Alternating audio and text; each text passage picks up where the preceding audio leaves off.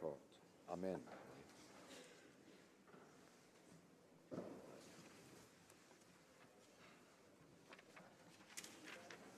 Dépôt de documents. Tabling of documents.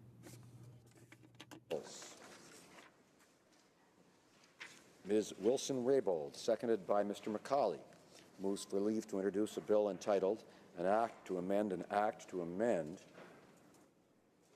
the Criminal Code, Exploitation and Trafficking in Persons. This motion is deemed adopted. Ms. Wilson-Raybould, seconded by Mr. McCauley, moves that the bill be now read a first time and be printed. This motion is deemed adopted. First reading of this bill, première lecture de ce projet de loi. When shall the bill be read a second time? At the next sitting of the House.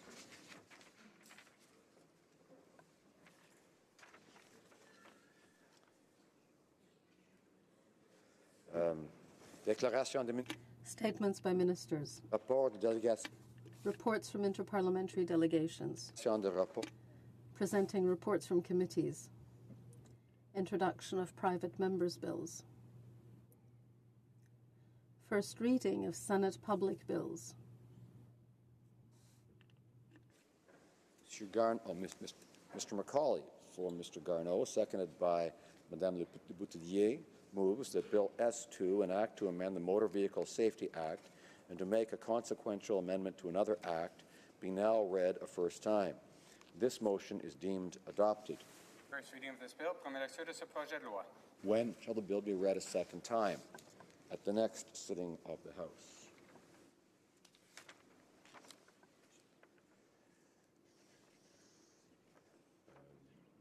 Okay, now we have this. Monsieur Reyes.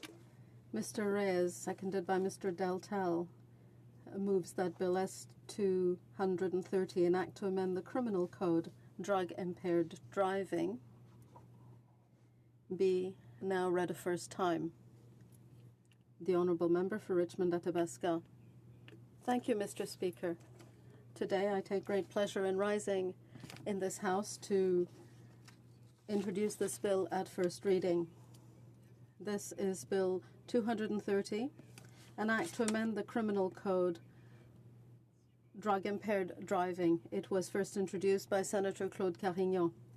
The purpose of this bill is to enable police officers to use screening tools to detect drug-impaired driving and save many lives.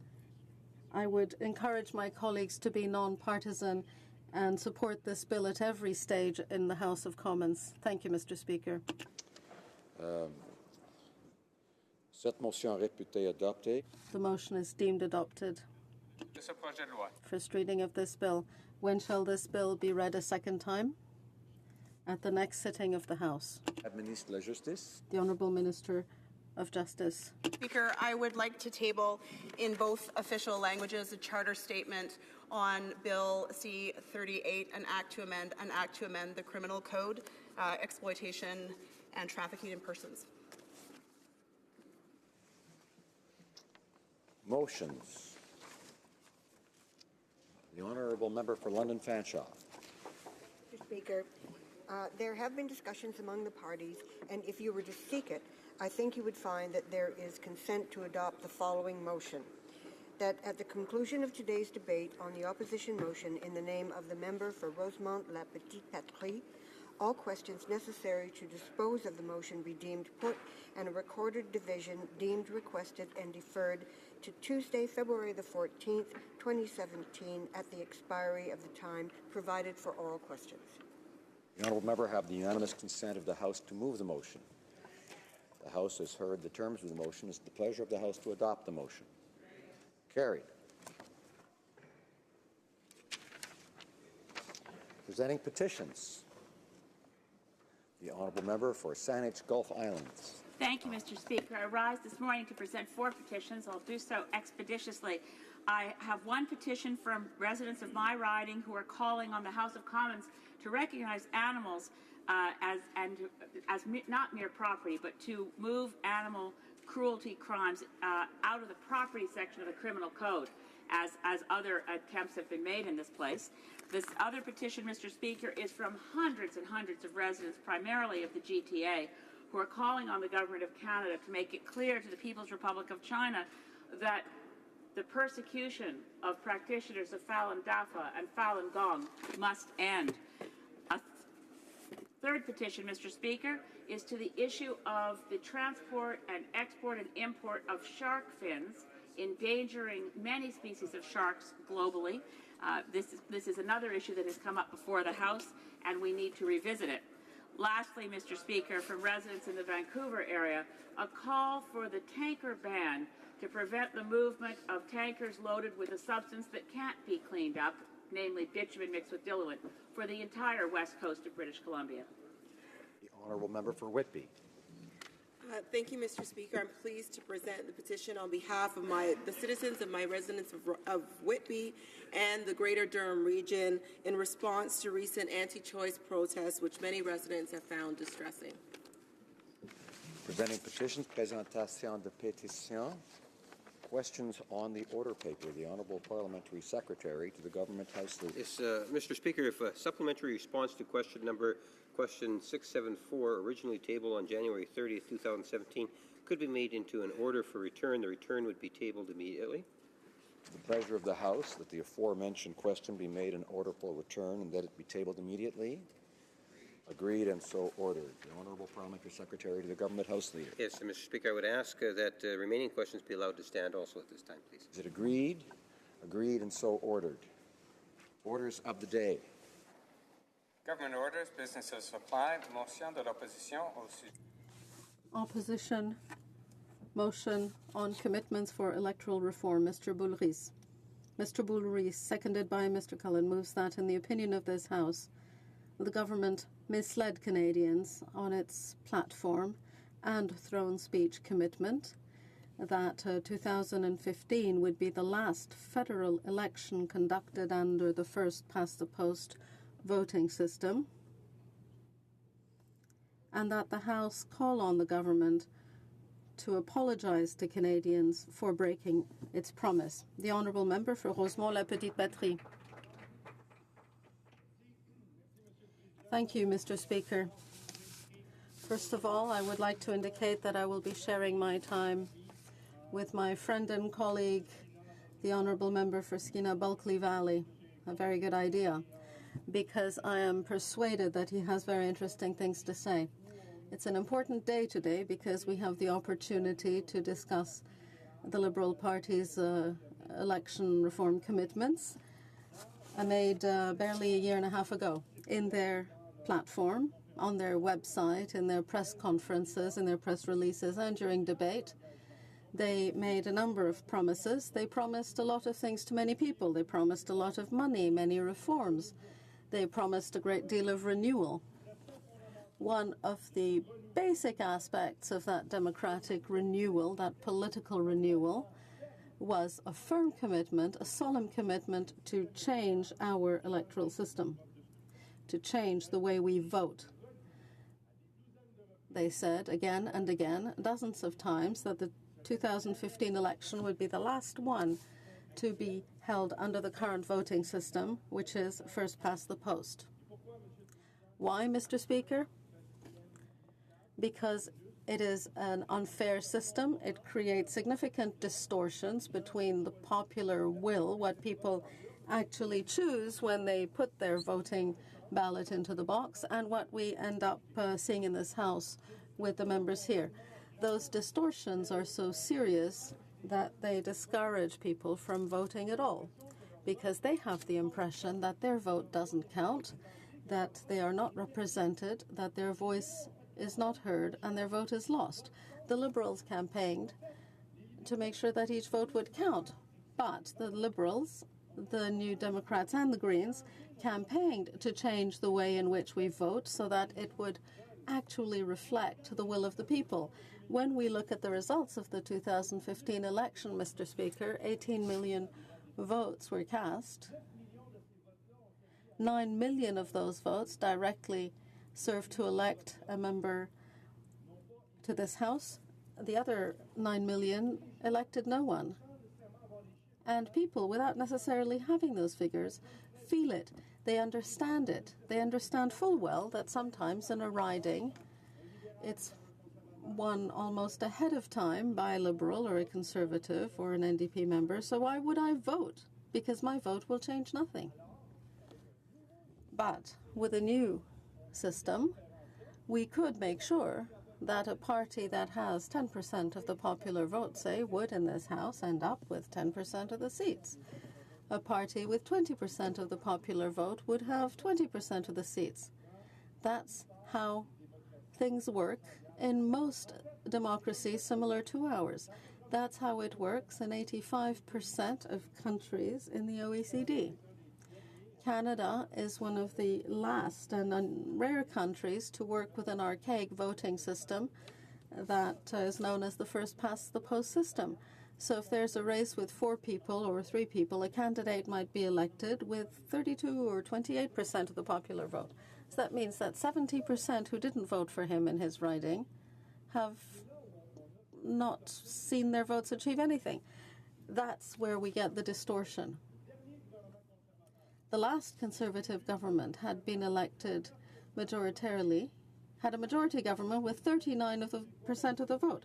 61% of Canadians and Quebecers hadn't voted for him, and yet we had to put up with a majority Conservative government for 4 years. In 2015, 39% of people voted for the Liberal Party. And in this House, that gave them almost 55% of the seats and about 100% of the power. Is that truly democratic, Mr. Speaker? I don't think so. And most Canadians who were consulted don't think so either.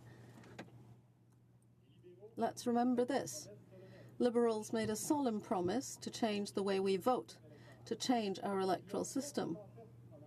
Not only did they promise that during the election campaign, they wrote it in the throne speech, and that's quite something.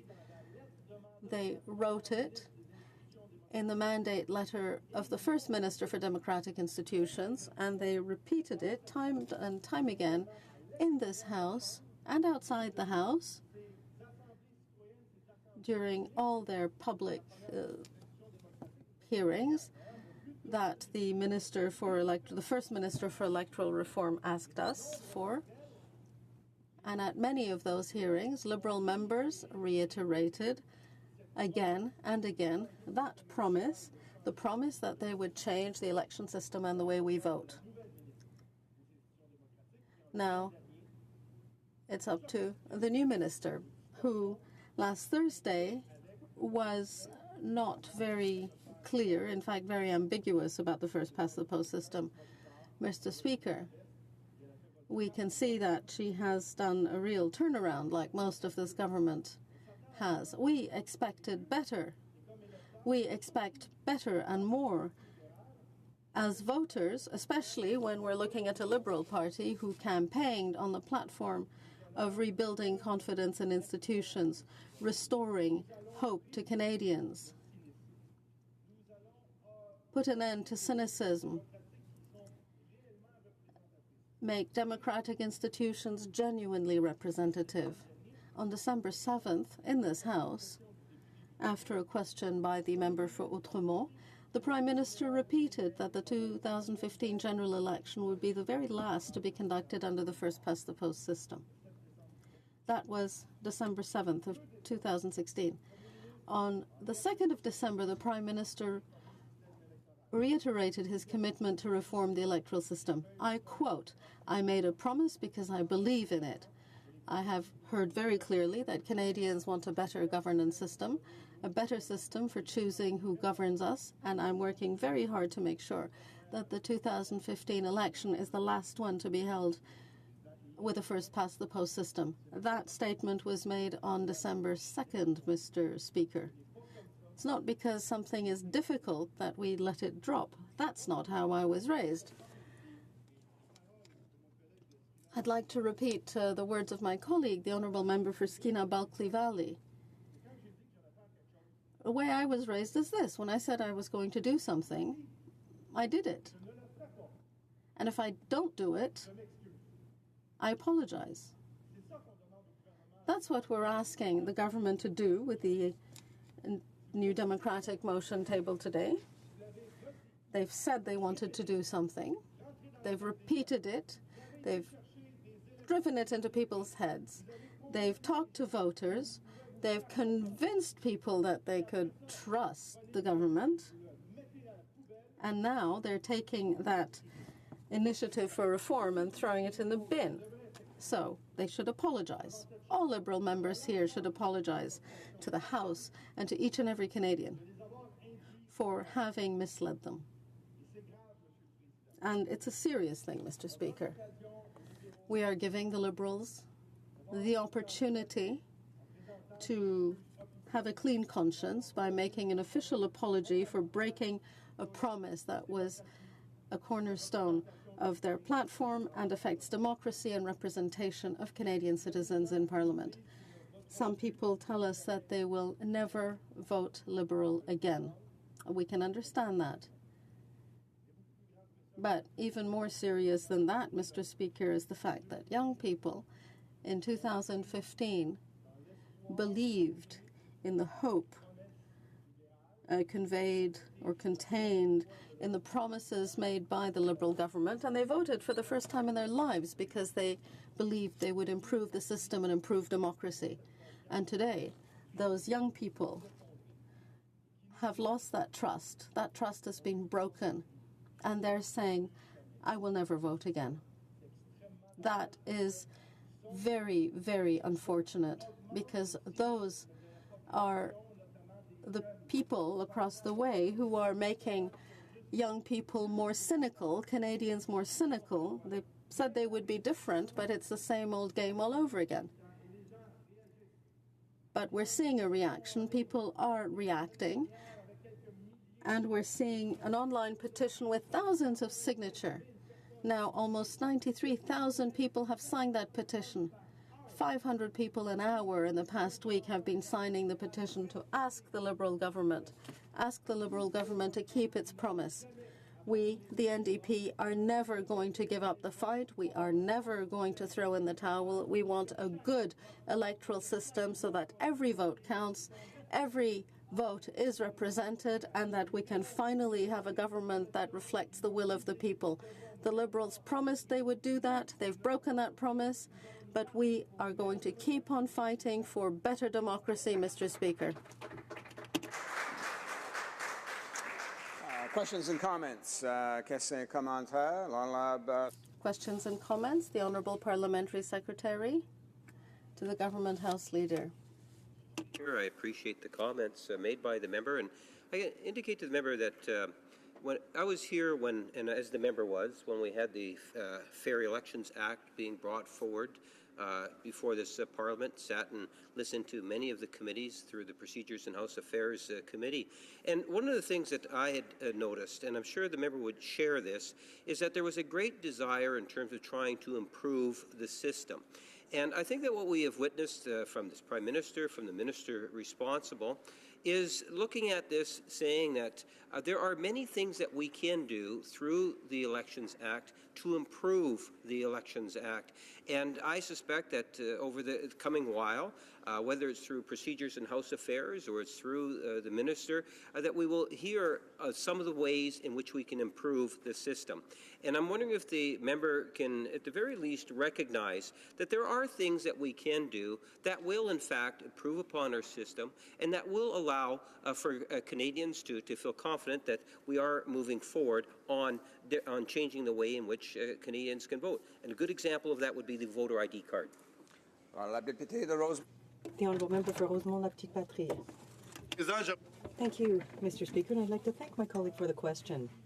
At least I appreciate how ill at ease the member opposite is when it comes to this broken promise. We could at least acknowledge that there's a consensus on the committee created by the government.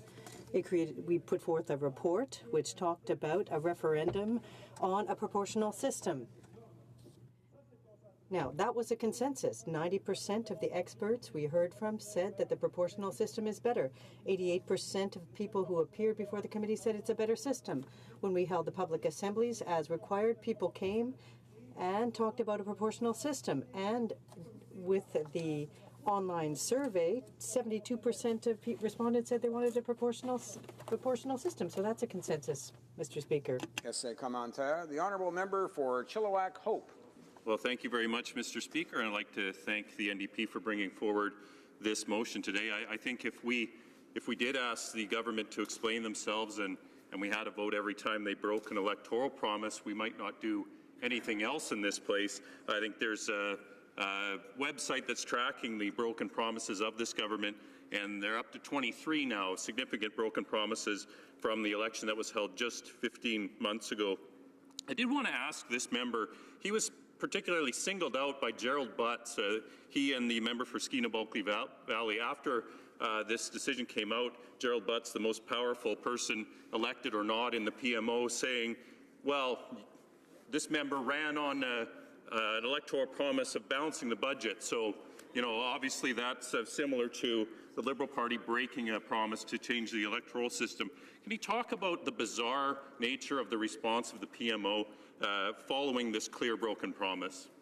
Député de Rosemont-la-Petite. The honourable member for Rosemont-la-Petite-Patrie. Well, thank you very much, Mr. Speaker, and I'd like to thank my colleague for his question. With respect to the attack by the Chief of Staff to the Prime Minister, all I can say is that sometimes it's an honour to be a target, and I do it well. It means that we did a good job of our work. I'd also like to underscore that he's absolutely right in that the broken promises by this government are adding up. C-51, home mail delivery, the promise for the modest deficit they would be running up during the election campaign. But when we talk about the voting system and the way people vote, there's something fundamental about who we are as a society and how we should respect and keep our words. What people realize today is that we can no longer have confidence in what Liberals say. If they're able to break a promise like that one today, what will they do tomorrow? We have time for one final brief question and comment. The Honourable Member for Saint-Gulf Islands. Thank you, Mr. Speaker.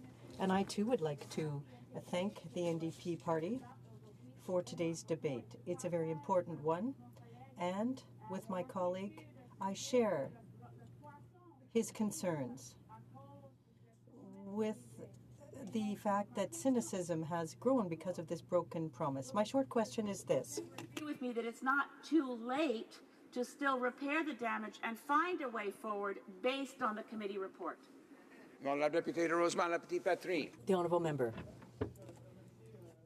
I'd like to thank my colleague, the Leader of the Green Party, for her question. I also underscore her hope. She never gives up hope on the possibility of improving the system. I'd like to see that hope shared by the members opposite, the Liberal members in this House, who promised Canadians that they would improve the election system. Please keep your promise. Bring forth the changes that people wanted. They voted for you. Otherwise, you're going to simply increase cynicism among voters, and that will cause irreparable harm to our democracy in the future. The Honourable Member for Skeena-Bulkley Valley. Merci, Monsieur le Président. Thank you very much, Mr. Speaker. And I thank my colleague for his excellent and tireless work, as I would also thank members from across this House who, in good faith, took the Prime Minister on his word and went and consulted with all of our constituents about this most fundamental issue. How we vote, how we elect governments. I know many colleagues from all sides held town halls and consultations of various sorts. I'd like to start my comments today perhaps with a quote from the Prime Minister himself, who just a couple of months ago said the following things, and this is a quote. The fact is that Canadians expect that when someone behaves in a way that isn't consistent with their expectations of themselves or Canadians' expectations of them, that they apologize. Well, I would argue that the expectations that Canadians had of this Prime Minister, the expectations that he placed on himself, was that he would be different. That when he made a commitment, that he would keep that commitment, that when he made a promise, it meant something to him. Well, let's listen to what he actually had to say about his promises. And I'll quote again. Canadians elect governments to do hard things and don't expect us to throw up our hands when things are a little difficult. Oh, it's more difficult than we thought it would be, and therefore we're just going to give up. No, I'm sorry, that's not the way I was raised. That's not the way I'm going to move forward on a broad range of issues regardless of how difficult they may seem at the given point. What was he talking about? He was talking about electoral reform. In December of this past year, he was talking about his commitment to electoral reform, which was as clear and as black and white as any promise that this Prime Minister and this Liberal Party made, not just during the campaign, but repeated in the throne speech and repeated literally hundreds of times since. That in those town halls that the Prime Minister held across the country, not in British Columbia, strangely enough, but across much of the country, when asked about electoral reform and his commitment, he put his hand on his heart. He looked into the eyes of Canadians and he said, I am deeply committed to this, and you can bank on this promise. 2015 will be the last election under first past the post. Now, you think when the Prime Minister of a country says something, that Canadians ought to believe it, that they should have enough faith in that Prime Minister's integrity, that when he repeats a promise again and again with such great sincerity and emotion, that you'd think that it would mean something. And if it doesn't, then the very cynicism that this Prime Minister promised to be the antidote towards, that he said that cynicism is killing our democracy, that people, and I'll quote here, lost faith in the Harper government because it broke its promises. I will do better. That was the Prime Minister. Well, the very cynicism he meant to be the antidote of, he is now being a new source of for Canadians, particularly young Canadians. And I want to make this point, Mr. Speaker, that in the last election and since, many young Canadians were excited by this campaign that the Prime Minister ran because he said, look at me, I'm different. I talk differently, I think differently about issues, I think like you, and I think politics can be better. That the days of the old Liberal leaders who would say one thing to get elected, and then as soon as they got into office, realized, hey, we're here now, it works for us now, we can break those promises without any consequence. The lesson we have here today in this motion is the most simple one. It's the one we all learned as children. It's the one that we all hopefully teach our children.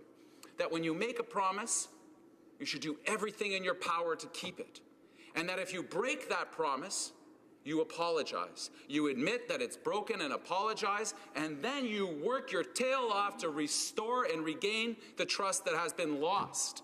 Now, this shouldn't be hard for some of my Liberal colleagues, because they've already taken a couple of those steps already with their constituents. Open letters.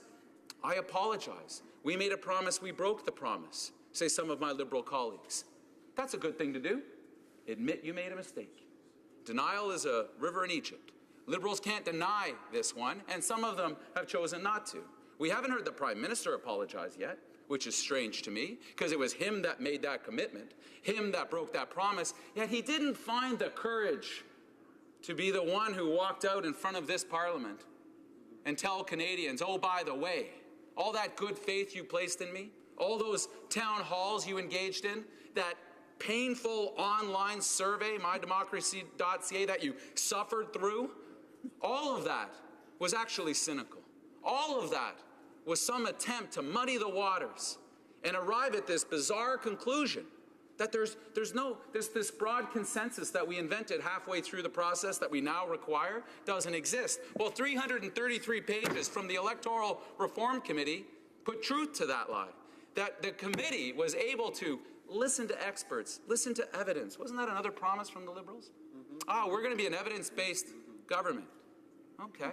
All right. Well, the evidence, overwhelmingly, my Conservative colleagues, my Bloc colleagues, my friend from the Green Party, everybody paid attention, realized that of all the experts that came forward, 90% said if you're going to change the system, proportional is the one you should put on offer. 86% of the average Canadians that showed up at the open mics wrote to the committee, completed our own survey, which had the audacity to ask questions like, would you like to change the electoral system in Canada? A question the Liberals forgot to ask in theirs. And if you would like to change it, what kind of system are you interested in? Oh my gosh, Canadians somehow were able to handle those tough, mind-boggling questions. 23,000 of them responded to the committee and had no problem. There was no scandal. Well, the Liberals spent $4 million on their consultation process, so the consensus is there and arrives. The only people that couldn't get to the consensus were my Liberal colleagues. And one asks why. Well, as the Prime Minister was breaking his promise, he told Canadians why. He has a preferred electoral system. Never mind that at the committee there was no evidence to support his alternative vote, alternative facts system, his system that says, oh, we'll rank that, because the committee heard from Canadians and from experts that if you're trying to make every vote count, if you're trying to make the system of voting in Canada more fair, alternative vote makes the problems in our current system worse. So you can't do it. Don't do it. And as the Prime Minister and his office, his brain trust, I'll put that in quotes, decided and realized, oh my gosh, when we meant changing the voting system, we wanted to change it our way. And when we went out and consulted with Canadians in good faith, I'm sorry, Canada, but you gave us the wrong answer, says the Liberal Party. You didn't give us the answer that we were looking for. Decision-based evidence-making is the new mantra coming from the Liberals. They're not going to use the evidence that's in front of us, and if the evidence points in the wrong direction, that, oh no, might hurt the Liberal prospects of having majority governments to the end of time, well then we have to kill the entire process dead. And if the Prime Minister's credibility takes a hit, well, he's very popular, he's a good-looking guy. He'll be able to survive this, won't he? People aren't paying attention, said the Liberals to me. No one cares about this issue, about how we vote or the Prime Minister's promise. And there was a petition that a Canadian asked me to endorse. And I said, sure, electronic petition. We've been doing it for a few years now in the House. Back in November, when he heard the Prime Minister's interview, I think it was La Presse or Le Devoir? Le Devoir.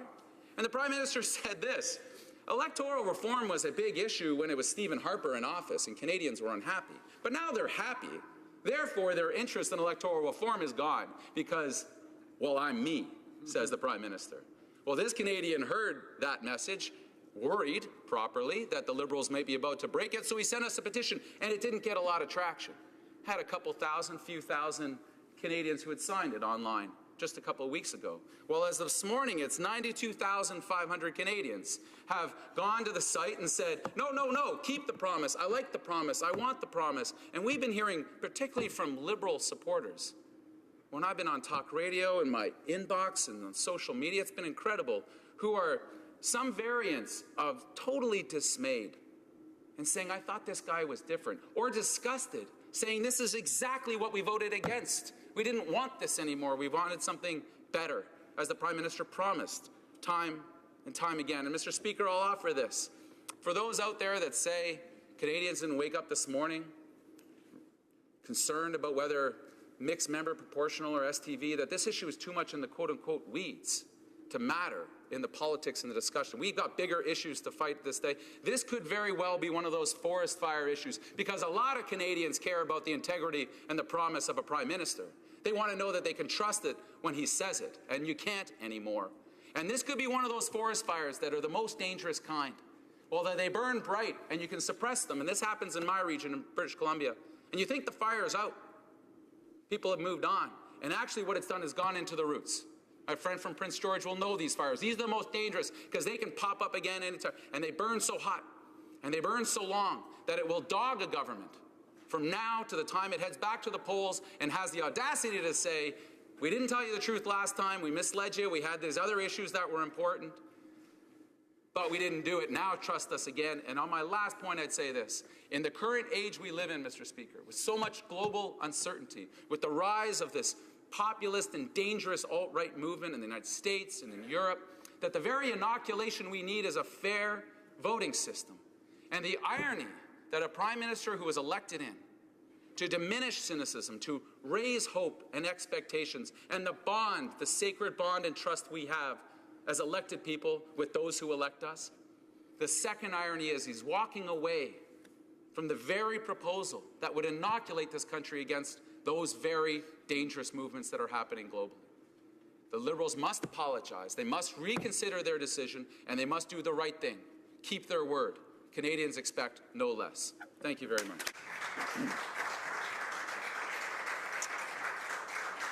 Questions and comments. The Honourable Parliamentary Secretary to the Government House Leader. Yes, thank you, Mr. Speaker. As I indicated to the member's colleague, I do appreciate his comments, but I want to reiterate some of my thoughts in regards to, and pose it in the form of a question, that I do believe that there are many different ways in which we can look at ways in which we can change the Elections Act, which will in fact allow more Canadians to participate and get engaged. And I see that as a positive thing. And what I'm hoping is that through this debate today, that we will actually hear ideas and thoughts that go beyond something in which, and it's arguably questionable, and no doubt the member will say there was no question, but I don't believe that there was a consensus coming across this very important issue. But I'm interested in knowing, does the member have any thoughts in terms of other ways than which we can improve the system? Member for Skeena-Bulkley Valley. Just while my friend was talking, I checked to make sure. You know, one thing the Liberals could do would be really easy is to take this promise down off of liberal.ca. Did you know that? They still have it up there. 2015 will be the last election under first past the post. I mean, talk about tone deaf. That these guys are leaving the mistruth, or whatever you want to call it, the deception, on the website that the Prime Minister just referenced earlier this week as he was making another promise about not taxing Canadian health benefits. Do you remember the reaction the Prime Minister got when he said, well, I made the promise, it's on our website? The House of Commons laughed at him. This is a terrible thing for a Prime Minister. We all have debates here, different points of view. That's fine, that's normal.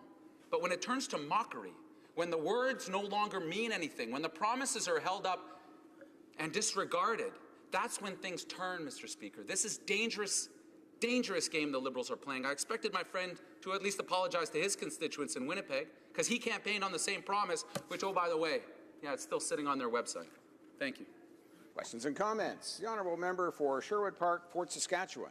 Thank you, Mr. Speaker. I thank my friend for his remarks. I think he's quite right to say that there are many Canadians for whom electoral changes to the electoral system may not be a significant priority. But I think for all Canadians, the integrity of government is a crucial priority. Even for those that may be very happy with the current system or who may have a range of other perspectives, they want to know that the government has integrity. And that's obviously a big question that's central to the discussion we're having today on this motion, when we had a promise that was indeed very clear and that was not expressed in contingencies, well, if this happens and if this happens.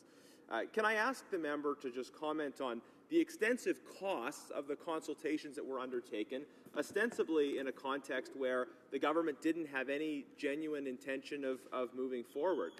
They undertook these massive consultations. I wonder if the same consultations had been done on the jobs crisis we have in Alberta, or if the same consultations had been done on any number of pertinent economic issues. But instead, so much was spent in the way of time and resources on an issue where it seems in retrospect that the government didn't have any serious intention of listening or moving forward.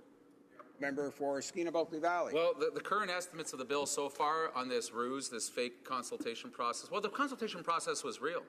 The town halls that people engaged in, the online forums, the discussions, all that was real. Canadians truly in part in that. It's about $4 million, give or take, current estimates.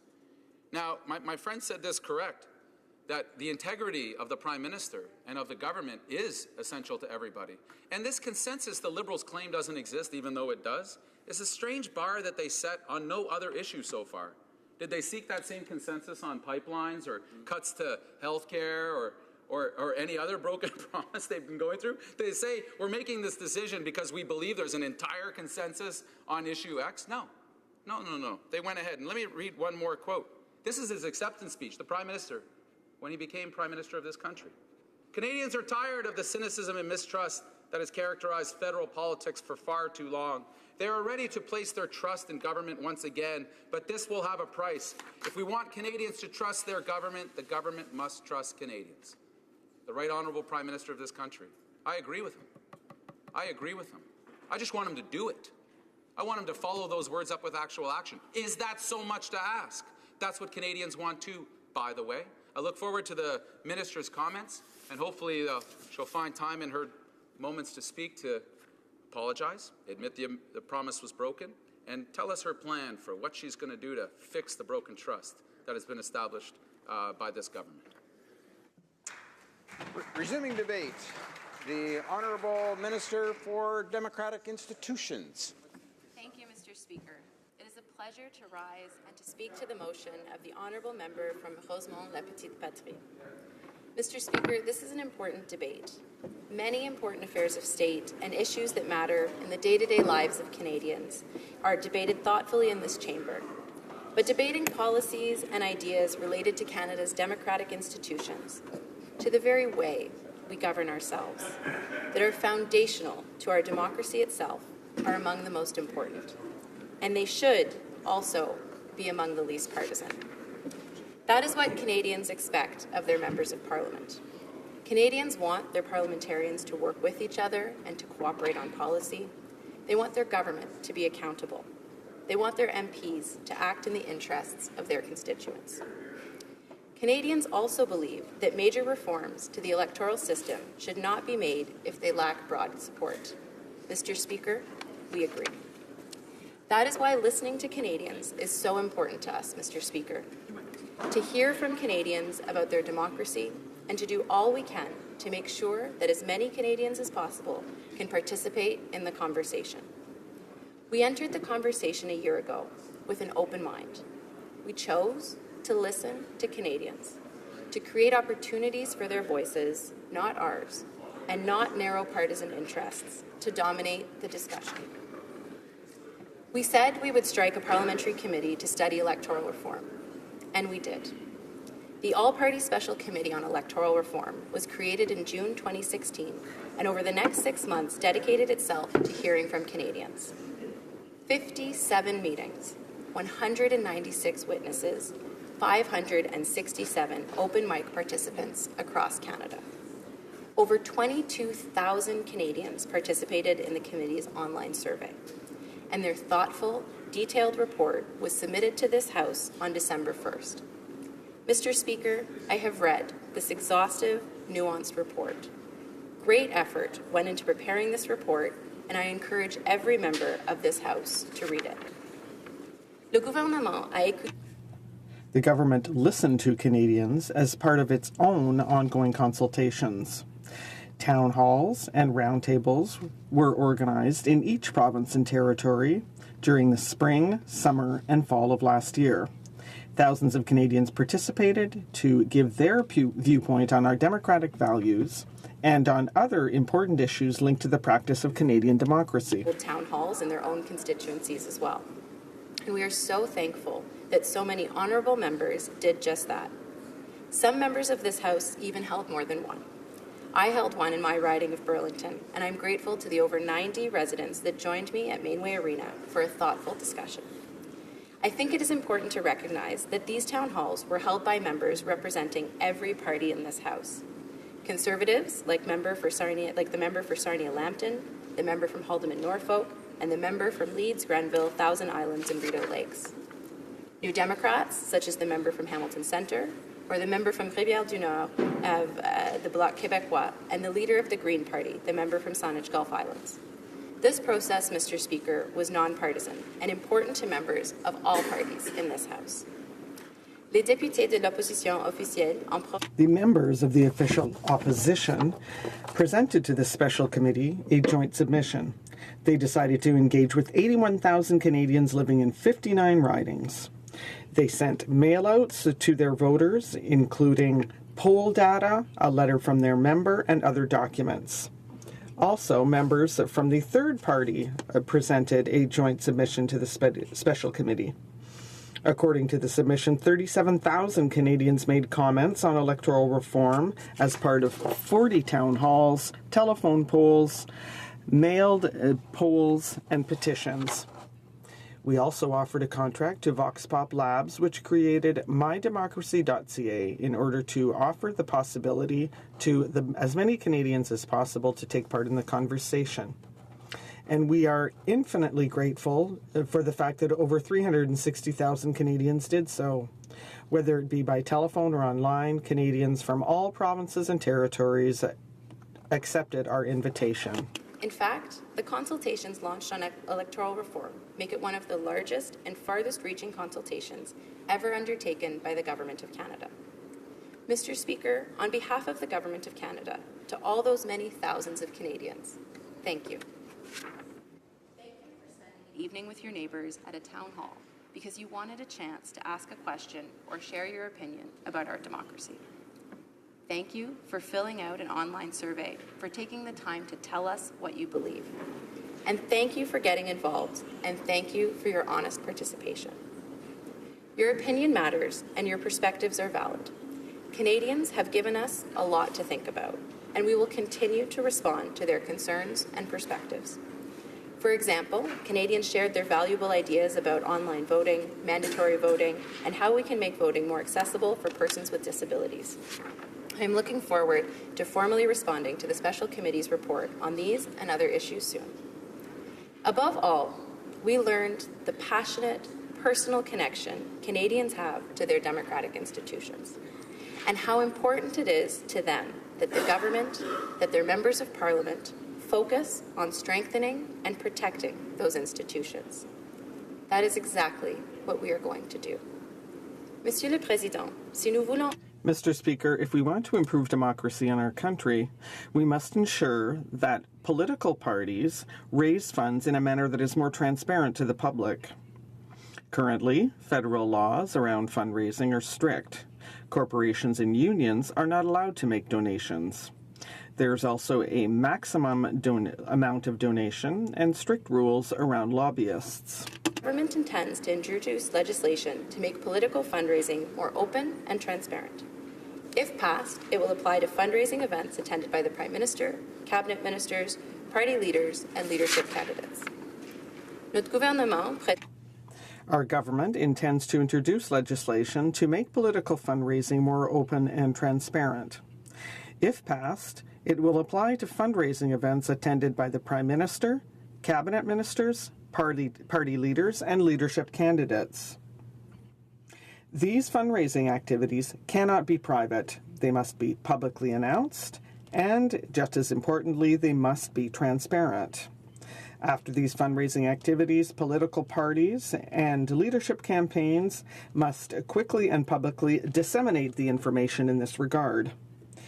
Mr. Speaker, I am eager to cooperate with members in all parties to debate and discuss these laws. Also take steps to protect the integrity of Canada's democracy by defending the Canadian electoral process from hacking and cyber threats. Si les partis politiques sont piratés, if political parties are hacked or otherwise compromised, this could endanger our democratic system, because political parties are an essential democratic infrastructure. We will ensure better protection for Canadian democracy by helping political parties protect their information. We will ask the Communications Security Establishment to analyze the current risk of computer hacking linked to Canadian political parties and to disseminate the results. This will allow us to better protect Canadian democracy by helping political parties protect themselves. Reach out to political parties to share best practices on how to guard against hacking. Monsieur le Président, ces nouvelles initiatives... Mr. Speaker, these new initiatives are over and above the major work that is being done by our government to strengthen our democracy. We tabled Bill C-33. If it is adopted, this will mean the elimination of obstacles to voting by reinforcing the integrity of our electoral system. We will also extend the voting rights to over 1 million Canadians living abroad.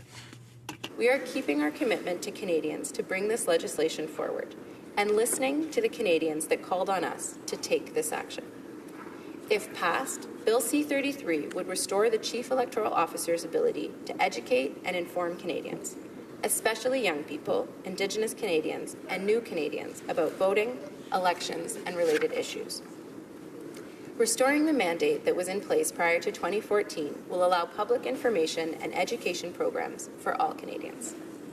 Studies show that the more electors know about their electoral system, the more likely they are to vote.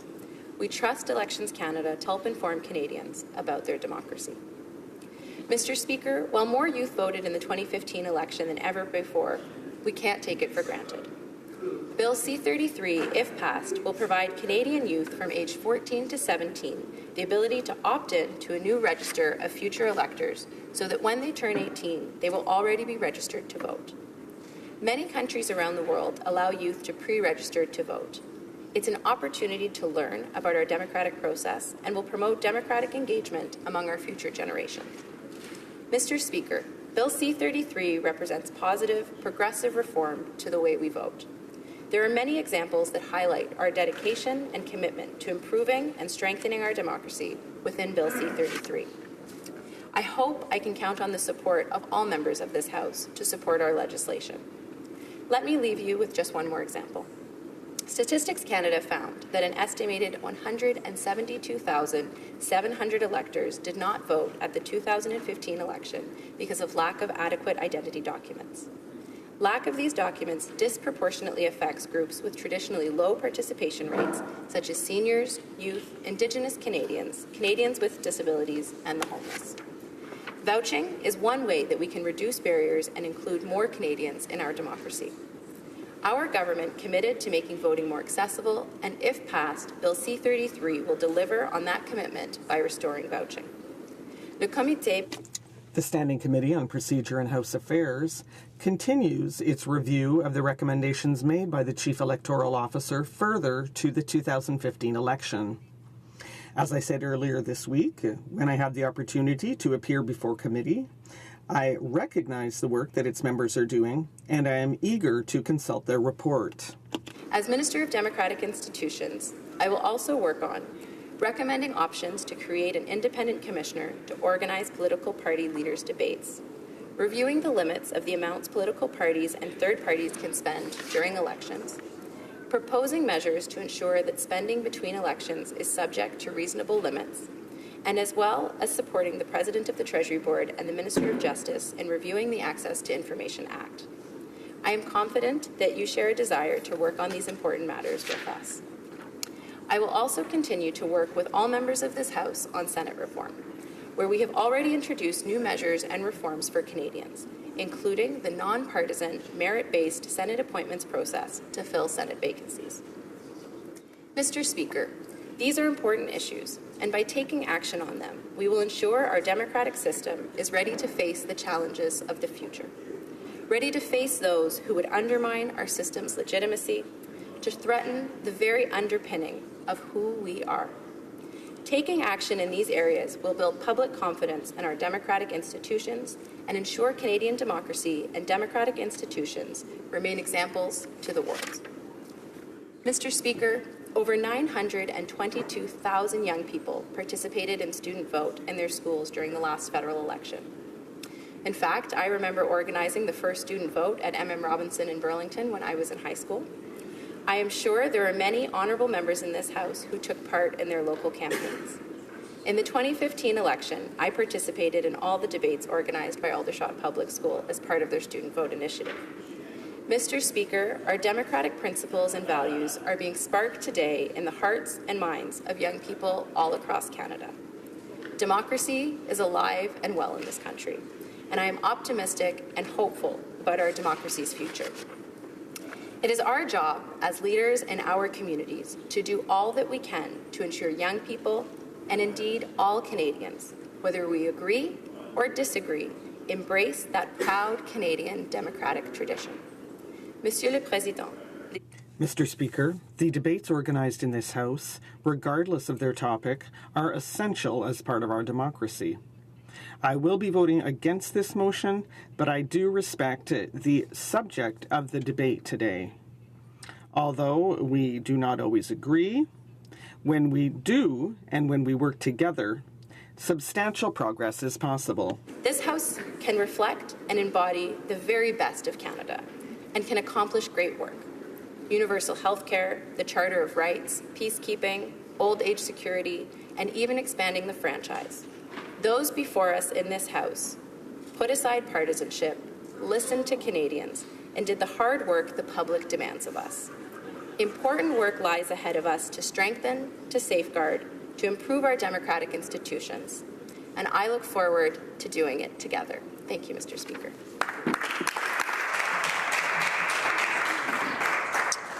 Questions and comments. The Honourable Member for Skeena Bulkley Valley. Thank you, Mr. Speaker. I thank the Minister for her speech. I'll reflect back to her. She mentioned the expansion of franchise. That one of the few speeches she gave in the last year of Parliament, she gave a historical review of how franchise has been expanded in Canada, and she actually related those bold efforts by previous parliaments to this effort around electoral reform. And I'll quote her now. I strongly believe that stepping away from first-past-the-post system and embracing a new system that can reflect these values would be another milestone in the history of Canada's elections. So after talking about granting women the right to vote, granting First Nations people, Inuit and Métis, after talking about that historic milestones in Canada, those historic moments in Canada, she equated it to this historic milestone when she wasn't Minister of Democratic Reform. What's amazing to me, and I really must reflect this back to the Minister, is she keeps using words like respect and that we listen to Canadians. Well, Canadians told the government that they wanted this change. Canadians came to those town halls that she cited and quoted and said we wanted those change. To listen means to listen and understand what people are saying. And that when she talks about we all need to be examples, what example exactly is the Prime Minister setting to all those young Canadians when he says, I can make a promise and I can break it because I'm the Prime Minister? So to her question this, I want to believe she believes in the words that she just said. How is not simply admitting that they broke a promise and that deserves an apology is going to restore any faith in anyone, young or old? The Minister of Democratic Institutions. Thank you, Mr. Speaker, and I thank my colleague for his question. I think it's important first to set the record straight. I'm, in fact, the Minister of Democratic Institutions, and that's been the title of this portfolio for the past several years. It's also important to recognize that we took the time to engage with Canadians, and I do stand by my words in this House before and today, because what's incredibly important for us as a government is that we listen to Canadians and we listen to many different perspectives. I know what the definition of to listen is. I'm not sure the member opposite does, because when you listen, you actually hear all of the perspectives, and that's what we did over the past year. We went out, we engaged, we consulted, and we heard from Canadians, and we listened to many of them. He's correct in stating that there are some Canadians that want electoral reform and that want a particular system. There are many Canadians that also cherish the system that we have. And right now, we have listened to them, and this is why we're moving forward. And quite frankly, Mr. Speaker, I am very excited to move forward in my mandate, to move forward on this portfolio, because there is much work to be done to make sure that all Canadians have the access to the vote and that we continue to do what we can to improve that access. Thank you, Mr. Speaker. Questions and comments. The Honourable Member for Lanark, Frontenac, Kingston. Mr. Speaker, the minister's predecessor in this portfolio said she believed that the first-past-the-post system was outdated. I wonder what this minister's view of the first-past-the-post system is. Minister of Democratic Institutions. Thank you, Mr. Speaker. As I've said before, there are pluses and minuses to any political system. The system that we have right now is one in which Canadians have confidence, in which Canadians believe, and which Canadians trust. We, as a democracy, must continually look to improve and to strengthen and to understand what our system is. Over the past year, that was an incredibly important conversation upon which we engaged with Canadians. I think there is continuous work to be done. That's what being a democracy is. Ideas, debating ideas, thinking about them, having that battle of where we sit and where we believe and how we continue to engage people. And that's why I'm here in this place, because I believe in the democracy that we have. I believe in Canadians' trust in all of us on all sides of this House to represent their views. That's exactly what we're doing today, and I'm grateful for the opportunity to stand here, to have this conversation, and continually reflect on what we can do to always be better. Thank you, Mr. Speaker. And comments. Commentaire. The Honourable Député de Rosemont-la-Petite. The Honourable Member for Rosemont-la-Petite. Thank you, Mr. Speaker. I listened to the Minister's speech with some astonishment, a great deal of astonishment. And I hope that when she decided to enter politics, she decided to serve Canadians. I don't think she ever expected to be in the kind of situation she finds herself in today as Minister of Democratic Institutions. So I think it's a pity.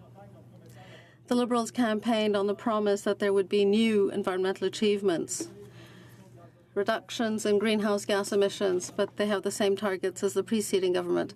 They promised to defend our rights and liberties by repealing C-51. They didn't. They promised to restore home care. They didn't. They promised to change the election system, the electoral system. They're breaking that promise. Is that what it is, restoring trust in Canadians? Is that how you fight cynicism? Or is it just the old political game again?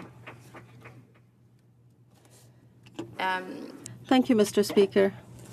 Ask my colleague perhaps to clarify what he means about the situation that I'm in right now.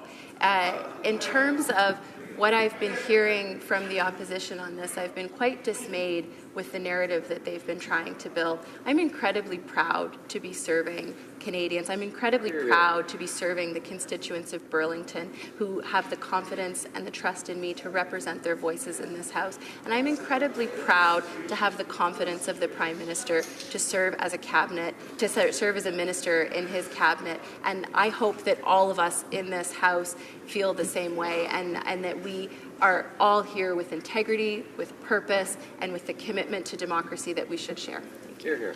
Questions and comments? La députée de Louis. The Honourable Member for Louis Saint-Laurent. Thank you, Mr. Speaker. I would like to salute the Minister, applaud the Minister on her new position as Minister for Electoral Reform, and I would also like to congratulate her on the quality of her French. That was very well done. I'd like to know whether the Minister agrees with her colleague from British Columbia, who says in the Devoir, it may seem that our promise that the 2015 election would be the last with first past the post can't be kept because the timeline is too short. Perhaps we could organize a referendum in 2019 to test Canadians' willingness to change the system. Does the Minister agree with her colleague, who is for the principal recommendation made by the Electoral Reform Committee that a referendum be held? The Minister for Democratic Institutions. Thank you, Mr. Speaker, and I'd like to thank my colleague for his compliments on my French. I'm working hard to improve it. So that shows there's bilingualism across Canada. I'm happy to say that it's a good thing for all members to express their views in this House and represent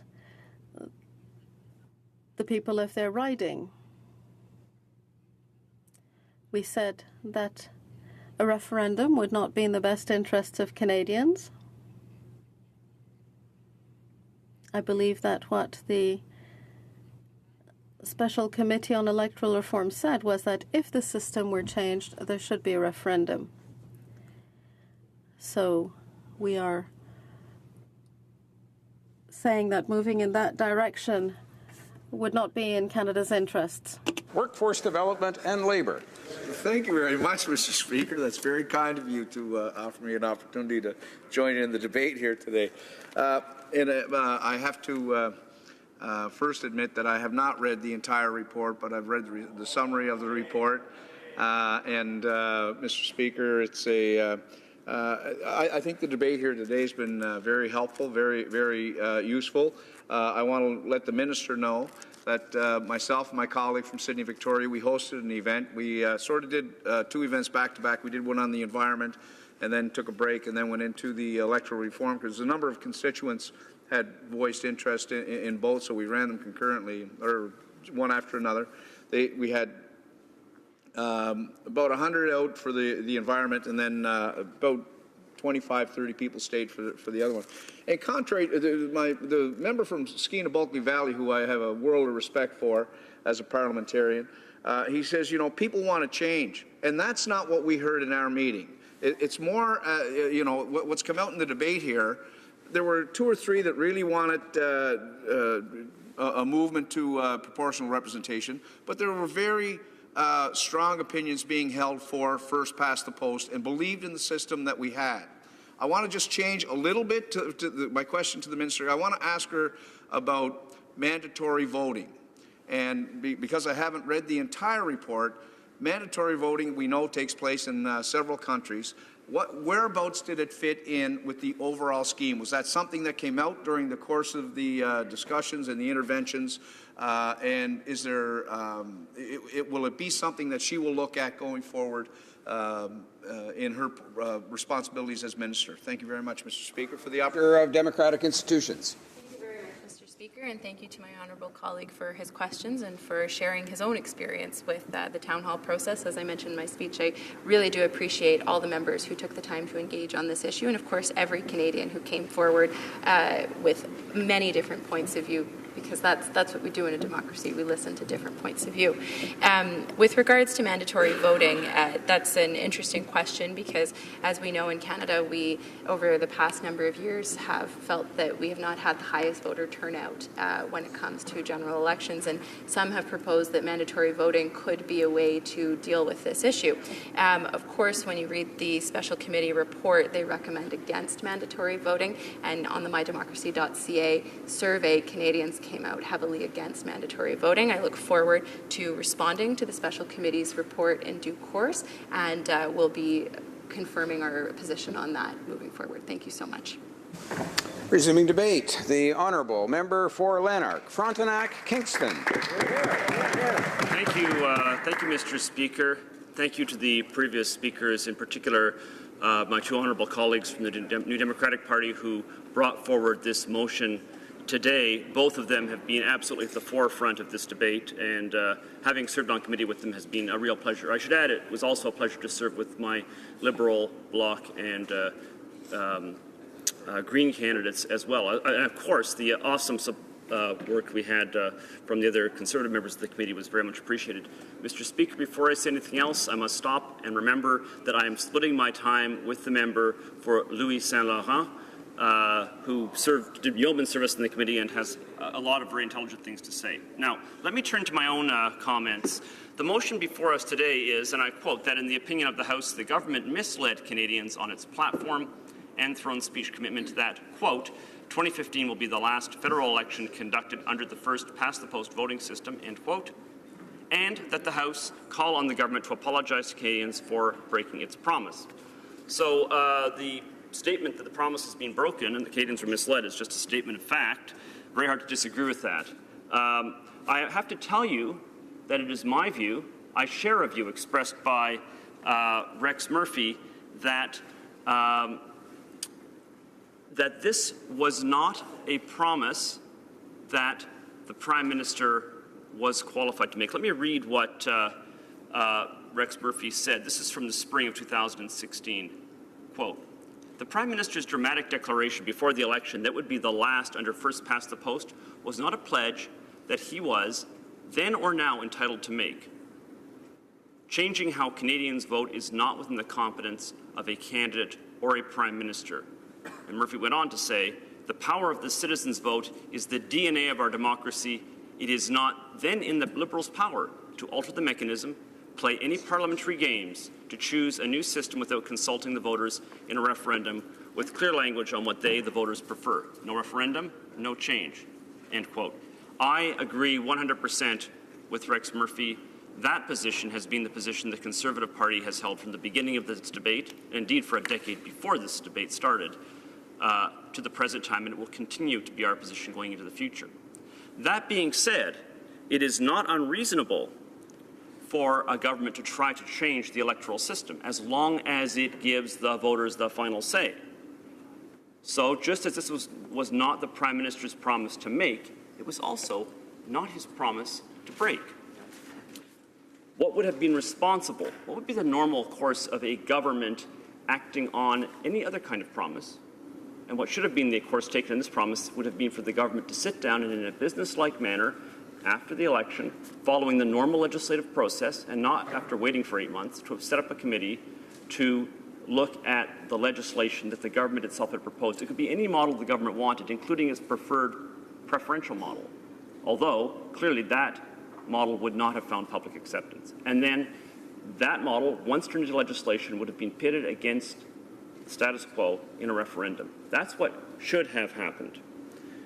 The government, of course, rejects all these things, referendum, any alternative other than its preferred alternative. But that would have been the preferred option. Now, recognizing that this was the responsible course of action, the Special Committee on Electoral Reform tried to assist the Prime Minister to achieve the reasonable goal that I've just outlined, the reasonable policy process that I've outlined, in order to allow him to fulfill the meat of his election promise. We proposed that there be a referendum, point A, on a system that stands a realistic chance of actually winning a referendum. There's no point having a referendum question something that's guaranteed to lose. So on something that could potentially actually find the support of the Canadian people, a fair, reasonable system. So that was the second point, and that ultimately, based on the testimony we heard, meant a preferential, or rather proportional system. And finally, that could actually be implemented by election 2019. And I can tell you that I was obsessive in pursuing answers from the Chief Electoral Officer as to the amount of time he needed in order to change the systems at Elections Canada to allow the government's promise to be met. And the committee then, in a very business-like way, made sure that its recommendations reflected the timelines so that the Prime Minister's oft-repeated promise could have been met, even as steps 1 and 2, as I've described, have also been met. And we achieved this. We achieved a recommendation, which I'll come to in a second. Well, the Prime Minister's excuse for bailing out on his promise is that there was no consensus. We've heard that over and over again. But there were actually 3 separate levels of consensus reflected in the Special Committee's report. Let me now emphasize what those are. Number 1, 4 out of 5 parties on the committee supported the recommendation to hold a referendum on a proportional system versus the status quo. That's number 1. Number 2, we did this because we included the referendum component, in part because the Conservatives insisted on it, but also because poll after poll after poll over the course of the last year showed that a strong majority of Canadians want a referendum before they will accept a change to the system. They want the final say. And poll after poll, there were about a dozen over the course of the last year, indicated that, depending how the poll was done, between 65% and 75% of Canadians wanted to have a referendum, wanted to reserve for themselves that final say. Depending on the poll, as low as 17% thought that passing a new system in the House of Commons was sufficient. And let me give you some comments from some of the pollsters to give you an idea of just how strong this consensus among Canadians is. Mario Canseco at Insights West told the Special Committee, and I quote, "This majority of Canadians encompasses both genders, all age groups, every region, and supporters of the 3 main political parties."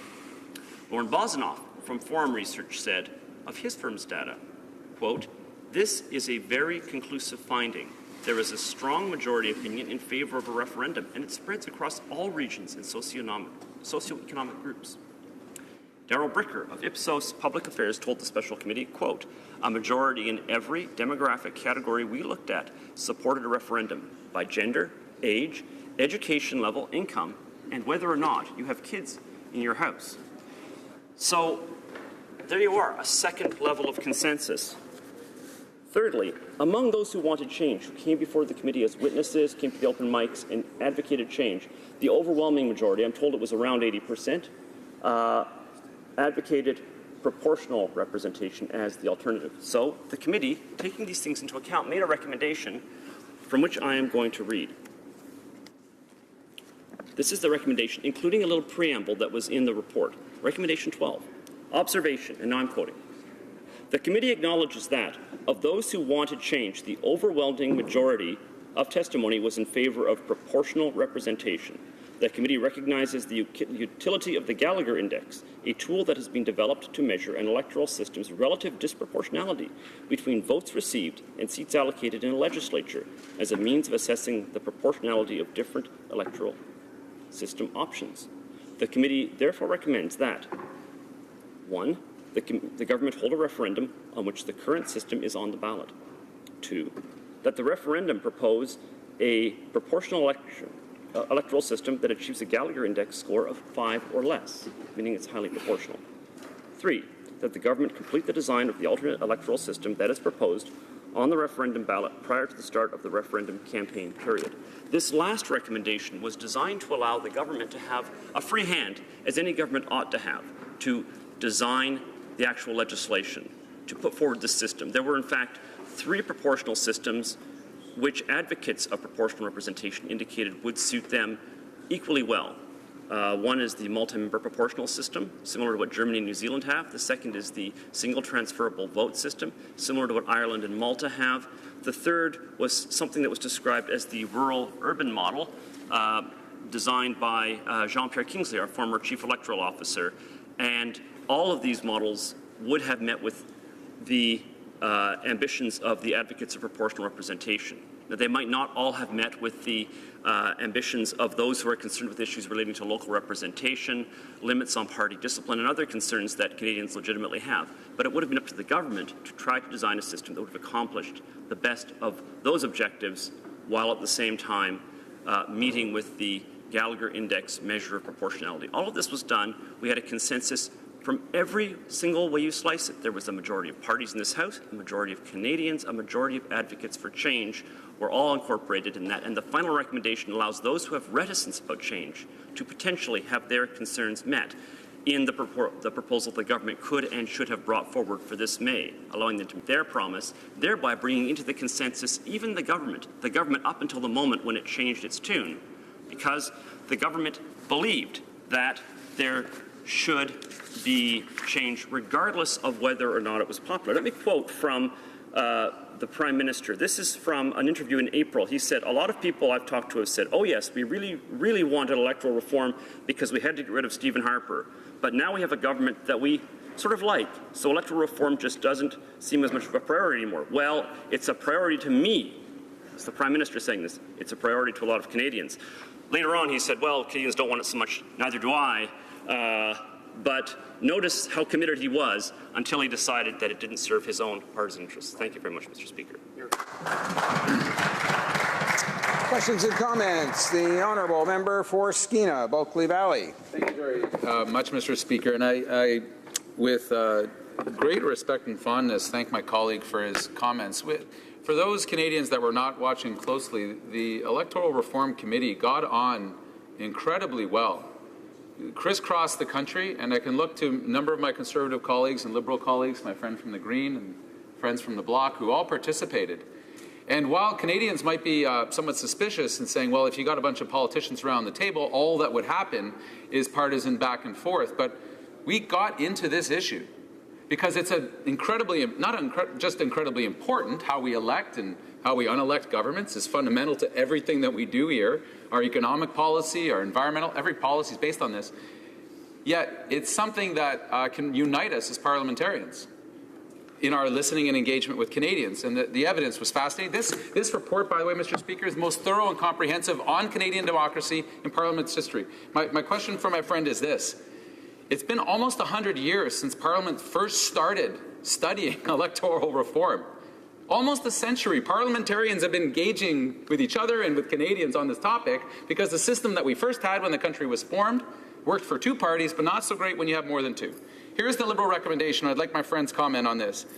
Regarding alternative electoral systems are too rushed and too radical to impose at this time. Too rushed. Is it another 100 years? How much more time are we going to need to take? How many more pages? How many more Canadians do we need to talk to before it's not too rushed anymore? Or is that actually not the barrier that stopped the Liberals from signing on to the consensus that was available to them? The Honourable Member for Lanark, Frontenac, Kingston. Well, the obvious comment to make is that the sense of hurry was entirely imposed by the Liberals themselves. It was never clear, I think it's become clear actually, but it was never stated clearly which system the Liberals preferred. There was this, I think it was a fiction that our minds are open, that we haven't yet made up our minds, or the Prime Minister, as the former Minister said, has a preferred system, and so do I, but, you know, we can be changed by the testimony we hear. That was in a meeting in Victoria where she said that. But the bottom line they kept on restating was it must be ready to go by 2019, and that was the sense of rush. Now, I have a theory, and I've shared this with my colleague in the past, but let me share it with the House, that the Prime Minister had intended to run out the clock on electoral reform. First, it would be too tight a timeline to have a referendum, then it would be too tight a timeline to have anything that involves redistribution or the addition of extra seats, one or the other of which is required if you go to any kind of proportional system. And finally, all we have left is a preferential ballot. A minor change, after all. We're just changing the structure of the ballot itself, not the ridings or anything else. At least that's the story we'd hear. And because this promise of 2019 is sacred, we will move forward. But I think the testimony of Canadians so overwhelmingly demonstrated a lack of interest, indeed a strong opposition to a system that so clearly, methodically, election after election, favored the Liberal Party, that it took the wind out of those sails and made it effectively impossible to move forward in that direction. And finally, what the committee did was to demonstrate that it was possible to move forward by 2019 with a referendum on a proportional system. And at that point, I suspect, is when the Prime Minister said, we've got to bail out. Order. Order. We've run out of time there. We'll have time for one more question. Questions and comments. The Honourable Parliamentary Secretary to the Government House Leader. Yes, thank you, Mr. Speaker. I appreciate a number of the comments that the member across the way has put on the record today. And, you know, I do value very much so the Standing Committee on Electoral Reform and the fantastic work and the report that ultimately was brought forward. But I want to emphasize another point in which the Prime Minister has talked a great deal about, and that is that he wants to see members of this House not represent what Ottawa has to say to their constituents, but rather what their constituents have to say to Ottawa. And I did have town halls on this particular issue, and I'd like to get the members' feedback on what he believes his constituents wanted with respect to electoral reform. Give a sense, for me, first past the post was in fact quite popular. There was no consensus within Winnipeg North that I could detect on the different systems. I'm wondering if the member could provide what he believes his constituents, what type of system his constituents would have liked to have seen. Is he in that position to do so? For Lanark, Frontenac, Kingston. Having run over my last response, I'll ask you how long I have for this one. On the clock, you've got about 15 seconds, but I'm going to give the honourable member a little bit of latitude to at least finish his thought on the matter. The honourable member. Thank you. It's good not to reply very tight time constraints after the parliamentary secretary has asked the question, all things considered. I mean that with all respect and love. The answer to his question is this. We conducted a survey in my constituency in which we asked people, do you think it's appropriate for the government to change the system without a referendum, yes or no? And the answer came back that over 80% in my constituency felt that a referendum was necessary. 81,000 responses were received across Canada from other Conservative MPs who asked the same question. The average was 90% who felt that a referendum was necessary. So that very much reflects the national consensus that exists in other ridings as well, that a referendum is necessary in order to move forward. But once you do that, any system, potentially, if it's fair, has the potential to actually win a majority support for Canadians, or from Canadians. Resuming debate, the Honourable Member for Louis-Saint-Laurent. Well, thank you very much, Mr. Speaker, and I must say that I'm very happy to have this opportunity to speak to this important issue this morning. Mr. Speaker, essentially, we're going to get into the details of the issue a little bit later, but essentially what is being asked for today is an acknowledgement that once again the Prime Minister went back on his electoral promises. He broke them.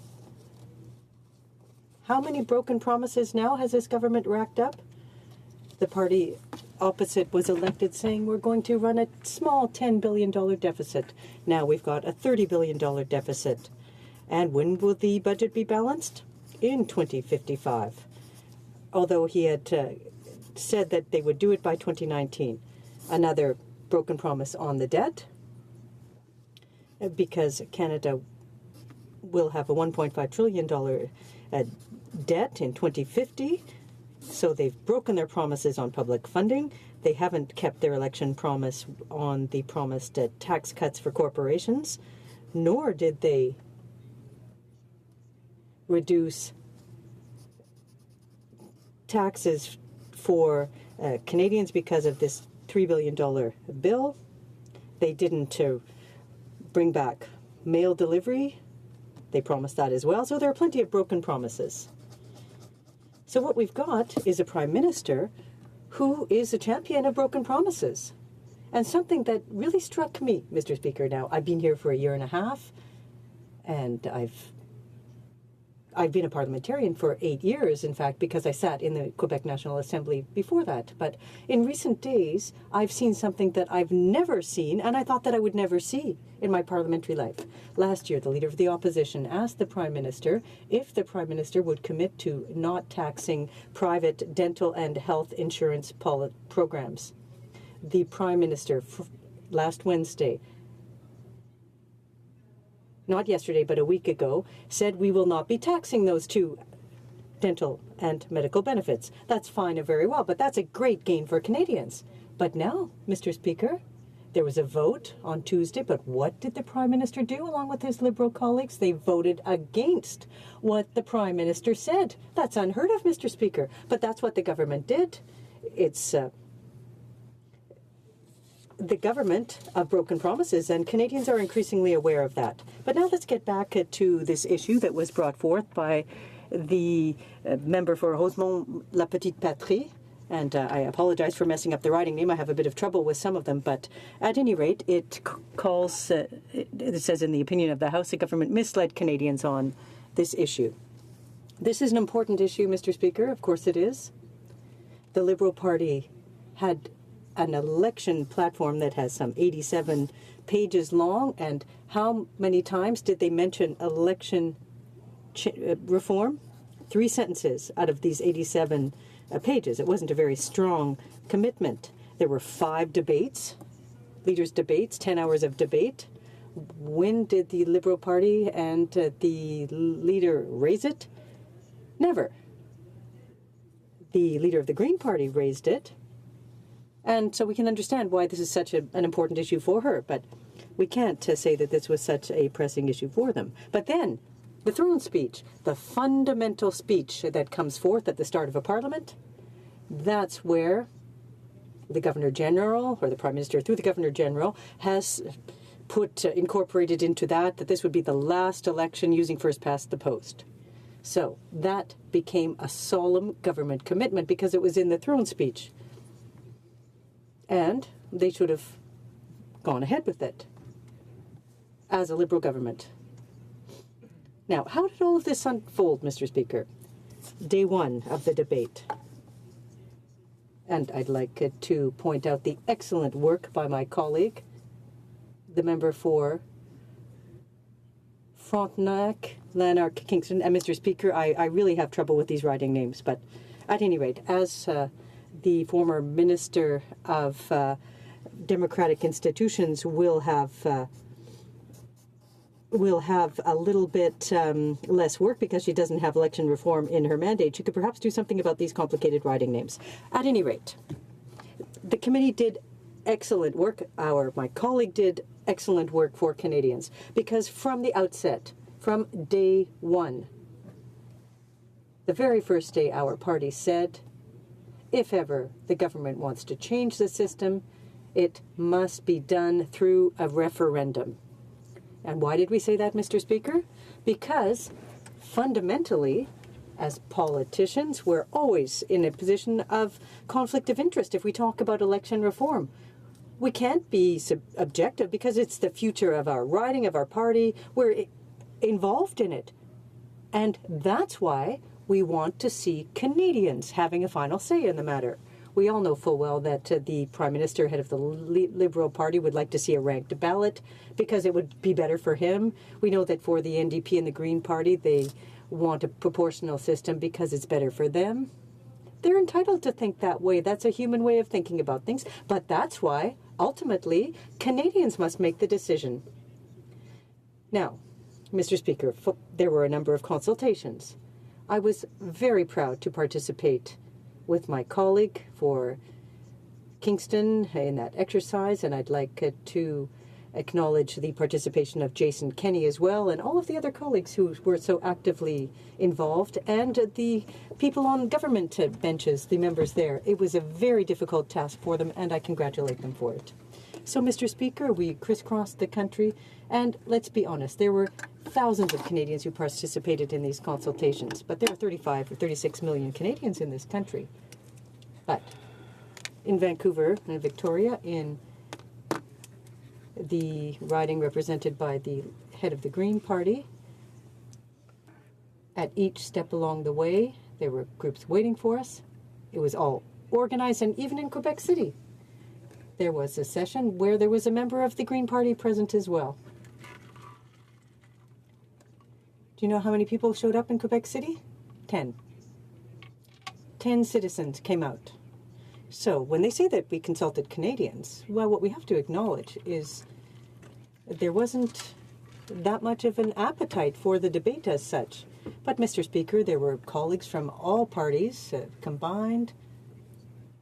And as Conservatives, what we decided to do was to get our constituents involved. We had a document. I know that I can't pick it up and show it to you, but we discussed the issues as they were. We had on one side the aspects in favor of a referendum, the pros, and on the other side the cons. And we consulted Canadians, and it led to the following results.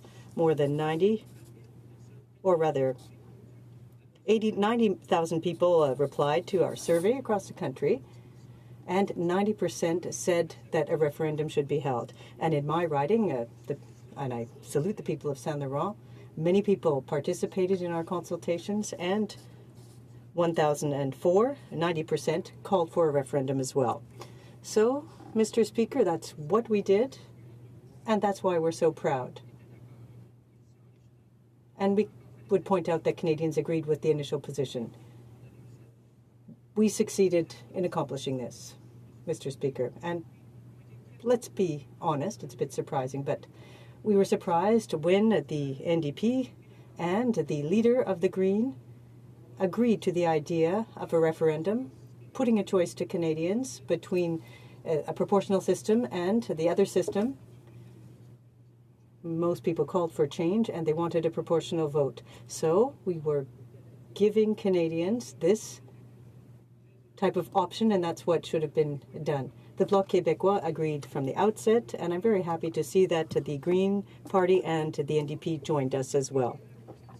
So, Mr. Speaker, there was a consensus. It existed among politicians, but there was one group that disagreed, and that was the Liberal Party. But the Prime Minister clearly expressed it in October 2016 when, at the time, he said there were so people unhappy under the previous government with the approach that we need electoral reform to change it. And the Prime Minister said Canadians now have a government that they're more satisfied with, and the motivation to change the electoral system is less relevant to them. So, when they're happy with it, they don't change the system. When they're not, they want to. And that's why it's so subjective. That's why the Prime Minister is being subjective. And he simply changes position to suit his needs. He stands out increasingly, or more and more, as the Prime Minister who breaks his election promises. It's not too late to change the system. He needs to hold a referendum as we called for from the outset, as all parties in the opposition agreed to do. It's the only way to change our election system. It's by giving a voice to all Canadians. Questions and comments? The Honourable Member for Saint-Hyacinthe. Thank God.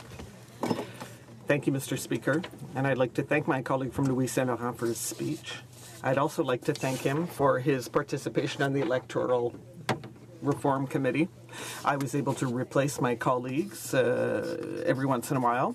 For example, the member from Rosemont-la-Petite-Patrie. And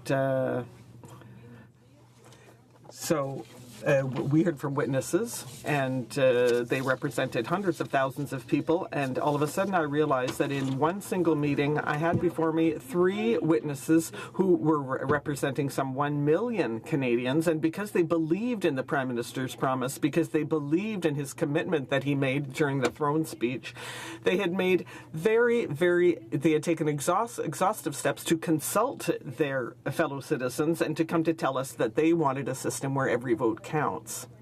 Now, my question for my colleague from Louis Saint Laurent, through you, Mr. Speaker, is, after having broken this promise, after having gone back on his commitment, the Prime Minister said that he did not want to hold a referendum because he was afraid of the consequences that might have on Canadians. Now, I would like to hear what my colleague has to say. Are his fears founded? The Honourable Member for Louis Saint Laurent.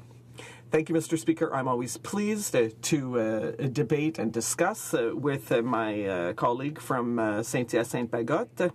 And we also work together on medical assistance in dying, so I'm happy to hear on this issue as well. Mr. Speaker, that is the very foundation of democracy, is to allow people to express themselves. And a referendum contrary to what this Prime Minister has said right here in this House, and it is rather odd to see the Prime Minister in the very cradle of democracy here. It's very odd to hear him say that a referendum is all it serves is to divide people. Now, Mr. Speaker, come on. When there are elections, some people vote for one person and some vote for another. You know, there's 338 people, and obviously 100% of people don't vote for the same party. That's what democracy is. People have to be able to express themselves, to have a voice, and to have a final say when it comes to the electoral system, because that is the foundation of any democracy. The electoral system gives rise to the people who represent us, to the Prime Minister and the Minister, and that is what everything stems from.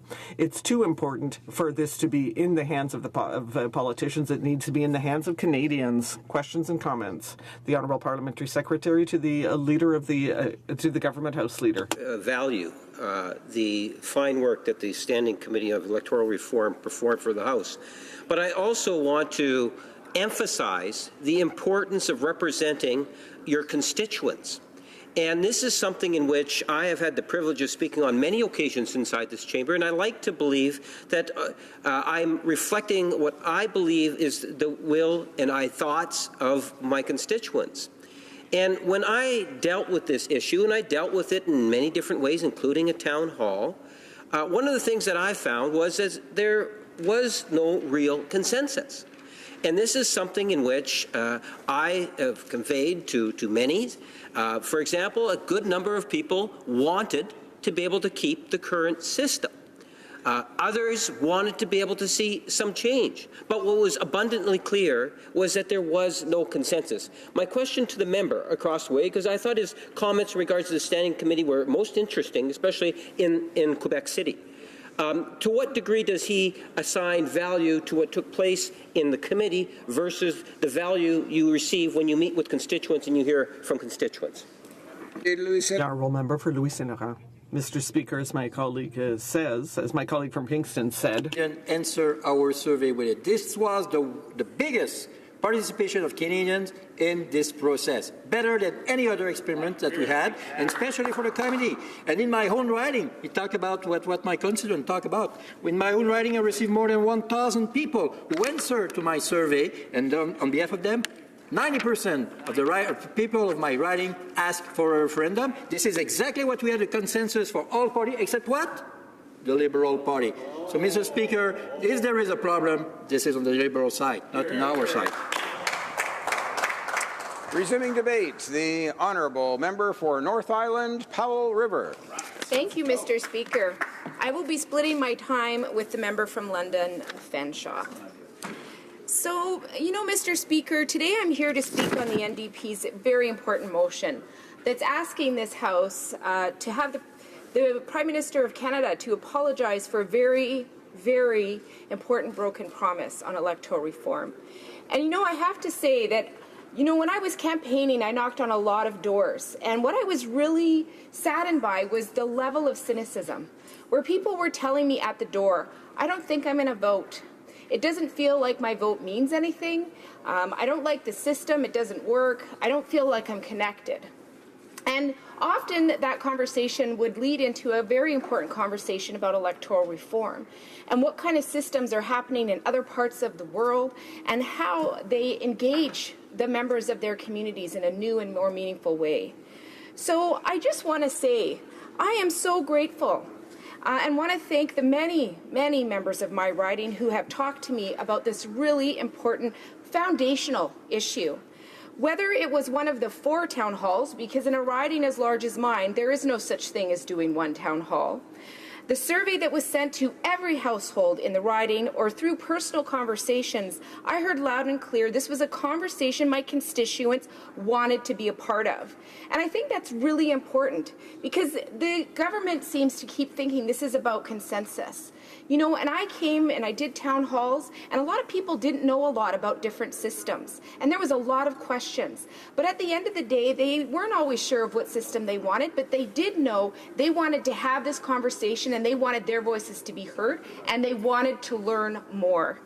So thousands of my constituents participated, Mr. Speak. In fact, so far, this is the issue that people engaged in the most profoundly. My offices were amazed by the survey responses we got and kept receiving for months.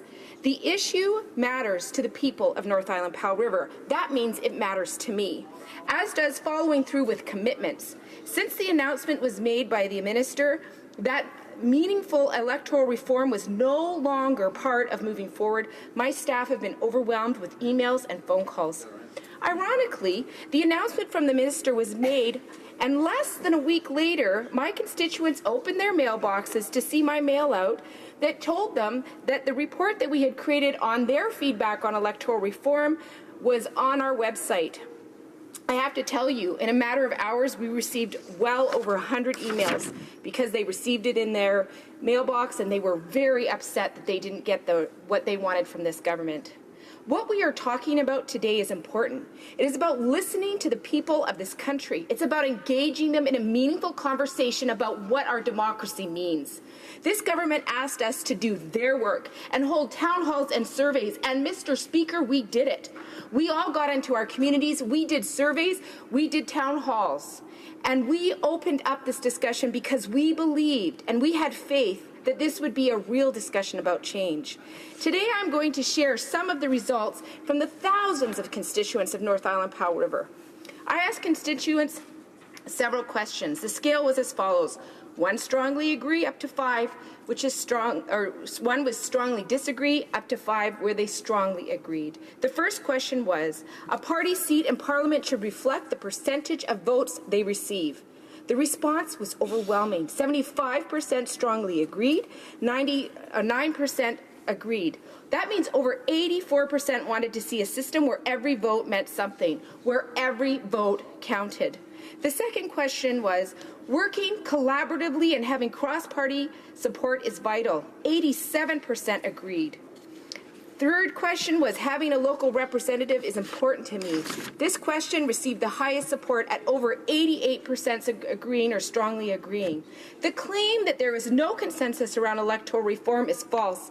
The numbers I compiled in my riding is proof. The current e-petition urging the Liberal government to follow through on its campaign commitment surpassed over 92,000 signatures, making it the most signed petition on the Parliament of Canada's website. That is proof. I was never under the illusion that this would be easy or that the process would be wrapped up quickly, Mr. Speaker, but I am a strong believer in process.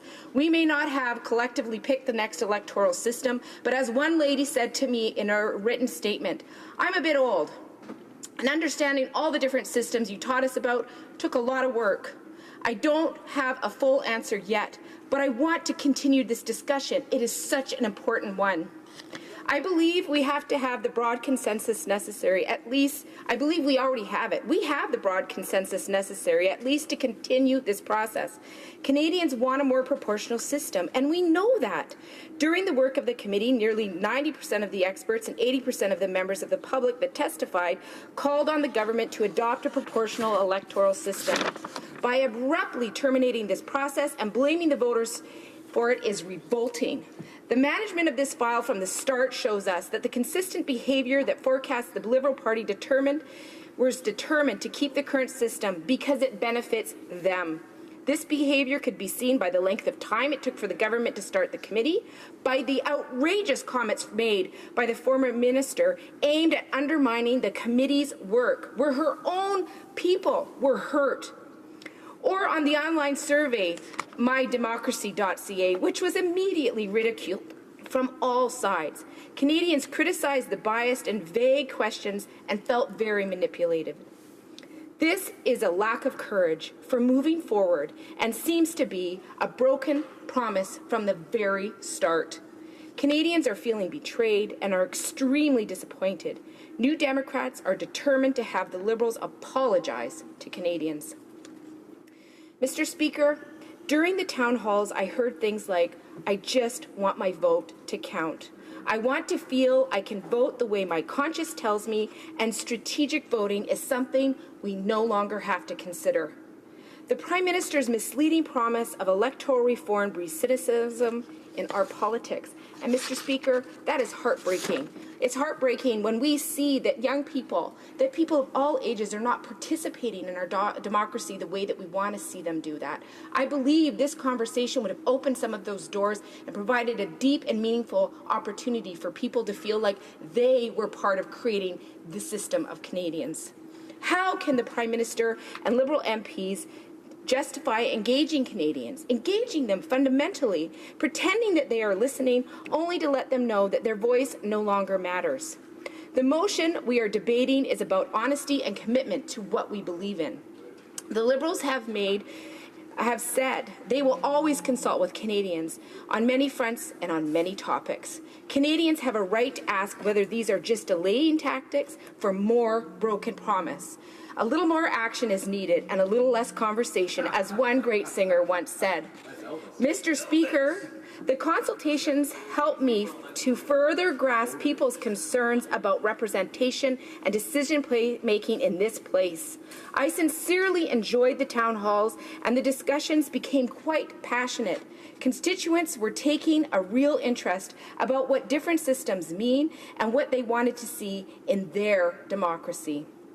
A man said to me, I am tired of watching everyone yell at each other in Parliament. We need a system that makes parliamentarians work together. The best decisions have mostly come from minority governments, where parliamentarians had to work together. I want a system that says, you have to work together in this place and not just call another election when the going gets tough. So I must plead to the government. My constituents are asking me to work on electoral reform with you. With 39% of the votes, how can Liberals unilaterally close this process when you know proportionality is at the heart of this discussion? Mr. Speaker, I believe that this motion is fair. The people in my riding were interested in a real discussion. There was a lot of curiosity and a lot of openness. They worked hard to give their opinion to me and to the government. In good faith, they participated in this important discussion. Mr. Speaker, the people of Canada were not asked if this discussion was over. They were told. I think it is only fair that the many people who participated, who came to events across Canada, filled out multiple surveys and started to seriously consider what other systems look like, who really contemplated what a new system of democracy would mean in Canada. To those people, this government needs to apologize. Thank you. Questions and comments? Commentaire? Alors, la députée de... The honourable member for Pierrefonds-Dollard. I too undertook to do consultations, and what I found is that there was a core of people that were deeply interested in learning about electoral reform. There was about as many people that felt that we were misplacing our energy, saying, why aren't you focusing on the economy, on job creation, the environment, or healthcare? So I got different feedback in that sense. And the majority of people, unfortunately, that I tried to engage said they weren't that knowledgeable about it, nor, quite frankly, that interested. However, I did feel that the process was valuable because I myself learned a lot about different procedures, different ways of voting, and the people that did engage did find that. However, I did find that there was no consensus. A lot of people said they were learning, and I'm curious because the member said that there was a clear consensus from her consultation. It differs from what I found, and I'd just like to understand a bit more about that. Member for North Island, Powell River. Thank you, Mr. Speaker. And I would like to also take this opportunity to thank Jamie Deeth and Guy Palkington, who came to the town halls and educated people. They were both very well versed in different systems. So it was amazing to see people from the riding come forward. It's absolutely the case that there are some people who know a lot and there's some people who know very little. But this is what I heard again and again. Regardless of what they came to the town halls to talk about, They wanted to be part of the conversation. They wanted to have a meaningful discussion, and they were really interested. We talked about different systems. We talked about what the committee was talking about, and people got really engaged. So I think it is very unfair to say that there wasn't a consensus. You know what? There may have not have been a consensus on a particular type, but there was a lot of curiosity and a lot of discussion, and people wanted to move forward. And yes, they wanted to move forward on those important things like making sure they have a good paying job, making sure that they had the home care that they needed for the many seniors that I serve. And I was very unhappy to have to share with them the broken promises from this government on those issues as well. Questions and comments. The honourable member for Calgary, Rocky Ridge. Thank you, Mr. Speaker, and I thank the member for her speech. And I was listening carefully to it, and to also to the previous intervention. And one wonders then why such a strident promise was made by this government. This was what I've been thinking about during this debate. I would tend to agree with the previous speaker that indeed there may not have been the appetite for change. That's the interaction my own riding has found, but that's the real point here is a promise was made. A promise was made and repeated, I don't know how many times in this House. And that's not the only promise that this government made. This government made many promises during its campaign, including that of running an absolute maximum $10 billion deficit and balancing the budget before 2019. That promise is completely blown out the window. I'd be delighted to have this member comment on the credibility of a government that just seems able to promise anything and is its seeming indifference to the promises made during the campaign. Well, member for North Island, Powell River. I thank my honourable colleague for this very important question. And I think it is at the very core of what this motion is about today. It's about the fact that this government made a promise repeatedly. The actions didn't follow through with the promise at all from day one. You know, we saw the committee waiting and waiting to be set. We saw sort of this vague and changing commentary. But this Prime Minister stood up repeatedly as he was campaigning outside of this House and in this House, making a very profound promise to all Canadians. And it's a fundamental, foundational promise, because this is about the very way that we engage with people in how we vote. So it's something that needed to be done in a more appropriate way. You know, this committee that worked so hard, they worked hard all summer long. They provided a huge report for parliamentarians and for Canadians. To see that report come out and then some weird survey that doesn't deal with the core issues of what we were asking Canadians is devastating. And I have to say that I have just recently finished 11 town halls in my riding on seniors issues, because the people in my riding are suffering profoundly, especially the seniors. And what I heard again and again was they were devastated by the fact that the promise, another promise that was made at the election, to put $3 billion into home care to make sure that people could get the support that they needed, was not there. So I'm really concerned about the cynicism in this country, because the promises are not being kept. Resuming debate, the honourable member for London Fanshawe. Well, thank you, Mr. Speaker, and I enthusiastically stand in support of this motion in the House today. And while I must admit I am not surprised that it has come to this, I will say that I am very disappointed, because despite all we know about Liberals consistently breaking promises throughout the history of Liberal governments, hope is hard to extinguish. And despite the disappointment of the last election results for New Democrats, I could not help but be buoyed by the faith, the hope, the optimism Canadians demonstrated in voting for change.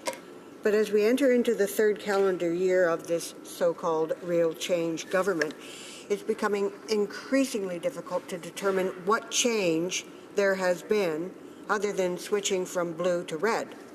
A cosmetic switch at best. After meeting targets for refugee applicants largely on the goodwill of private citizens, this government has stemmed the flow at a time when the need to welcome displaced citizens is most urgent. It has backtracked on its promise to protect the environment. It has yet to restore protections to our navigable waters in response to legislation by the Conservatives before them, who gutted that important environmental law. It has refused to recognize the devastating effects of colonialism and continues to underfund First Nations education. This Liberal government pays ineffectual lip service to implementing the UN Declaration on the Rights of Indigenous Peoples. It continues to challenge veterans in court, and it has executed a blatant about-face on its promise of electoral reform. The Prime Minister's promise to Canadians was clear and unequivocal. 16 months ago on the election trail, he stated that his party would make every vote count, and more than 1,800 times claimed that a Liberal government would be committed to ensuring that the 2015 election would be the last federal election using first-past-the-post. As recently as last October, the Prime Minister restated his support for electoral reform, describing it as a commitment we made in our election that I continue to be deeply committed to. I'm starting to wonder if members of the governing party actually understand what the word commitment means. In fact, I think it's reasonable that anyone in a committed personal or professional relationship with a government party member might have reasonable cause to worry, Mr. Speaker. It has been truly disheartening for Canadians to watch the Prime Minister and his ministers turn away from their commitment to a fair election process, to the point where the Minister for Democratic Institutions' brand new mandate letter does not even include electoral reform. Mr. Speaker, breaking this promise not only reflects badly on the Prime Minister and his party, it damages our democratic system and tarnishes the credibility of all MPs in this House. It reinforces the cynical belief that politicians are only interested in getting elected and will say anything to gain power. It eats away at the fabric of our democracy as people lose trust in the political system. Making promises you never intended to keep further disenfranchises those voters who flock to the polls in droves to vote for change. People believe the Liberal Party actually wanted to create change. They were sold a bill of goods and now are left with the status quo and a loss of trust in our political system. The effects of this betrayal are as devastating as the voter suppression tactics Liberal members decried in the 2011 election campaign. It's not an exaggeration to say that democracy itself is at risk. Mr. Speaker, this is a betrayal of every Canadian who voted to change the electoral system, as well as every representative who vowed to do politics differently. The unvarnished truth is that the Liberals are ignoring what's best for Canadians and keeping the current system because they think it benefits them. It seems clear to me that commitments and promises are meaningless to the Prime Minister. It leaves me to wonder, Mr. Speaker, what is the next promise to be broken? Will it be the promise of secure and accessible pensions for our veterans? Just like democratic reform, that was a key election promise. Just like democratic reform, it made it into the minister's mandate letter. And yet, here we are in 2017 with the pension promises unkept and veterans back in court fighting the government, a government that pledged to honor its sacred obligation to the men and women who serve this great country. The Liberal Party's claim that there is no consensus among Canadians for electoral reform is deeply cynical and intentionally misleading. It is a refusal to acknowledge reality. It's astounding, it's arrogant, and it's breathtaking to behold.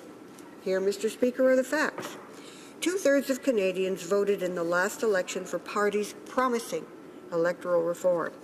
During the committee hearings, almost 90% of expert and 80% of public testimony called for the government to adopt a proportional voting system.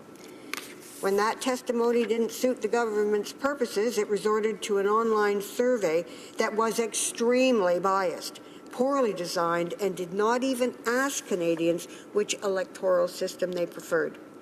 I've been watching with interest the response on the online parliamentary petition E616, initiated by Jonathan Castles of Kitchener, Ontario, and sponsored by my honourable colleague, the member for Skeena-Buckley Valley.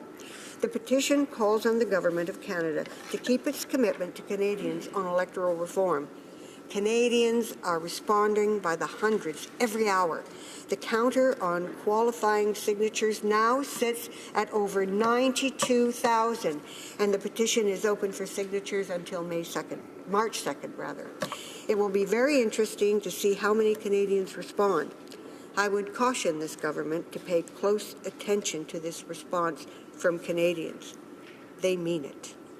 Clearly, rather than lacking consensus, Canadians are passionately invested in electoral reform, Mr. Speaker, and they overwhelmingly support a system of proportional representation over the current first-past-the-post.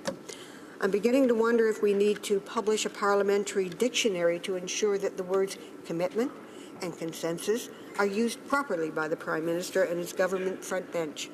And while we're at it, that dictionary should include the definitions of the words diversity, inclusion, democracy, and equality.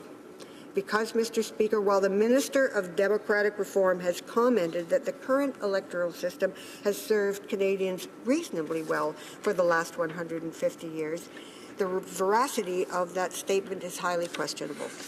Who exactly is it who has been served reasonably well by this archaic system? Women? Persons of color? Indigenous Canadians? Sadly, none of those groups have been well served by the current system. How can the Prime Minister not see that his message to those fleeing persecution, terror, and war, Canadians will welcome you regardless of your faith, diversity is our strength, is in complete opposition to his stubborn refusal to reform our democratic system to be more diverse, more inclusive, and more representative of the people who make this country great? Action speaks louder than words, and empty rhetoric, Mr. Speaker, is unacceptable. The Liberals had to be shamed into forming an electoral reform committee that did not give them the majority advantage. That battle lost, they chose to ignore and dismiss the committee's report, which was the result of hundreds of hours of work and broad consultation on the part of MPs of all parties. Their staff and parliamentary clerk's office all participated. The committee set a clear path for the Prime Minister to keep his promise to Canadians. He need only instruct his minister to follow it. It's really a very simple question, Mr. Speaker. Has the Prime Minister misled Canadians, or does he intend to keep his promise on electoral reform? Canadian voters would like to hear the answer. Members of this House would like to hear that answer. So what is it? Has the Prime Minister misled Canadians, or will he do the honourable thing and keep his promise on electoral reform? Mr. Speaker, we are about to see the real measure of this Prime Minister, and Canadians will be the judge. Thank you. Questions and comments. The honourable member for, I want to say Scarborough, but I'm sorry, I'm thinking the wrong part of Toronto. The Spadina, Fort York, yes. Thank you very much. My question is this. The NDP have formed 6 provincial governments in this country. And have had the opportunity to reform electoral systems in jurisdictions where they had full and complete control as a result of first past the post. And in Ontario in particular, and I think the member was very familiar with this, when first past the post was offered an alternative and there was a referendum in Ontario, I'm wondering if the House could have the explanation as to why the NDP campaigned against a provincial referendum that would have provided mixed member proportional representation, and why the switch in position is now being propagated as being consistent with NDP policy on a historical basis, when in fact they have never actually supported in Ontario proportional representation when they had the chance to cast ballots or lead a conversation of that in terms of the province. The honourable member for London Fanshawe. That's very interesting because back in 1996, as a New Democrat, I was on a committee that traveled the province to ask Ontarians about what kind of system they would like to see. And we explored various possibilities, and first past the post was a very significant part of that. And that's why it's become NDP policy. In terms of referenda, well, they can be very, very difficult and misleading. But what I can tell you, Mr. Speaker, is that the Liberal government of Ontario made very sure that before the referendum in Ontario about voting ever happened, they did nothing. They made sure that the public didn't understand the question. They made sure that the public had no information. They made sure that there was no possibility that first past the post would be abandoned. And so I would say it's time, Mr. Speaker, after what, nearly 100 years, that we got over this silly wrangling and we did something that meant that voters in this country were secure, felt respected, and had parliaments that reflected our population. Questions and comments. The honourable member for Hamilton Mountain. Speaker, and I really want to thank my colleague for her speech. There was grave concern of what's happened in my riding when we did the government's work by having a town hall meeting, and we came up with a consensus of having a new voting system going into 2019. We also know that the Prime Minister has said, and this is factual, many times that this was last past the post, first past the post system, and the new system would be put in 2019. But the Prime Minister has now said, just a couple of days ago, that they're going to abandon this commitment, and to us that's a betrayal to what they had said they're going to run on. But what I don't understand, Mr. Speaker, is the excuse that they're using is that they couldn't reach a consensus. So I'm asking my member or for her comments. There's many other issues that we have that we can't reach consensus, but the government pushes it through. Why is it this issue that they can't reach consensus and they betray the Canadians? The honourable member for London Fanshawe. Well, I think it's pretty simple, Mr. Speaker. They didn't get the answers they wanted. And I had a town hall in London, Ontario with my colleagues, and it was a hot summer Sunday. And more than 300 people came out because this was important. And there was consensus in that room. They wanted their issues to be addressed. They were very, very clear. Now, of course, there's always one or two dissenters. That's understandable. But these folks were passionate. And we made absolutely sure that it was a nonpartisan event. We were scrupulous about that, Mr. Speaker. I would say that it comes down to a third party in the 2015 election, nothing to lose, new young leader, willing to say anything in order to grab the headlines, in order to grab attention, in order to plug into that youth vote. And that's exactly what happened. Willing to say anything and no intention to follow through. That's not what governments do, Mr. Speaker. Governments behave with ethics and with dignity. We haven't seen that yet. Resuming debate, the Honourable Parliamentary Secretary to the Minister of Families, Children and Social Development.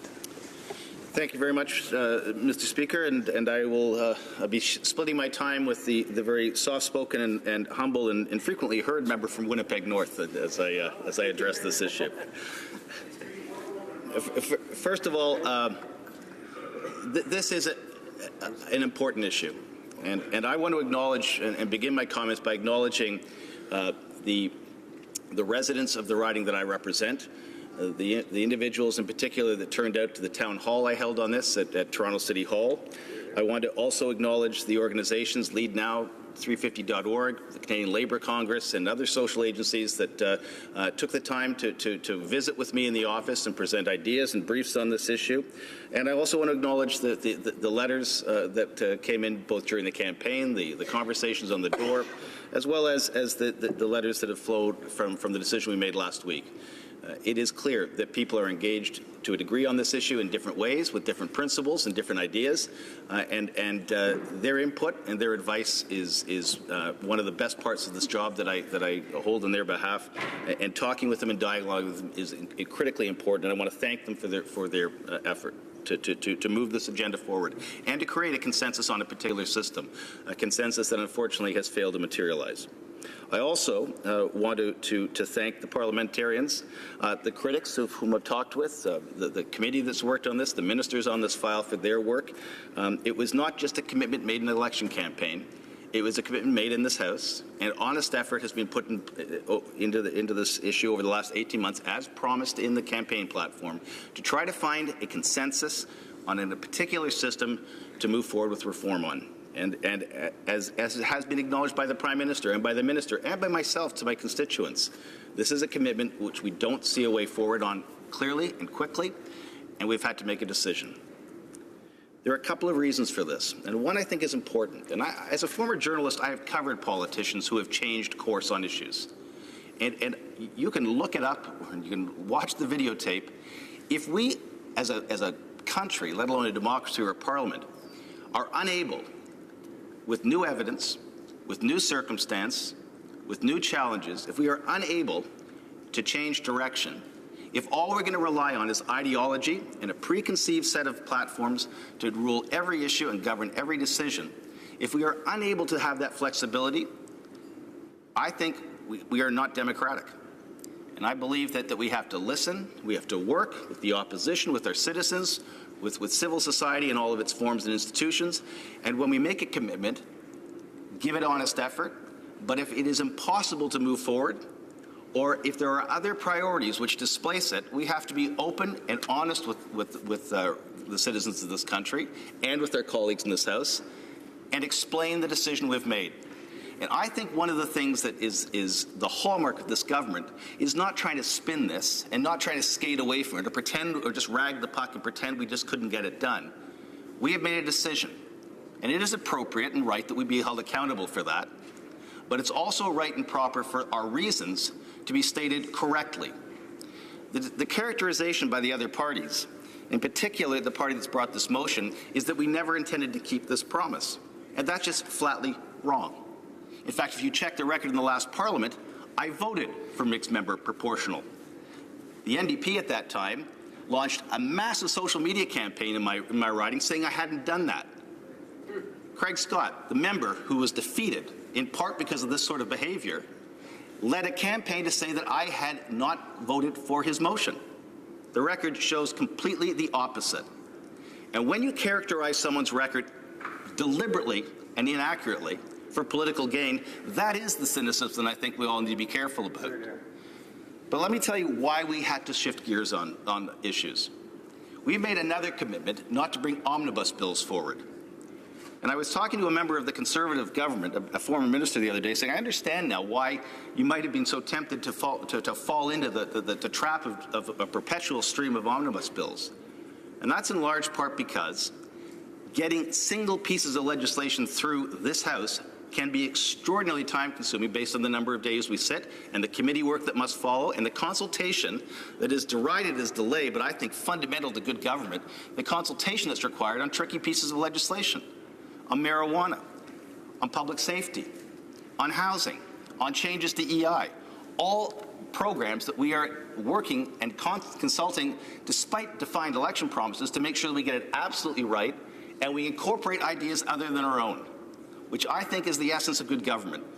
But quite often we're told, move quickly and deal with this, or stop slowing down and consult. It's a contradictory set of criticisms that stand on issue by issue. Sometimes we get cooperation and we can move something like the fentanyl response through this House quickly. Other times, and they're the opposition, it's their job to slow us down, I guess, they slow us down. And so as we take a look at some of the issues in front of us, truth and reconciliation, and the good advice from the party opposite about needing to move faster and harder and quicker and have more success in those files, that requires a legislative response, and we need to clear a path for that. When you take a look at the National Housing Strategy, the main reason why I ran, of all the commitments that I made, I was unequivocal with my electorate. That was the highest and most significant priority for me, and that is why I sought office in Ottawa, was to establish and fund and deliver a national housing program. If you're asking me, are there different priorities, and I rank the priorities, I do, and that's one of them. And to get that program through this House requires a legislative path. The same can be said about immigrant resettlement. I just heard the party opposite say that we have stemmed the flow of immigrants into this country. For the last 2 years, this government has set its two highest levels of entry for refugees in the history of this government over 150 years. Yep. And yet we're being told we stemmed the flow. This alternative approach to factual information is what sows cynicism. You can argue we could do more, and I would invite the pressure to do more than 25,000 this year, as opposed to the 9,000 cap we inherited from the previous government. And I would see that as good advocacy on behalf of a vulnerable group. But we also know that when we bring in 25,000 refugees, because we're bringing them into a country that has not had immigrant resettlement services funded properly over the last decade, we have to have English as a second language, daycare, language training for both men and women, which is not always distributed equally. We need housing. We need jobs and training. We need connection and the recognition of foreign credentials. All of these issues have to be there in order to up the 25 to 26, 27, or 28. And we have to systematically build out that system. All of those programs require a legislative path forward.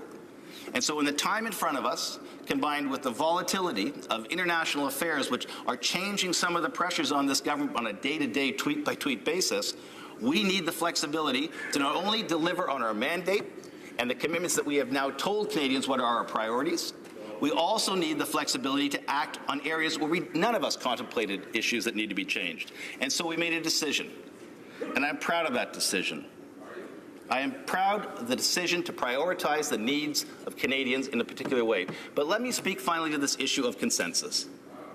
There may have been consensus over certain general ideas that the system needed changing, ideas that mixed member proportional or some sort of proportional system was better than another system.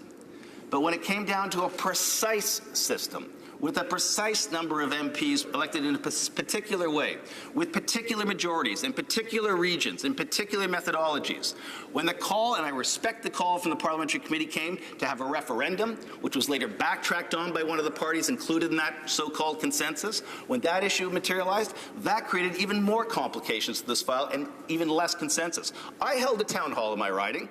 There were New Democrats there. The New Democrats were explicit. Do not hold a referendum. Who's betrayed that voice of that party? I didn't. But the issue is this. There was a concise and a precise and an honest commitment to try and change this system. We failed to find the common ground we thought may emerge in this Parliament. We have had to reassess the priorities we are challenged with in this country. And if you're asking me, is continuing the work on this when no common ground is found, in fact, mostly just battleground is found, is more important than delivering a national housing strategy? I, as an elected representative from Spadina Fort York, will sustain the most important commitment I made to myself, to my constituents, and to this country, which is to fight for a national housing strategy above all other priorities in this House. My colleagues know that's my priority. I hope the opposition understands that's my priority. And if I had to make a choice, and quite clearly this party has had to make that choice, if we have to set priorities in a different order based on circumstance, evidence, and pathways forward as a legislature and as a parliament, we will make that decision public as we did. We'll be held accountable as we are being held right now. And we'll move forward in a way that I think is both responsible, honest, and clear. And that is the break from the past behavior of other governments. It's the accountability that we've taken on this issue and the fact that we're willing to stand here and face this Parliament and talk about what our priorities are and work so hard to get them delivered. Thank you. Questions and comments? The Honourable Member for Skeena, Bulkley Valley. Thank you very much, Mr. Speaker, and I thank my friend for his speech. A couple of things. He said there was no common ground, only battleground. What a despairing way to look at the ability of members of Parliament to work. In fact, there was common ground, and two things that are very important to point out. One, he says that other things are their priority, as if that then displaces promises that are made. Well, we're going to rank this higher. You can walk and chew gum at the same time. You can keep your promise while having priorities like housing, like First Nations. Of course, New Democrats and Progressive Canadians want the government to succeed on this. They wanted them to keep their promise as well, as if the two things were somehow dislocated. But my question is this. He says when we came to a precise example, there was nothing on offer. Well, you know who was completely silent at every moment, not just the Liberals who sat on the committee, but the Minister's office, the Prime Minister's office, when we would put forward different models? Well, what about this one? What about that one? How do we confirm this? Is it through a referendum? Is it through a vote in the House? You know who was silent? Liberals were. Over and over again. And allow me to say this, Mr. Speaker. If the committee had arrived at the electoral system that the Prime Minister liked, do you think he would be so despairing about the lack of consensus?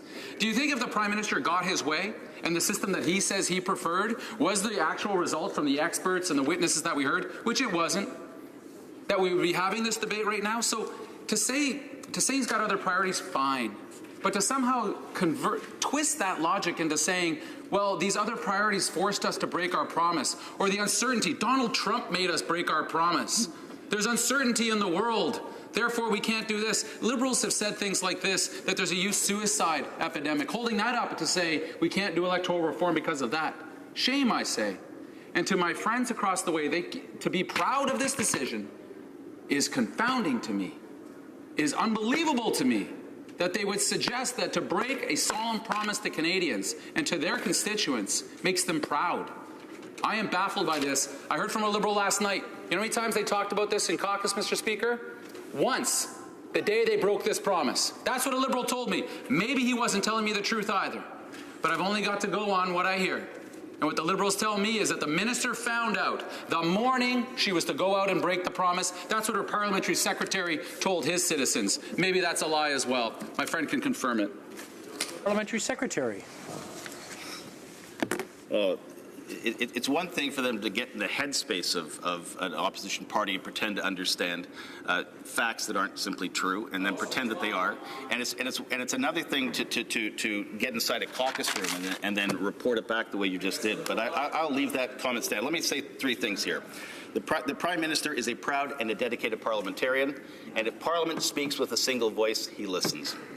The second thing is this, and that is true. And the second thing is this, is that the member opposite uses this analogy of walking and chewing gum at the same time. I would remind him, no matter how big your mouth is, there is only so much gum you can put at any given time, and sometimes it's not a question of whether you're walking, it's a question of whether you have to run to get to a response and run to get to solutions because the urgency is there.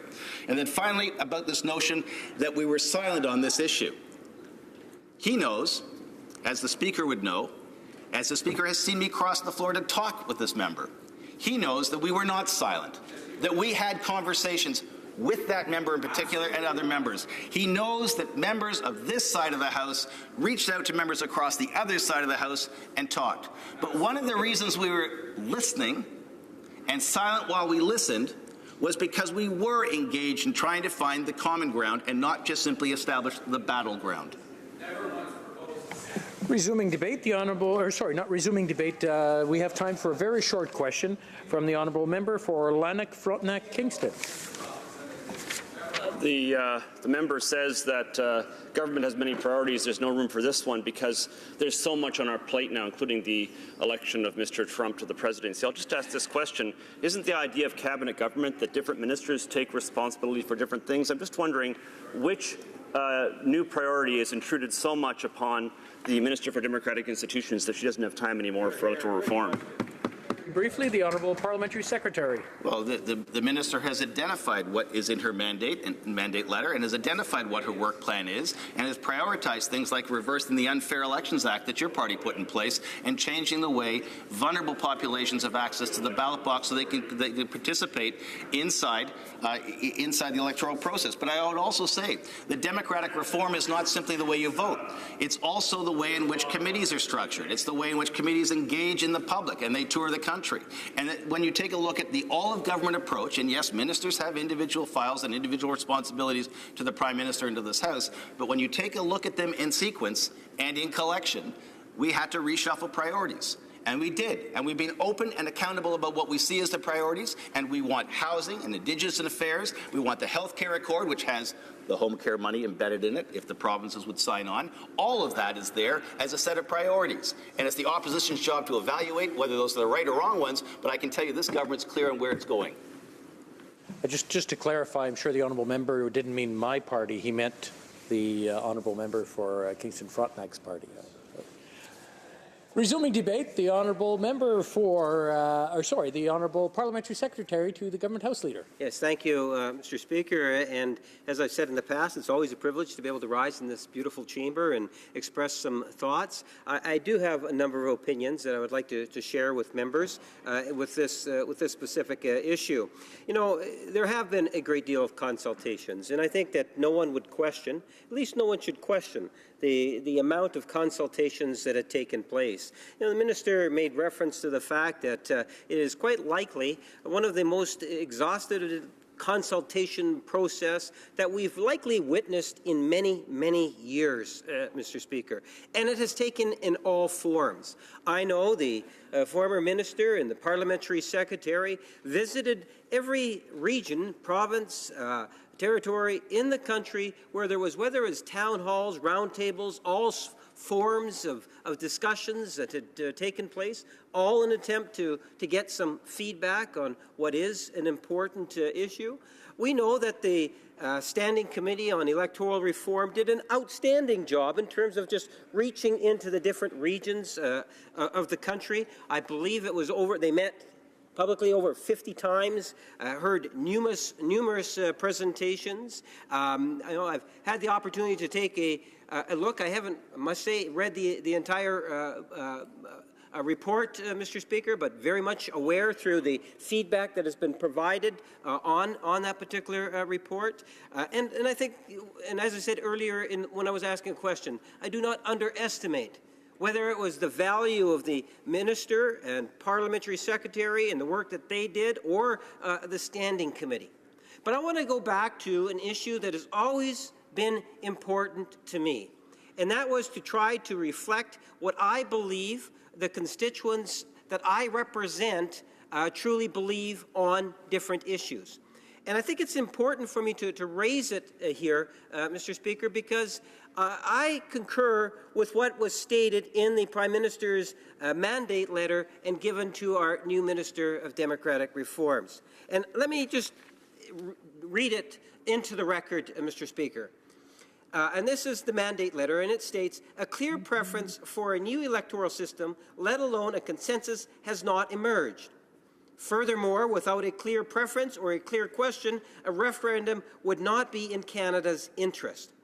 Now, I'm just going to base on my discussions within Winnipeg North. And I circulated thousands of cards. I had thousands of phone calls made out, Mr. Speaker, and I'm not overestimating or underestimating. It's into the thousands.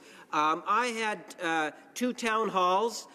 They weren't overly well attended, but that's as much as I could do in terms of communicating out and trying to encourage people to come in. But most importantly, I met with constituents in all different types of forums. And I can honestly say, as the Prime Minister has indicated in that mandate letter, there was no consensus coming from my constituents, Mr. Speaker.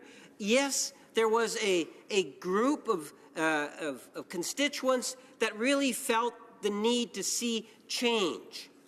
And, Mr. Speaker, I'm hoping that we will be able to achieve some of the changes maybe in a different way that will at least allow them to feel good about what it is that our current Minister of Democratic Reform is taking on. And I think there are some wonderful initiatives. And I would challenge members across the way maybe to share some of their ideas on the ways in which, whether it's C-33 or other aspects that the minister has talked about, because there are many other aspects to reforming the system that we can take where we could build that consensus, I believe, Mr. Speaker. But let there be no doubt that there was no consensus. How do you take, all the different ideas and thoughts and formulate it even into a referendum question, Mr. Speaker. I don't think that there would have been the value that members across the way believe that there would have been. Had there been a clear consensus, had there been, here's something in which we collectively inside this House believe would be a positive option for Canadians to look at and pass it through, maybe even consider a referendum, possibly. I don't know. I'm not a big fan of referendums myself unless, Mr. Speaker, it could be well demonstrated in terms of the need. But having said that, I think that if there would have been, maybe we might have been able to move forward on this, Mr. Speaker. I suspect that we would have, but it is clear that there really was no consensus. You know, we had the mydemocracy.ca. Over 350,000 Canadians participated in that.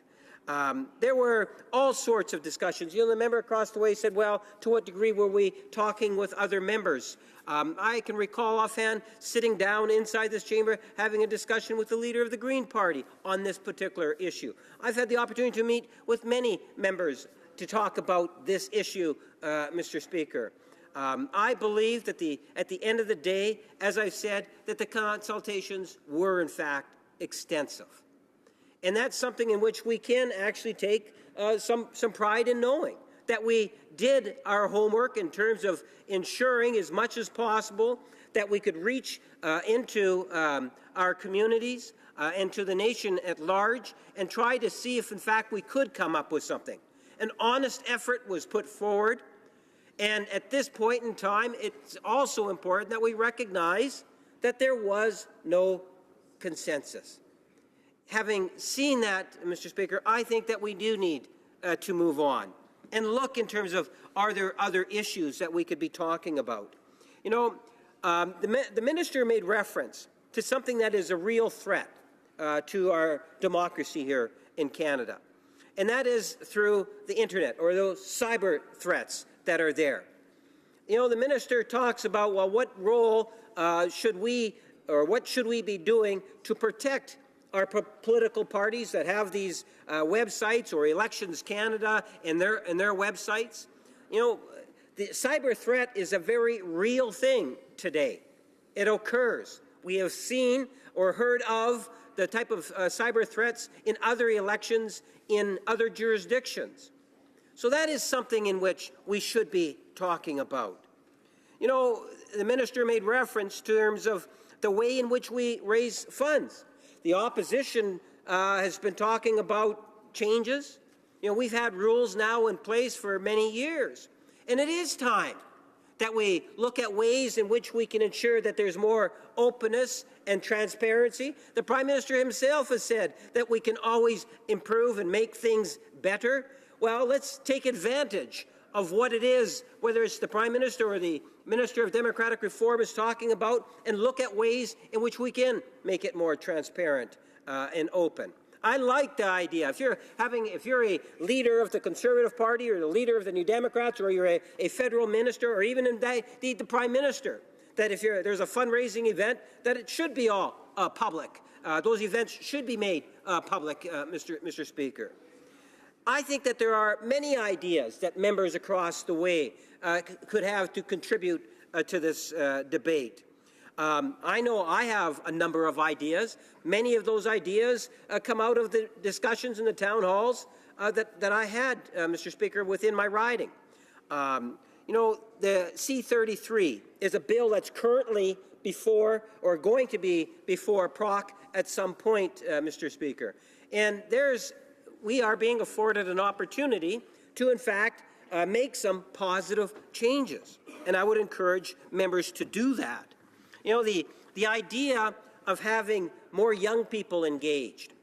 You know, I believe it's within C-33, we talk about allowing teenagers before they hit 18 the ability to get onto the voters list, Mr. Speaker. I see that as a strong positive. Why would we not accept that if we want more young people engaged, at least allow them to get onto the voters list as opposed to waiting for the election to be called or after they've turned 18. Opportunities, Mr. Speaker. Order, the Honourable Member for Skeena-Bulkley Valley. Yeah, I know my colleague is near to the end of his time. somewhat, I won't say mercifully, but near the end of his time. He has spoken much about Bill C-33, which is a bill that Parliament will at some point debate, as he knows as Deputy House Leader, I believe. That will come at some point whenever the Liberals decide to put it on the agenda. The opposition motion we're dealing with here today is very... I'm not sure that's a point of order or a point of debate. I'm going to have to let the honourable parliamentary continue.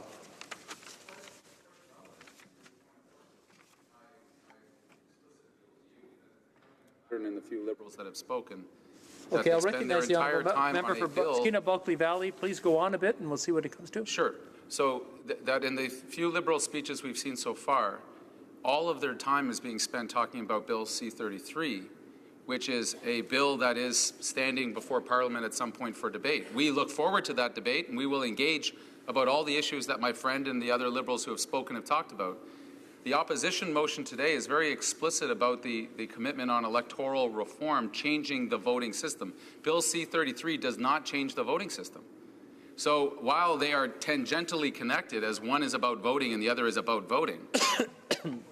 Well, we have another point of order, but I was just going to mention that I'm sure the honourable member will get to what he's going to talk about, or to the point that we're discussing today. I've seen many discussions take place in this honourable place, and what happens often is you wonder how they're going to get tied together, and often the member brings it back together. So it's kind of hard to judge. The honourable member does have a short time left to wrap it all up. I will leave it with him, the honourable parliamentary secretary. Yes, Mr. Speaker, and to the member, the word that comes to my mind is hogwash. The member, if he listened to what was being said, and it's unfortunate that he wouldn't have been listening, he would have seen that it was absolutely 100% relevant to the debate that we're having today. And I would suggest that the member needs to open his mind and listen to what is being said. It was relevant, Mr. Speaker, and it's time in which the members across the way recognize that there is so much more that we can be doing to improve the system, Mr. Speaker. And the portion that the member raised in his point of order was but a small portion of what it is I was actually speaking about. Now, I understand my time has expired. Hopefully, the member will have the opportunity to ask a question and make it relevant. Questions and comments? The honourable member for Skeena Bulkley Valley. Okay, relevant. How about the honourable member show some class, some dignity in this place, and that when he is part of a government who has broken a black and white promise, he has the integrity, I think is the word, to say, we broke the promise, as some Liberals have done, he has yet to do, and apologize for breaking a promise. If the Liberals are so committed, as they campaigned on and have since championed as being the defenders of democracy, one of the core principles of democracy is that you run on a platform. That is your commitment to the voters, that you will go and do this thing. That is your mandate. The mandate doesn't come from a letter, by the way, scratched out by Jerry Butts, whoever it is in the Prime Minister's office. That's not a mandate. The mandate comes from one place and one place only. That's the Canadian people. The Canadian people gave this government a mandate to change the voting system. That was the promise. All this motion does today, all it does, it's quite simple. I'm sure my friend can grab a hold of this one, is that when a party makes a promise, when a Prime Minister repeats the promise in the throne speech hundreds of times since, if it's to mean anything at all, and any future promise is to hold any weight with Canadians, that when that promise is explicitly broken, you admit it, you apologize, and then you work to restore the faith that has been broken. That is my question to my friend. Why not apologize? Why not do the right thing? Why not admit to what everybody knows? He and his party broke a sacred promise to Canadians to change the voting system in Canada. Full stop. Before the parliamentary secretary answers, I just want to remind the honourable members that sometimes the speeches get borderline unrespectful. I want to remind them to keep in mind that our rules do ask us to be respectful of one another. The honourable parliamentary secretary. Yes, thank you, Mr. Speaker. What Canadians voted for and gave this Prime Minister was a majority mandate of good governance, of being able to make good, sound decisions, Mr. Speaker.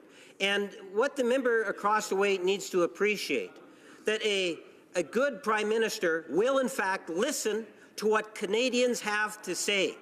And I believe that the Prime Minister of Canada has accurately reflected what Canadians are thinking on this particular issue, and he indicated that in a mandate letter that was issued to the Minister responsible for democratic reform.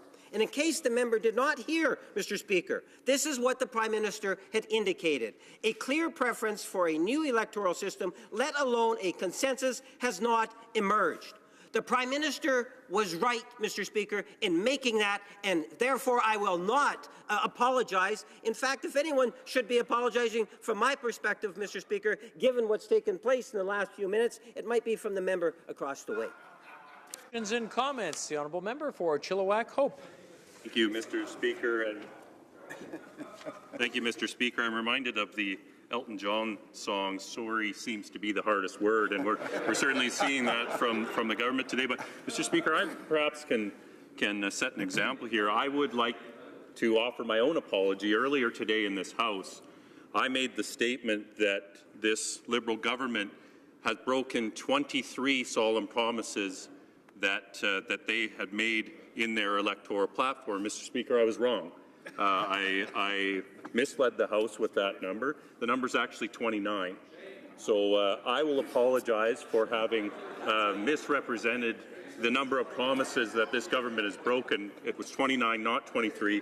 And this is confirmed by a website that I can't use the name for because it includes the Prime Minister's last name. But the people are paying attention. They're tracking the promises that this party and this government made. So will the member maybe follow my example and apologize for having broken 29 promises in less than 500 days? Honourable Parliamentary Secretary. Well, other than demonstrating the member's math is not that great, Mr. Speaker, you know, at the end of the day, if the member really wants to be authentic in terms of his apology, there's no way that he could convince me that there was 29 broken promises, Mr. Speaker. I suspect that there might be a gross exaggeration that might be taking place. So if he wanted to give a genuine apology, maybe he should stand in his place and apologize to Canadians for trying to give an impression that's just not true, of course, Mr. Speaker, because I suspect, as an example, he would say the middle class, and we would say, well, no, the middle class of Canada is doing quite well with the commitments that this government has provided, Mr. Speaker, whether it's tax breaks and a litany of other commitments that were made and kept. Thank you, Mr. Speaker. Resuming debate, the honourable member for Cowichan and Malahat Langford. Much, Mr. Speaker, and I wish to notify you that I will be splitting my time with the honourable member for Elmwood Transcona. You know, before I start off, I just have to say that I am absolutely flabbergasted by the ducking, the weaving, the dodging, and the deflection I have seen from the member for Winnipeg North. I'm also flabbergasted because I am the father of 4-year-old twin daughters who know that when they break a promise, they say, "I'm sorry." And what I've witnessed today is that I have 4-year-olds that have more sense and more respect than the government of Canada. And that is a shameful thing. Mr. Speaker, I want to begin by just repeating again, because I think I just can't say this enough, and neither can any of us, going over the Liberal broken promises. The fact is that in June of 2015, the Prime Minister made an explicit promise to Canadians that 2015 would be the last election conducted under the first-past-the-post voting system, and that a bill would be presented to this House within 18 months of forming government. This was repeated in December, when a commitment was made in the throne speech, Mr. Speaker, probably one of the most sacred speeches outlining a government's plans for the nation. And to make sure that every vote counts, the government will undertake consultations on electoral reform and will take action to ensure that 2015 will again be the last federal election conducted under first-past-the-post. And then, Mr. Speaker, I checked the Liberal.ca website, and I'm not sure if it's changed, but as of 11:30 a.m. this morning, it still says we are committed to ensuring that 2015 will be the last federal election conducted under first-past-the-post. It's still up there. So, Mr. Speaker, I also had time to look at the new mandate letter to the new Minister of Democratic Institutions, and You know, the Prime Minister had the audacity in the opening lines of that letter to say that we promise Canadians real change in both what we do and how we do it. And it goes on to say, I made a personal commitment to bring new leadership and a new tone to Ottawa. And then we get to the crux of the letter, changing electoral reform will not be in your mandate. Well, Mr. Speaker, it just makes a mockery of the Prime Minister's word, an absolute mockery. And the new minister actually made a call to my friend from Skeena-Bulkley Valley, called him into the office, I believe, the day before the announcement was made. And everything looked like it was still on course. And then we get presented with a political deception of the highest order when that news is broken. And I think the sense of betrayal that we felt from that was really profound. You know, we have a Prime Minister who obviously broke a promise, who obviously misled Canadians and this House, who didn't tell the truth. There are Canadians who have a word to describe such a person. We can't use it in this House, but trust me, from the correspondence I've received from my constituents and from people across the country, that word is being used a lot out in the public. I want to read into the record, Mr. Speaker, some of the correspondence I have received from some of my constituents, and I'll start with this quote. I was really upset when I heard the PM say no to change in electoral reform. I guess, putting it politely, I was actually furious. All that work from the Electoral Reform Committee seemingly for nothing. Another quote, Mr. Speaker, I'm appalled that the Prime Minister has abdicated his promise to make 2015 the last election under first past the post. Thousands of Vancouver Island citizens spoke up at public consultations, canvassed voters, researched the issue, and wrote letters to the editor. We all wanted a form of proportional representation, and we weren't alone. It goes on. Other quotes. These were copies that my office received in letters sent to the Prime Minister when they wrote to him saying, your failure to keep this commitment is a betrayal to the many voters who were counting on you to fix our broken voting system. And other quotes, Canadians need to feel included and represented in their politics, and if you choose not to include this in your mandate, you and the Liberal Party of Canada will be further alienating this and other groups which feel unrepresented by political parties of Canada. Please do not make this mistake.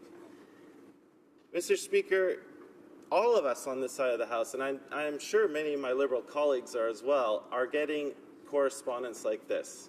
Canadians are profoundly disappointed about this, and it just makes us question whether the word, because a promise was made so black and white, like what is the word of this Prime Minister worth anymore?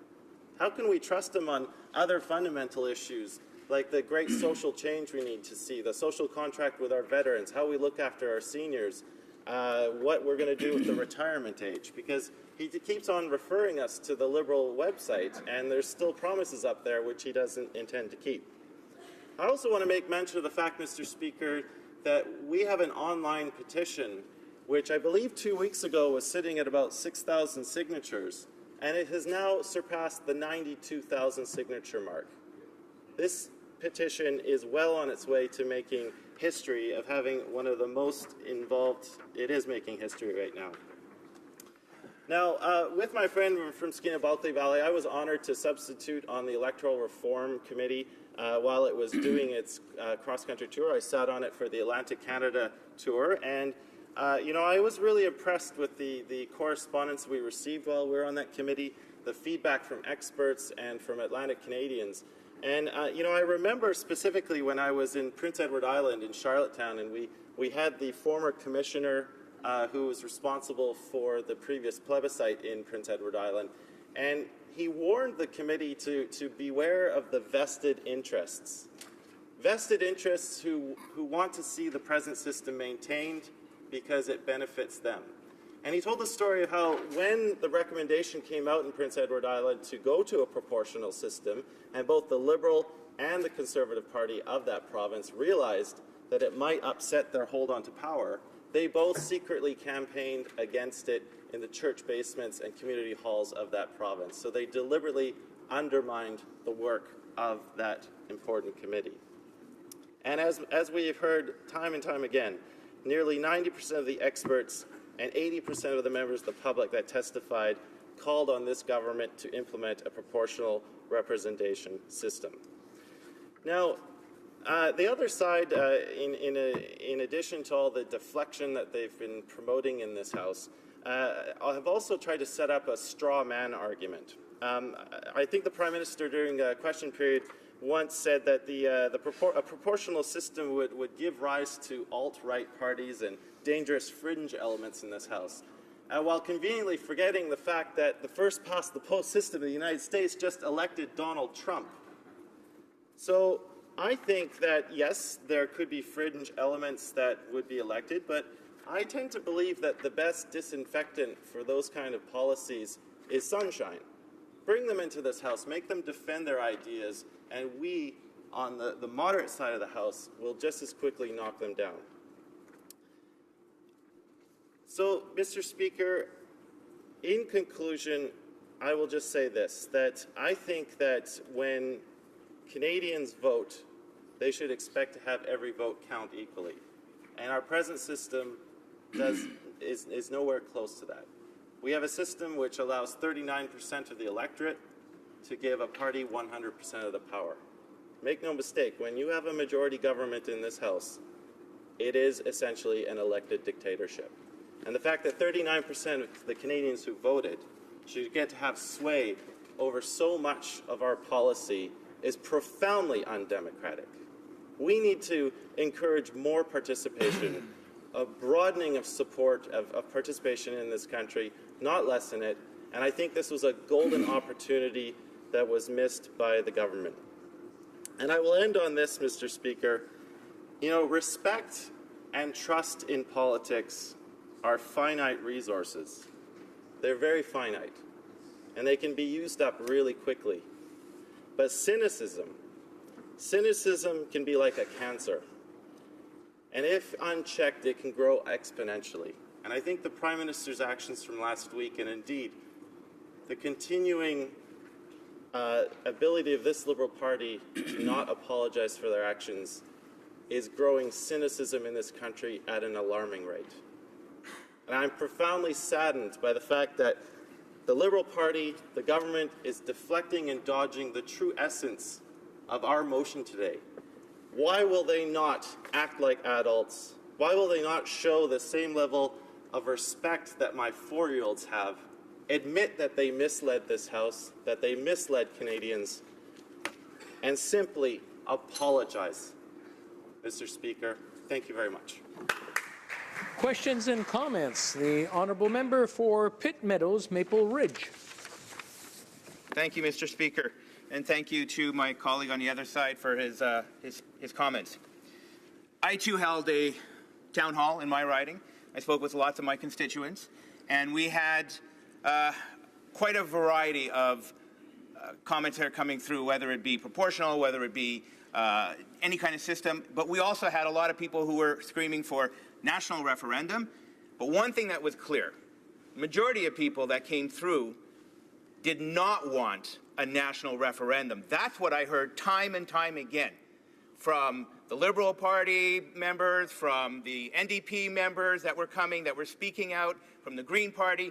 They did not want a national referendum. So what I'm having a problem trying to understand is how, after we gave up the majority on our committee for the first time to do the right thing, we end up with a recommendation that calls for a national referendum. I'd like to know how my colleague across can explain that to me, please. The honourable member for Cowichan, Malahat Langford. Well, Mr. Speaker, I think I need to give my friend a little bit of a lesson on the definition of reaching consensus. And in this place, with 338 members of Parliament, represented by the various different major parties, you sometimes have to drop some provisions in order to work together. The fact of the matter is I was on that committee. It was the Liberals who were holding everything up. And the fact that the NDP and the Conservatives could come together, the Bloc and the Greens could come together and reach an agreement, says something. We made the process work. And again, that member is deflecting from the real issue of this motion, Mr. Speaker. I simply want them to admit they misled Canadians with a fundamentally black and white promise, and to apologize. Thank you. Say sorry. Questions and comments? The honourable member for Calgary, Rocky Ridge. Speaker, and thank you for this. I thank the member for his speech. The previous intervention was particularly troublesome, Mr. Speaker. The suggestion that the government side give up its majority on a committee and then act with dismay when the committee, which they lack a majority on, doesn't give them exactly what they want or exactly what they were expecting, and that it's somehow the committee's fault, since they were given a majority, to not turn around and hand the government back what it would prefer. Really, Mr. Speaker, it takes a particularly special type of arrogance to suggest. I'd like my friend, I'd be interested to hear his comments on just what the committee's work was about and the arrogance with which such a suggestion could be made. Honourable member for Cowichan, Malahat Langford. Thank you, Mr. Speaker, and I appreciate my colleague's question because, having had the honor of sitting on that committee for the short time that I was there for those 4 days, I was really amazed by the passion with which we all got involved, and even ordinary Canadians. I think this was one of those golden moments in Canada's history where so many people got caught up in the possibility of reform. And yes, there were a variety of opinions held on what system would be best for Canada. That's what a democracy is. But the fact of the matter is, Mr. Speaker, is that we had a committee set up to roughly in proportion reflect the number of votes each of those parties received. A majority of the parties on that committee reached a consensus and had a clear recommendation for this government. That's all that needs to be said. We have time for a very, very brief question. The honourable member for Hamilton Mountain. Yes, Mr. Speaker, and I want to thank my colleague for his informative speech that he gave. One of the things that I understand is that when the committee was formed, they went from coast to coast to coast and did unbelievable hard work, taking time away from the families to listen to many, many, many citizens across Canada on this issue. And during that, they found out that nearly 90% of the experts and 80% of the members of the public that testified called on the government to adopt a proportional electoral system. So my question is, the Liberals got 100% of power with only 39% of the people that voted. So does he feel that there's a good consensus, a clear consensus on what people wanted on electoral reform? And does he feel there was a clear consensus on what the people were giving the government the majority? In 30 seconds or less, the honourable member for Cowichan, Malahat Langford. In a short answer, Mr. Speaker, yes, absolutely. I do feel that we reach a consensus. The committee's report is extremely detailed and elaborates all of the testimony that we received during that committee. And I feel strongly that the work that was put into that, not only in that committee, but members of Parliament across this chamber who went and took the time to hold town hall meetings, consult with their constituents, what the minister did. So much money and so much effort was put into this venture. And then to just have it end like that, just a real sense of betrayal, Mr. Speaker. I can't say it any better than that. Thank you. Resuming debate, the honourable member for Elmwood Transcona. Thank you very much, Mr. Speaker. And for the benefit of those who may be listening at home, I'll remind the House the motion that we're debating today, that in the opinion of the House, the government misled Canadians on its platform and throne speech commitment. Quote, that 2015 will be the last federal election conducted under the first-past-the-post voting system, end quote, and that the House call on the government to apologize to Canadians for breaking its promise. It's a simple motion in response to a simple act when they came out last Wednesday and announced that they just simply wouldn't be following through on their commitment. It was a clear commitment, and it clearly demands an apology to this House and to Canadians, Mr. Speaker. I rose in this House last spring on an optimistic note because the government, which had, first of all, made that commitment in the election, repeated it in its throne speech, then proceeded to drag its heels in getting the process started. Incidentally, later they would argue they didn't have enough time to change the voting system, but they burned up 6 months sitting around to come up with a lame idea, which was just to have an ordinary committee I mean, how it takes you 6 months to come up with the idea of establishing a regular committee with a government majority, I don't know, Mr. Speaker. Neither did Canadians, neither did the media. That's why it was panned broadly when it came out. And so last spring I was pleased to rise when the government saw fit to act on a good idea, which was the NDP idea to have an all-party committee where they wouldn't have a majority. And it seemed like maybe this was a step forward. Maybe the government actually, after all, was serious about following through on that election commitment and throne speech commitment. So that was an optimistic time. And since then, a lot has happened. And some seemed like we were moving in the right direction, and then there were setbacks. For instance, last October, it felt like a setback when all of a sudden the Prime Minister, who had said many times in this House that 2015 would be the last election under the first-past-the-post system, said in an interview that, quote, under Mr. Harper, there were so many people dissatisfied with the government and its approach that they were saying we need an electoral reform so that we can no longer have a government we don't like. However, under the current system, they now have a government that they're more satisfied with, and the motivation to want to change the electoral system is less urgent. Essentially saying when it works for me, it must be working for Canadians, and when it works for people I don't like, well, then we got a problem. And that felt like a setback. That felt like the Prime Minister was moving away from his commitment. Then later, on December 2nd, hope sprung again, Mr. Speaker, because then the Prime Minister said, I make promises because I believe in them. Okay? He said in Toronto, I've heard loudly and clearly that Canadians want a better system of governance, a better system of choosing our governments, and I'm working very hard so that 2015 is indeed the last election under first-past-the-post. Now, they've since said that there wasn't consensus. That sounds to me like the Prime Minister was saying there was a consensus, that we need to make a change. And when you have that kind of consensus for a change, granted, that's not the same as consensus on a solution, but what people expect from their government is leadership to put forward a proposal that might actually put us forward. We're still waiting on the proposal. They've announced they're not keeping the promise, and we never even heard what their proposal would be, Mr. Speaker.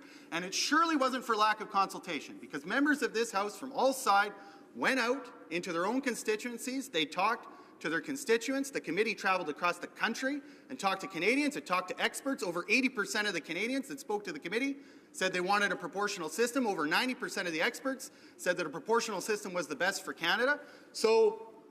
And then we heard all sorts of possible solutions and possible voting systems and possible proposals. The government had but to pick one and put it to Canadians.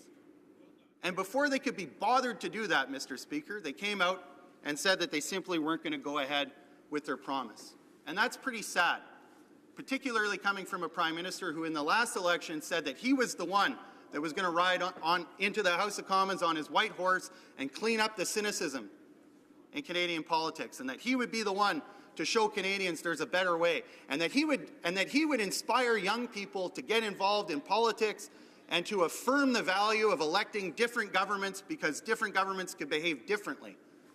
And last Wednesday, and that, believe me, Mr. Speaker, that's not the only example, but last Wednesday was the most cut and dry example of the Prime Minister walking away from that message of hope. And we see it in a week, Mr. Speaker. Well over 90,000 Canadians have signed an online petition calling on the government to keep its promise. And that's not 90,000 people in the rinky-dink way that they set up the My Democracy survey, where we don't know if they live in Canada or we don't know if they signed up many times, because the e-petition system, unlike the government's lame survey, actually has integrity. So we know that that's over 90,000 individual Canadians that have signed that e-petition that are calling on the government to keep its promise. And instead, what are they doing today? Standing up and shamefully saying, not only are we going ahead with breaking that promise, but we don't even have what it takes to apologize for going ahead with that. And then we're told that this is the government that's going to bring an end to cynicism. Well, let's look at their excuses for breaking that promise, Mr. Speaker. At the time that they decided to break it last week, the initial answer was, well, you know, there isn't consensus. And we've certainly heard that from Liberal members here today. Although I say you can't have consensus on a proposal you never make. So there's something kind of structurally wrong with that argument. Maybe if they had actually proposed something and couldn't reach a consensus on that, then they might have a case, although we don't even know what the threshold for consensus is. Is it a vote in the House of Commons? Is it a referendum? Is it how many retweets you get when you put it out on Twitter? We don't know. The government hasn't said. So there's an issue with with saying that they don't have consensus when they haven't tried. But there's also an issue with the government who says, well, you know, we need to have consensus, whatever that means. I don't know if that means every Canadian in the country has to agree on one thing before we go ahead with it. They certainly didn't think they needed consensus to break promises. So it's an interesting inversion, Mr. Speaker. I think if you were to go and talk to most Canadians, what they would say is that a government can go ahead and implement their election promises that they haven't a mandate to implement. And if they want to break those promises, then they should be looking for consensus from Canadians to say, yeah, you know what, something has changed since the election, something has changed since I decided to cast my ballot for you, and so I agree that you need to break this promise. No, instead, they're going around breaking promises all over the place without consensus, and then saying they need consensus just to keep the promises they made during the election. I mean, I can't be the only one who thinks that's completely backwards, Mr. Speaker. So, for instance, when they said they wouldn't approve new pipelines without a new process, and then went ahead and approved up to at least 3 pipelines under the old Harper process that they ran against, that to me seems like something they might have sought consensus for, Mr. Speaker. I don't think they would have found it. I don't think they would have found it if they had sought consensus on that, but they don't think they need consensus to break their promises, only to keep them, Mr. Speaker.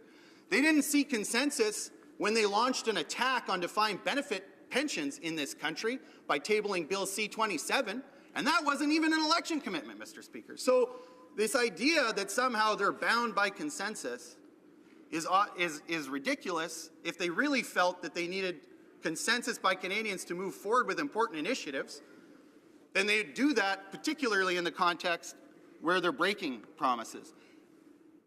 So that was laughable, Mr. Speaker. I don't think anyone in Canada is buying the idea that simply because there wasn't consensus when the government never even so much as tried to build it around a particular proposal, that somehow that's an excuse for breaking a cut and dry promise. So then there was the leak to the Huffington Post that, well, you know, maybe this wasn't about the lack of consensus. Maybe this was about the growing threat of the alt-right. And this was really about Prime Minister Trudeau, you know, standing up against the alt-right and making sure they couldn't sneak in. But the fact of the matter is, and you know, members have said it before, I believe a point of order was made by the honourable member for Ajax, and I have to admit that I heard it too. We're not allowed to name the members in the House, and I believe the honourable member, not on purpose, but mentioned the Prime Minister's name as opposed to referring to the Prime Minister.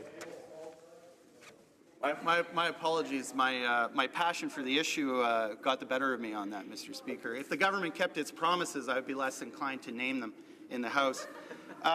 So that's what we heard, was that this was really about defending Canadians about the alt-right, except that we know in the South, we just got one of the alt-right guys in there under a first-past-the-post system.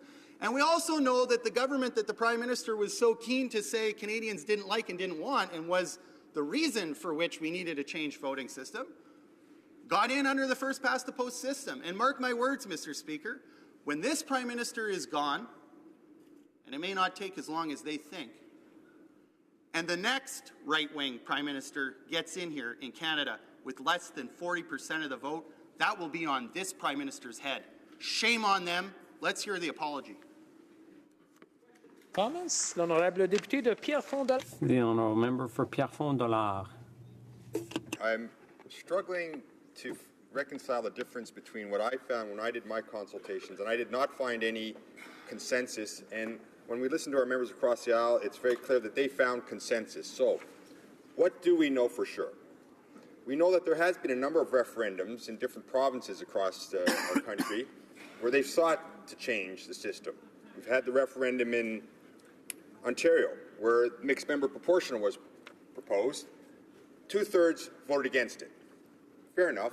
We had a different referendum for a single transferable vote in British Columbia.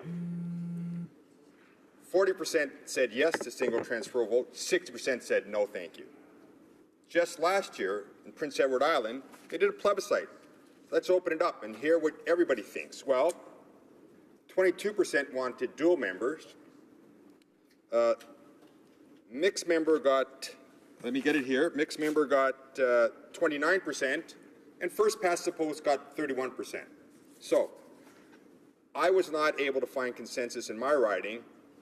They seemed in all of their ridings to find a very strong consensus. We have a disagreement there. How do we reconcile that with what we know took place with all these different referendums? And what leads you to believe today that you're correct to see there is suddenly this great consensus? I'm sure the honourable member isn't seeking my opinion. I'm sure he means the honourable member for Elmwood-Transcona, so we'll let him go ahead. My honourable colleague, in the first referendum in BC, actually 58% of the people voted for change, but the government had set an artificial supermajority, and so that's why the first referendum in BC failed. In PEI, the reason why you had such low thresholds, and he's quoting people's first preference, is because they had an alternate ballot, Mr. Speaker, and the result of that referendum was actually a call for proportional representation, mixed member proportional representation, which that Liberal government in PEI decided to ignore. So there are actually some similarities. It's not in respect to what people want. It's the behavior of Liberal governments. And frankly, Mr. Speaker, part of my speech, if the member was listening, was that the idea that somehow we need a unanimous consensus in order to proceed with electoral reform, that was not the promise of the government. They didn't say, we're going to go out and we're going to get every Canadian to agree on the exact same system and then move forward with change. They said, we're trying to build a mandate to change the system. They got it. Over 60% of Canadians voted for a party in the last election that said we need to change the system. So enough with the red herrings. Let's get on with the apology. Questions and comments. The honourable member for Bruce Grey, Owen Sound. Well, thank you very much, Mr. Speaker, and I want to thank my colleague down the way here for his passion on this issue. And I know in the last election, many people in my riding, people who traditionally voted NDP and Green because of a clear promise made by the Prime Minister on electoral reform, they voted Liberal. And you know, I would never say it or infer it in this House, Mr. Speaker, but there's a lot of Canadians out there, including in my riding, that feel that they were deliberately lied to. So my question to the member is, does he think that the Prime Minister deliberately lied to Canadians? The honourable member for Elmwood-Transcona. Well, as I said, I mean, this has been a tumultuous process since the last election, and there have been times where it really did seem like the government was trying to maneuver out of its promise early on. I would say due to the good work of opposition parties who thought that the government shouldn't be able to easily abandon its promises to Canadians, we were able to work together, even though there were some pretty serious disagreements, on a path forward to get a concrete proposal, one that respected what Canadians told the committee in terms of what they want, one that respected what experts testified was best for Canada, and then we came up with a proposal on how to move forward on a process. So we've got a situation here where the opposition parties together have provided far more leadership on the government's campaign promise than the government itself. If in that context, a government can't find a way to keep its own promise, I don't know in what context they possibly could. So I'm not at liberty to say whether someone lied or not in this House, but Canadians can draw conclusions from the facts. They're compelling. Thank you. Resuming debate, the Honourable Parliamentary Secretary to the Minister of Public Safety. Thank you, Mr. Speaker, and it's a great privilege to rise in this House and get an opportunity to speak. I want to start by thanking all the members of the House who were involved in the special committee. Indeed, all members who held town halls and discussions about electoral reform with their constituents.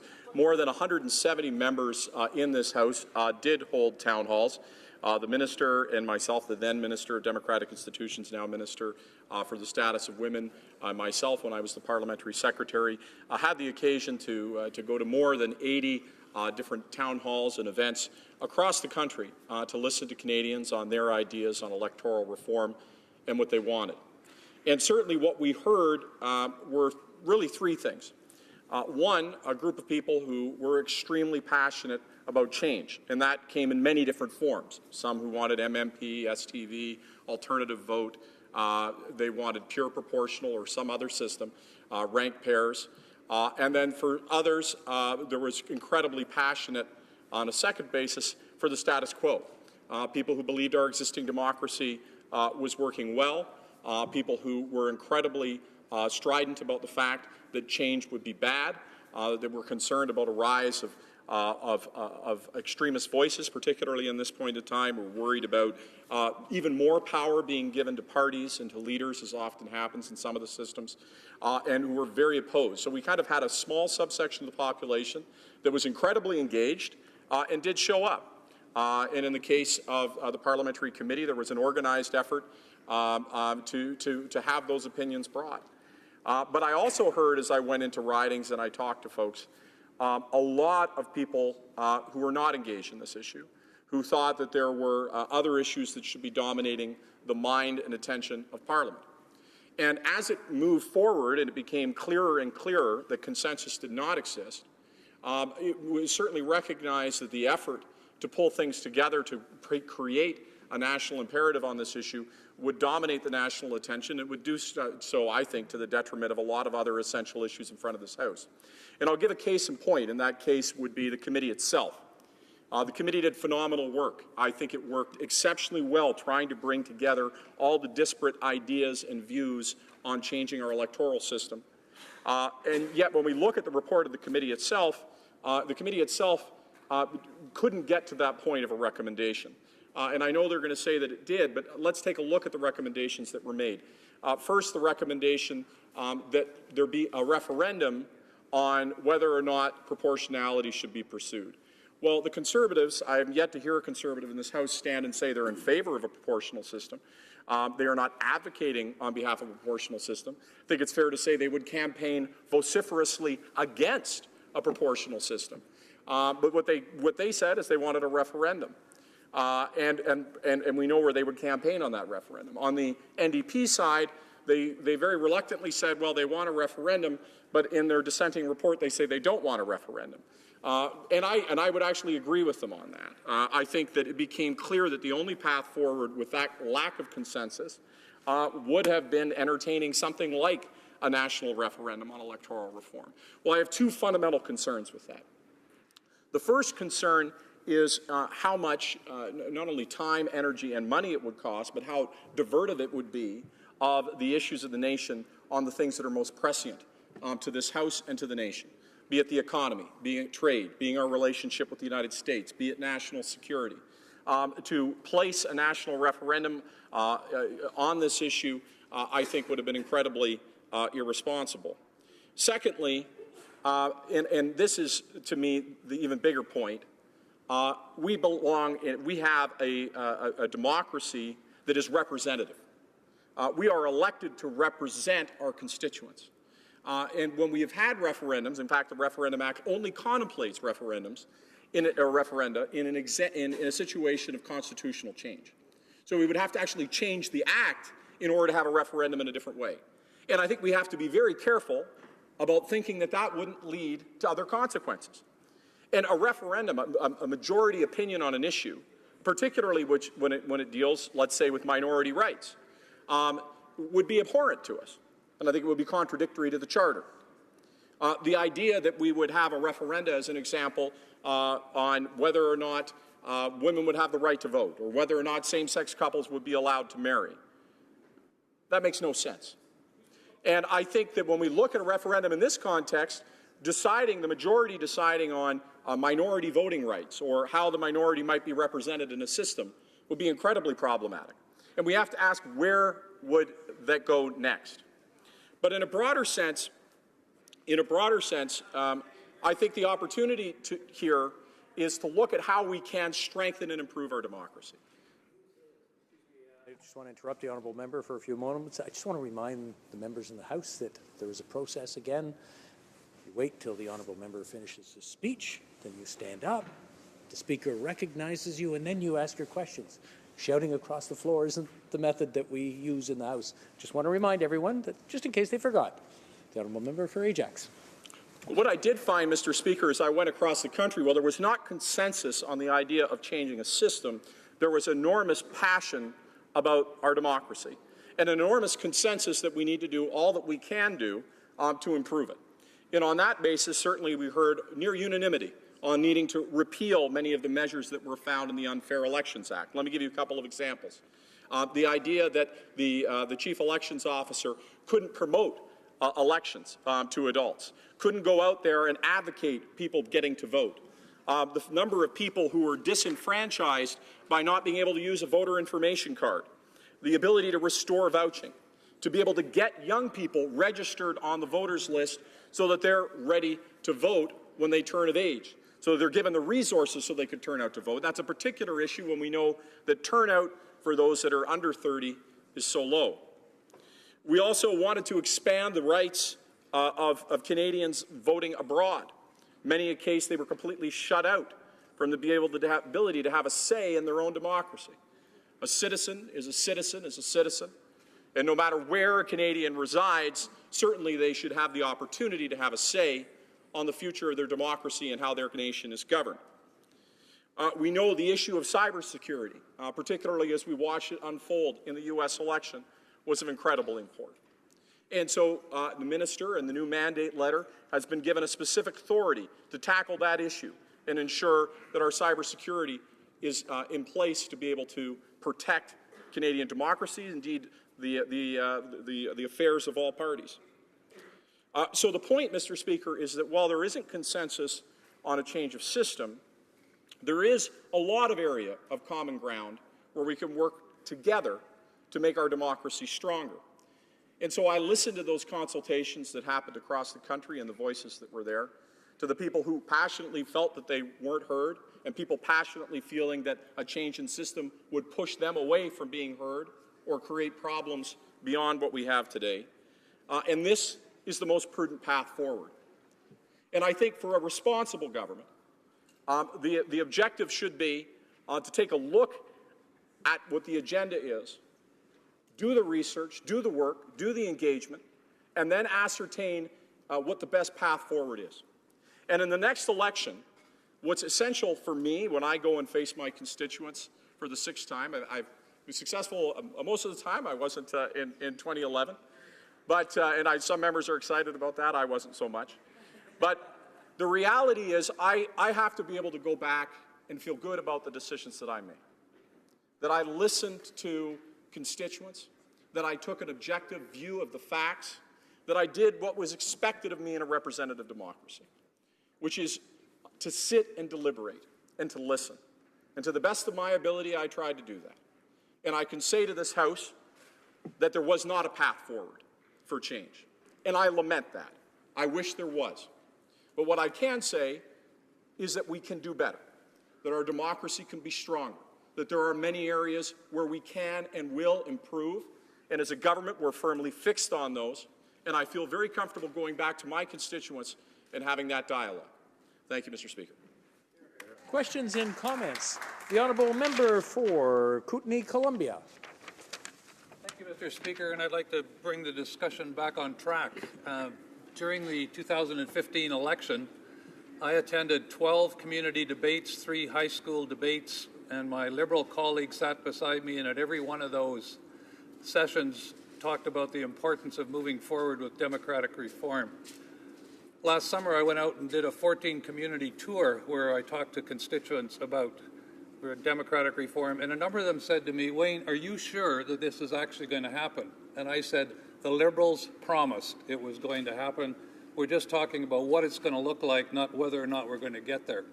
So my question for the member is, when is a promise not a promise? And if you break that promise, should you not apologize? The Honourable Parliamentary Secretary.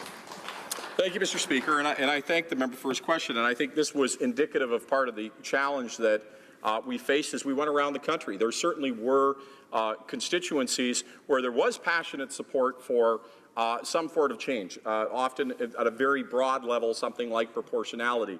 But then there was enormous difference even inside of that about what that proportionality would mean. The problem was that as I went to other constituencies, frankly including my own, there was a very strong voice that said, we have no interest in moving to any form of proportionality, and if you go in that direction, it's going to be detrimental to our democracy and it's a bad idea, don't do it. And I think that what a responsible government does, what a responsible legislator does, is they listen. And that when you're applying legislation, it's not a battering ram. You don't say, damn the torpedoes, and don't listen to anything, we're just going to ram it through. I don't think that's being responsible. What I think being responsible is taking a look at what is the field of opportunity to act. how much are you going to have to expend on other issues in terms of political capital to get it done, and how much does the population want it relative to other issues? I don't think spending the next 3 years talking about electoral reform would serve the constituents that I serve or the nation more broadly. I think that the answer is to make the system as best we can without engaging in an all-out divisive fight over what system we were going to go down. And that's why we landed here. So there's much that we can do, and I think we should focus on that. But I think rightly the major attention of this House has to be on trade, has to be on jobs, has to be on the border, has to be on national security. And I think that I would have faced an enormous backlash if we had done any different. Questions and comments. The honourable member for Thornhill. Well, thank you very much, Speaker. And I must say that constituents in Thornhill, like those in Ajax, before the 2015 election, showed very little interest in electoral reform. And during the committee's work over the roller coaster ride of the last year, waiting for a majority recommendation, were only conditional in hoping that there would be a referendum for whatever system was recommended.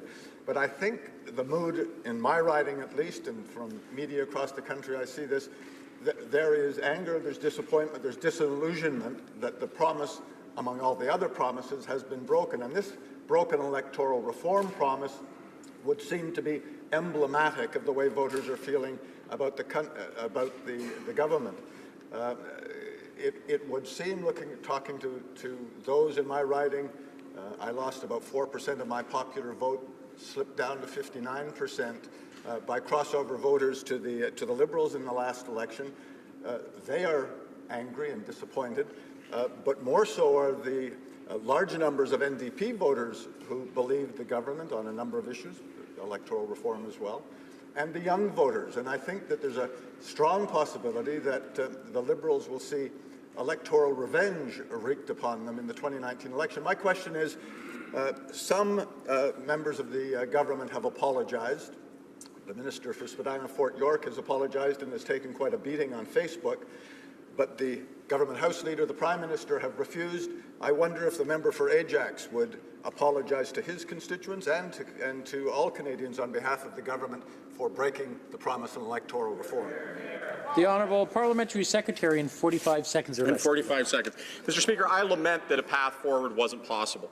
But I think responsible leadership is taking a look at the facts and making a decision that is best for your constituents. And I absolutely feel that's what we've done. I find what the member saying a bit confusing. He's saying that his constituents weren't in favor of electoral reform, don't want it, but that he wants a referendum so he can, campaign against it? That doesn't make sense, Mr. Speaker. It's divisive, it's unnecessarily costly, and it would pull us away from the matters that we should be focusing on. So when the Conservatives say they want a referendum but they don't want change, they want a referendum so they can campaign against it, it's an illogical supposition.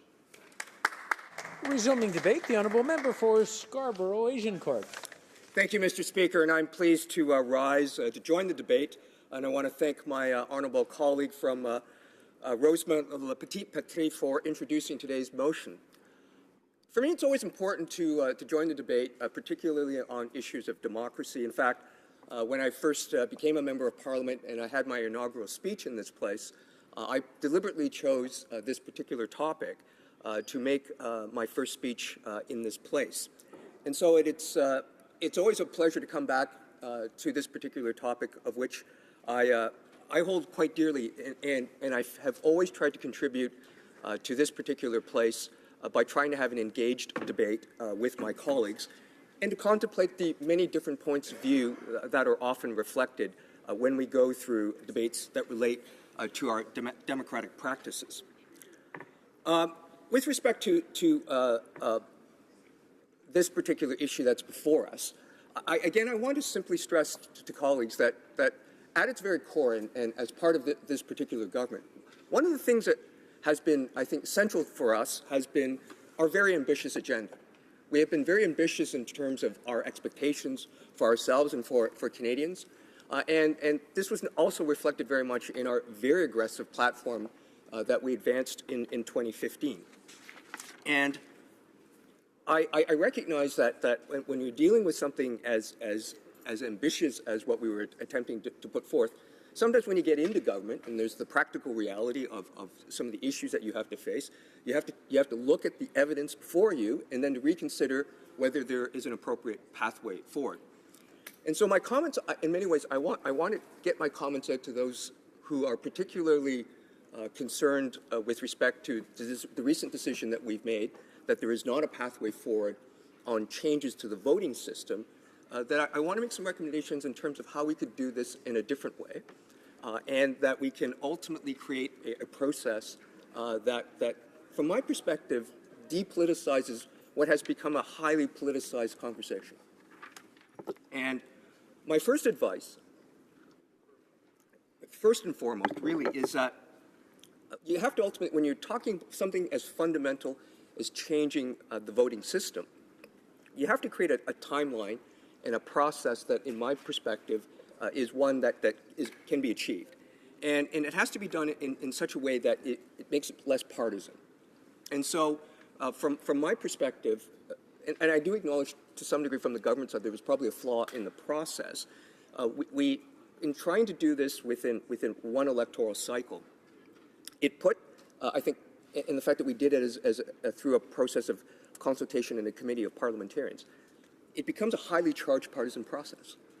And from my perspective, that's not helpful in terms of actually getting to a consensus position on actually moving forward to a change in our election system. And it would be my recommendation for those who continue to advocate for that particular change to, first of all, do so through a process that actually takes it out of our hands as politicians and puts it to perhaps a panel of constitutional experts, or possibly through to, in some cases like in Ontario, has been suggested, through a constituent assembly, which was the process that was followed in 2007, so that you can ultimately come up with some kind of binary question, some kind of, we have a current system, and this is the other system that we are actually proposing to consider. And to do so in such a way that has a timeline and a time frame that takes it out of our hands as politicians who have a vested interest in the particular outcome of whatever change or no change might actually take place. And so, from that perspective, that would be just simply my recommendation for those who are very passionate about changing our voting system. I listened earlier today, and I haven't had the opportunity to catch all of the debates. I actually sit on the Standing Committee for Procedure and House Affairs that's actually charged with looking at changes to the Elections Act. But I did have the opportunity prior to us meeting as a committee to listen to the Minister of Democratic Institutions, who stressed, I think, what was a really important point, in that in this place, and I said at the beginning of my debate, that there are going to be times that we're going to have a strong disagreement on particular points of view, including on pathways of moving democratic change forward. The point of this place is ultimately to have those kinds of conversations. And from my perspective, what we have to ultimately do is to take it, while we distill those kinds of conversations, at the end of the day, when we're coming to changes in democratic reform, which should still ultimately be driven by what is in the public interest, what is ultimately for the benefit of all Canadians, and to try to come to a place, and I want to do a shout out to all my colleagues, for example, on Procedure and House Affairs, where we've generally worked very well on a consensus basis to move forward on most items where we're trying to make participation in our democratic process better, and to try to remove the kinds of barriers to democratic participation where possible. And of course, there are going to be particular instances where we don't agree, and we've done so. We set those kinds of issues aside, but we ultimately will come down, I think, again with the lens of what do we have to do, and what does it take to make Canadians or our citizens as a whole feel that this place and that our democracy belongs to all of us and not to a particular set of narrow partisan interests. And so it really is with that particular lens that I apply to moving forward on democratic change. And so the things that we brought forth, for example, and my friend from Ajax, the Parliamentary Secretary for Public Safety, I think most aptly noted, we've moved forward on Bill C-33 with a number of changes that we felt were attempting to undo some of the aspects of the so-called Fair Elections Act from the previous Parliament that, from our perspective, made it more difficult for citizens to more fully participate in the democratic process. And he's already laid out what those elements happen to be, so I won't repeat them. But it's exactly that kind of work that we're doing. And it's difficult work, but it's work that we have to continue to push forward at all times, and work that I know that the Minister of Democratic Institutions will continue to do on further aspects of strengthening our democracy and looking at continuing challenges to our democratic practices. So whether it's with respect to our fundraising rules, whether it's with respect to the possibility of external threats to our democratic system, we have to constantly work at it, and we have to constantly work at it collectively and together in order to more strengthen our democracy. Finally, as the member from Ajax did note, many of us held town halls. And I held a town hall as well myself in the electoral district of Scarborough-Agincourt, where I heard from constituents on a wide-ranging varieties of concerns that they had with the democratic system and with the potential changes to our voting regime. And like him, I heard divergent views, everything from those who wanted to keep the current system, those who wanted proportional representation, those that wanted some kind of different type of system, like a mixed-member proportional system that you might see in places like Switzerland or Germany. And as you can see, there's a wide-ranging, diverse possibility of electoral systems that are available to us. The only caution that I would simply add to that is that regardless of what system someone wants to advance, we need to keep it within the context that we operate within a British parliamentary Westminster model. And I'm going to, table my particular bias. I have always been one that has strongly favored and believes strongly in the democratic accountability that each of us as members have to the single-member constituency model that we have. A number of the other systems, whether they're blended systems or proportional representation systems, particularly in closed-list systems, we would erode that level of accountability, in my perspective, if we were to adopt those particular systems. And I think that it would be highly detrimental to the system of democracy that we've developed here following the Westminster model. And so I have always, regardless of whatever changes we try to make things better and more participatory for our citizens in the democratic process, I have always believed strongly in a system that ultimately has myself as an elected representative accountable to a specific constituency or a specific body of individuals that I ultimately have to answer to in an election. And so it really is, and that's my bias, and that's the frame in which I come from. But I think at the end of the day, it is that level of accountability that I think is what ultimately holds us each in this place. And I would be and continue to be of the view that model is still one that serves us well. Thank you, Mr. Speaker. Questions and comments. L'honorable député de Saint... The honourable member for Saint-Hyacinthe-Bagotte. Merci, Monsieur le Président. Je laissais la... Well, thank you, Mr. Speaker. I was going to give my colleague an opportunity to ask a question. Now, the colleague opposite talked about our responsibilities as representatives of our constituents, and that's why I rise today, because I represent the people of Saint-Hyacinthe-Bagotte who are disappointed. They're disappointed because many of them participated in the consultations. The majority of them said that they wanted a system where each vote counted. And despite the fact that they selected me, in the days following the election, they were happy to have a government that said it was going to be doing politics differently, changing things. So if I rise today, it's because I want to tell the House, in fact, just how disappointed they were with the broken promise, to hear the broken promises from the throne speech. Now, I'd like the member opposite to tell us something. He talks about our responsibilities to the voters of Canada.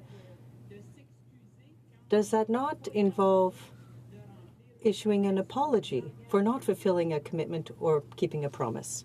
For Scarborough Agincourt. Well, thank you, Mr. Speaker, and through you to my colleague on the other side, of whom I have tremendous respect for. Governments invariably are faced with, again, let me also express that there is a measure of disappointment that we couldn't find a pathway forward.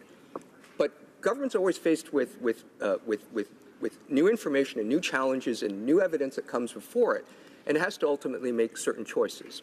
And as we've seen, and this was in no way, again, getting back to my earlier point about our ambitious agenda and our ambition for Canadians, we made it very clear that we would consult broadly with Canadians, and that is exactly what we've done. I can't think of more engagement on a particular topic than on this particular topic, whether it was with respect to the 170-odd members that had town halls, with respect to the consultation, the minister and the parliamentary secretary traveling across the country, the special parliamentary committee that was formed to consult with Canadians on this particular issue. And as has been noted, because we couldn't find an ultimate consensus. Sure, there may, again, remember, all the political parties have a particularly driven view on what type of reform they would like to see, or lack thereof. And we have a particular partisan concern or perspective on the pathway forward. But from my perspective, at the end of the day, we saw from Canadians that there was a huge divergence of views, and that does not necessarily, though, from my perspective, diminish our intent to still move forward on so many other aspects that will enfranchise our citizens in participating in our democracy. Questions and comments? The honourable member for Humber River Black Creek. Thank you very much. I want to congratulate my colleague for his excellent comments, and to my colleague from Ajax, who did an immense amount of work on this issue for quite a long time. And it was disappointing, I think, to many of us that there wasn't consensus. But clearly, when you look at it, there was not consensus as to which way we should go on such an important project as changing the way that we cast our votes in this country. I don't see this as the end. I see this as we looked for consensus at this particular time, was not there. But if there's opportunities to strengthen our democratic process, I'd like to hear some of those ideas from our member. I know that we are looking into those things as well, and I'd like to hear some comments from my colleague on some of those thoughts to go forward to strengthen the democratic process. Honourable member for Scarborough Agincourt in 45 seconds or less. Well, thank you, Mr. Speaker, and I want to thank my colleague from Humber River Black Creek, who has been a mentor to me since I've had the privilege of joining her here in the House. As I said, there are many things that we're going to be moving forward with, and that, in fact, the committee that I sit on, Procedure and House Affairs, will be dealing with. As we know, already before this House, we have Bill C-33, and there are important elements in that that will, I think, certainly strengthen participation among our citizenry.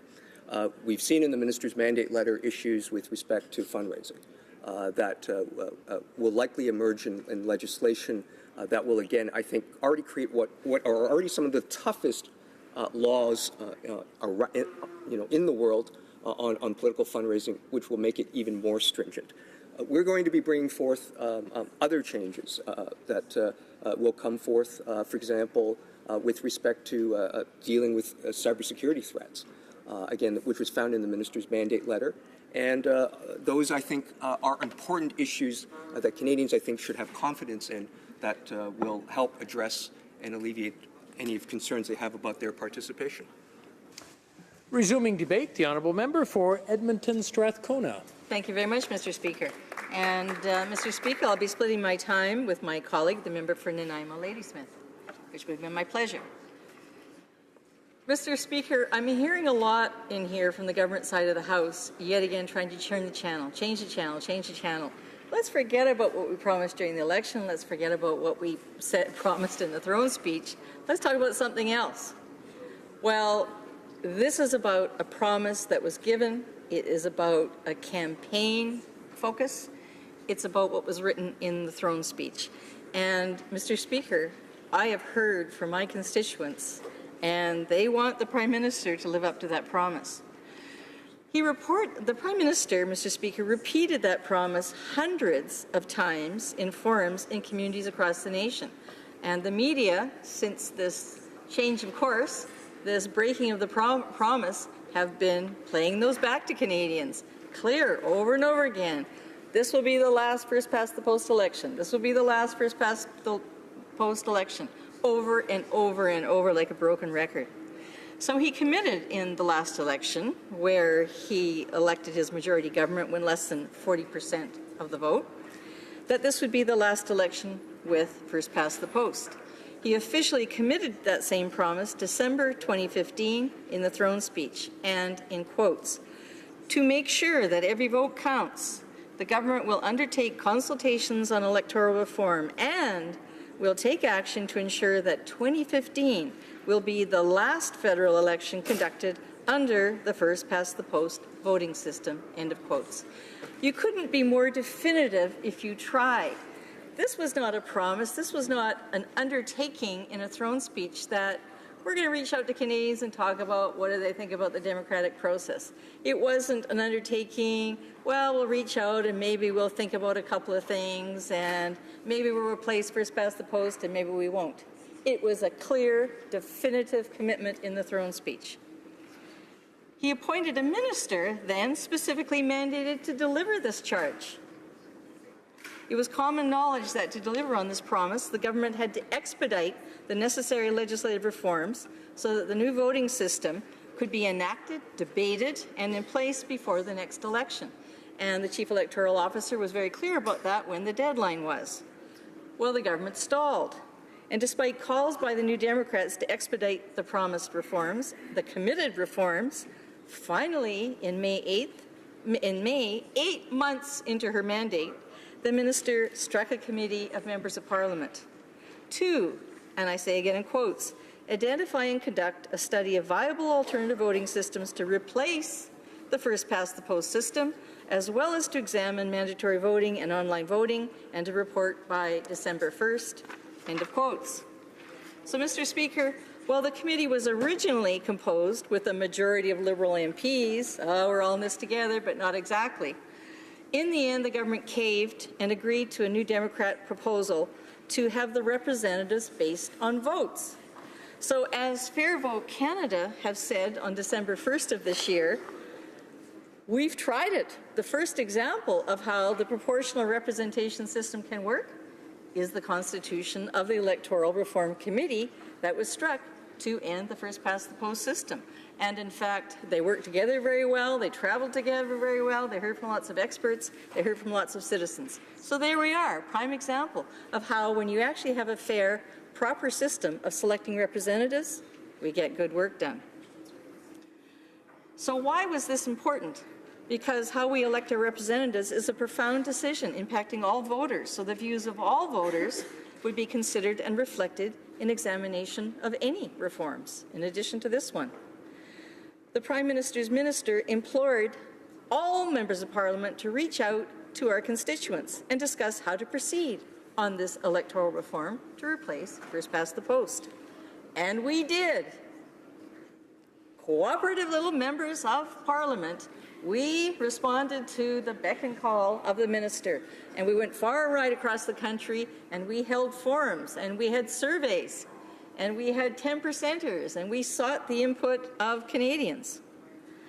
This dedicated committee also spent the entire summer break and most of the fall diligently traveling to communities, consulting, listening to experts on alternative electoral voting reforms, and summarizing their findings. Many members of Parliament took it a step further and sought further written feedback.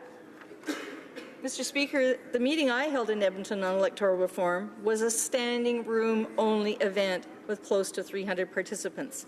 Hardly an example of lack of interest in reforming the system to replace the first-past-the-post. I then reached out to constituents with a survey, and more than 280 took the time to respond in depth to our extensive survey on electoral reform. A large majority supported a system where every vote must count. Well over half called the adoption of a proportional representation system the route they would like to go to. A lot of people said they'd also like to have a referendum, and we have agreed to a referendum, but a referendum on proposals to actually replace first past the post. Another promise broken. Right up until February 1st this year, the Prime Minister and his minister claimed to still be committed to delivering on this promise and commitment. On February 1st, the Prime Minister sent his newest Democratic Reform Minister out to break the news that he had decided to break this commitment. Worse, it was revealed that he had gone further and actually deleted from the mandate for the Minister of Democratic Reform, specifically saying she will not pursue electoral reform. Simply astounding. The Prime Minister now claims that Canadians suddenly don't want electoral reform. I mean, gosh, why did they come out to all those meetings? Why did they write those letters? Why did they call for reform? There's no consensus. How does he explain the hundreds who came out to the town halls, the very town halls that his minister called for? How does the Prime Minister explain the hundreds of Canadians who participated in the special committee consultation process? How much did that cost again? How does he explain his broken promise after 80% of the public and 90% of the experts called for proportional representation? How does he explain the hundreds of Canadians who took the time to send written views? Does he really believe that suggests a lack of interest still? How does he explain the over 90,000 Canadians to date signing a petition calling for him to deliver on his promised electoral reform to end first past the post?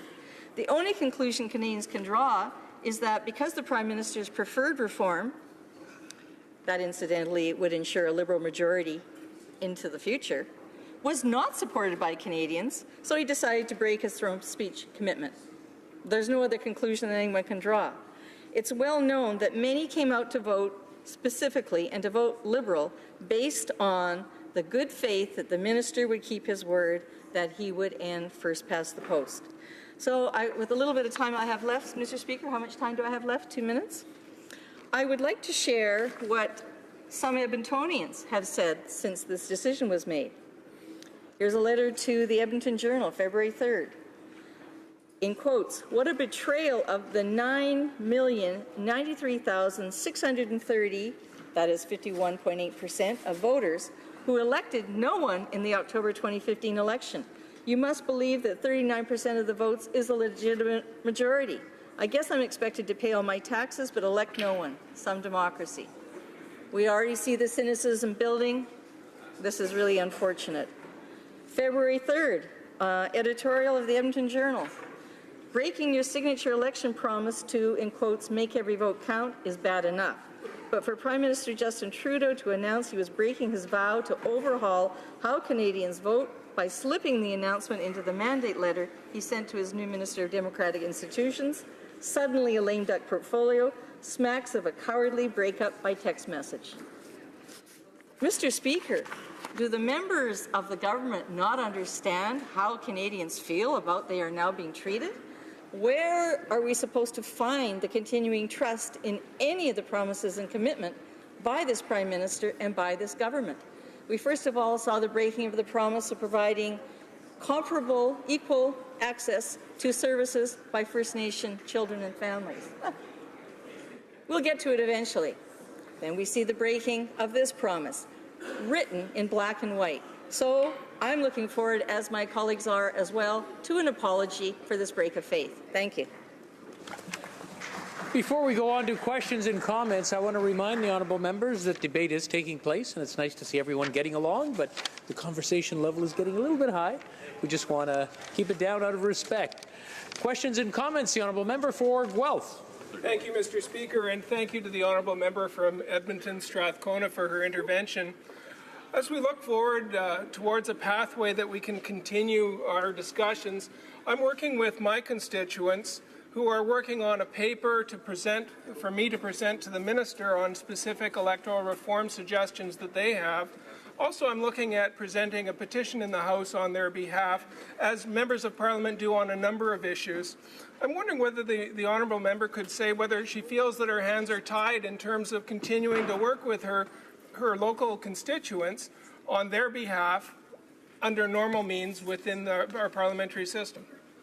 The honourable member for Edmonton Strathcona. Well, Mr. Speaker, I thank the member for his question. I never feel my hands are tied in trying to represent my constituents. That's why I took the time to speak and share here how exasperated they are with the breaking of this promise.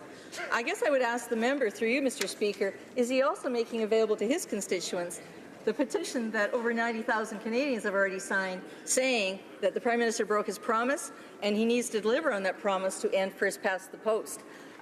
What are we going to continue to discuss? I'm sure we on this side of the House feel free to continue to discuss. But on the other side, are they going to defy their Prime Minister? Are they going to stand up in this place and say, that Prime Minister, my leader, broke his promise. I want him to change his mind and deliver on that promise.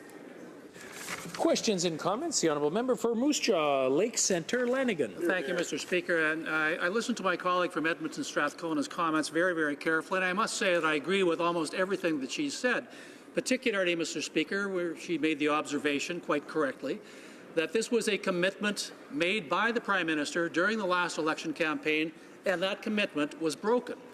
The statement the Prime Minister made when he said that this would be the last election, 2015 would be the last election with the first-past-the-post system, was not aspirational in nature. It was a firm commitment. It was something that he made a definitive promise to. And that's why so many people feel betrayed. But I would like to ask my colleague from Edmonton Strathcona if she is experiencing the same reaction in her riding that I am in mine. And that seems to be, Mr. Speaker, that the category of voters that seem to be most betrayed by this breaking of a commitment are millennials. The young people who felt that finally they were going to be seeing a system that they could actually engage in, that they could have a voice in, changing a fundamental system of our democracy. They're the ones that I'm finding feel most betrayed. I'm wondering if my colleague from Edmonton Strathcona could comment on that. The honourable member for Edmonton Strathcona. And I'd like to thank the honourable member for his excellent question. In all honesty, Mr. Speaker, I am hearing not just from millennials, I'm hearing from all constituents. And people of all ages came out to my forums, of all ages took the time to write to me. I am deeply concerned that, of course, we know that a lot of millennials came out this time, not just to vote, but actually get involved in campaigns and to endorse candidates. They believe the Prime Minister, and they've got to be brokenhearted. It's really going to break their faith with getting involved in the process ever again. So when the Liberals talk about, well, we're going to talk about something else in democracy, who's going to want to be involved? I think this is a serious, serious break with the faith of Canadians, and particularly young Canadians. Questions and comments? The honourable member for Windsor-Tecumseh. Thank you, Mr. Speaker. I want to thank my honourable colleague for the comments and for stressing the issue of a solemn promise that was broken. And not just a solemn promise, but a declaration in a throne speech that was broken that has led to a deep, deep dissatisfaction that's already causing people to come to us who have office and representation here, coming to us and telling us how disengaged they are now. If they were cynical before, there is deeper cynicism now. But more than that, I want to mention a constituent in my riding now who demonstrates the depth of that cynicism, that if we're going to move forward now, as some from the governing party have suggested, if we're going to move forward and look at electoral reform, he would like to see us considering demonstrating in this House the number of people who have abstained from voting. That would mean people who abstain from voting are recognized by having vacant seats in this House. And that, to me, demonstrates the understanding and conviction that every voice matters. And I wonder if the honourable member can respond with the depth of understanding and conviction of the people that she's heard from. The honourable member for Edmonton Strathcona in 30 seconds or 30 less, seconds. if possible. I'd like to thank my colleague for her question, but I would like to get a broader response. Right now, this government is out there encouraging Canadians to consult on a broad array of topics, including, finally, another promise they made to immediately restore federal environmental laws. Who on earth out there who cares about that is going to take seriously that this government is actually intending to respond and make substantive changes? So this has a much more serious effect on the attitude of Canadians to the federal government right now than they may have even considered yet. Statement by members. Déclaration de député. L'honorable. The honourable member for La Pointe de l'Île. Mr. Speaker, I remember on February 5th, 6th, and 7th, 1968, a conference was held in Ottawa, a major conference on the Constitution. Two visions clashed there. Quebec Premier Daniel Johnson stated that everybody knew that French Canada was currently profoundly discontent with its place in Confederation. He said, equality or independence. The other vision was Pierre Elliott Trudeau's. In Trudeau's opinion, French Canadians were not a people, they were just one of several minorities, not a founding people, a minority. It wasn't the rights of the Quebec nation that needed to be respected, it was individual rights. Quebec, just another province. We, like Pierre Bourgault said, we don't want to be just another province, we want to be just another country. Lakeshore. Mr. Speaker, February 1st marked the beginning of Black History Month. I rise today to pay homage to the person who was instrumental in making this a reality, the Honourable Jean Augustine. In December 1995, the Parliament of Canada officially recognized February as Black History Month, thanks to Jean and her motion. Jean is the queen of many firsts. She was the first Black Canadian woman elected to Parliament and the first Black Canadian woman appointed to Cabinet. She served as Minister to Prime Ministers Chrétien and Martin and sat in the House of Commons as the MP for Etobicoke Lakeshore from 1993 until 2005. This trailblazer and educator was also an activist for women's rights, and she worked tirelessly on anti-poverty initiatives and violence against women's issues. This only begins to touch on the amazing things this Order of Canada recipient has given to the community in our country. I have the honor to call her mentor and friend. Jean, thank you for your service. You are a tough act to follow. Bravo. The honourable member for Caribou, Prince George. Mr. Speaker, it is with heavy heart that I rise today to speak on behalf of one of my constituents and indeed a great Canadian. On January 10th of this year, Warrant Officer Ian Mothis passed away. Ian was a proud soldier and went to work wearing his pride for his job on his sleeve for all to see. Ian served for over 20 years, first in the infantry, then as a medic in the Army, and then most recently as a physician's assistant. He did multiple tours in Afghanistan and Kosovo. He served our country proudly, defending his fellow man and training Afghan soldiers in medical practice. In life, Ian never sought attention or accolades. As a matter of fact, I was told that he avoided it at all costs. Today, I rise to pay tribute to him as a brother, as a son, as a dedicated soldier who put his comrades and victims of war above and before himself, whose respect for the military and passion for the medical field will have a lasting legacy amongst those who served with him. To his comrades, friends, and the entire Mothis family, our hearts are with you as you mourn and you celebrate Ian. Thank you. The honourable member for Dartmouth, Cole Harbour. Mr. Speaker, I rise today to commend a pillar of our community in Dartmouth, Cole Harbour, Mr. John Burton.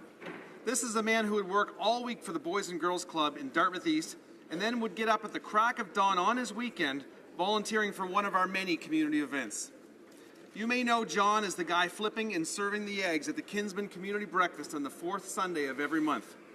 You may know him as the man making the pancakes for Breakfast with Santa. I know John Burton as the man who is always the first to offer assistance to anyone. We will miss him in Dartmouth Cole Harbour, as his work is now taking him to a regional position. Please join me in commending John Burton for being one of Dartmouth's best volunteers. The honourable member for Abitibi-Temiskaming.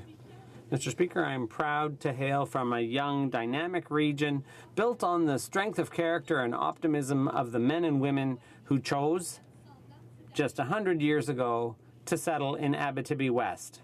That's why I wanted to let you know that Macamic and La Reine will both be celebrating their 100th birthday this summer. Macamic, my husband's hometown, means lame beaver in Algonquin or Lake of Wonders in Cree. Its residents will pay tribute to its founders during the massive celebrations to be held from July 14th to 22nd. My beloved hometown, La Reine, is the self-proclaimed capital of the end of the earth, so you're hereby invited to the end of the earth for the festivities from July 27th to 30th. I consider myself very fortunate to have inherited the strength of our pioneers and will be very proud to celebrate this heritage with my Abitibi West constituents this summer. Honourable member for Eglinton Lawrence. Mr. Speaker, Alzheimer's and dementia are heartbreaking diseases that cause people to lose their independence, their dignity, and their very loved ones. It affects over 500,000 Canadians, and that number will go up. To support those affected, we need to invest in research and better treatments, which is why I was proud to welcome the Minister of Health to my riding in Eglinton Lawrence, where we announced $1.4 million in federal funding for the Canadian Centre for Aging and Brain Health Innovation at Baycrest Health Sciences. Le Baycrest est une institution Baycrest is a world-famous institution for geriatric care and research, particularly for their contributions to the fields of cognitive neuroscience and aging. Proud that our government is committed to ensuring that those who suffer from Alzheimer's and dementia get the best health care that we can afford. Thank you, Mr. Speaker. The honourable member for Brantford Grant. Mr. Speaker, there is a new forest in my city. For the last 5 years, Brantford businesses, community groups, schools, charities, and residents have worked together to turn 65 unusable acres of land in the middle of an active industrial park into a forest with over 50,000 trees. A healthy, burgeoning forest with over 4 kilometers of walking trails, a thriving stream supporting aquatic life, abundant mammals, birds, and flourishing plant life. Prairie tall grass planted in elevated areas assists the sustaining of the endangered ecosystem. But most important is the hard work of so many Brantford residents to make this happen. To the Brantford Tree Coalition, founder Jim Berhalter, Chuck Beach, and your team, a huge shout out and thank you. I invite all Canadians to stop by and take a walk through Brantford's beautiful forest in the city.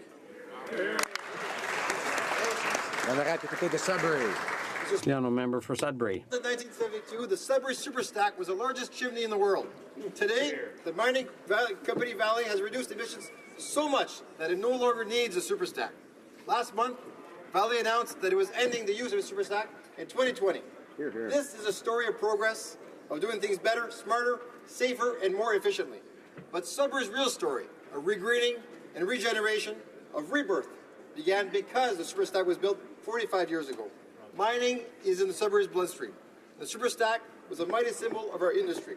Monsieur le Président, Sudbury is an excellent example. Mr. Speaker, Sudbury is an example of economic growth and environmental protection. Innovative green mining clusters in the world. Is Sudbury a shining example? Yes. An example that a strong economy and a healthy environment go hand in hand. 45 years ago, bigger was better. Today, smarter is better. The honourable member for Scarborough-Guildwood. Mr. Speaker, a few months ago, Vladimir Kara-Murza came into my office to promote Canada's adoption of the Magnitsky Act. He walked with a cane. His face and body showed the effects of being poisoned. He was originally poisoned following his appearance before the U.S. Congress, where he spoke of expanding human rights sanctions in Russia. We talked about the risk he was taking by appearing before a House of Commons committee. He knew he was at risk. I have seldom met a more intelligent and brave advocate for a just cause than Vladimir Kara-Murza. It's therefore very disturbing to learn that he's in a hospital, in a coma, a victim of a second poisoning. We know that the Putin regime will deny responsibility and promise a full investigation, just like the Putin regime denied full responsibility for Boris Nemtsov's murder, just like they did for Alex Litvinenko, just like they did for the former president of Ukraine. Vladimir, you're a brave man. Godspeed. The honourable member for Bruce Grey, Owen Sound.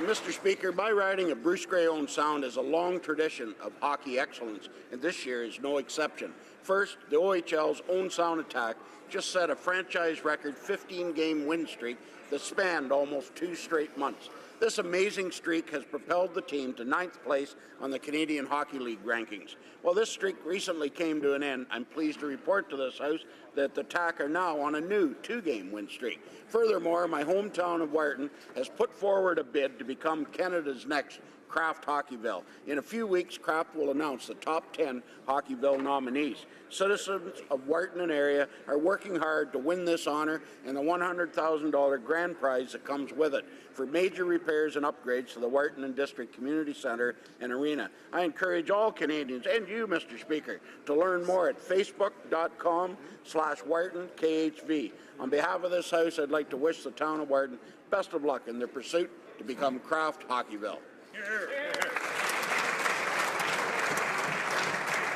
I've had a one-game scoring streak on occasion.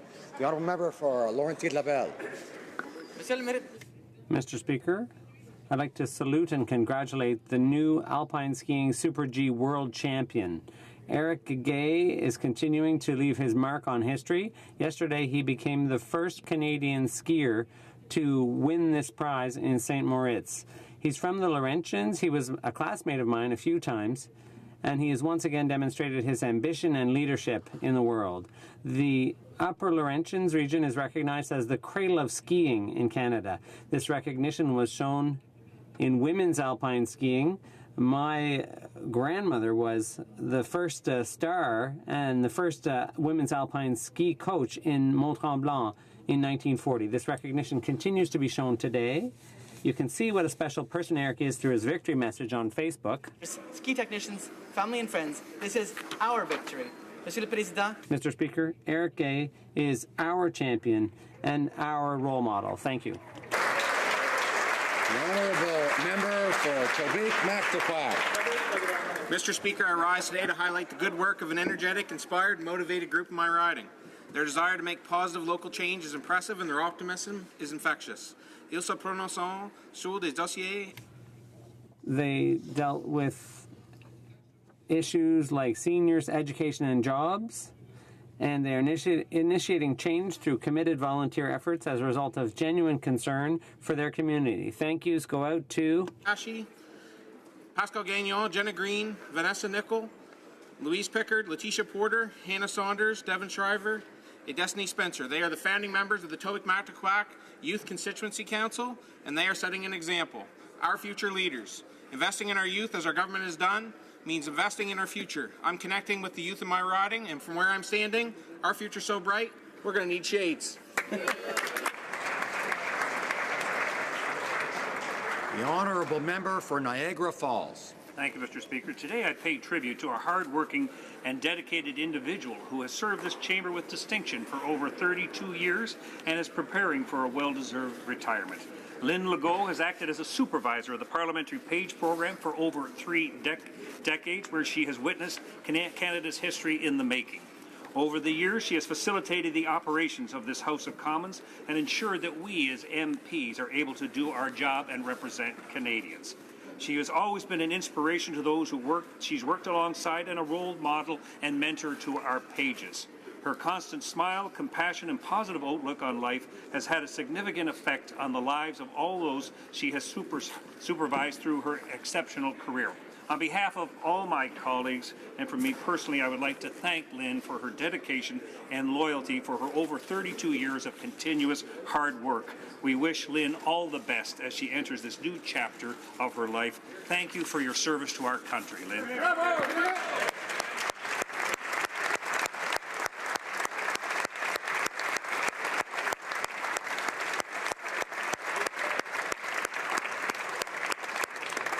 Honourable Member for Charleswood, St. James, Assiniboia, Headingley.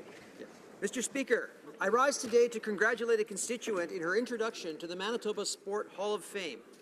From 2000 to 2004, Rihanna Lair-Blacher represented Canada at many international swimming competitions, including the 2000 Olympics in Sydney and the 2004 Olympics in Athens.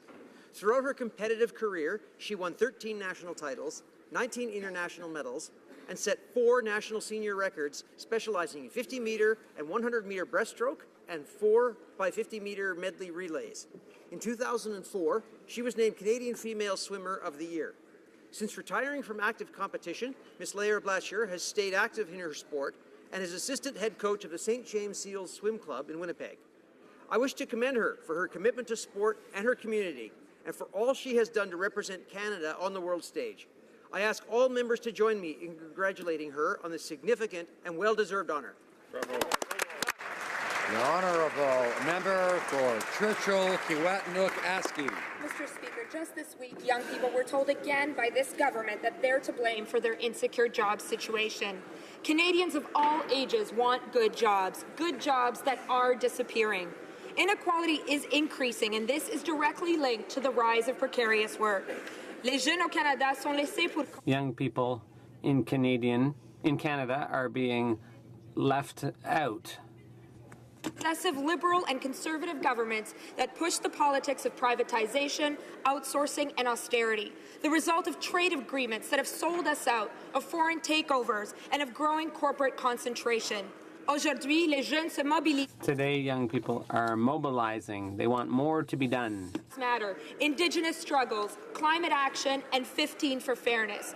They are challenging a system that is holding us back.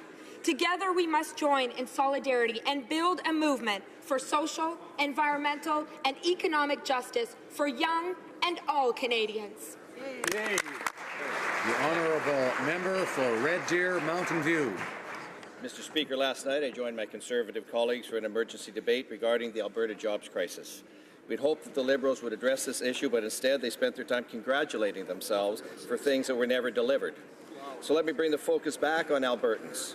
Over 200,000 Albertans have lost their jobs, and it is crippling the entire Alberta economy.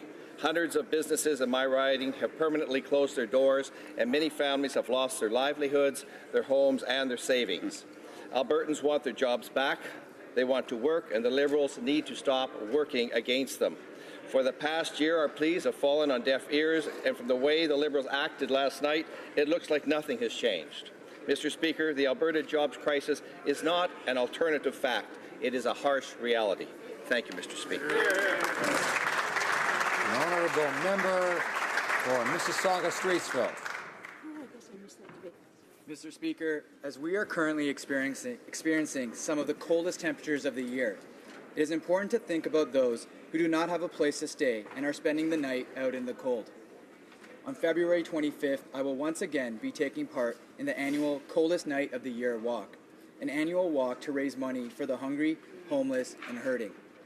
Since its inception in 2011, Coldest Night of the Year has raised over $12 million for its cause and has made a difference all across Canada. Coldest Night of the Year walks are taking place in communities all across the country, and I call on all my members in this House to take part in the Coldest Night of the Year walk in their community. And if you can't participate yourself, please feel free to donate to my team, Guggen Go-Getters at CanadaColdestNightOfTheYear.org. Thank you.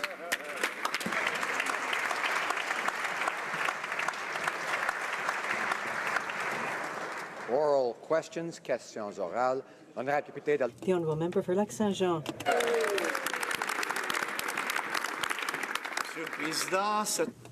Mr. Speaker, this week several ministers went to Washington. Next week it'll be the Prime Minister's turn. What Canadians want are concrete results, Mr. Speaker, not just tweets and pictures or words. They want jobs. What is the government's strategy? What is the Prime Minister's strategy to maintain links with the Americans and to preserve jobs here in Canada? The Honourable Minister of Foreign Affairs. Thank you for the question. Mr. Speaker, our strategy is clear and effective. This week, as my colleague noted, I traveled to Washington. The Minister of Defense was there at that time. My colleague, the Minister of Finance, is in Washington. We explained the importance of Canada, of our economy for workers. The Prime Minister will travel there as well. It's our job to do so, and we're doing it proudly. Mr. Speaker, this finance minister has completely lost control on the government spending. The deficit will be 2 or 3 times more than they promised, and he will need to raise taxes in order to balance his budget. So will the finance minister confirm today that he will not attack senior Canadians by removing pension income splitting to balance his budget? Honourable Minister of International Trade. Mr. Speaker, I'd like to thank my colleague for his question. Mr. Speaker, I'm afraid he has a short memory. The first thing that this government did was to reduce taxes for 9 million Canadians, Mr. Speaker. And then we went on to the Canada Child Benefit, helping 9 families out of 10. Then we introduced an infrastructure program, Mr. Speaker, something which is historic, $128 billion in this country. But you know the sad thing that people at home recognize is that the Conservatives have voted against every step of the way to help the middle class in this country. The Honourable Member for Lac-Saint-Jean. Mr. Speaker, a person has to be really liberal to try to convince him that the universal child care benefit, which covered 100% of the people, to say something that 80% is better. Now, the Minister of Finance has lost control over expenditures, and our children and grandchildren are going to have to pay for that. Can he not promise today that he won't be cutting additional assistance to families who are so much in need? The Honourable Minister. Mr. Speaker, I'd like to thank the member for Lac-Saint-Jean, my colleague. What I can promise him today is that throughout our mandate, we're going to be working for Canadian families and for the middle class. That's what we did in the budget. In Budget 2016 is what we did in the fall update. He can rest assured that at every step along the way, each day, people on this side of the House are working to improve the lot of Canadians. Mr. Speaker, the Prime Minister's words are in question these days because of his long list of broken promises. He just can't be trusted. So we were skeptical when the Prime Minister said that he wouldn't tax Canadians' health and dental benefits. We put the question to the House. We asked him to say no to this regressive tax. In true form, the Liberals were completely inconsistent, and Canadians are now worried this tax is on the table. Why do the Liberals keep breaking their word, and how can Canadians know they're not going to have to be paying more for health and dental benefits? The Honourable Minister of International Trade. Mr. Speaker, I'd like to thank my colleague for allowing me to repeat that. The first thing that we did, Mr. Speaker, the promise we made was to reduce tax for Canadians. And what Canadians remember across this nation, Mr. Speaker, is that the Conservatives have voted against that, Mr. Speaker. They have voted against helping middle-class families. They have voted against helping Canadian workers. And you know what, Mr. Speaker? We'll continue to do just that, working for middle-class Canadians. Opposition House Leader. Mr. Speaker, the Liberals can say what they want, but the records show that the Liberals voted on Tuesday against and for taxing Canadians' health and dental benefits. That means that Canadians may be paying an extra $1,000 for their health and dental benefits. So my question is, they didn't talk about this. They didn't talk about this in their platform. They voted against our motion, Mr. Speaker, on Tuesday. What other tax increases are they trying to keep secret, kind of be wishy-washy, play both sides of the ledger? Where else are they going to be taxing Canadians?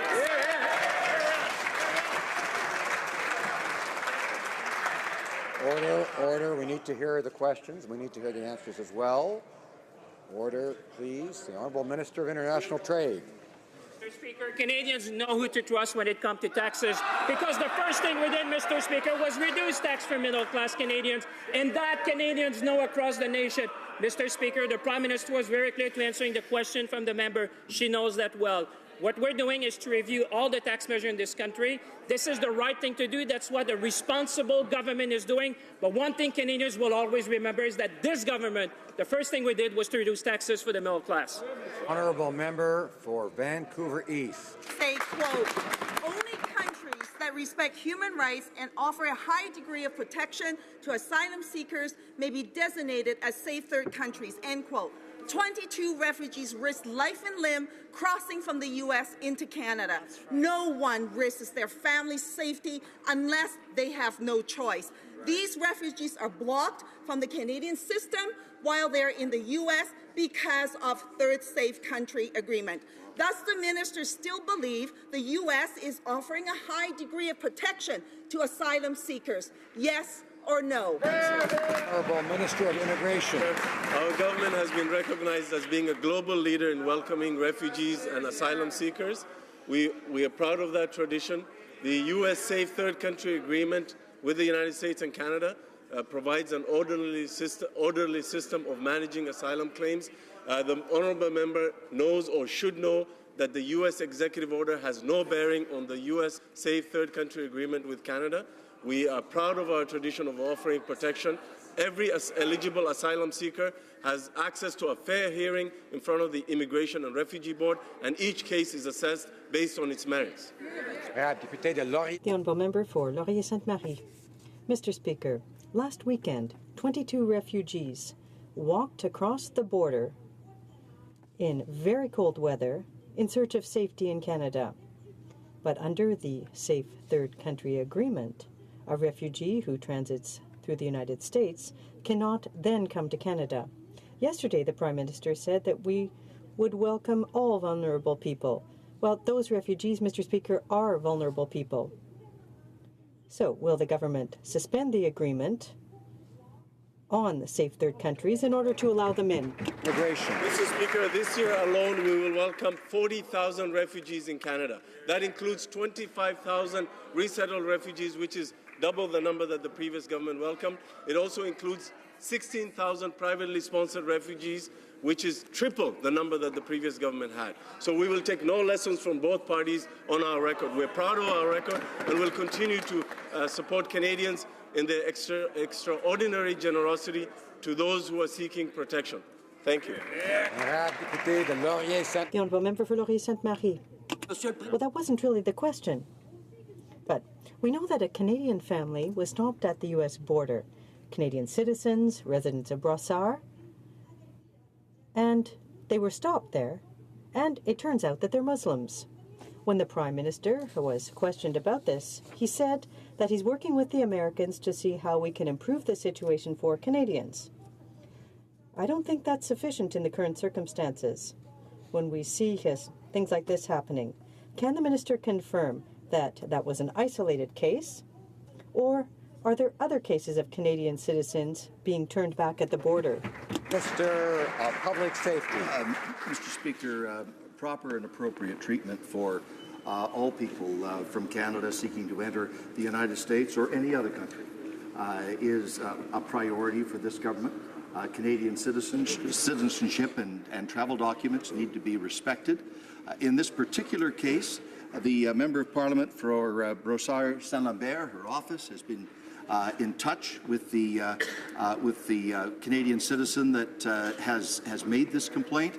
When we get full details of the circumstances, I will both encourage her to apply for the redress process.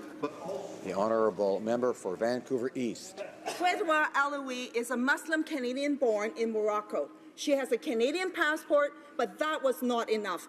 Border guards berated about how often she attends her mosque, what her views are about President Trump, and if she knew anyone killed in the Quebec City mosque attack. She was humiliated, and 4 hours later, she drove home. This kind of treatment goes directly against what the government has promised. What is the Liberal government doing about this situation, and what can they confirm that there are no other Canadians that have faced this type of situation? Honourable Minister of Public Safety. Mr. Speaker, I think the microphone was cut off before the honourable member could hear the end of my previous question, my previous answer. Number one, we encourage anyone facing this situation to appeal through the normal processes. But number two, draw the circumstances and the facts with complete details to my attention, and I will take those cases up with the U.S. administration. The Honourable Member for Selkirk, Interlake, Eastman. Mr. Speaker, when I asked the Defence Minister in December to fix the inequity of awarding danger pay and benefits to some but not all of our troops fighting ISIS, the minister said he would. But it never crossed my mind the Liberals would do that by taking away everyone's danger pay. Canadian troops stationed in Kuwait are now having their paychecks reduced by over $1,500 a month by the Liberals. So why is the Prime Minister betraying our brave men and women who are in the fight against ISIS? Honourable Minister of National Defence. Mr. Speaker, as I stated to the member opposite during the meeting, we're committed to looking after our men and women and including their composition. Our government had concerns regarding the current situation with that there was not fully fair and equitable. That's why I've asked the Chief of Defence Staff to work with the other relevant agencies to review the compensation rules and propose changes, including finding ways to prevent the negative impacts on our deployed personnel. Thank you. For Selkirk, Interlake. That doesn't fix this current situation, Mr. Speaker. The Defence Minister is a proud veteran, and he knows better than anyone how important danger pay is, not just for our brave men and women in uniform, but for their families back at home as well. Now, we all knew the Liberals would cut defence spending, but we didn't ever imagine they would literally do it on the backs of our soldiers and military families. Now, will the Defence Minister quit taking his marching orders from the Prime Minister, fight for our troops, and reinstate all, and I mean all, of the danger pay and benefits for all of our troops that are in the fight against ISIS? Honourable Minister of National Defence. Mr. Speaker, as I stated, we will always be looking after our troops. That's why during my first visit into Kuwait when I was appointed as Defence Minister, where I realized some of these inequities, and that's why I've asked the Chief of Defence Staff to look at these things. It is an interdepartment team that does it. So rules that were actually put into place in 2014. So these things do take time, but however, we'll be working through it to making sure that we work with the relevant agencies, and all the recommendations will be made so that we can move forward on this. Thank you, Mr. Speaker. The Honourable Member for Charlebourg-Haute-Saint-Charles. The Liberals cut by over $1,500 the salary of our troops deployed in Kuwait. It's despicable to see the minister cutting their salary once they're deployed. Soldiers expect their minister to protect them, but that's clearly not the case. Last December, we made the minister aware of this, but unfortunately, the minister was asleep at the switch. As a former unit commander, I'm ashamed of my country, ashamed of the way that the Liberals are treating our troops. Will they stop to pinching pennies at the expense of our soldiers? Will the minister resolve this problem?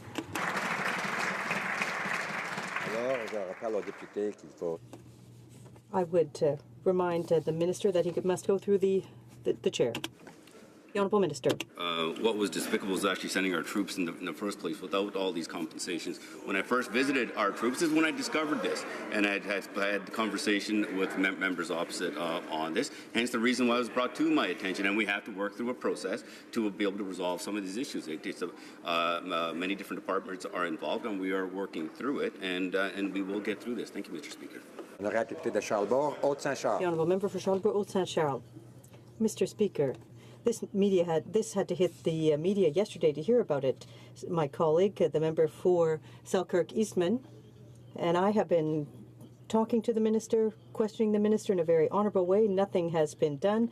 Now the media is on it, and something's been done. Can the minister resolve this issue immediately? Yes or no? National Defence. Mr. Speaker, as I stated, we are working through the rules that were put in by the previous government in 2014. We are now having to, have asked the Chief of Defence Staff to work with the relevant agencies to look at the various processes that they have to go through and making sure that we have an equitable compensation for our troops. Thank you, Mr. Speaker. Honourable Member for Barrie Innisfil. Mr. Speaker, millennials experience Liberals backtracking on electoral reform, and our veterans are suffering after Liberals promised them everything to get elected. Today we hear another story of a veteran losing their home because they didn't receive benefits owed to them after being medically released from the Canadian Forces. The D&D Ombudsman offered a simple solution that the Veterans Affairs Committee agreed to. Make sure our soldiers have everything in place before they go home. Mr. Speaker, enough with the platitudes, enough with the talking points. When will the minister stop paying lip service to our veterans and do his job? The Honourable Minister of Veterans Affairs. The well-being of veterans and their families is at the heart of all we do at Veterans Affairs. Delivering timely benefits is an area we can and must do better. In 2015-16, we saw a 19% increase in the number of disability benefit claims. This is a good thing. It means more people are coming forward to get the help they need when they need it. In order to address this, we're streamlining disability benefits process, hiring more staff, and simplifying the decision-making process. We know we're doing better for veterans, and we'll continue to work hard to provide them with the services they need. Honourable member for Yorkton Melville. Mr. Speaker, David Bona, a veteran, waited 8 hours out in the freezing cold for the Prime Minister's town hall in Saskatoon. Once inside, a student, recognizing that he was a veteran by his uniform, in respect offered him his seat. But Dave was approached by a Liberal organizer and told he couldn't take it, he had to go to the back.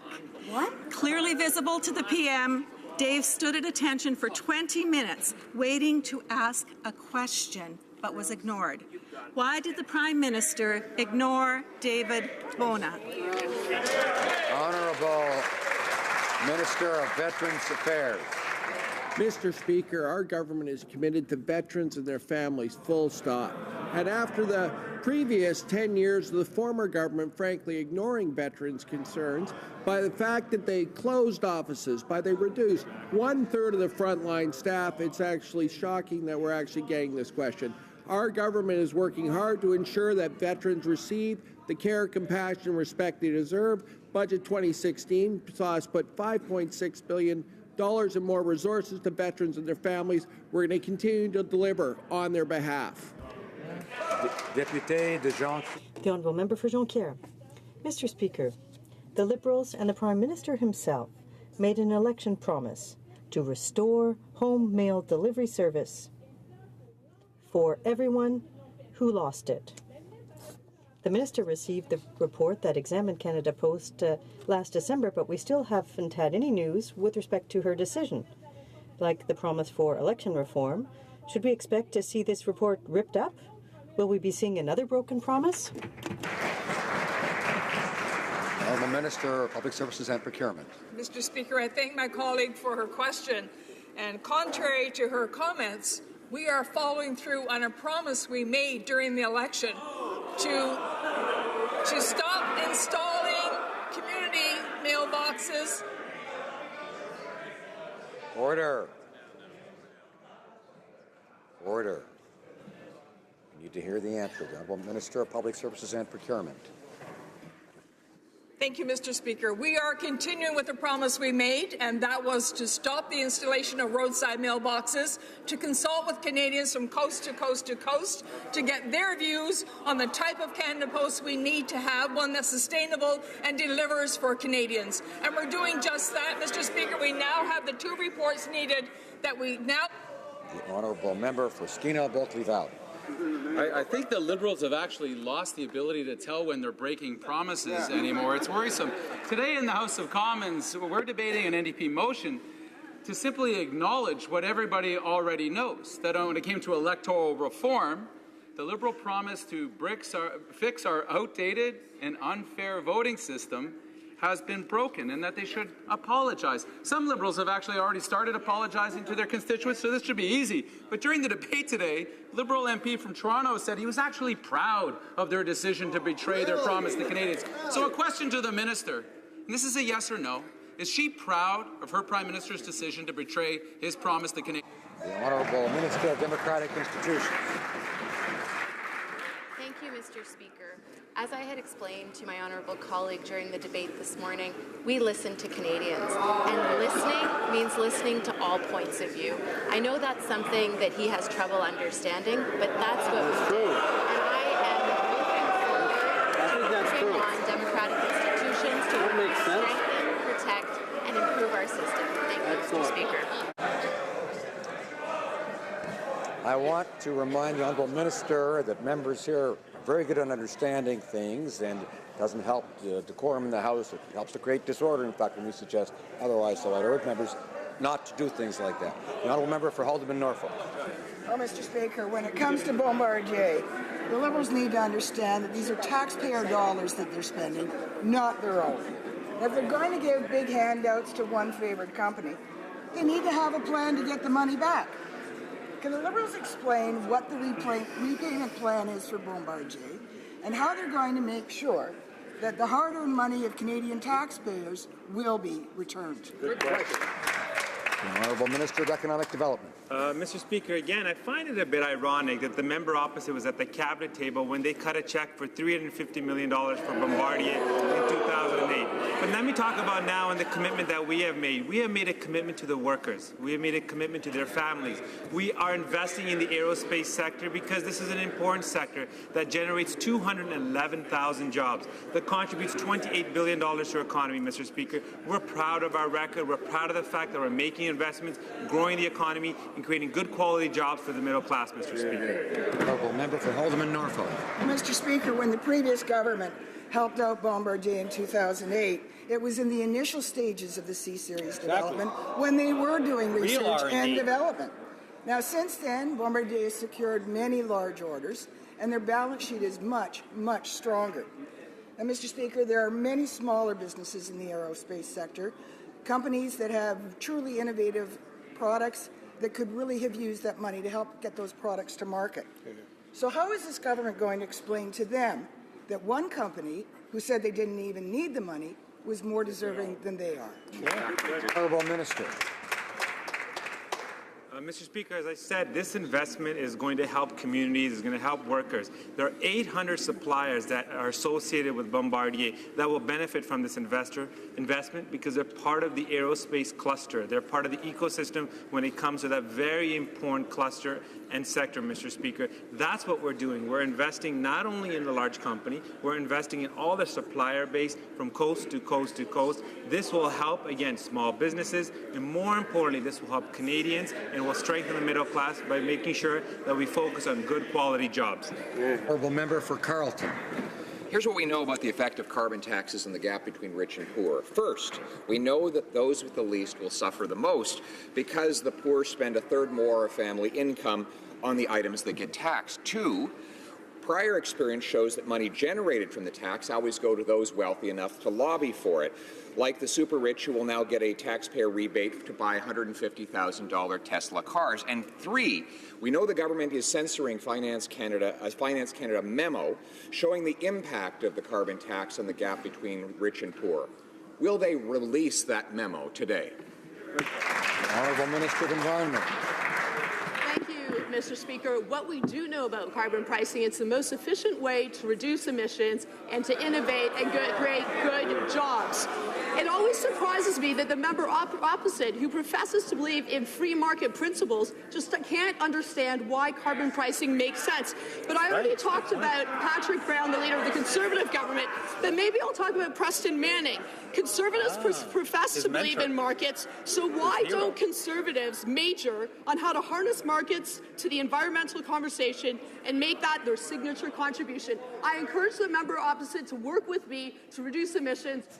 The Honourable Member for Carleton.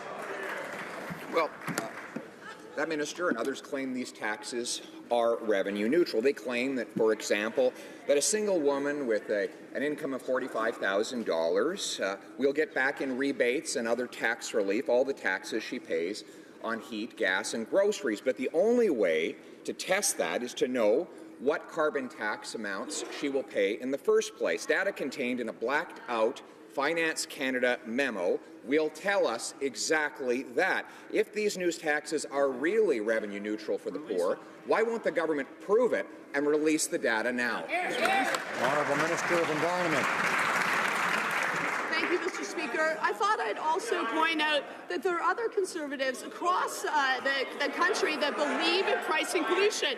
Manitoba's Conservative government, in their speech from the throne, said that their climate action plan will include carbon pricing that fosters emission reductions, retains investment capital, and stimulates new innovation in clean energy, businesses, and jobs. Once again, I encourage the members opposite to work with our government so that we can grow a clean economy and ensure a better future for our kids. Honourable Member for Hamilton Mountain. Mr. Speaker, the Liberals' Bill C-27 is an attack on stable, secure workplace pensions that would let employers back away from commitments to workers and pensioners. This week, workers came to Ottawa to raise their voices about this dangerous bill. Now, according to reports, the Liberal government has said it will put a hold on Bill C-27 because of widespread opposition. Will this government commit to withdraw this anti-worker bill and refrain from any further attempts to attack workers' pensions? Honourable Parliamentary Secretary to the Minister of Finance. Thank you, Mr. Speaker, and I'd like to thank my colleague for his question. Helping Canadians achieve a safe and dignified retirement is key to our plan to help the middle class and those working hard to join it. Bill C-27 aims to broaden the scope of retirement-saving opportunities available to Canadians. Under our legislation, Mr. Speaker, individuals have a choice. Those who do not consent, they maintain their benefits. Mr. Speaker, we are willing to take the necessary time to give all parties the opportunity to share suggestions within the process. Thank you, Mr. Speaker. The Honourable Member for London Fanshawe. Mr. Speaker, today we have learned that a veteran has been evicted from her home because of delays in receiving her pension. This is unconscionable. Compound that by the fact this veteran had 6 tours of duty, 2 bouts of cancer, and is a single mom. It should make the Minister and this Prime Minister hang their heads in shame. Mr. Speaker, enough is enough. Will the Minister take action today to ensure that veterans have their pensions in place the day that they are released from the service? Honourable Minister of Veterans Affairs. Well, thank you very much for the question, and that's why the Minister of National Defence and I are working very hard on closing the seam to ensure we professionalize the release process and ensure that our men and women in uniform, when they're leaving the service, get the help they need where and when they need it. But I can also say that we're working hard to deliver timely benefit decisions, and it's an area where we can and do better. In 2015-16, we did see a 19% increase in the number of disability claims. We're working through those, putting processes in place to speed up delivery of our services. We can and will do better on behalf of veterans. Honourable Député de Rivière-des-Maudits. Honourable Member for Rivière-des-Maudits. Thank you, Mr. Speaker. Bell Helicopter Textron is an important employer to my riding, as many of my constituents work at the company or are associated with suppliers to the company. I was pleased to hear last year that Bell Helicopter renewed its commitment to staying and building in Quebec and in Canada. Can the Minister of Innovation, Science and Economic Development please provide a progress update to the House on this important project? The Honourable Minister of Economic Development. Thank you to the member for Rivière-des-Maudits for her question. Mr. Speaker, I was very proud to be in Mirabel this morning to see the new assembly line for the Textron helicopters.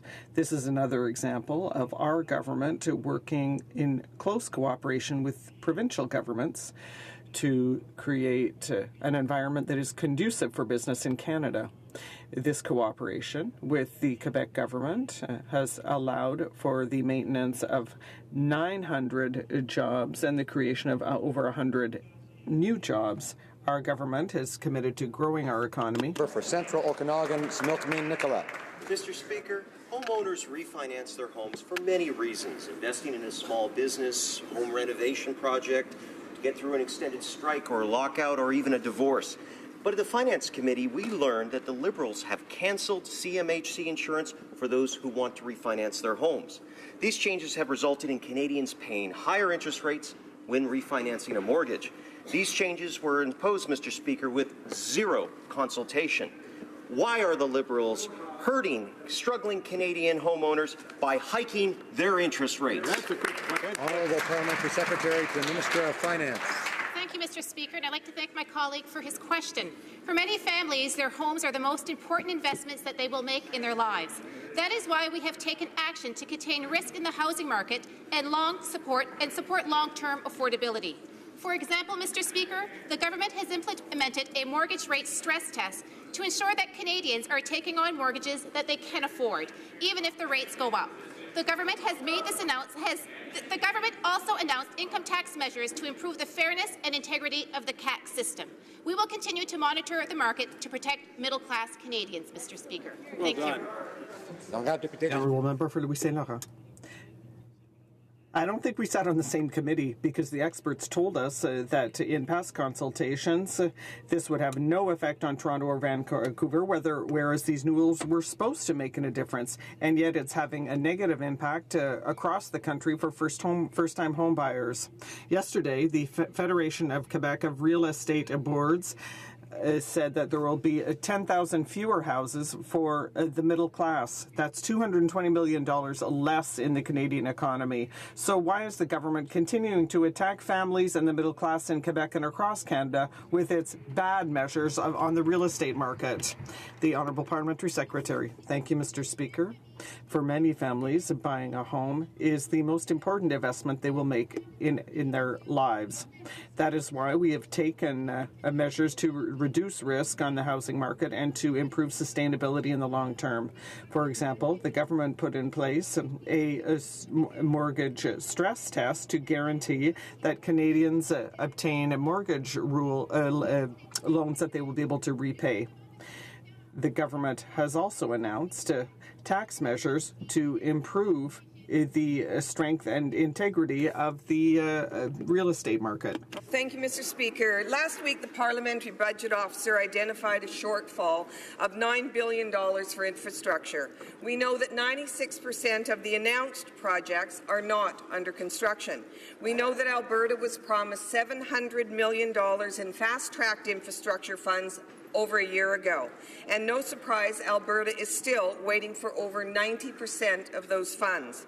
When are the Liberals going to start taking the job crisis in Alberta seriously and fast-track the promised infrastructure funds? Minister of Infrastructure and Communities. Mr. Speaker, in 2012, the previous government approved 4 projects for Alberta, 2 projects in 2013 for Alberta, and 5 projects in 2014 for Alberta.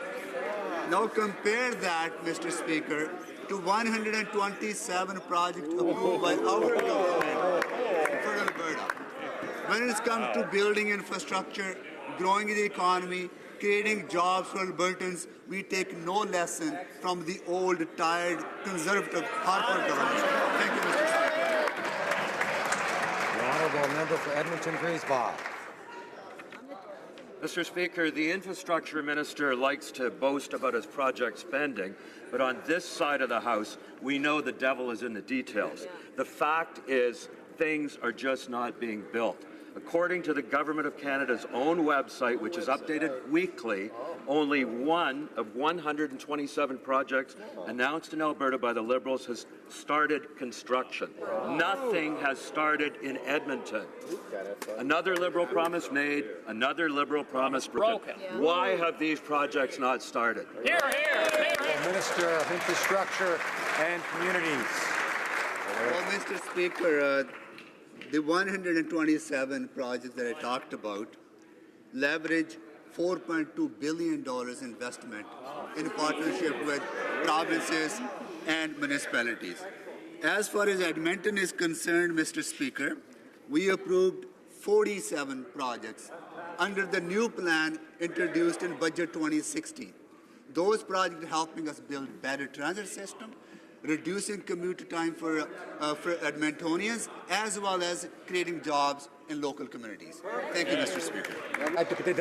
Honourable member for Trois-Rivières. Mr. Speaker, according to a recent report by the C.D. Howe Institute, the federal government could pocket up to $16 billion if it decided to sell our airports to private investors. The airports of Calgary, Ottawa, and Vancouver, as well as Air Canada, are denouncing this privatization plan because the passengers and workers would be the first to pay the price.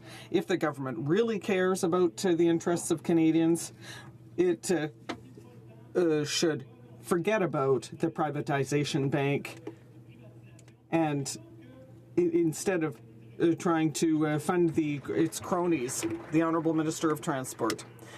Mr. Speaker, when we talk about airports, our first priority is service to passengers, whether it be in terms of cost, options, competitiveness, wait times for going through security.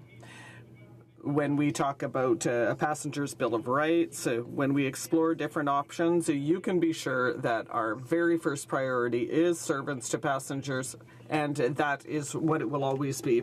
The Honourable Member for Belleuil-Chambly. Mr. Speaker, they're exploring options, so I hope, but they should be closing the door to privatization, because it's not just airports that are on the table. They also promised a public investment in infrastructure, but the Parliamentary Budget Officer said that most of the funding promised hasn't arrived. Instead of keeping its promise, the government would rather create a privatization bank for our infrastructure. Can the minister reassure Canadians that he will not liquidate our public infrastructure? Mr. Speaker, out of the $180 billion that we will invest over 12 years in infrastructure, only 8% will be delivered through the infrastructure bank. Rest of the money is available to municipalities and provinces and territories through traditional means of national programs as well as bilateral agreements that we will sign with each province and territories. I can assure the member that every community will be served in an equitable way to grow our economy and create jobs for the middle class and those who are working so hard to be part of it. Thank you, Mr. Honourable Member for Oshawa. Mr. Speaker, as the Liberals push to legalize marijuana by 2018, many Canadians are concerned about the consequences of people driving while high. There are screening devices that detect the presence of drugs in the body, but they are not authorized for use under the criminal code. Mr. Speaker, will the Liberals authorize the use of these devices before they introduce legislation, finally making the health and safety of Canadians a priority? The Minister of Public Safety. Mr. Speaker, as the honourable gentleman may know, over the course of the last several weeks, the RCMP and other police forces across the country, in cooperation with the Government of Canada, have been testing a number of scientific devices for roadside testing of drug-impaired driving to determine their efficacy and under Canadian weather conditions, including in the middle of the winter. We will make sure that we have both the legal regime and the scientific regime to deal with drug-impaired driving. Honourable Member for Richmond-Arthabaska.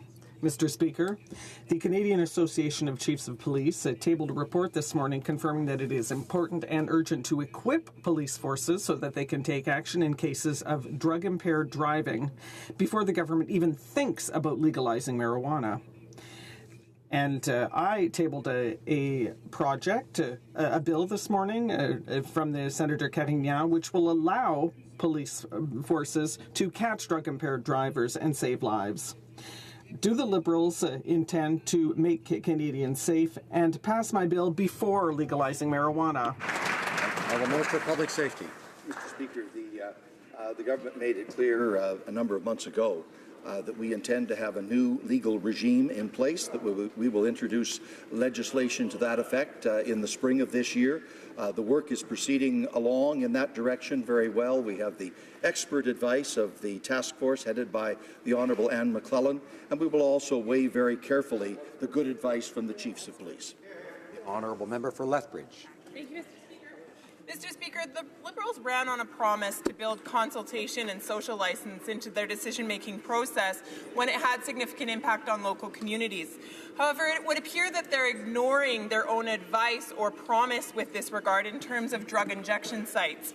Just today in committee, the Liberal members voted down my amendment to Bill C-37, which asked the minister to give 45 days public notice before rendering a decision. Why are the Liberals afraid to give communities a voice in whether or not a drug injection site is in fact authorized for their community? Honourable comment for Secretary, the Minister of Health. Thank you, Mr. Speaker. Our government is committed to protecting the health and safety of all Canadians, and the evidence is absolutely clear. In communities where they are needed and appropriate, harm reduction is an important part of a comprehensive approach to drug control. We put harm reduction back in as a pillar of our drugs and substances strategy, and this is why we are proposing to streamline the criteria and process for supporting community applications in Bill C-37. Thank you, Mr. Speaker. The Honourable Member for Bourassa. Mr. Speaker, The Minister of International Development and Francophonie went to Haiti for the second time for an official visit.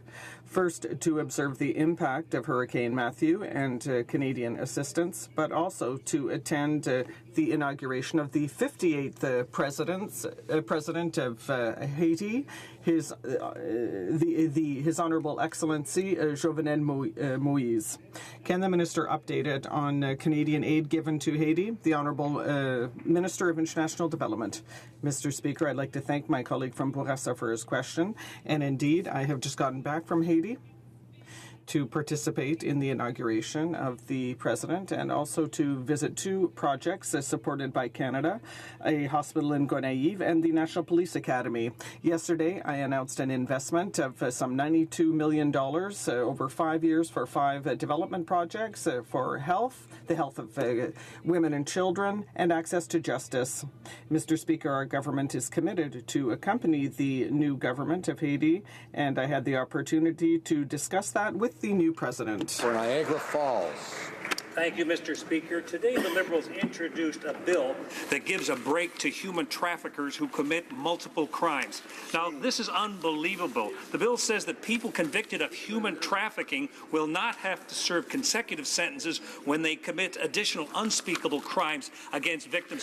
Why is it that the Liberals are always so worried about giving a break to criminals? Why don't they start sticking up for victims for a change? The Honourable Minister of Justice. Mr. Speaker, our government is committed to combating human trafficking and better protecting victims who are among society's most vulnerable. Bill C-38 would bring into force the former private member's bill and 452 and also make it in compliance with the Charter of Rights and Freedoms. The bill would give law enforcement and prosecutors additional tools in terms of investigations and prosecutions to assist in combating this challenge. The Honourable Member for Drummond. The Translation Bureau does invaluable work to promote our 2 official languages, but over 400 positions were cut over the past 4 years, with another 140 to come. Morale is low, and the Bureau is under constant pressure. Today, the Minister of Public Services and Procurement announced that 19 employees would be hired, but we still have a long way to go. Will the Minister commit to stopping these cuts and to staff all positions left vacant by departing employees at the Translation Bureau? Minister. Thank you, Mr. Speaker. We are committed to having a Translation Bureau that is productive, that produces quality. We are committed to making sure that we have the employees we need to carry out the work expected of them. But we are also committed as a party to official bilingualism. And we are taking extraordinary measures to make sure that that happens with this government, including putting in a different chief executive officer, a quality officer, and we are going to hire more employees. So we're going to do what should have been done years ago. We're going to fix the wrongs of the past with respect to official bilingualism. Honourable Member for Vaughan Woodbridge. Thank you, Mr. Speaker. Earlier this month, I had the chance to announce the start of construction of a new interregional transit terminal in the city of Vaughan. I know the Minister of Infrastructure and Communities has been advocating strongly for infrastructure investments that will grow the middle class and make a real difference day to day for families. Families in my riding appreciate investments in public transit. Can the Minister inform the House what he has been doing to ensure communities like Vaughan Woodbridge benefit from much-needed investments in public transit? Honourable Minister. I would like to thank the member for Vaughan Woodbridge for his hard work on behalf of his constituents.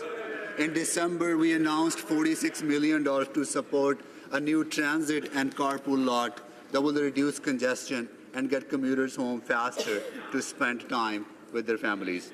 The York region will also receive additional funding under our long-term infrastructure plan, and the details will be announced very soon.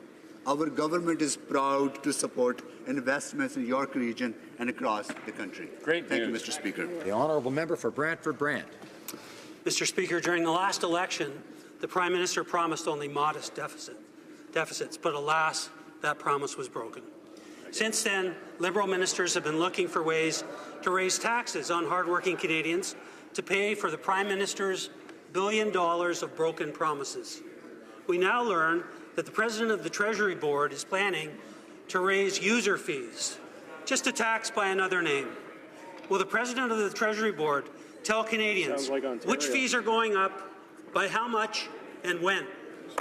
Honourable President of the Treasury Board. Mr. Speaker, businesses, consumers, all Canadians benefit from government services. We want to strengthen the transparency and oversight of user fees that pay for some of these services. Everyone, including big businesses, should pay their fair share so that middle-class Canadians and those working hard to join the middle class do not get stuck with the bill. We are going to treat all Canadians fairly, Mr. Speaker. That's what our government does. The Honourable Member for Joliette. Order. Thank you, Mr. Speaker. The reactions in Quebec concerning the so-called assistance to Bombardier are unanimous. Cheap, too little, too late, disappointment. Aside from the government and the members of the Conservative Party, no one in Quebec thinks that assistance that is 38 times lower than what was given to the auto industry is enough to support the flagship of Quebec's aeronautics sector. The Minister of Transport is a Quebec member, so why did he wait until Bombardier was stretched to the limit before giving support that everyone in Quebec considers grossly inadequate? The Honourable Minister of Economic Development. Mr. Speaker, I am proud to be part of a team with 40 Liberal members from Quebec who work for Quebecers. Made sure that we put forward a proposition that would help Canadian families, that will create good quality jobs, that will benefit our communities, and that will strengthen the aerospace sector. This investment is about the future economy of Canada. It's about growth in jobs, Mr. Speaker, and this will benefit Quebec. 2/3 of the jobs will be in Quebec, Mr. Speaker, and this is exactly what we want to do. We want to create jobs, and we want to create growth. The Honourable Member for Les Patriotes de Boucher-Verchères. Mr. Speaker, when it comes time to help aging sectors like the auto industry and the oil industry, Ottawa whips out its checkbook. But when it's time to help the cutting-edge economy in Quebec, cheapskate Ottawa would rather see our factories leave than giving Quebec its fair share. How can this government justify having granted assistance that is 38 times lower to Bombardier than for the auto industry? Is it because it's scared of English Canada? The Honourable Minister. Mr. Speaker, the aerospace sector is one of the most innovative sectors in Canada, and it contributes over 211,000 quality jobs to Canada. This announcement will ensure that 4,000 jobs are kept in Quebec and Canada, and another 3,000 jobs will be created. Bombardier is the largest contributor to R&D, and our government has pledged to grow our economy and the middle class, Mr. Speaker. I realize that the member for Skinnabolk Valley is rising on a point of order. I know the Minister for Democratic Institutions I think will also have a point of order. I'm going to ask them both to wait a moment while they have the Thursday question, if they don't mind. The Honourable Opposition House Leader. Very much, Mr. Speaker. I just want to ask the Government House Leader if she could tell us what the business is of the House for this week and the rest of next week. Thank you. Honourable Government House Leader. Thank you, Mr. Speaker. We will be continuing today to debate the NDP Opposition Day motion. Tomorrow we will call Bill C-31, the Canada-Ukraine Free Trade Agreement, for debate at third reading. Monday we will resume third reading debate on Bill C-30, the CETA legislation. For les jurisdictions. Over the next few days, we shall prioritise Bill C-37, the Supervised Injection Site Act. Thursday the 16th of February will be an allotted day. Thank you, Mr. Speaker. For Skinnabolk Valley is rising on a point of order. Thank you very much, Mr. Speaker. I rise on a point of order arising out of question period. I have the O'Brien and Boss citations, which I know you're familiar with, and I won't cite here today. Well, we saw in a previous incarnation the Minister for Democratic Institutions make disparaging remarks about the Electoral Reform Committee, which he later I believe the Prime Minister also apologized for. But today in question period, in a response to a question that I raised with respect to our motion today that we are debating around the Liberal promise around electoral reform and the need to apologize, the Minister in response made disparaging comments about my abilities to perform my job as a Member of Parliament and to listen to Canadians on the issue that's at hand. I don't think this does anything for the decorum, not just of this place, but also of raising the level of debate with regards to our democracy and the ways that we can collectively improve it. I ask her now to respectfully withdraw those remarks. Honourable Minister of Democratic Institutions. Thank you, Mr. Speaker. I understand the importance of collegiality and respect for all members of this House, and for that reason I'm happy to withdraw those comments. Thank you. Thank the member for raising this and the Minister for her response. And the honourable member for Carleton is rising on a point of order. She's not the only one who will apologize today. There has been a grievous procedural error, which I am the author. The other day I raised in the House of Commons a point of order with regards to redacted documents that would show the impact on the most vulnerable people of an increased carbon tax. I failed to table those redacted documents, and so as a remedy I asked the House's permission unanimously to table them now. Does the member have unanimous consent to table the document? There is no unanimous consent. Orders of the day. Government orders, businesses apply. Reprise de débat sur la motion de l'opposition. Resuming debate on the Opposition Day motion on electoral reform.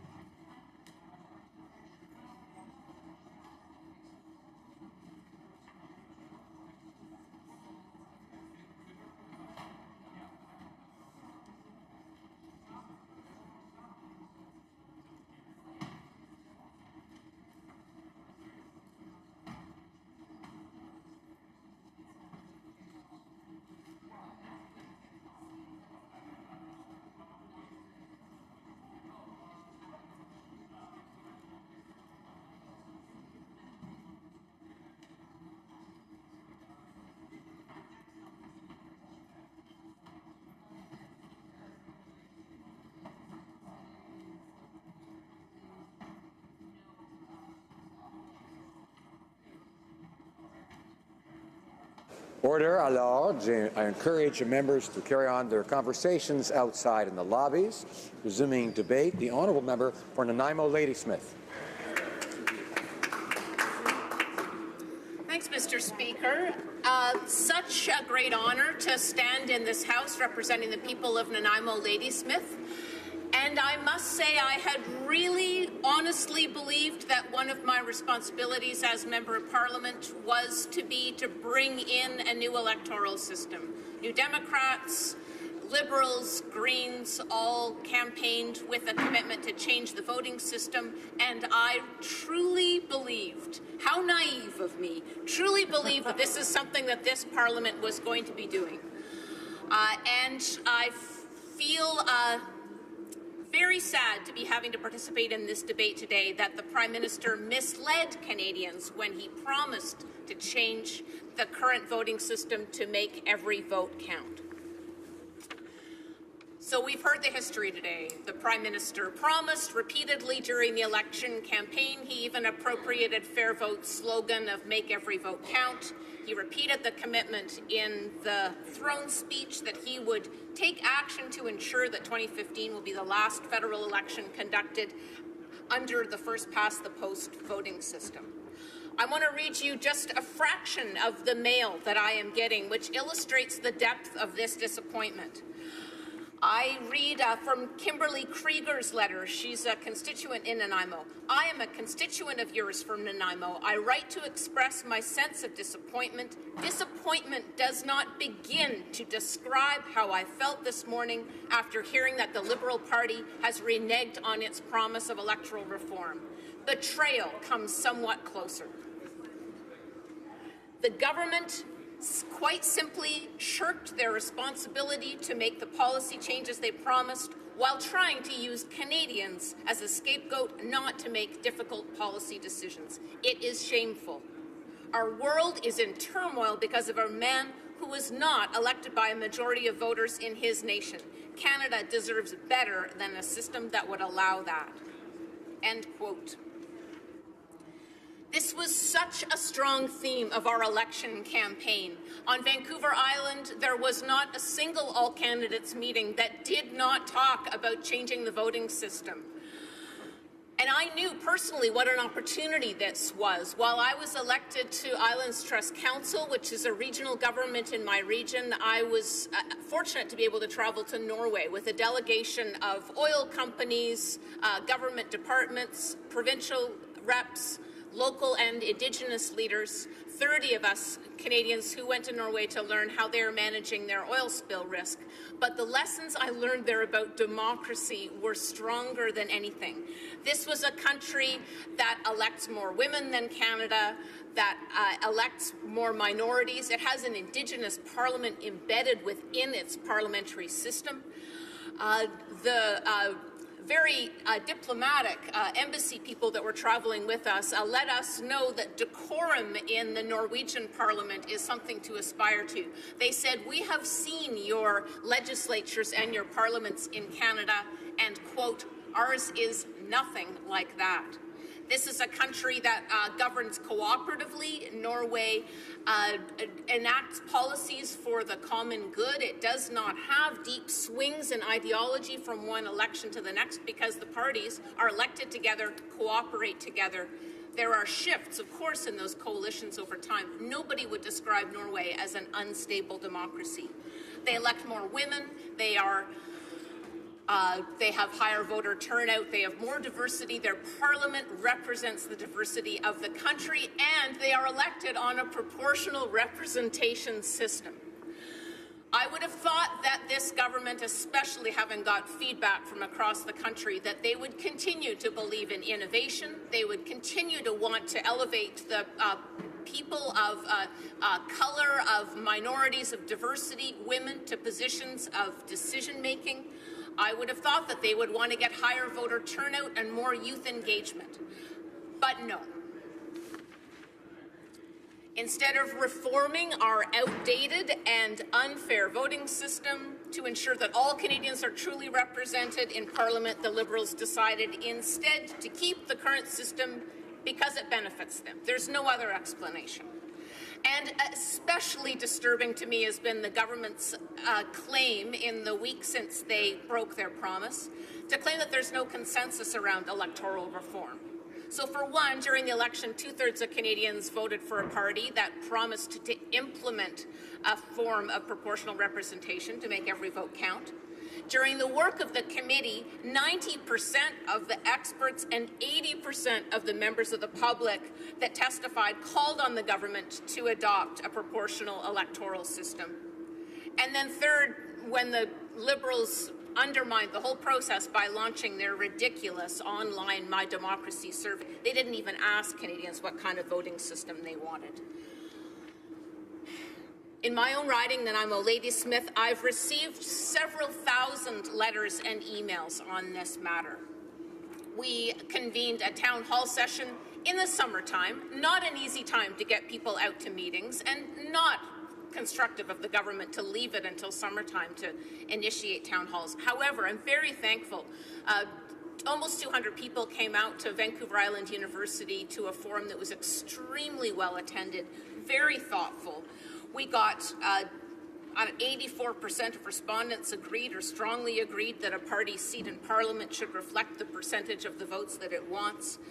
A supermajority of the constituents in Nanaimo Ladysmith that participated in that town hall and in our own survey and our mailing to every household, they all said that a majority said they prefer proportional representation and want to see the system change quickly but properly.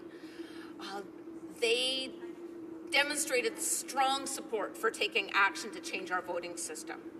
Here's a quote that illustrates the kind of feedback that we got. This is from Barbara in Nanaimo. Quote, "I'm 78 years old. I voted in every election since I was eligible. I'd like to feel like I am represented at least once before I die."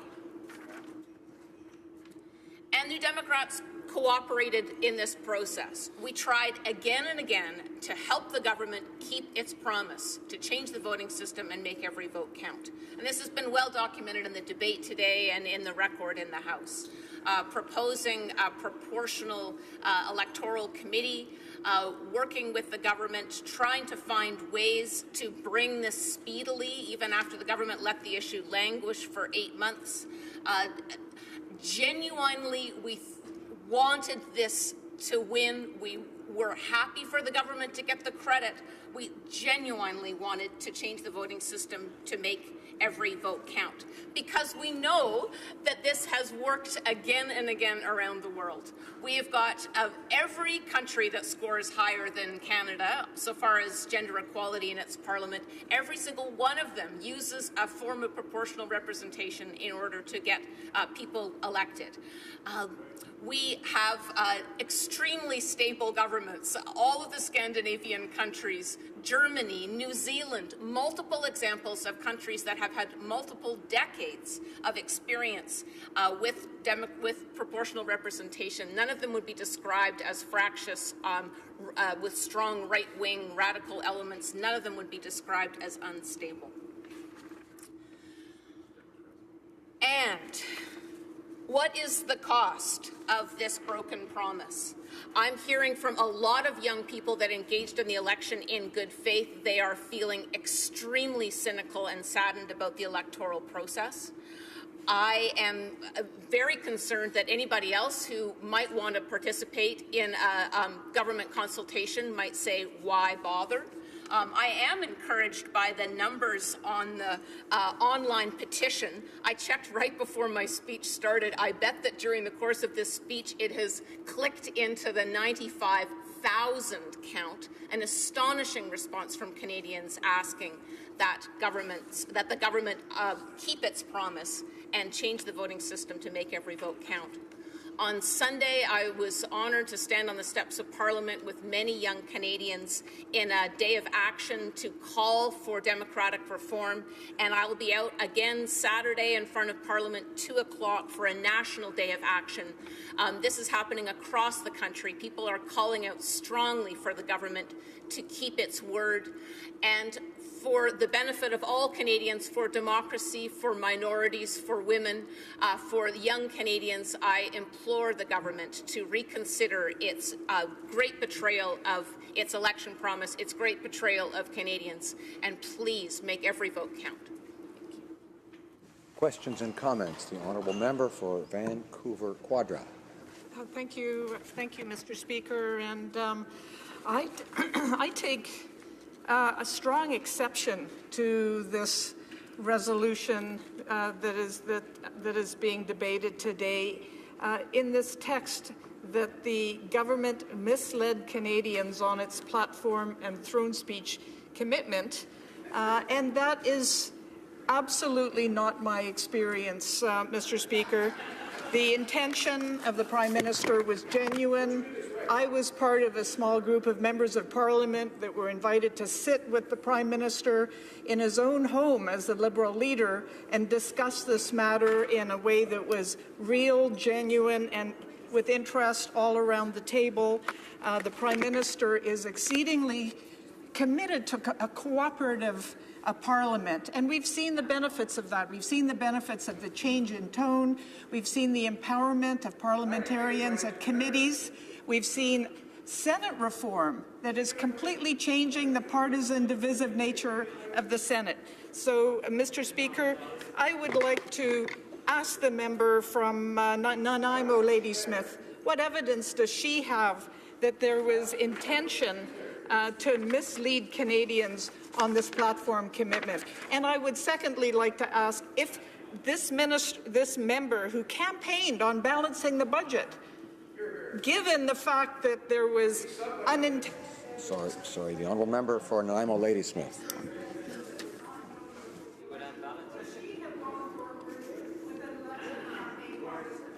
I think I have the floor, right, Mr. Speaker? Yeah, thank you very much.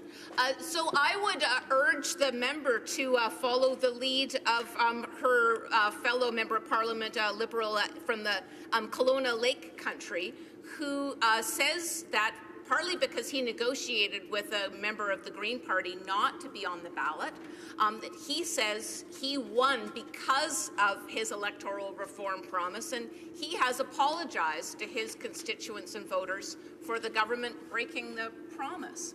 I cannot pretend to look inside the Prime Minister's mind. The member is quite right. I've never met him or been invited to his dinner table. But from anybody on the outside, a solemn promise that right up until December was still being repeated, hand on heart, by the Prime Minister to saying this will be the last election. He didn't say, I will consult and I will consider it and I will weigh it. People came out to vote for his party on the basis of that solemn promise. And I could have read you 20 more heartfelt letters that say exactly that. So the problem here today is an election platform on which this Prime Minister and this government was elected has been dishonored and thrown away in I would say, an extremely cynical way. And I think the government is wrong. I think they've broken faith with voters, and I think that they would do very well to reconsider their ill-advised decision. Questions and comments. Honourable member for Halliburton, Kawartha Lakes, Brock. Thank you very much, Speaker, and I appreciate the words from my friend opposite. I have two quick questions for her, if I could, Mr. Speaker. The first is her comment about a change to proportional will increase voter turnout. I'm curious if she has any examples on specific countries. I know that in New Zealand, when they changed their voting system, according to the Australian Journal of Political Science, that it was true voter turnout in the first election after they changed their system to proportional was high, but subsequent elections after that, it slowly phased out and went back to kind of the normal rate. And my second question is on her comments about getting more women involved in politics. I think that's a good thing, but my question to her is, instead of overhauling the complete system, wouldn't it be easier or even a better idea if political parties got more engaged in getting more women involved in politics? Member for Nanaimo Ladysmith. Thank you to the member for the question. I'm very proud of the New Democratic Party has got policies in place that say you cannot hold a nomination contest until you have exhausted your efforts as a riding association to recruit women onto the nomination ballot and to also recruit equity candidates. So in this past election, New Democrats ran 43% of our election slate were women, and we elected 40% of our caucus. Liberals recruited 30% women as candidates, got roughly 30% MPs. Conservatives who don't have a proactive plan is sort of 16%. So that's something that political parties can do within a broken electoral system. Proportional representation across the board, the stats that we've seen at committee and that Fair Votes provided, both elect more women, more diversity, more minorities, higher voter turnout. Resuming debate, the honourable member, honourable député de Laurentides-Laval. The Honourable Member for Laurentides-Labelle. With my colleague from Hull, Aylmer. I believe, Mr. Speaker, strongly that every Liberal MP came to the House in 2015 believing that that year's election results really would be the last time so-called first past the post would be used in a general election. We believed, naively perhaps, that we could have an honest conversation across the country, find incremental change that everyone would accept, knowing that the system we have has significant failings. Dans un esprit de compromis et afin de voir... In a spirit of compromise, we agreed to strike a committee that was proportional. A committee whose mandate was to speak to the country and propose a path to follow. The solution came down to a referendum on proportional representation. I am above all a rural MP. I grew up in a rural area. I live in a rural area. If you look at my house on Google Maps, which you can't really do from our place because we don't have a great deal of internet connectivity, if you zoom in, you'll see some roads. There's not a lot of politicians that came to knock on our door. And we're just 2 hours away from here. My riding is a large one, but it's not the largest. There are 45 ridings bigger than mine. Even under the most basic proportional representation system, my riding would have been blended with another. I visit my constituents as much as I can. I have to drive 60,000 kilometers a year.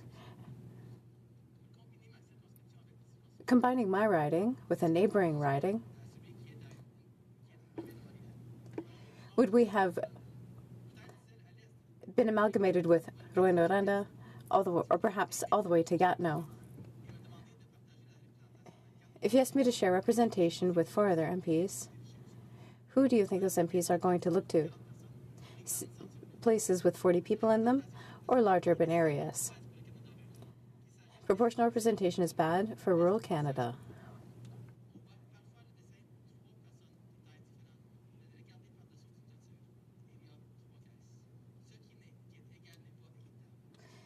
Something that may seem fair is not always necessarily fair. We don't want it to just be equal, we also want it to be fair. Those who tend to win and those who tend not to. It is not a left versus right issue. It is not a progressive issue. In this country, progressives would be more likely to be upset. In another country having a similar debate, it may be the conservatives.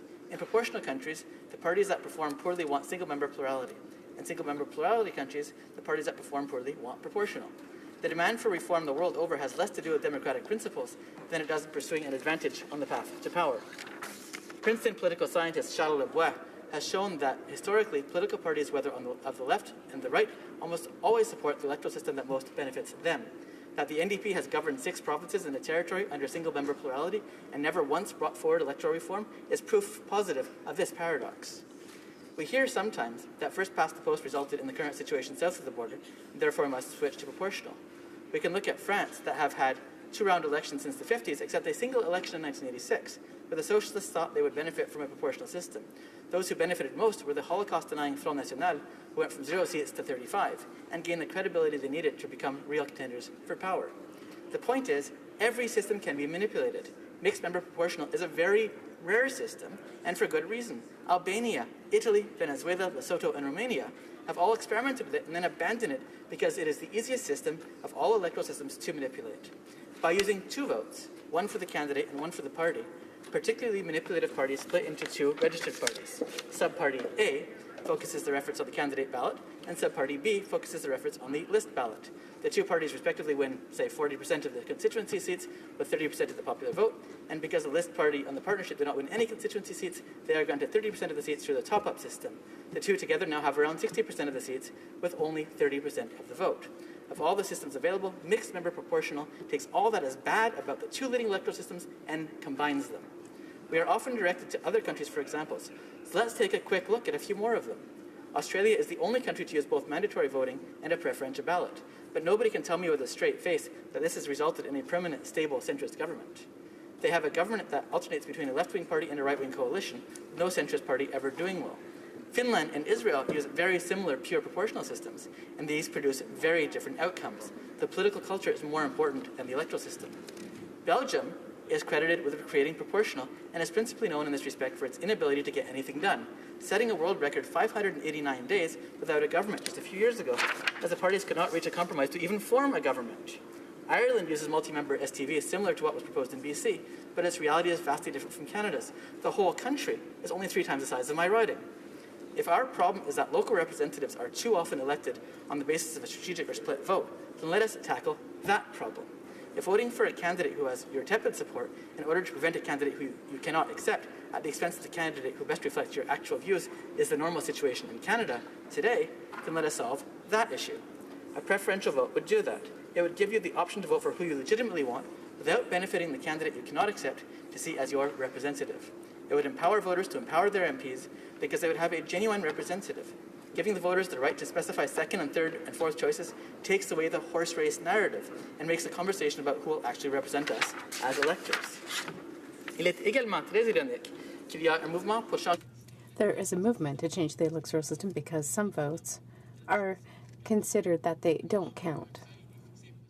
If we set a limit under which no seat can be attributed, some of the votes would be considered wasted.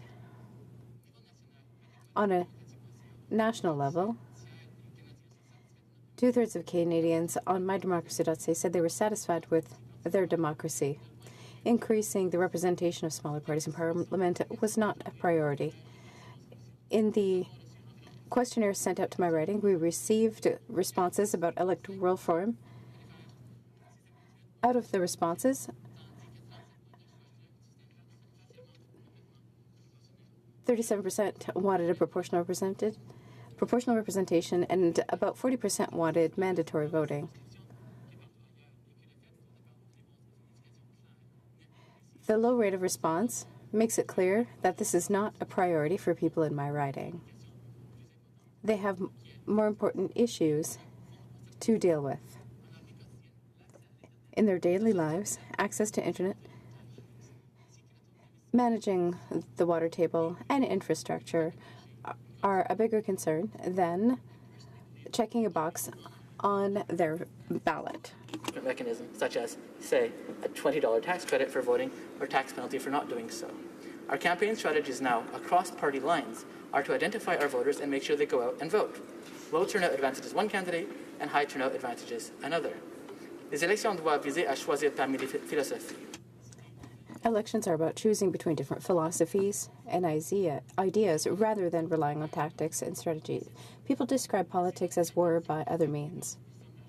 When parties spend a great deal of money to attack each other rather than debate the direction for our country, it means that we are in a state of conflict. I once read an article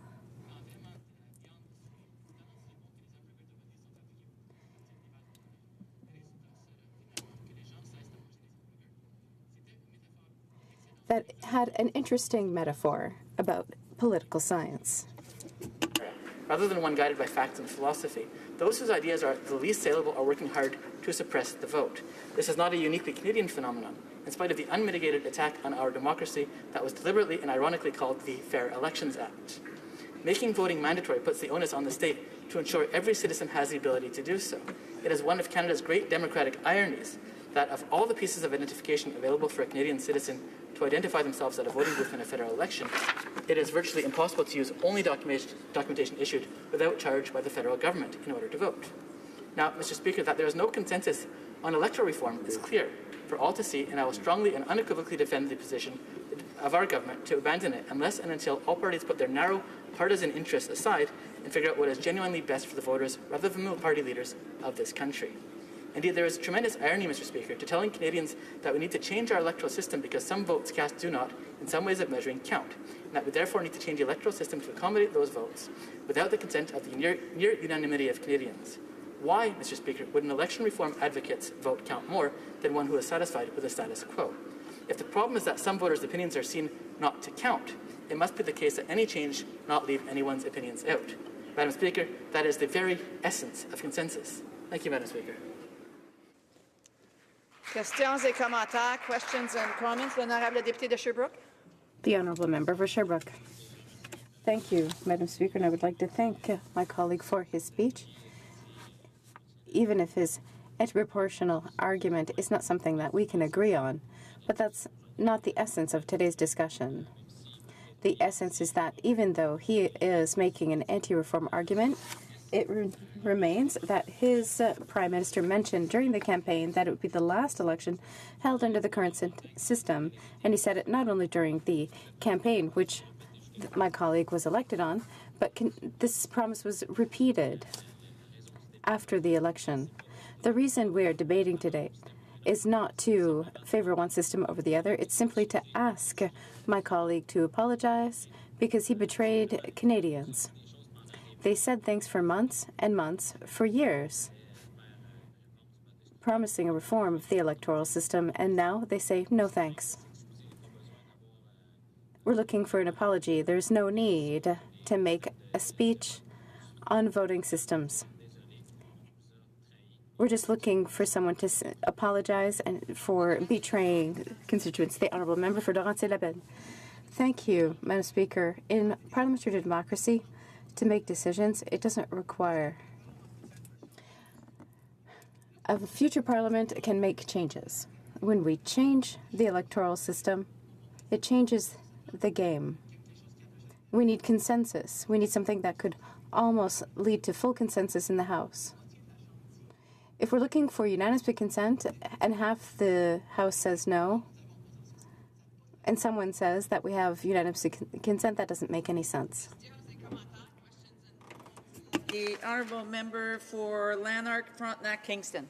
Thank you, Madam Speaker. I thank my honourable colleague who I think speaks so fast when he's talking because he has so many ideas in his head. He's certainly one of the smartest people in the House of Commons. Some would say that's faint praise, but I mean it sincerely. I think he's just a very genuinely intelligent person. I enjoy serving on committee with him and hearing his well-considered remarks, and it's always nice to see someone who you know wrote his own remarks. Having said all of that, I just want to posit a situation to the member. There's been talk of the need to find consensus coming from the government, the need to find consensus. Broad buy-in was a term they used at one time. In order to actually achieve a change, I think a government has to take an initiative, and then, in the case of something that is too important to leave to the politicians, the government should take it and put it to the people. A model that looks like it stands a reasonable chance of getting support versus the status quo. That was what the committee proposed. That would have allowed a majority to decide whether the new system that was proposed would be superior to the existing system or the reverse. And arguments I can imagine being presented on both sides for any system. But the point here is that our system is actually based on majority, both in this place. We don't look for consensus. It's 50% of the members plus one. Likewise, that's how it works in a referendum. And I wonder if he does not agree with me that if you want to move forward on this particular issue, where the politicians will always have self-interest, if in the end a referendum is not the only way of moving from this system to any other system. Good question.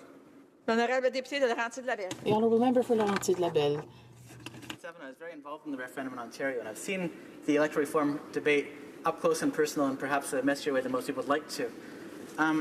Referendums do serve a purpose. I don't object them philosophically. I think they have a role. But here's the thing: on an electoral reform referendum, if 55% of the population votes for a change and 45% doesn't, on the basis that 45% of people's votes didn't count, what have we really accomplished? Are we not being extraordinarily ironic and saying a little over half the country agrees with this change, therefore the ones that don't agree, who we're trying to protect in the first place, don't matter yet again? It seems a great contradiction to me. So thank you, Madam Speaker.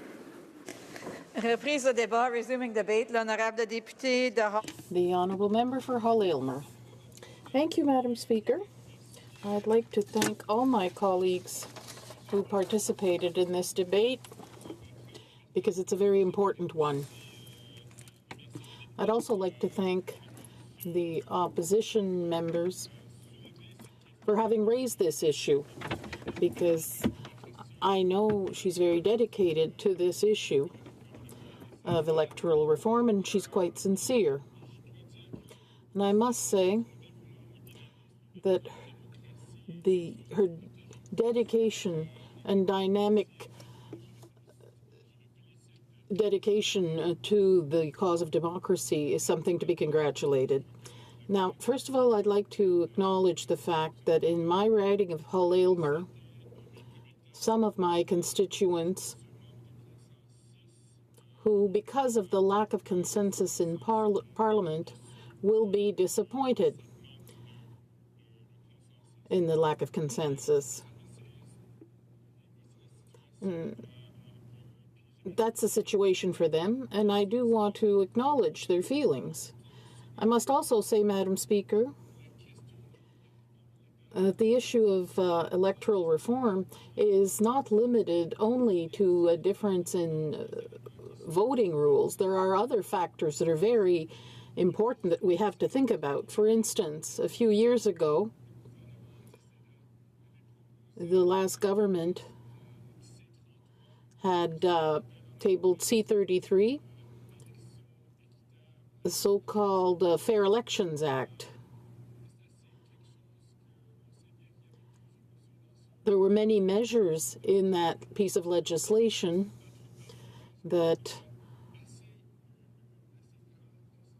there was sufficient consensus in this Parliament to make amendments to it. I'd like to raise a few of those changes and congratulate the Minister for the Reform of Democratic Institutions for having proposed those issues in her speech.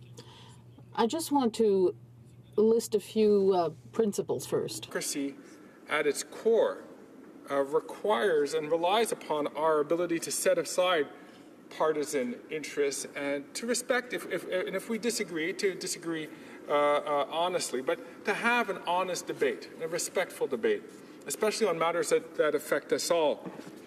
And I am, as I said, I had a town hall in my riding of Hull Aylmer, and I'd like to thank the 35 residents who showed up at these town halls, who joined me at La Grande Salle at l'Université de Québec en Outaouais to discuss this issue. It was a great discussion. It was a valuable discussion that we had. And as I reported to the Special Committee on Electoral Reform, and I quote, the participants at the consultation held a diverse set of views, and that my constituents wanted to continue to improve and evolve our democracy. That is a fair discussion of what we had. That's a fair summary of what we had at that night, and that's why I'm so grateful for my constituents to have participated. And this is the reason why I feel that there are so many other elements that we can pursue to improve the electoral system. Let's talk about some of those issues. Le projet de loi C-33. Bill C-33, as I indicated, Madam Speaker, contained amendments to have the viewpoints of young Canadians heard.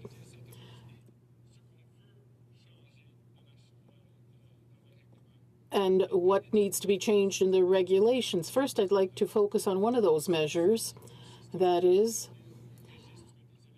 a registry of future voters. So Canadians between 14 and 17 could consent to be registered on that list. This measure would translate the recommendation made by the Chief Electoral Officer after the last election, and even goes further, Madam Speaker. In so doing, it would give us... he had suggested that it be allowed to keep information about 16 and 17 years olds in order to put them on the voters list later on. One of the recommendations of the Special Committee on Electoral Reform is, if they get the support of this House, this legislative measure would be a terrific tool for young Canadians and for Elections Canada. Elections Canada could then communicate with young people in order to register them on the national voters list. We could also pre-register students in anticipation for the day when they turn 18. individuals that there is people making speeches in the House, and to if you having conversations, you should take them out of the House in order to provide that member with the respect he deserves. The honourable member for Hull Aylmer. Thank you, Madam Speaker. I know that perhaps my comments are giving rise to many other comments by other members. I suppose there is an interest in what I have to say, and I know full well that the member from the Quebec City region completely agrees with my comments. Madam Speaker, I think it's very important for us to understand that, as I said, there are certain measures which we can take to encourage more voting by young people, and it's certainly important for us to have this registry of future electors so that we can bring them on and allow them that opportunity to register so that they can get to vote. Because we know that once you start voting, once you start getting involved, chances are that becomes a habit that continues throughout your life, and we all have to work. We all have to work to encouraging more people to participate in the democratic process. Because, Madam Speaker, a democracy is a very fragile thing. And we've seen expressions of it as we've seen in previous elections where there has been a declining voter participation, how it can very subtly cause less of it can.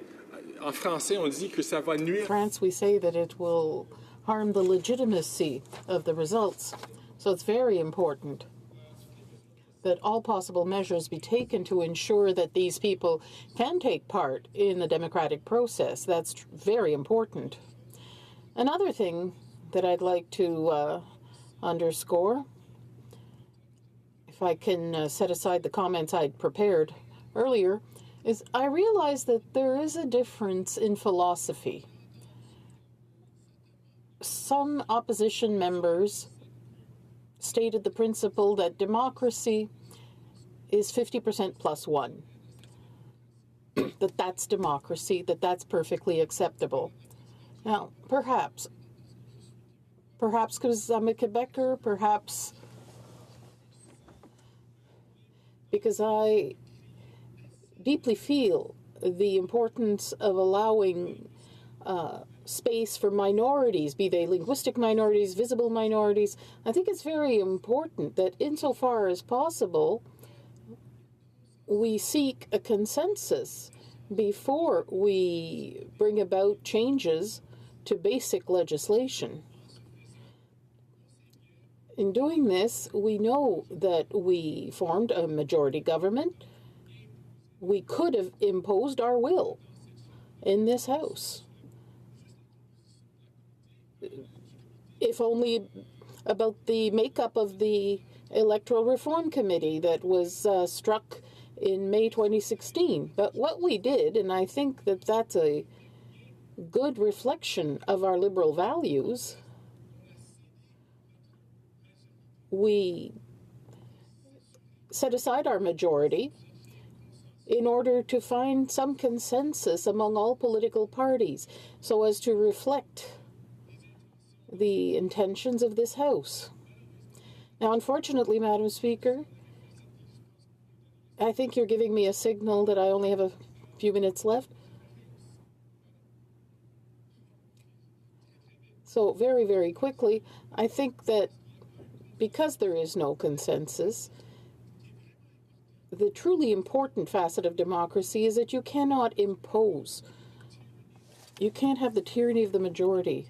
That on fundamental changes, as much as possible, you respect the majority, but you also have to make sure that you respect the minority points of view. And as my previous colleague said, if a significant part of people don't approve of it, Madam Speaker, then we shouldn't go forward. It's something we shouldn't do, although we could. Merci, Madame la Présidente. Thank you, Madam Speaker. Questions and comments? The Honourable Member for Sherbrooke. Thank you, Madam Speaker. I thank my colleague for Hull Aylmer. I know he's a reasonable man, and I'm a bit disappointed that he doesn't acknowledge good ideas and bad ideas. We talked about that last night.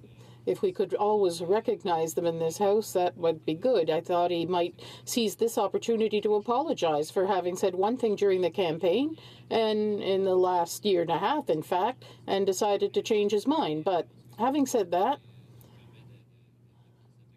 I'd like to give him this opportunity to apologize, and I'd like to know why they didn't clarify what a consensus was from the outset. What's the definition of consensus? Because he raises this today as an excuse, but you can use this excuse in many other for many other things. Kinder Morgan, is there consensus there? You won't have me believe that there's any consensus here about that, but they're going ahead anyway. So today he's using the consensus excuse. So can he define what that is? And if his government intends to lead by consensus, I'd like to know what is the level of consensus they're looking for before they go ahead with policies. The Honourable Member for Hull-Elmer, thank you. I thank my colleague from the Eastern Townships. I'm very pleased to answer his question. Madam Speaker, as I said, there are two variables that are important in all this. The first is this something irreversible? Is this something that has huge consequences?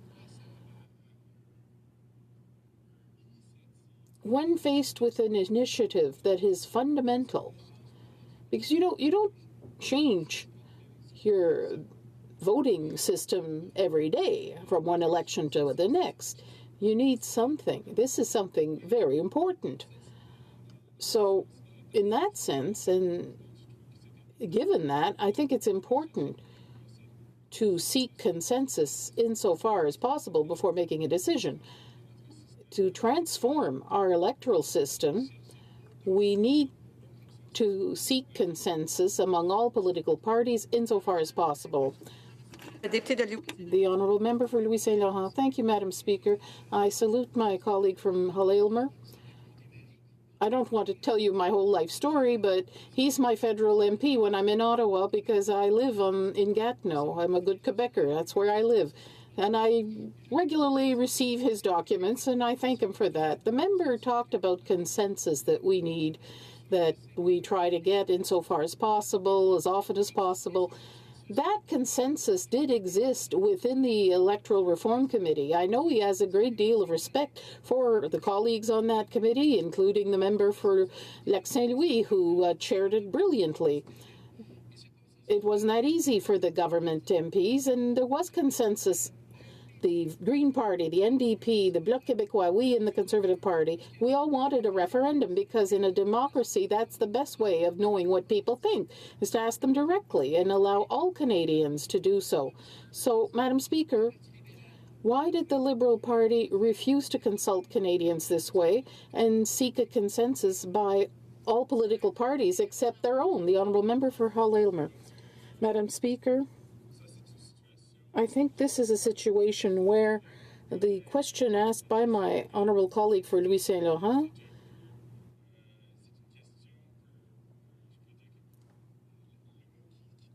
the word that comes to my mind is in English. Is a clever question. It's so nuanced that in some cases it means one thing, for some people means one thing, for others something else. Since there was a consensus for a referendum, well, I challenge my colleague.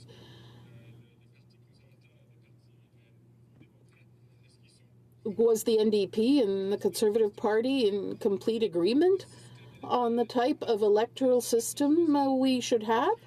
Because I've heard many of their members throughout the 14 months that we've been in this Parliament, they weren't talking about the same thing. They wanted the current system. They wanted a different system. There was no consensus. So I challenge my colleague to find that consensus on the specific voting system. Thank you, Madam Speaker. Resuming debate, reprise de débat, l'honorable député de The Honourable Member for Salaberry-sur-Roi. Thank you, Madam Speaker. I'd like to say that I'll be sharing my time with the member for Churchill. Madam Speaker, like the 92,000 citizens who signed a petition on the Parliament of Canada website asking the Liberal government to respect its promise of electoral reform. I'm profoundly disappointed and hurt by this about-face by the Liberals. The Prime Minister had made a commitment to changing this obsolete voting system to improve our democracy. He reiterated that promise 1,800 times, Madam Speaker, including in his throne speech, 1,800 times. The Liberals have completely done an about-face. Canadians get the impression they've been duped, and with good reason. Many of my constituents told me about their disappointment, and they have a question for the Prime Minister. As he said so many times, each vote should count. To explain this broken promise, the two institutions said there would be no consensus, and the Liberals continue to use that excuse without being able to define what a consensus is. My colleague from Sherbrooke attempted to ask a member to define consensus. What are the criteria to the Liberals? They still can't say to this day. Neither the Special Committee on Electoral Reform nor the citizens groups were able to define what that consensus was that was needed in order to go ahead with electoral reform. But yet, given the consultations that took place by the Special Committee, and in my writing, I'll give you the figures, I'm rather surprised by this because 78% of the constituents in Salaberry-sur-Roi who took part in my survey said that the number of seats of a party should reflect the number of votes obtained. If that's not consensus, 78%, I don't know what is. What number would be required for the Liberals to understand that people largely agree with going ahead with electoral reform? 70% also wanted there to be a collaborative work in Parliament with the support of all parties. This is a system with a certain level of proportionality. And were that to be the case, the government would have been a minority, and they would have had to work with other parties to enact its policies. And therefore, the current system has many shortfalls, many shortcomings. There are many voters that are not represented. In the 2015 election, over 9 million votes were not represented. The second issue is the distortion between results and the vote itself. At the last elections, the Liberal Party garnered 39% of votes and got 55% of seats and 100% of power. This is a distortion from our out-of-date election system. If that's not the case, I wonder what the Liberals call it. It allows the Liberals to follow their every whim and to block initiatives from other parties when it is not an advantage to their party. To the contrary, Canadians, 63% of Canadians voted for a party that wants to reform the current voting system. The revision is not as divided as the government claims. There is a consensus. 90% of experts and 80% of members of the public that participated with the Committee on Electoral Reform asked the government to adopt an electoral system with a certain element of proportionality.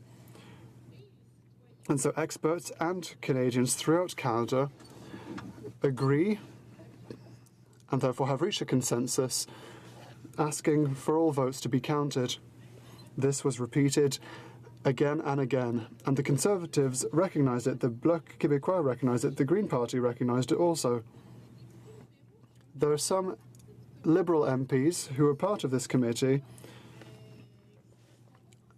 and I'm sure that they are not in ignorance of these statistics, and so how can they say that there is no consensus? It's truly frustrating, Madam Speaker. Would the results have been different with a proportional system? Indeed, Canada's political scene would have been completely different if a proportional system were to be in place. The Bloc Québécois would be officially recognised in the House. The Green Party would multiply its number of MPs by 11. Madam Speaker, Canada is a proud country, proud because of its diversity, but this diversity is not represented in the House of Commons. The Liberals and Conservative governments do not want to change the system because the system is a benefit to them. The government has reneged on its promise, which will strengthen cynicism and defiance, especially amongst under-30s. Even if the 2015 election had an increased participation of the millennial generation is still the lowest voting one. They had a lot of hope riding on changing our voting system.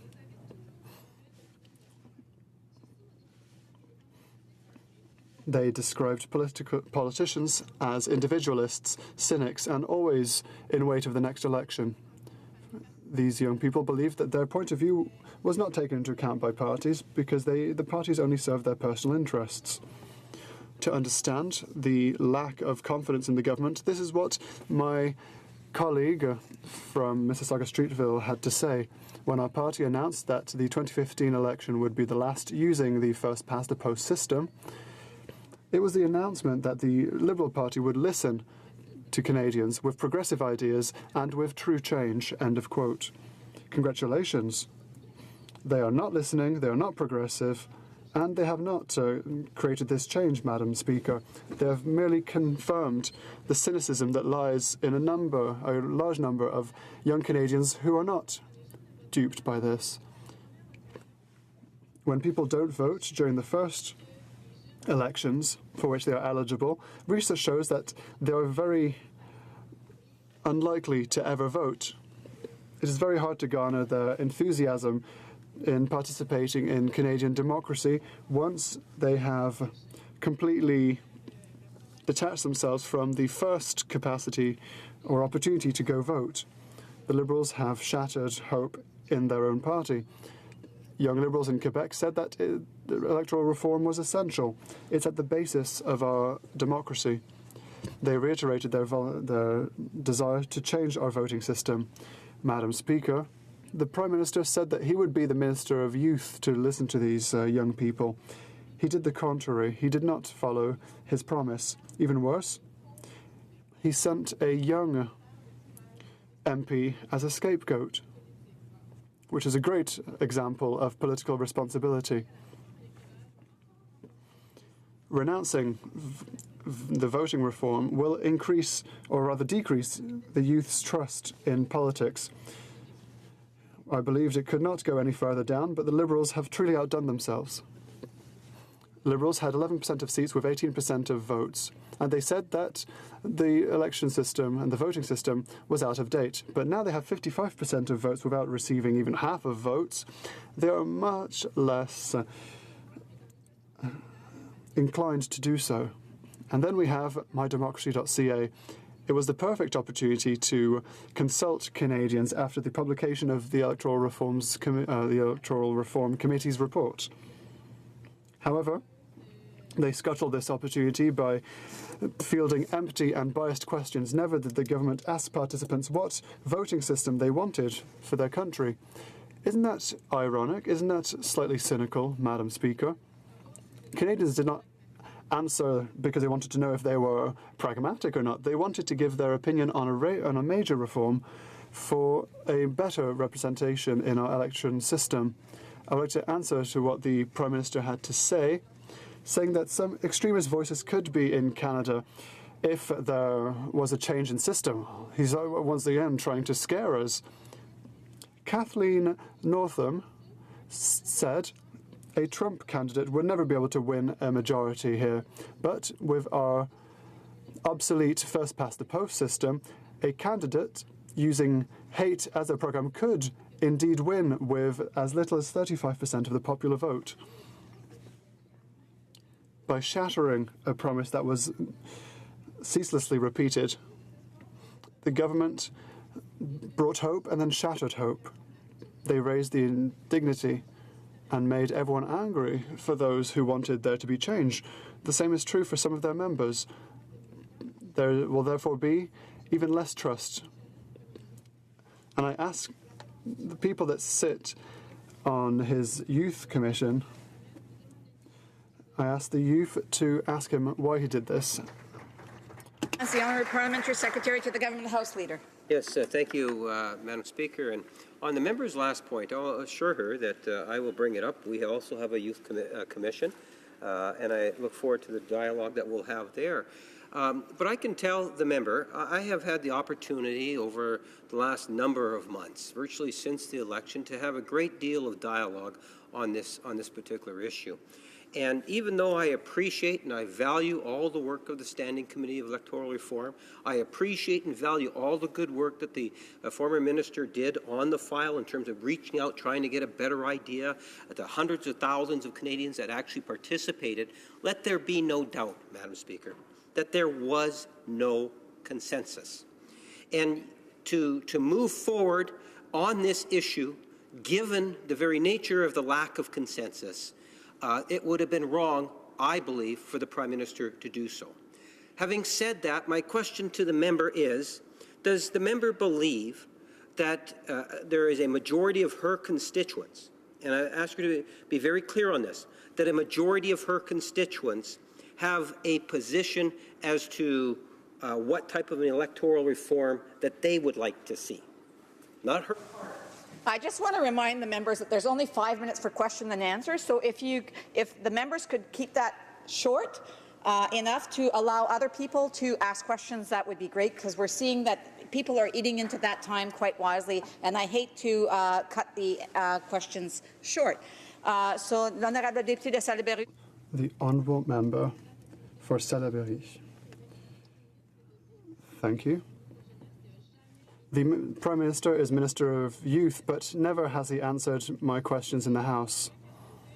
With regards to what Canadians believe, and if they want a proportional a voting system, if the MP were to have listened to what I said, yes, I said that 78% of my constituents that were consulted who said that they wanted to change the voting system towards a more proportional one. And when the Liberals are saying that there is no consensus, they never talked about consensus before. 90% of experts and 80% of the population that was consulted over a space of a couple of months said that they wanted a proportional voting system. Questions and comments? The Honourable Member for Saanich Gulf Islands. Merci, Madame la Présidente. Thank you, Madam Speaker. Thank you to my colleague, the member for Salaberry-sur-Roi. I completely agree with what she had to say. I just have one question. In her opinion, why has the government decided to pull back on such a clear promise? The honourable member for Salaberry-sur-Roi. Thank you, Madam Speaker. I am completely frustrated and disappointed, as is the case for millions of Canadians. Just like my colleague said,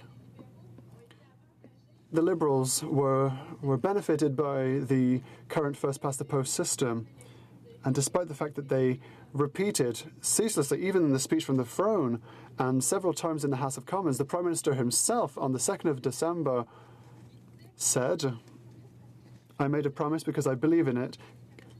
I clearly heard that that Canadians want a better system to better choose their government, and I work diligently to make sure that 2015 will be the last with a first-past-the-post system. It is a shambles that the Prime Minister has made such a promise and then has backpedaled just because there apparently was no consensus. Questions and comments. Time for a brief question. L'honorable Secrétaire parlementaire. The Honourable Parliamentary Secretary to the President of the Treasury Board.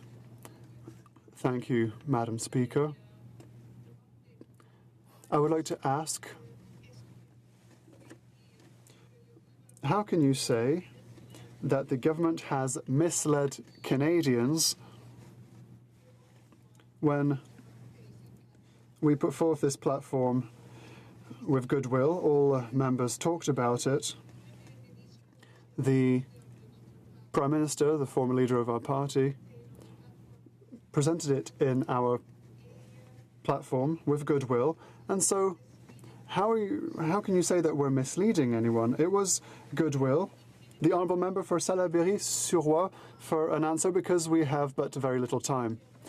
I simply cannot believe that Liberals are so blinkered by and blinded by their power. They're incapable of understanding that they have betrayed their own promise. Over 1,800 times did they repeat that they'd changed the voting system. They said that they only recently said that they needed consensus. They are incapable of defining what consensus actually means.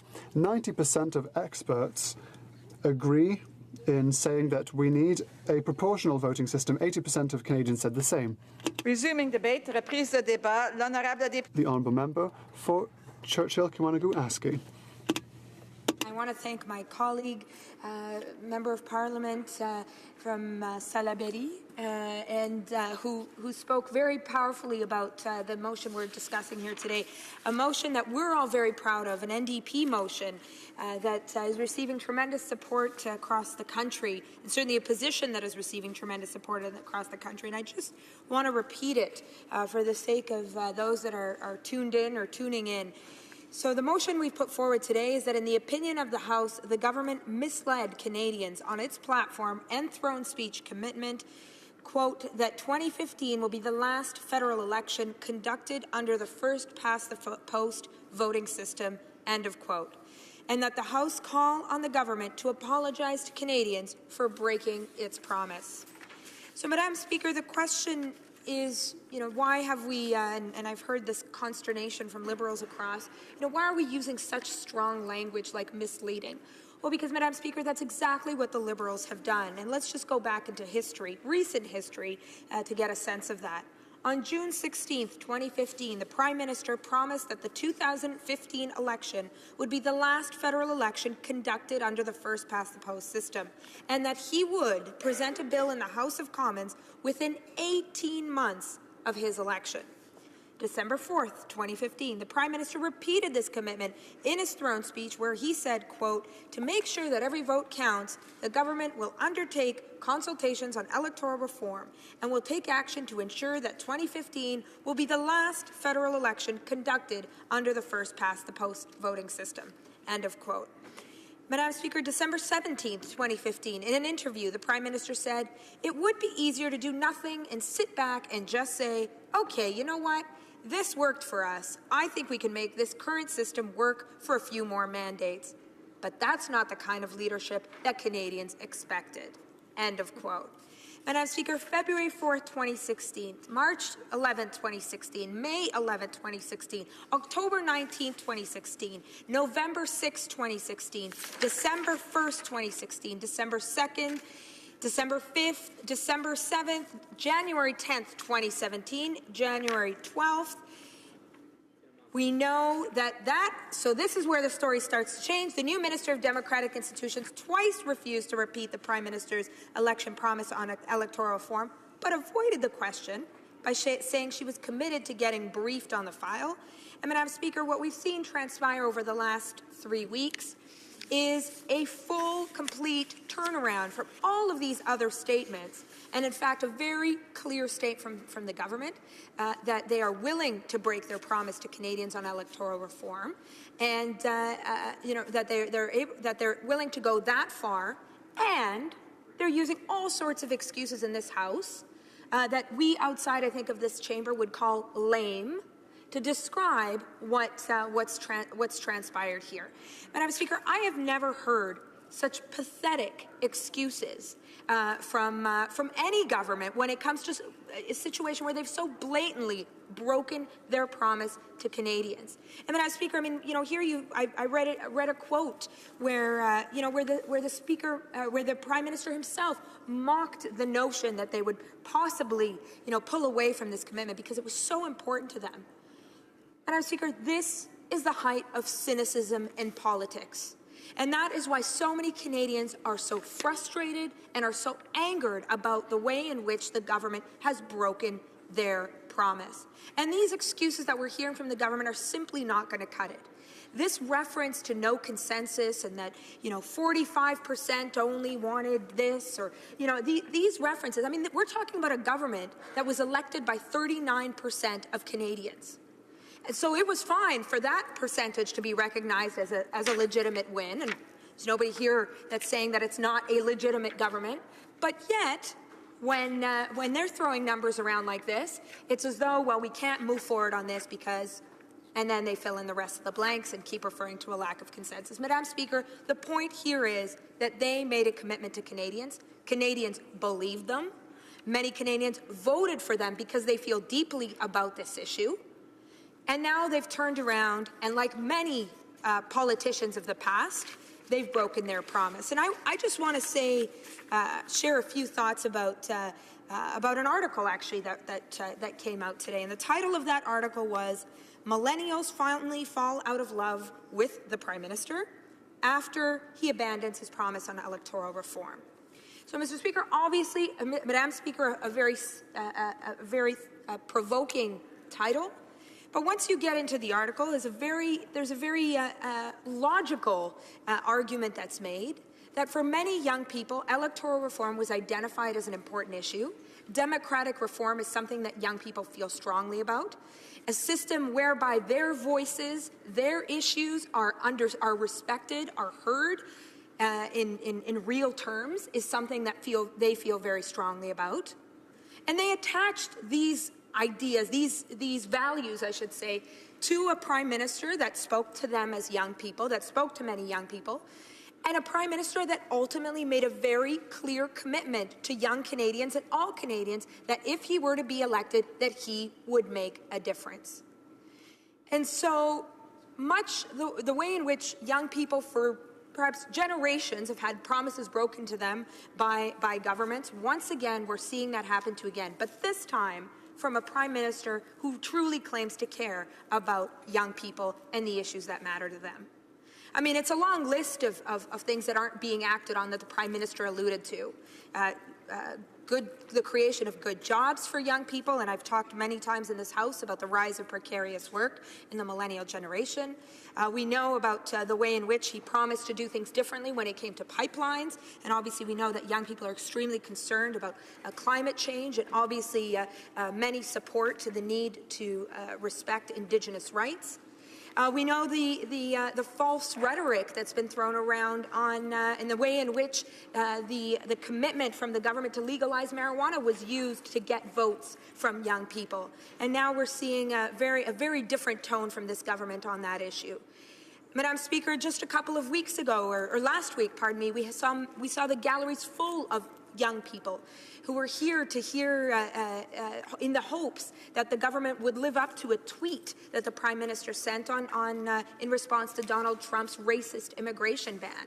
And yet even there they weren't able to see the government act on the kinds of values that they hold so dear, that many of us as young Canadians hold so dear. So, Madam Speaker, we're seeing a pattern here where the government is pulling away from things that they promised, issues that they referred to as issues that they would stand up for young people on. But perhaps nothing has been more blatant than this particular broken promise, this very obvious walking back from a commitment that they made, black letters on a white paper, and repeatedly made. I mean, I mentioned the dates. We've all been here in the House when the Prime Minister has said it. We've heard it from his minister.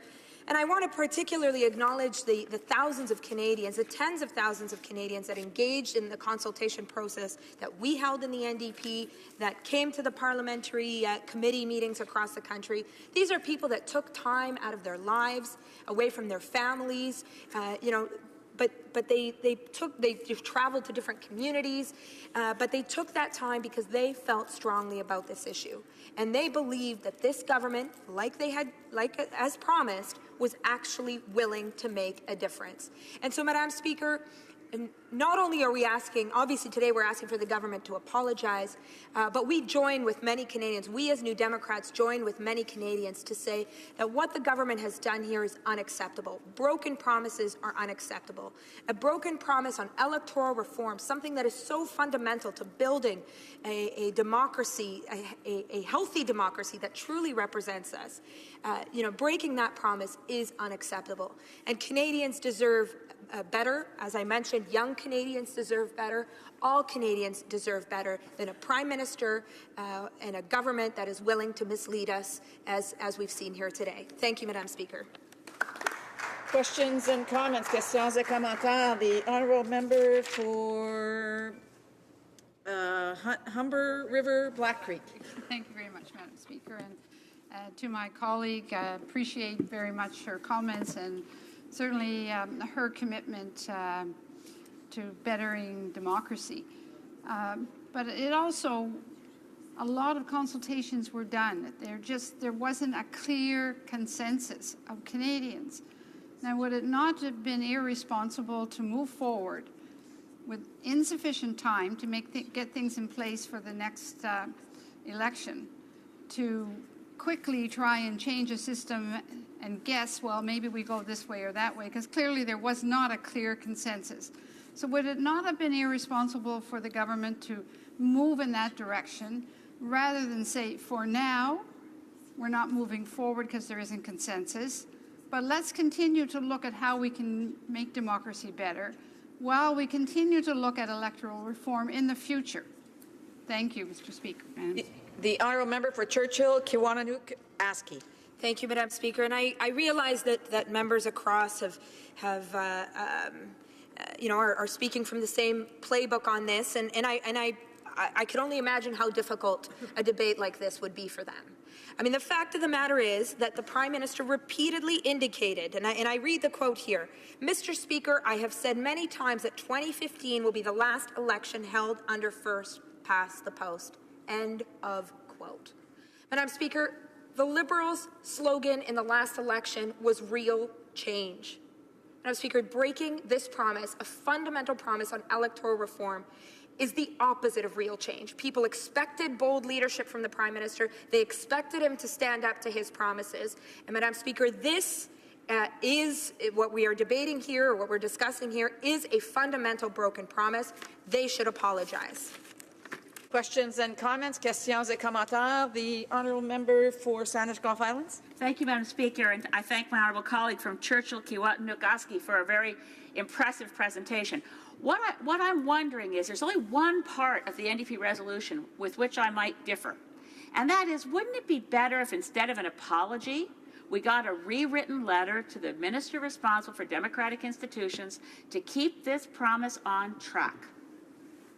The honourable member for Churchill, Kiwananook, Askey. Thank you, Madam Speaker. And I also want to acknowledge my colleagues' commitment to the issue of electoral reform as well, and the way in which many of us in this House, despite the party we come from, have expressed real criticism, real opposition to what the government has been doing on this front. And as we've indicated, Madam Speaker, we in the NDP are committed to democratic reform. Proportional representation is something that we heard from thousands of Canadians as a model to be followed, and we're certainly keen to push that vision forward. Obviously, here today, we want the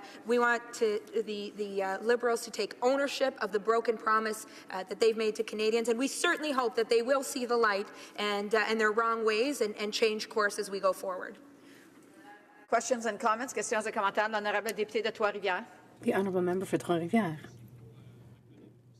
I would like to thank my colleague for her speech, and also for her passion and her knowledge of the subject. And the slogan we hear today from the Liberals is that there is no consensus. And yet, it seems to me, at the last election, the majority of Canadian electors voted for one or other of the parties that was proposing electoral reform. NDP said that it was not only in favor of reform, but in favor of implementing a mixed proportional system. If you say we need consensus to start the work, what do the Liberals need for that consensus? Askey. I would like to thank my colleague for his question. It's an important question. What is it going to take?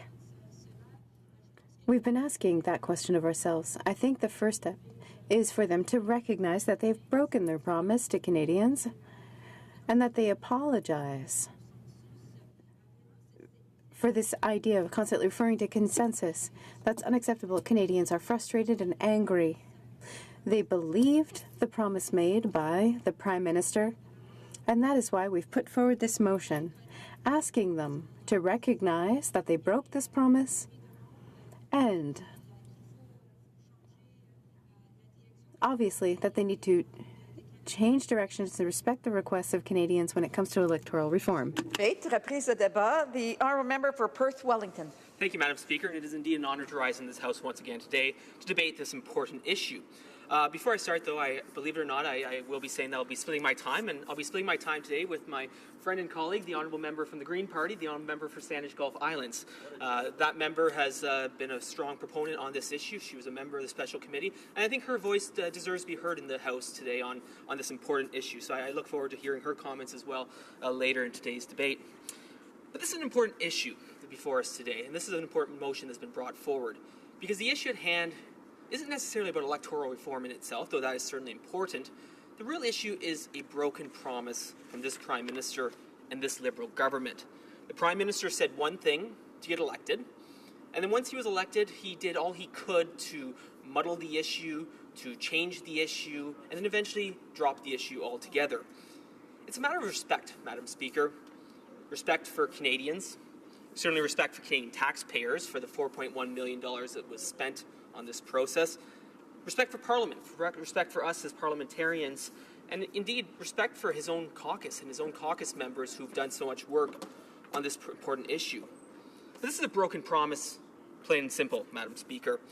And it's one of the classic examples we see where the Liberal Party promises something and then the Liberal government breaks those promises. Whether it's the small business tax rate, the promise they broke, whether it's deficit spending, promising $10 billion deficits and then seeing 2 or 3 times the size of those deficits, promising that their middle-class tax cut would be revenue neutral, and then finding that in fact it's nowhere near revenue neutral, or this example at hand right now on the important issue of electoral reform, another promise broken. And Madam Speaker, I had the great honour and privilege of serving as an associate member on the Special Committee on Electoral Reform. I had the honour to sub in a few times on different parts of the committee's travels. I was able to attend a number of meetings in Atlantic Canada, in Montreal, and finally I had the great honour of joining the committee in Nunavut, in Iqaluit, to hear from the important perspective of the North on electoral reform. And it was always interesting at all these meetings to hear from experts, hear from academics, hear from partisans and non-partisans alike of their opinion on electoral reform. And there were a number of important issues that were raised by a number of individuals. And at our time in Iqaluit, there was one witness in particular, a young Inuk leader who made a very heartfelt presentation to our committee, and his words stuck with me at the time. And in the last 8 days since the minister's announcement that the Liberal Party would be breaking their promise on electoral reform, his words are even more powerful now, and I want to read them into the record. It was from October 17th, 2016, at the Special Committee's meeting in Iqaluit. He said, "The reason I bring up things like overcrowded housing, poverty, and abuse is that if you're not sure where you're sleeping, or if you're sleeping in shifts, and if you're not sure what your next meal is going to be or when it's going to be, and if you're not sure when the next time you're going to be sexually abused or physically abused, who really cares when the next election is?" He went on to say, "I hate to leave you on such a sad note, but that's the reality of the territory." Madam Speaker, this individual brought up some great points about governance in the North and some of the challenges of governance. He also raised a number of these unfortunate issues that are all too prevalent in society.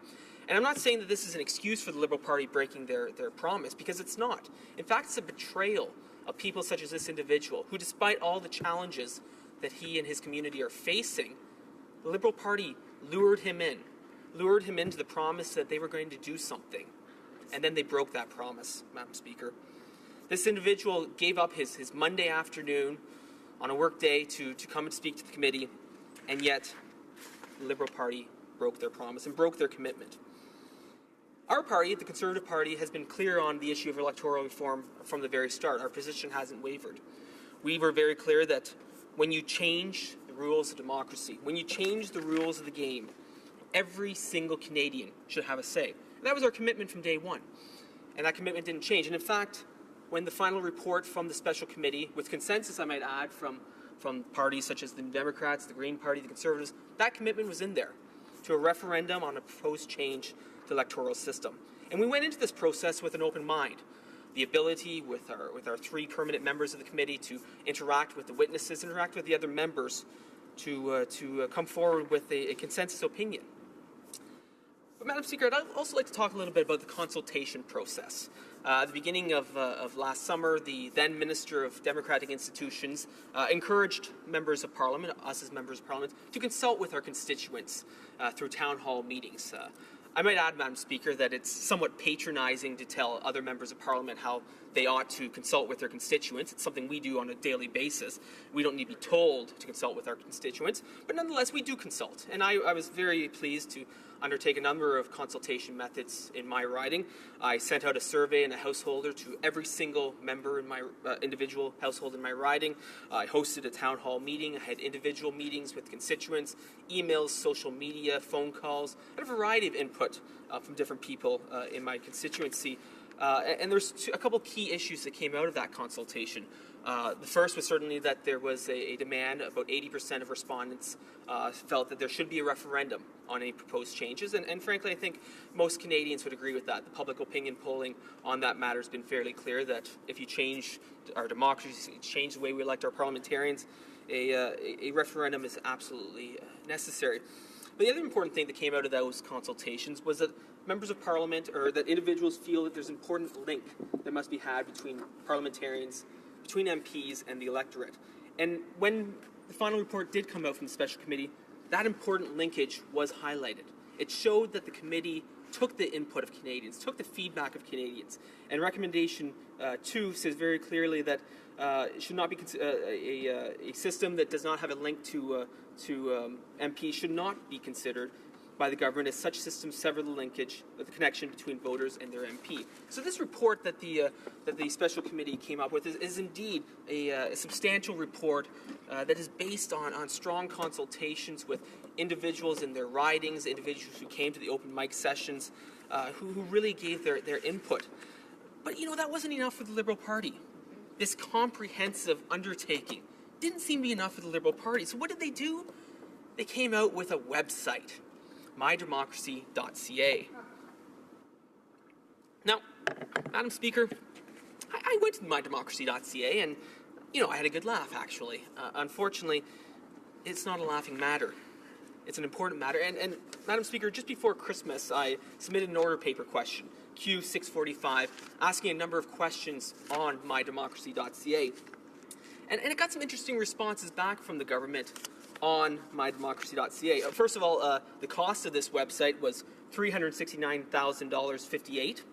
Now that includes HST, in case anyone was wondering, but over $350,000 spent on this website. But more interesting was the response to Part B of the question. It said that this website would provide an educational experience.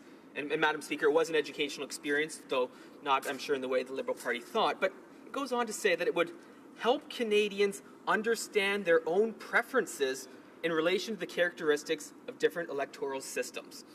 It would help Canadians understand their own preferences? Madam Speaker, how condescending, how arrogant that the Liberal Party thinks that they need to help Canadians understand their own preferences on electoral reform. This is simply wrong, Madam Speaker. Canadians are well aware where they stand on these important issues. We found that out from touring the country, from hearing input from Canadians in our communities across the country.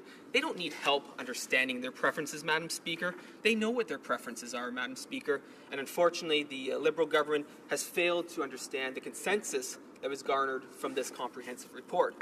And before I wrap up, Madam Speaker, I do want to highlight, because it's been said often by the member's office that there was no consensus on this report. In fact, there was, Madam Speaker.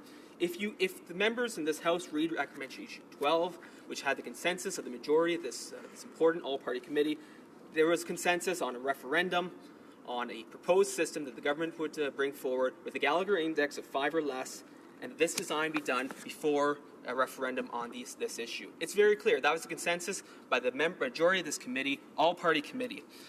Madam Speaker, I'm very proud to speak today This is a broken promise, plain and simple. The Liberal Party said one thing, the Liberal government did another. Thank you, Madam Speaker. And comments, questions et commentaires. The honourable member for Skeena-Bulkley Valley. Well, thank you very much, Madam Speaker, and I thank my colleague for his comments and his contribution to the conversation today, which is ultimately probably the most simple kind of debate a parliament can have. It's basic accountability. When a government makes a promise, and the government goes and breaks that promise, what ought they to do? In most normal Canadians' mindsets, the sequence of events is quite logical and basic common morality. As my friend from Vancouver Island said earlier today, his 3-year-old twin daughters have learned that if you make a promise and you break the promise, you apologize. You admit it. That's good. Yet, I've watched Liberals get up today, some who have even actually apologized to their constituents, now say that they're proud that they broke this promise. They're proud of their government's decision to betray a black and white promise, one of 29 and counting. So my question is this. The Prime Minister has argued this, that not only are Canadians too entrenched on the different sides of this issue, but they are also too disengaged from this issue. This logic is so twisted as to just confound any right-thinking observer. What would my friends say is the real reason why the Liberals decided to break this promise, such a sacred one, a clear one to Canadians? I remember for Perth Wellington. Thank you, Madam Speaker. And I think there are probably a number of reasons why the Liberal government broke this promise, not the least of which I would say is that they didn't get what they wanted. From day one, the Liberal Party has had a preference, the Prime Minister has admitted it, for a ranked ballot. If there was one consensus I think that the committee heard and that many of us heard in our town halls and our discussion was that they did not support ranked ballot. But the Liberal government certainly had a preference for that system because it was one that would have helped them govern in perpetuity almost. And that was not a system that Canadians wanted to see. Canadians wanted to see a robust democracy in our country, the ability to have debates and not see a one party dominate the process and rig the system in a way in which that they would be the beneficiaries of. Questions and comments? Questions et commentaires. The honourable member for Fredericton. Thank you very much, Madam Speaker. And let me first thank the Canadians who took part in this conversation over the last year. I had the honour of serving on the Special Committee on Electoral Reform with my colleague across the way. My memory may misserve me, but I do believe on our visit to Iqaluit, there was a clear consensus against a proportional representation system from that part of the country. It was also telling in my friend's opening comments where he said the issue really isn't electoral reform, which so I asked him to clarify for this House, as a first question, was it not the Conservatives' intent all along just to submarine this process by pushing a referendum with no clear idea of what they might want? The second question is about the responsible path to achieve electoral reform. We heard a lot of contradictory evidence about the use of a referendum. We heard the NDP argue for months publicly against it, then argue for it, and then in their supplementary report argue against it. How is that responsible, and how do we properly find a path to engage Canadians and ensure their validation of a new electoral system, given the complexity of the issue? Thank you. For Perth Wellington. Thank you, Madam Speaker. I'd like to thank the honourable member opposite from Fredericton. Congratulate him on his promotion as a parliamentary secretary as well. Well deserved by the honourable member opposite. He asked two questions. First was on the referendum issue. Our party hasn't changed our position on referendum. We said from day one that we thought that the only way you could make a substantial change to the way we elect our parliamentarians was through a referendum. That position wasn't new. We held that position from day one. And the fact that we were able to make a recommendation through this report that included a referendum on an alternative system that was more proportional was indeed a testament to the hardworking members of the committee, including the member from Lanark Frontenac Kingston, who was very engaged on this issue from day one and did exceptional work. The second part of the question was about the responsible path forward. Well, the responsible path forward goes together with the referendum. Only with the support of our Canadian public can we go forward with this. We've done the consultations. We've done a comprehensive study. It's now the responsibility of the government to bring forward legislation and responsibility of Canadians to have their say on it. And that's only done through a comprehensive, through a referendum on the matter. Thank you, Madam Speaker. À l'ordre, conformément à l'article 38. Pursuant to Standing Order 38, it is my duty to inform the House of the questions to be broached at the time of adjournment. Democratic Reform. The honourable member for Bow River Agriculture, and the Honourable Member for South Okanagan West Kootenay, Foreign Affairs. Resuming debate, reprise de débat, the Honourable Member for Saanich Gulf Islands. Thank you, Madam Speaker. I rise today and want to begin by acknowledging that we're on the unceded territory of the Algonquin of Golden Lake. We say Miigwech. Au début de mon petit discours, at the outset of my short speech, I'd also like to thank my colleague from Perth Wellington. I'm really pleased that he decided to share his time with me. And I also want to thank the member for Rosemont-la-Petite-Patrie, another colleague who served on the Special Committee on Electoral Reform. We worked together for several months. We worked very hard. And today's debate is quite clear that in the opinion of the House,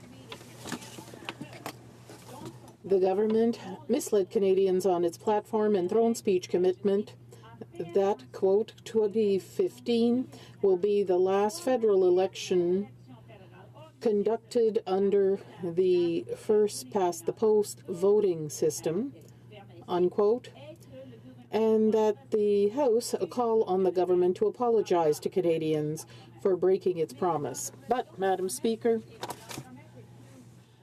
the promise is even clearer than that. The Liberals said, we will put forth a bill for electoral reform. And now, given all the testimony we received at the Standing Committee, or the Special Committee on Electoral Reform, the promise is broken.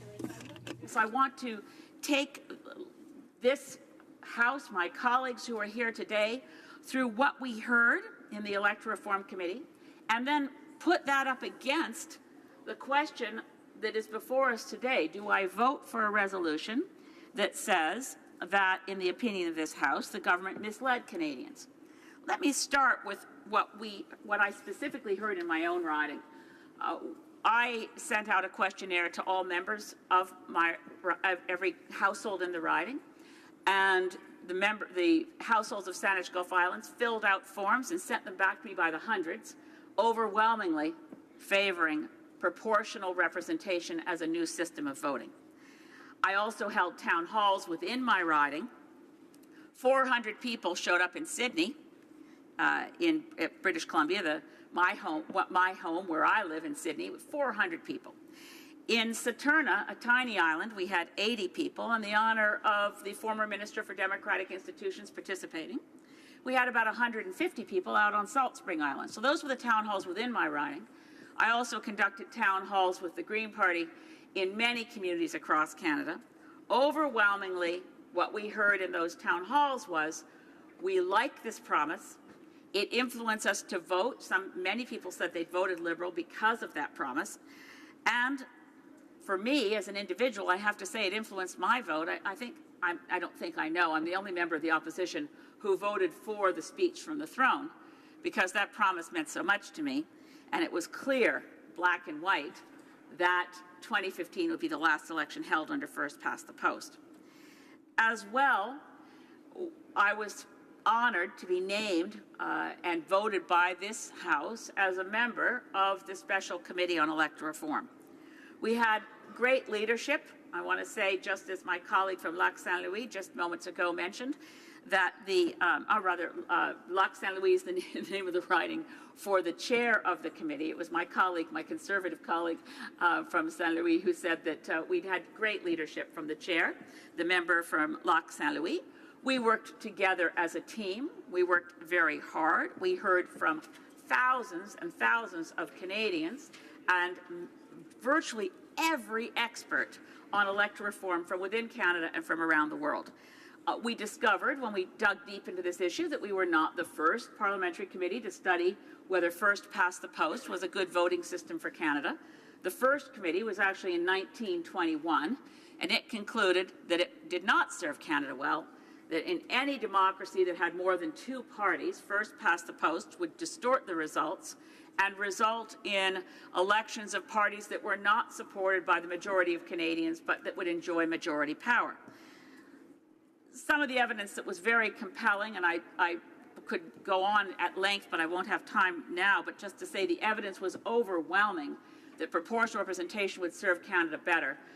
We heard from one of the preeminent global experts by video conference from Stanford University in California, Professor Arndt Liebhardt, who has in his seminal work, Patterns of Democracy, studied 36 democracies over a period of time, studying every single election in 36 democracies from 1945 to virtually now, to look to see if there's a difference between what he described as majoritarian systems, using first-past-the-post or ranked ballots within first-past-the-post, and consensual democracies, which are those with proportional representation, found on average 7% higher voter turnout in those countries that have proportional representation.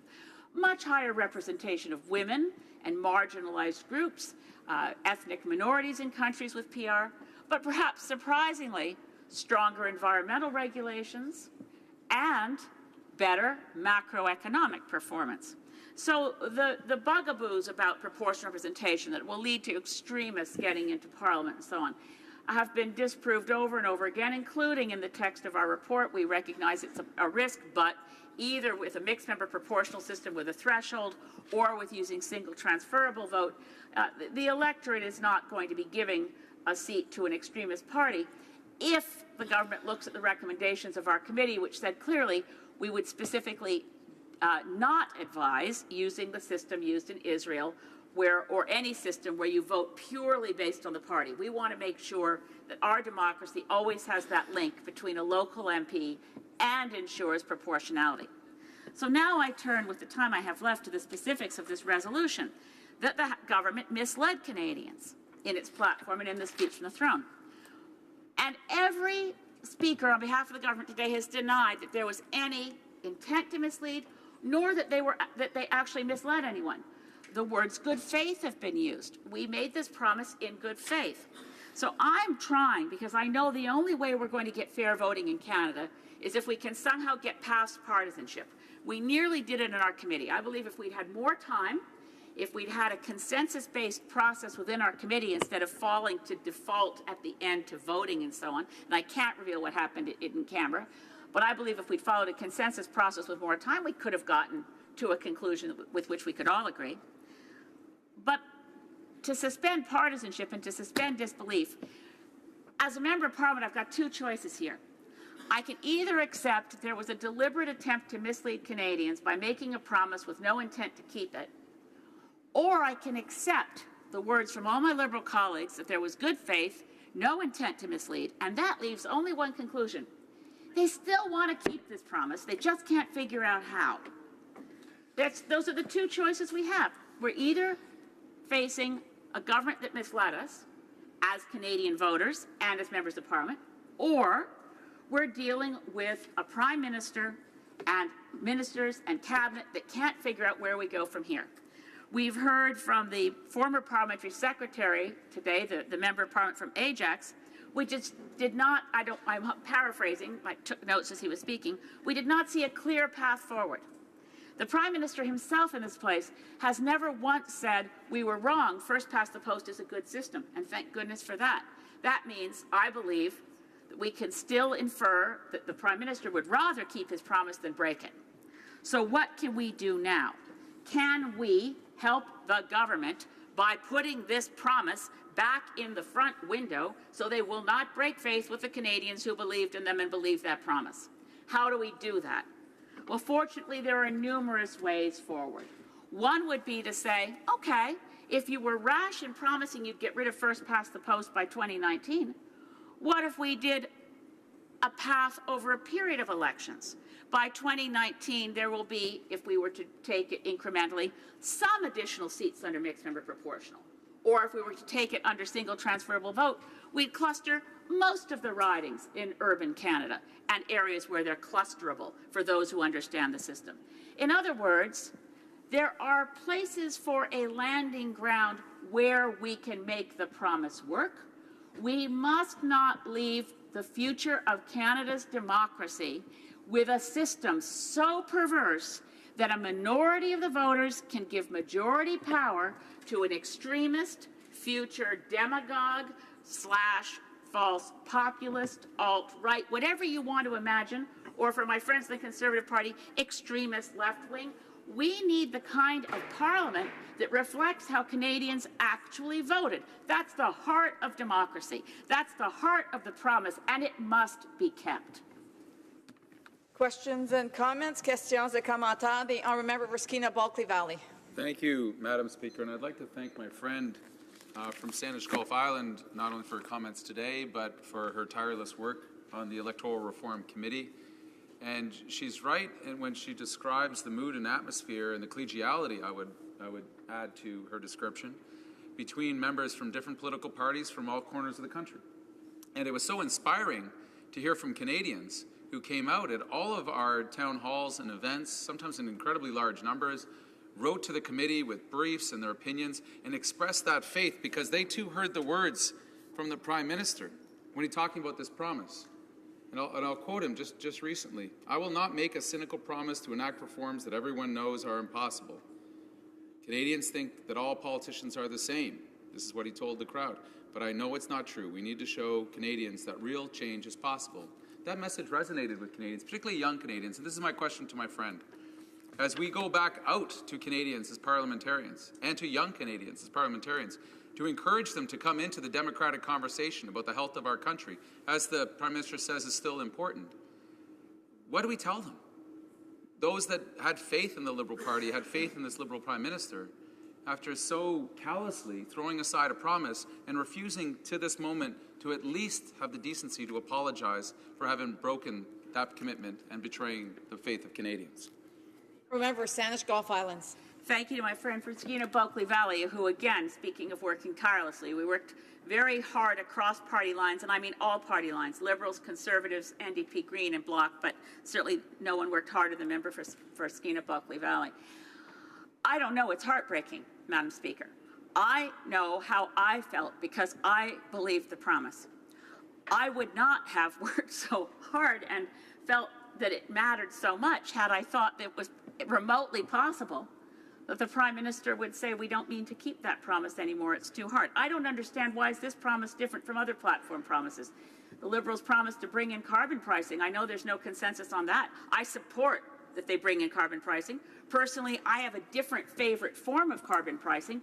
The debates are very similar between carbon pricing and electoral reform. There's lots of different factions that want carbon fee and dividend or cap and trade. But, Madam Speaker, you don't break a promise without paying a price in breaking people's hearts. Questions and comments? Questions et commentaires. The honourable member for Scarborough-Guildwood. Thank you, Madam Speaker. And I appreciate all of the hard work of the committee to arrive at some consensus. So let's dispense with the first part of her choice between that it was always the intention to break the promise and move on from there, because that's kind of a fruitless exercise. In order to go to the second part of her proposition that there was that's been argued here today, is that there's no clear intent or clear path forward. You know, the Conservative Party, the Green Party, the NDP Party have argued for a referendum, and as you well know, a referendum has to have a clear question so that it will yield a clear response. So in order for this to go forward, could she, out of the lack of consensus of her report and the literally thousands and thousands of people have been consulted, could she tell us in a very simple way what she thinks a clear question should be put to the Canadian people were you to go forward with a referendum? The honourable member for Saanich Gulf Islands. Thank you, my friend from Scarborough-Guildwood. I certainly do not agree that the report that was tabled lacked consensus. It was a majority report. I do wish it had had all 5 parties around the table in agreement. The clear question was the one that we put in the report. You would have a choice in a referendum between the current system and do you want to move to proportional representation.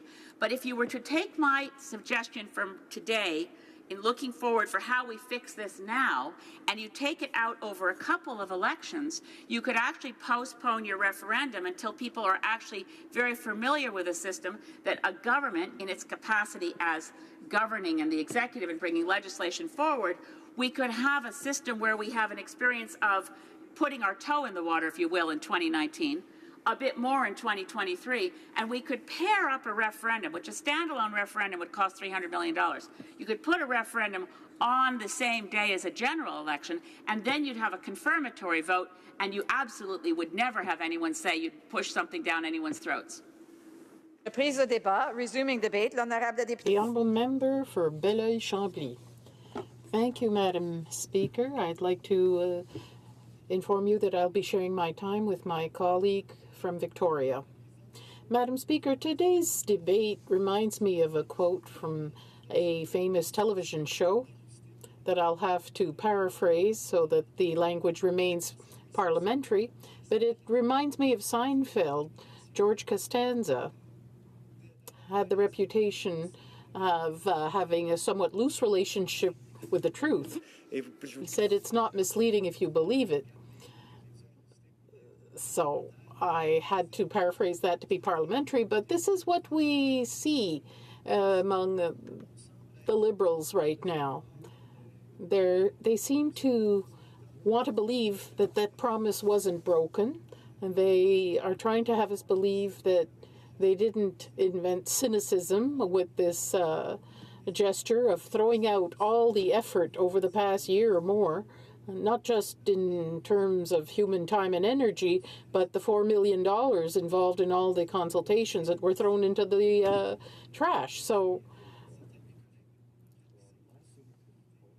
I know that my NDP colleagues on the committee heard the witnesses, and among those witnesses who testified, even those who didn't really agree with the proportional representation option did not hesitate to say that the fabrications that we were hearing on the other side against that system, according to them, it's unstable, it would help extremist parties, whether far right, who promote identity politics. On the contrary, even though that might not have been the option they would advocate, they did not hesitate to say that all those points were clearly false.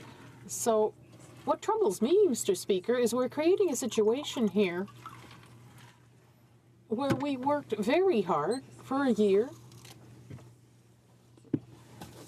trying to consult the public, trying to reach a consensus, as they say across the floor all the time, and we succeeded because anyone who's in politics knows full well that you will never get the support of 100% of the population. You'll never get 100% of citizens in favor of any policy you want to avoid, to adopt. And if you waited for that 100%, you wouldn't do anything. So you have to accept that there'll always be voices here and there that disagree. But when you consider that we managed to have a committee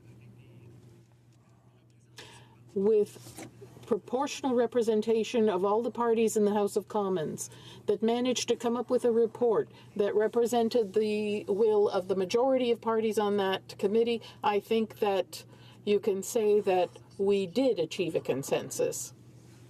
And let us be honest, Mr. Speaker, this consensus is a rare thing here in the House of Commons.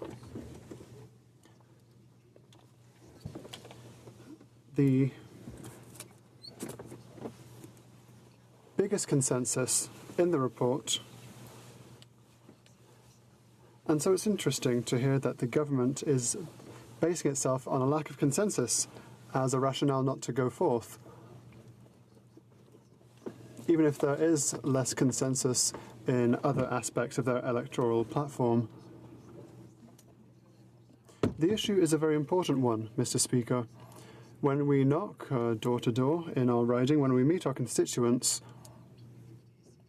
every MP and every candidate to the position of MP experiences the same thing. We knock at a door, and unfortunately and inevitably, someone will open the door and say, well, I appreciate the work you did as an MP. I appreciate your party or your leader. However, I have no more time to lose with politics and the promises you throw around just to get elected, and so sorry, I won't be voting this time. And then they close the door Sometimes we insist, and we try to regain their confidence and have a discussion with them to try and find out why this person is so cynical. Sometimes we manage to renew their trust in politics. However, far too often, this person simply does not want to get the time of day from us. Canadians are cynical because of situations such as this. A party, a prime minister and a leader of a party repeated thousands of times that he was going to follow this commitment, that it was so important to him. It was at the heart of his work, not only as an MP and as prime minister, heart on hand of course, but also as an individual, and it is that which fuels cynicism amongst Canadians. Cynicism amongst a demographic which is very important apparently to the minister, the Prime Minister, who is the Minister of Youth as well. The MP from Skeena-Buckley Valley said very clearly that what is most disappointing isn't those who say they won't vote for the Liberals, it's the people who say, I will never vote, and that's the end of it. That's disappointing, Mr. Speaker, because as we know, we need to do a lot of work to gain the trust of a voter, of a Canadian. Not just to get their vote for someone, but to have the trust that they will be voting. We want Canadians to take an interest in politics. We want Canadians to trust all MPs. Mr. Speaker, 100% of people here, 99.9%, well, perhaps there's someone in a legislature somewhere who is not here for the right reasons, but everyone is here for the right reasons. And therefore, when we are in such a situation where the Prime Minister states ceaselessly that he will commit to this commitment, and then when he changes his mind, saying, well, no, he didn't change his mind. He actually wrote it in a mandate letter. He asked his minister to justify herself before the population. That really hurts us all. It hurts all politicians. We are all punished by such an act. Because when we return to our ridings, regardless of our party, regardless of our portfolio in the House of Commons, we are forced to justify that which hampers the trust of Canadians in politics, which is a great disappointment. First and foremost, it's a disappointment to those who I represent. And that is why I asked the Prime Minister to put forth his apology to Canadians. This is not only a loss for democracy, it's a loss for all politicians and the trust we have. It's a lack of trust from all Canadians. And I know that the government is trying to justify itself by having a debate on various proposed systems. But at the end of the day, Mr. Speaker, they did not even have the courage. They simply diluted. We worked with Conservatives. We said if that's what we need, we will move forth with a referendum. But the government did not want to hear from it. And so we worked we did excellent work throughout the summer. We stayed inside. But the consensus we reached was simply swept aside without any message from the Prime Minister. It is for that the Prime Minister should apologise to all the people we represent. Thank you, Mr. Speaker. Questions and comments. Question et commentaire. The honourable member, la députée de Montréal. The honourable member for Montréal. Mr. Speaker, I would like to thank my honourable colleague for his speech. Consensus that was allegedly found in the electoral report, for Reform Committee's report, and I read the report carefully. First of all, the Liberals didn't agree with the report, so right away you have one of the parties that didn't agree. Then you have the Conservatives and the NDP and the Greens and the Bloc that allegedly agreed that there should be a referendum on proportional representation. Now, I, by the way, agree with the Conservatives that you have to have a referendum to change the way we elect people. I absolutely agree with that. But in the case of the NDP and the Greens, they actually then provided a second report that said, while it remains an option, we have serious concerns about holding a referendum on electoral reform. The evidence of the necessity of change is overwhelming. The evidence for the necessity of holding a referendum is not. If the government decides it must hold a referendum, so let me ask, where is the consensus if the Conservatives don't actually agree with proportional representation and the NDP doesn't agree with the referendum? La députée de Beloy-Chambly. The Honourable Member for Beloy-Chambly. Thank you, Mr. Speaker. Perhaps I should give him the difference between a dissident and a complementary report. We can provide a complementary or supplementary report to explain our point of view on a certain issue, but at the end of the day, we accept the main report and the recommendations therein. The fact remains, Mr. Speaker, that there are Liberal MPs who are wondering why they did not move forth with at least a referendum or at least something. Mr. Speaker, I've been an MP for nearly 6 years, and in all committees, excellent work is undertaken. But sometimes it is far too difficult to reach a majority report. Not only the majority from the government, but the majority from the rest of the committee. What is going on is that we are now in a situation where all parties were ready to dilute their position, apart from the Liberals. But it's most parties that were represented in the party who worked on such difficult issues. If that's not a consensus, therefore, I don't know where the government will ever find a consensus in their lives, because it's the best consensus they've ever had since they came to power. Question commentaire. The Honourable Member for Central Okanagan, Similkameen Nicola. Thank you, Mr. Speaker, and I just want to thank the member for his speech, but also for what he has just said. He said, and I paraphrase somewhat, that sometimes a consensus cannot be found.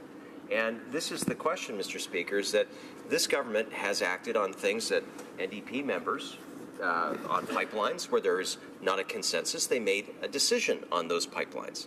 That's part of governing. That's part of being accountable. And does the member feel that the government members are hiding behind this sense of that they need to have a consensus, that a consensus needs to magically form for them to do anything? Or does he believe that this is just a distraction to avoid political damage?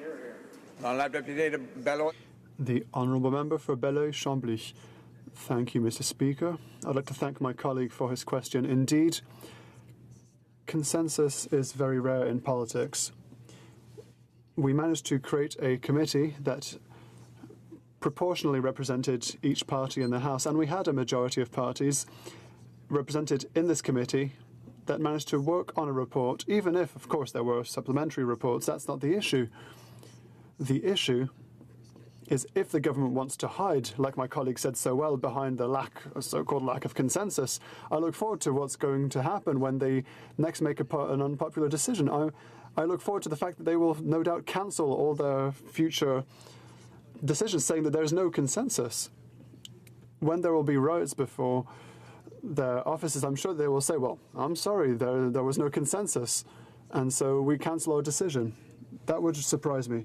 And that is why we see that the government has two faces, and they simply want to sweep away our work. It's very disappointing, and I hope they will apologise. We go to resuming debate, and the Honourable Member for Victoria. I'll let him know that there are only about 4 minutes left in the time remaining for the business of supply for this afternoon, but we'll get started. And the Honourable Member for Victoria. Thank you, Mr. Speaker, and of course I rise to support this motion, though I deeply regret I have only 4 minutes to do so. The announcement Mr. Speaker made last week that the government would break its promise on electoral reform was deeply disappointing to me as a parliamentarian. I know that it was equally disappointing and frustrating to my constituents, the people of Victoria, a community of engaged citizens with one of the highest voter turnout rates in the country. In the last election, 63% of Canadians voted for parties committed to electoral reform. In Victoria, that figure was nearly 90%. So when I hear members from the other side of the House talk about what they term a lack of consensus or declining interest from Canadians, I can't for the life of me figure what they're talking about. I come from a community that cares deeply about political engagement and progress. Electoral reform is a familiar and important issue to my constituents. 3 years ago, I held a town hall where hundreds and hundreds came out to hear from experts on how we might just fix our electoral system. I've met with advocates and experts on dozens of occasions in my community, at University of Victoria and elsewhere. So to hear the government members assert with no discernible evidence that Canadians aren't interested anymore in fixing the voting system is deeply frustrating. I've had people come and petition and work with organizations for years to find a better, fairer, more proportional electoral systems. But what really troubles me the most, Mr. Speaker, is what I hear from young Canadians. For many young voters, the Harper government was all they knew. They grew up frustrated with a government that didn't match their values. They volunteered for environmental causes, but saw the government impede climate action. They studied science and politics at school, but watched their government muzzle scientists and make it harder for them to vote. So in 2015, they seized an opportunity to make a lasting change. Turnout rose among the 18 to 24-year-old demographic more than any other. But last week, 2 writers in Maclean's magazine summed it up, one of whom, Scott Baker, is a young man in my community whom I've known for his entire life. Here's what they said, and I quote, "By killing electoral reform, Prime Minister Trudeau has cut down the democratic aspirations of hundreds of thousands of young Canadians, tacitly teaching them to expect less from government, dream smaller political dreams. Citizens do not start out disengaged, but rather become so through their repeated efforts to work within a stubbornly responsive system." Close quote. Some of us in this chamber have grown cynical about the many promises we've heard from Liberals and Conservative governments. But it's not age, Mr. Speaker, that makes us cynical, it's experience. And this government has had a chance to change that. They had an opportunity to make good on the promises that they made to young Canadians to earn their votes, and in doing so not only make progress on many issues, but also reaffirm their faith of young voters that their votes truly matter. It's not an immutable law of governing that promises are made to be broken. It's a choice. It's a choice that too many governments have made when they start putting their own interests before the interests of the millions of Canadians who voted for change. So, Mr. Speaker, in light of the short amount of time that I have, I would like to conclude by calling on every member opposite to consider what they can do to demonstrate to their constituents by joining us in supporting this motion. Some of the colleagues opposite have already apologized to Canadians, and I commend them for their courage and their integrity. They can show, all members can show, that our politics is bound by that most basic code of everyday life, that you make good on your word, that promises matter, and then when you fall short, you apologize. Thank you, Mr. Speaker.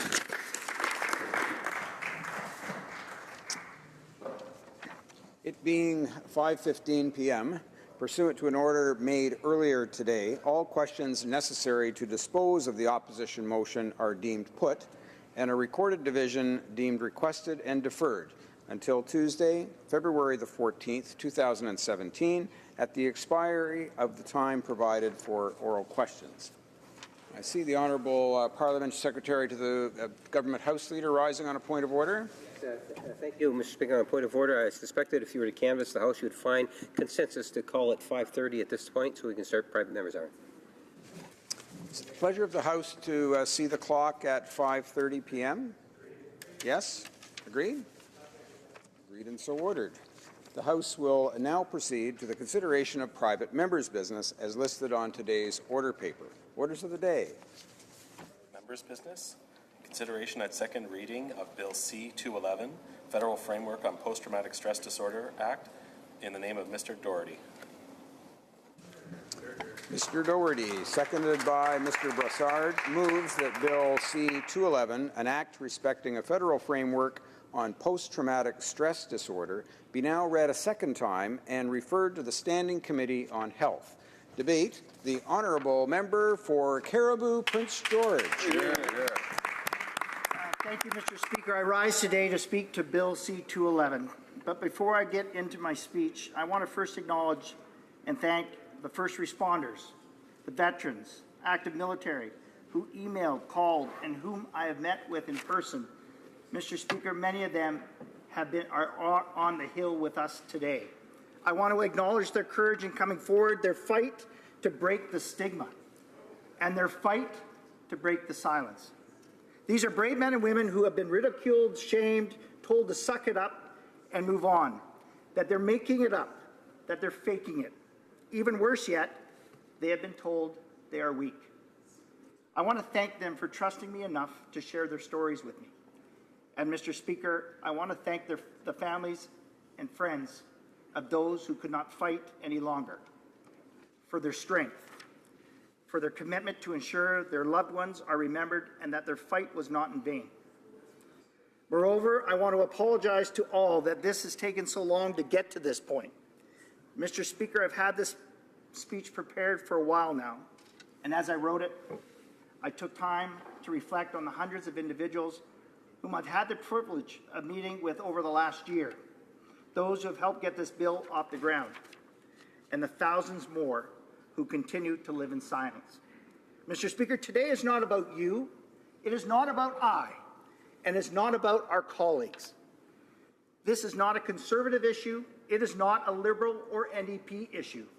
Today is about the brave men and women who served our communities and our country without hesitation, without fail. Mr. Speaker, I'd like to read an email that I received about 2 weeks ago. Our paramedics and our other first responders in Canada are amazing. We demand they show up for anything at any house, at any time, in any weather. They fix our injuries. They treat our sicknesses. They restart our hearts. Then they wash their hands, head for home, and then they rise again to answer the call of duty. They do this job without thanks because they want to heal and they want to ease the pain. They do this job without fanfare or pursuit of fame and then feel like they get tossed to the curb when the stress builds up too much. Our first responders across Canada need to be treated like the heroes and humans they are. This bill needs to pass. There is no rescue for the rescuers, Mr. Speaker. This is just one email, one story, but there are tens of thousands more like it across our country.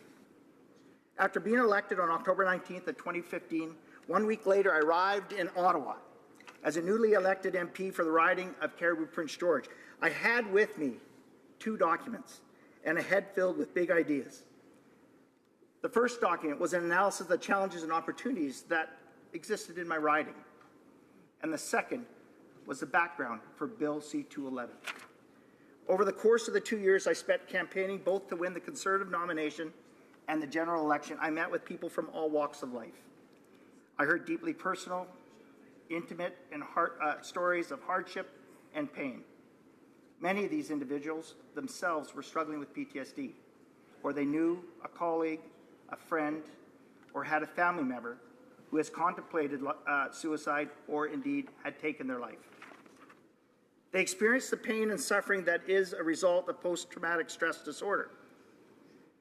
Mr. Speaker, Bill C-211 was born out of these stories. Because it was through these stories that I realized that there is no standard of diagnosis, of care, of treatment, or even terminology for PTSD that is consistent from one end of our nation to another. The outpouring of letters and phone calls that my office has received since the bill was first introduced last year has been overwhelming. The stories are overwhelming. I've worked hard to meet with individuals and organizations across the country who are only asking for proper care to be made accessible for those who are frontline warriors, those who have dealt with the sights, sounds, and smells that average Canadians would find horrifying and heartbreaking. Mr. Speaker, our brave men and women, they put their uniforms on every day, knowing full well that they may have to take the life of another person during the course of their service to our community and our country, or that in their service, in their dedication to our community and country, they may indeed make the ultimate sacrifice themselves. Bill C-211 seeks to establish a cohesive and coherent national framework to ensure our military, first responders, paramedics, police personnel, firefighters, emergency dispatch, veterans, and correctional officers get timely access to the resources they need to deal with PTSD.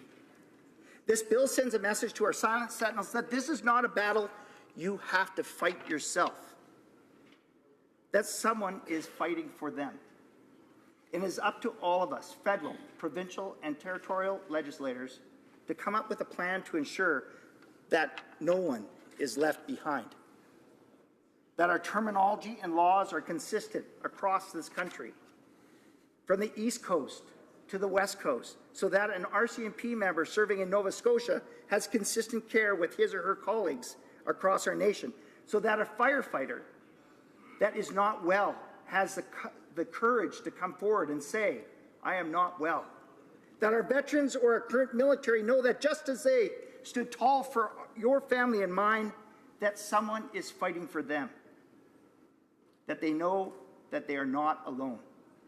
That they can get the care and attention they need when they need it, wherever they need it. Bill C-211 is about being human, Mr. Speaker. It is about taking a stand.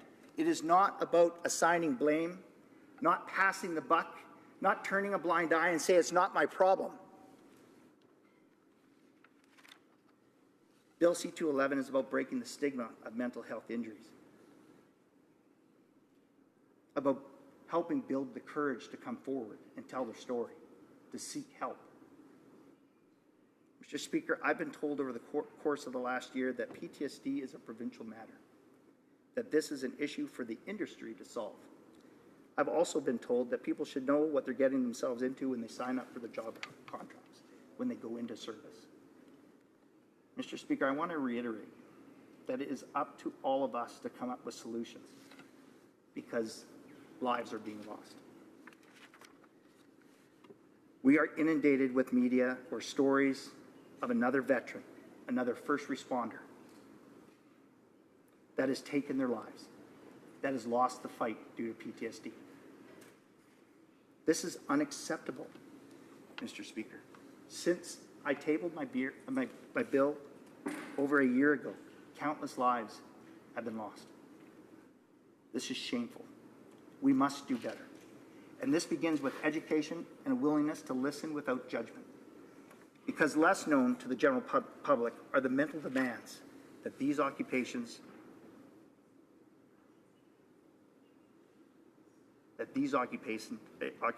face. This includes working in a profession that regularly exposes you to graphic scenes and images that anyone would find disturbing and difficult to see. Mr. Speaker, my bill focuses on first responders, veterans, and militaries. And indeed, even in these three groups, we had differing terms, references, and sector inclusion. Recently, I had the opportunity to speak with a gentleman by the name of Mark Farrant, who shared with me that jurors who, in accepting their civic duty, swear an oath to the Crown, in fulfilling their duty to the Crown, they're subjected to the horrific crimes committed. They bear witness to graphic details and images over the course of their duty, whether it's 9 days or 9 months or 19 months. Then just as they're sworn to secrecy, they are turned out in anonymity to somehow reconnect in our communities, void of the experience and human tragedy that they have witnessed, tossed aside, if you will. Well, not part of this legislation. It is my hope that bringing this forward tonight and speaking to it, that the Minister of Justice perhaps can review this issue, and that part of our national discussion regarding mental health, we can have this. We can talk about those that are impacted by this. Mr. Speaker, the reality is that experiencing human tragedy affects us all differently. One story is not the same. Just as one story is not the same, there is not a one-size-fits-all treatment. These incidences and experiences cannot be erased from our memory. One cannot just hit reset. Instead, the images, sights, and sounds, smells keep playing on a continual loop. Simple things can trigger anxiety attacks or severe depression.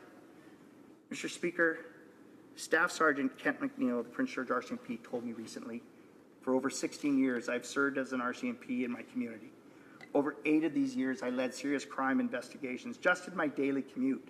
I passed by 2 sites of horrific crimes. A simple action of dropping my daughter off at school triggers my PTSD. Mr. Speaker, triggers can come at any time and any place without warning. A noise, a sight, a sound, or a smell can trigger the debilitating effects of PTSD. Most of us can never imagine what our warriors go through on a daily basis. And I know there are practical questions that members across the way may be asking themselves. Will there be a cost for implementing a national framework for PTSD? The simple answer is yes, it will cost money. But I counter with this. What is the alternative? What is the cost of inaction? How many more lives are we willing to lose before the government? Before we step up to the plate? If members on all sides choose to vote down Bill C-211, what then are we proposing as a substitute? What is the message we are sending to those who we trust to be there when we are in need? Those who without hesitation answer when the world calls. The question we need to ask ourselves today, what value do we place on these brave men and women? Because right now, we have a piecemeal system of scattered provincial legislation. Ontario, Manitoba, Saskatchewan, Alberta, Nova Scotia, New Brunswick have all taken steps to rightfully adopt legislation to deal with PTSD. And while we are making progress on this front, and we have come a long ways in recognizing PTSD, leadership is needed at our level, at the federal level. The standard of care varies from one province to the next. And we have people falling through the cracks, Mr. Speaker. Individuals suffering from PTSD have an 80% higher risk of suffering from depression, anxiety, alcoholism, drug abuse, and suicidal thoughts. As a society and as legislator, we have failed to come up with solutions to help our heroes, our warriors, the families, and the survivors, because a hero in the East, Mr. Speaker, should be treated the same as a hero in the West. Let's get this bill to committee so that we can discuss and amend it if necessary. But even with this, Mr. Speaker, we have studied this enough to recognize that much more needs to be done and action is required. Last October, the Standing Committee on Public Safety and National Security tabled the report, Healthy Minds, Safe Communities, supporting our public safety officers through a national strategy for operational stress injuries. Bill C-211 was tabled before this committee, and I had the opportunity to participate in that study also. The report echoes much of what I'm saying today. And indeed, the minister's own response to the committee report was saying the government acknowledges the needs articulated by Canada's public safety officers and agrees that in recognition of the daily challenges that are unique to public safety officers in the community, national leadership and alignment are necessary in order to effectively address this multidisciplinary issue. Mr. Speaker, I think Bill C-211 is a perfect place to start and is in line with the government's own commitments. Therefore, it's my hope that we can move swiftly because, Mr. Speaker, we will save lives. And I can tell you this, every minute wasted, every hour wasted, every day wasted, we are losing lives. Action is needed. We are at a crisis level. As I near now what I know is a very long speech, I'd like to acknowledge that I am the first one to admit when I stand up in this House, it's usually to act as a voice of opposition to the issue of the day. But Bill C-211 transcends party lines and partisan squabbles. It is an opportunity for all parliamentarians to stand together and acknowledge the very real impact that PTSD has had on lives of our warriors. And if you would bear with me, I get up, I just want to read an excerpt from another website. I get up at all hours of the night. I check the house over and over. I don't even know what I'm looking for. I was asleep about a month ago, and I just knew that someone had fired a gun in my living room. I hear people pound on my door in the middle of the night when, in fact, I know that no one was ever there.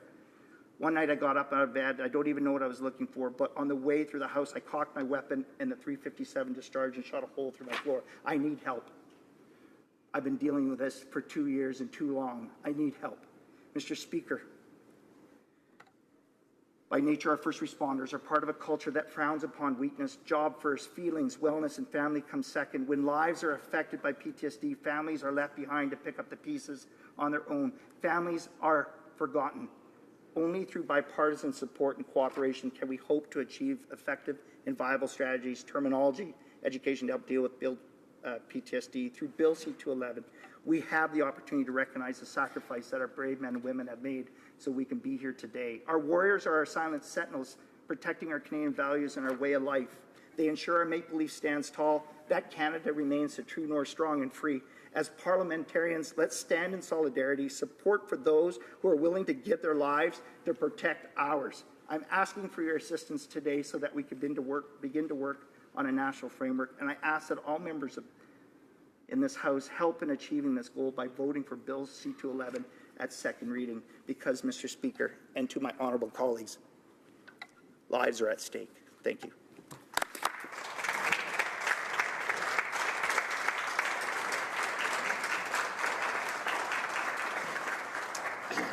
Questions and comments. The honourable member. Questions and comments. The Honourable Parliamentary Secretary to the Government House Leader. Yes, thank you, Mr. Speaker. And, you know, I think it's really important that we do recognize that this is a very serious issue. I appreciate the many words the member has put on the record in introducing the bill. You know, whether it's our members of our Canadian Forces, our first responders, police, many public safety officers, there are so many horrific acts that do occur, Mr. Speaker, where it has a significant impact on the individual in question. And there is no doubt that as a government we need to do more. We can always do better, as the Prime Minister has said. It's one of the reasons, even when I was in opposition, I talked so passionately about the importance of a health care accord. That's one of the reasons why I think it's so important that we recognize that how many hundreds of millions of dollars we are committing now going into the mental health services, that we need to start to take action where we can. I appreciate what the member is bringing forward for us today, and maybe just ask him to emphasize, and my question would be to emphasize how important it is that there is a holistic approach that does include multiple departments, different levels of government, and so forth. And I think that's quite admirable, and we'll have to wait. The honourable member for Caribou Prince George. Well, Mr. Speaker, I appreciate our honourable colleagues' comments. I can't help but take perhaps wrongly or falsely a dismissive tone or hear a dismissive tone. I absolutely agree that a holistic approach needs to be taken, that there are all departments that need to be included in this. It's why that we called on the Minister of Public Safety and Health, the Minister of Veterans Affairs, and the Minister of National Defence to get together with our provincial legislators and territorial legislators, as well as academics, as well as the military, as well as the industry, to have that holistic approach, to really take a look at what we're seeing. Because right now, Mr. Speaker, I can tell you that people are hurting and people are struggling because there isn't consistent care, there isn't consistent treatment, there isn't consistent diagnosis. And if we fail today, I shudder to think at where we're going to be. Question commentaire dans la députée de Beloit-Chambly. The Honourable Member for Beloit-Chambly. Thank you, Mr. Speaker. I want to thank my colleague for his work on this file. I also want to thank a citizen from Chambly, Patrick Dufresne, who's a paramedic in Quebec, who's here in Ottawa today in order to support the work of my colleague on this bill. He was the one who told me how important it was to work on this file. And as critic for the NDP for public safety, I was able to participate in the work of the committee, and my colleague attended some meetings as well. It produced a unanimous report on the importance of acting on this file. This is more than a comment than a question. I want to allow my colleague to comment further on what needs to be done. I mostly want to thank him for his work and to say that there's a lot of work left to be done on a file like this one. Prince George. Thank you, Mr. Speaker. I want to thank our honourable colleague. There are colleagues from all sides of the House that are passionate on this and that worked in the committee. Mr. Speaker, you know, the term first responder, the term public safety officer, the term PTSD, OSI, standard care and diagnosis needs to be done, and that report that was done by the Public Safety and Security Committee was a great report because it identified exactly what we're talking about today, that there needs to be work done. We need to get people together. There is. I agree with our honourable colleague. There is much work to be done, but it has to start somewhere, and today's the day. Questions and comments. The honourable member for Oshawa. Thank you very much, Mr. Speaker, and I want to sincerely thank my colleague from Caribou Prince George for all the work that he has done on this file and his leadership. He's a very modest man, but to get this to where it is today, I know that he has garnered the support from all over the country, and I do know that he wants to take a moment just to thank some of the other people that really did help make this day come forth, and I'd like to give him that opportunity right now.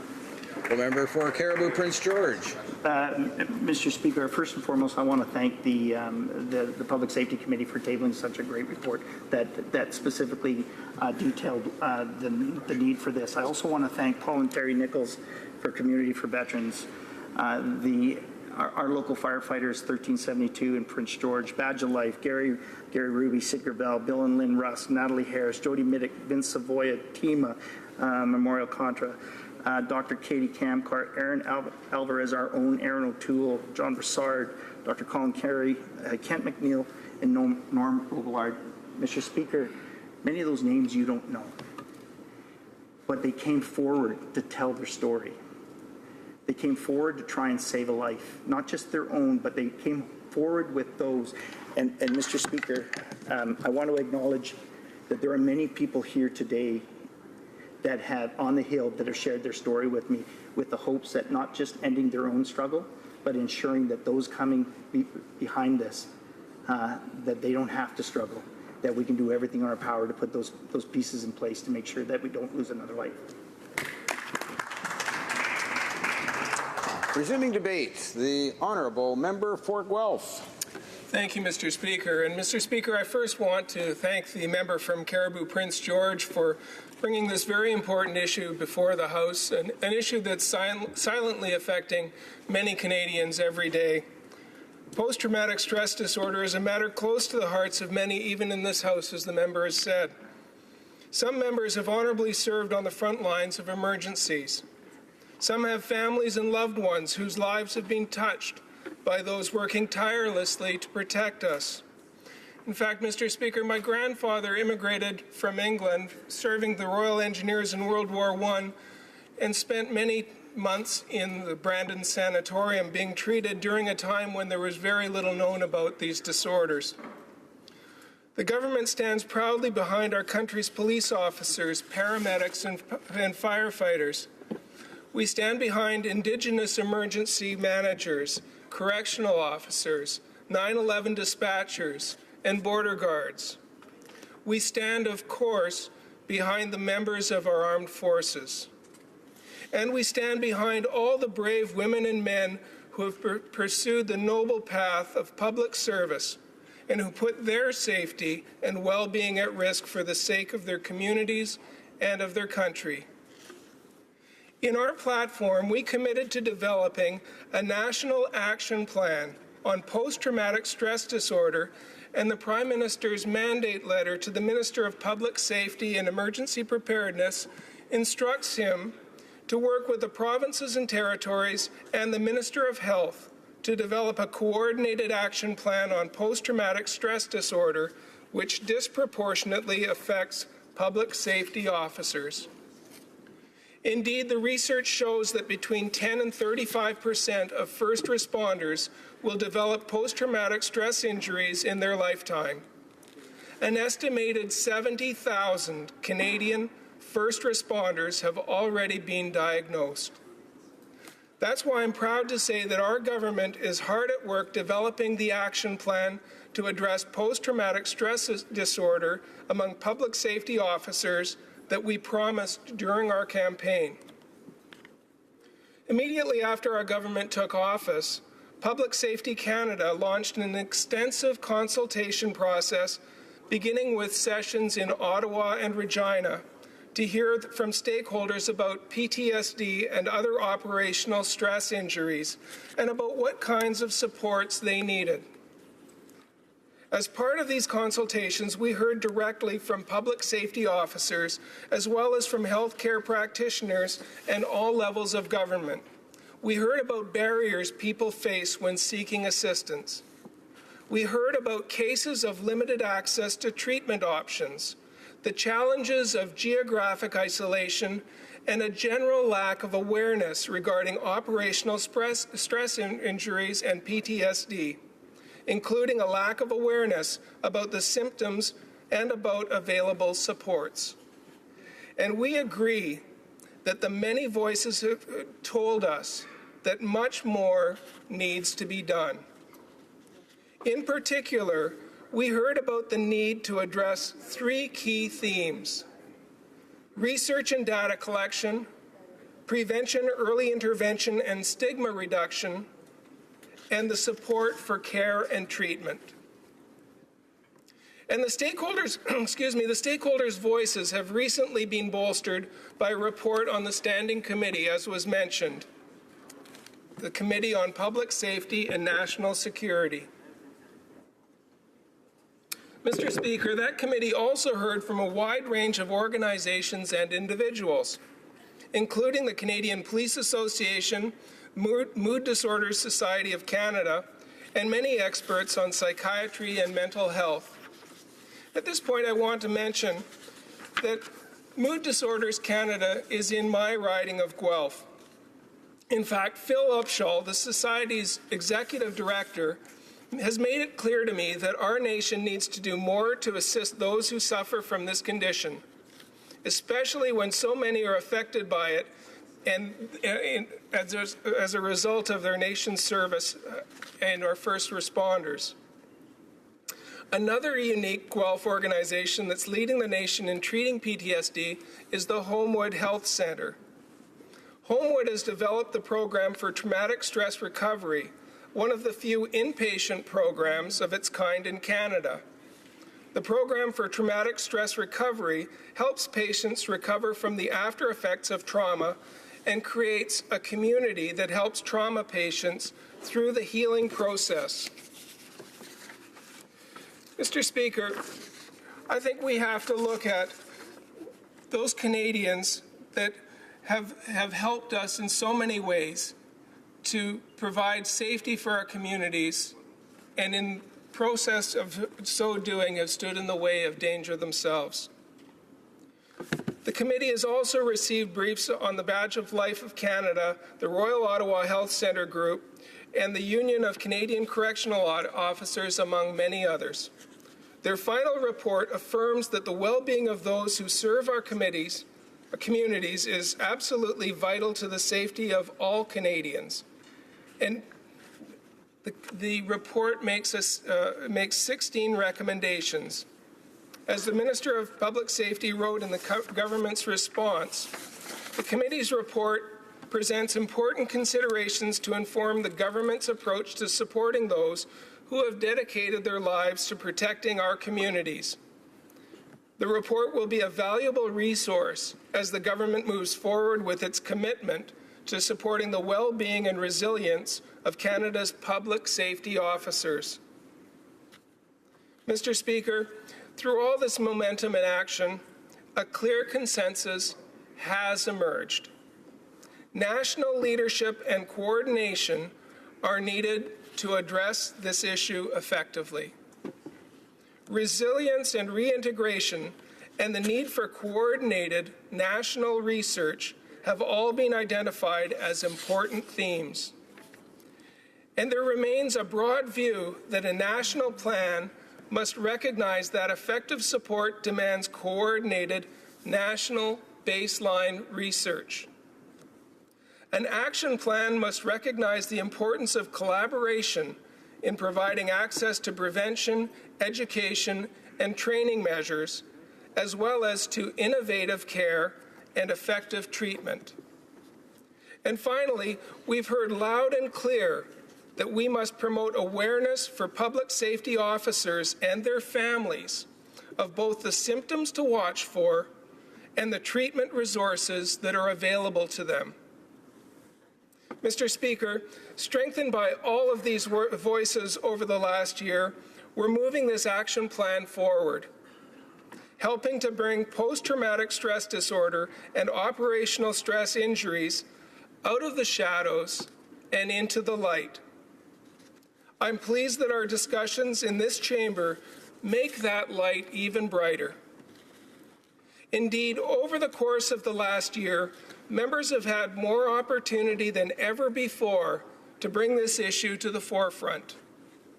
We're making sure that we're talking to the right people, moving forward in a way that reflects the voices that we've heard, and working closely with all partners as this plan develops. We've reflected this priority every way we can, including through the budget process, with Budget 2016 reflecting the government's commitment to an action plan. But this goes beyond commitment, Mr. Speaker. It's a responsibility of the government and of all of us who represent our communities that rely on the tireless and selfless contributions of the brave women and men who keep us safe. And to those men and women, we say thank you. And thank you, Mr. Speaker.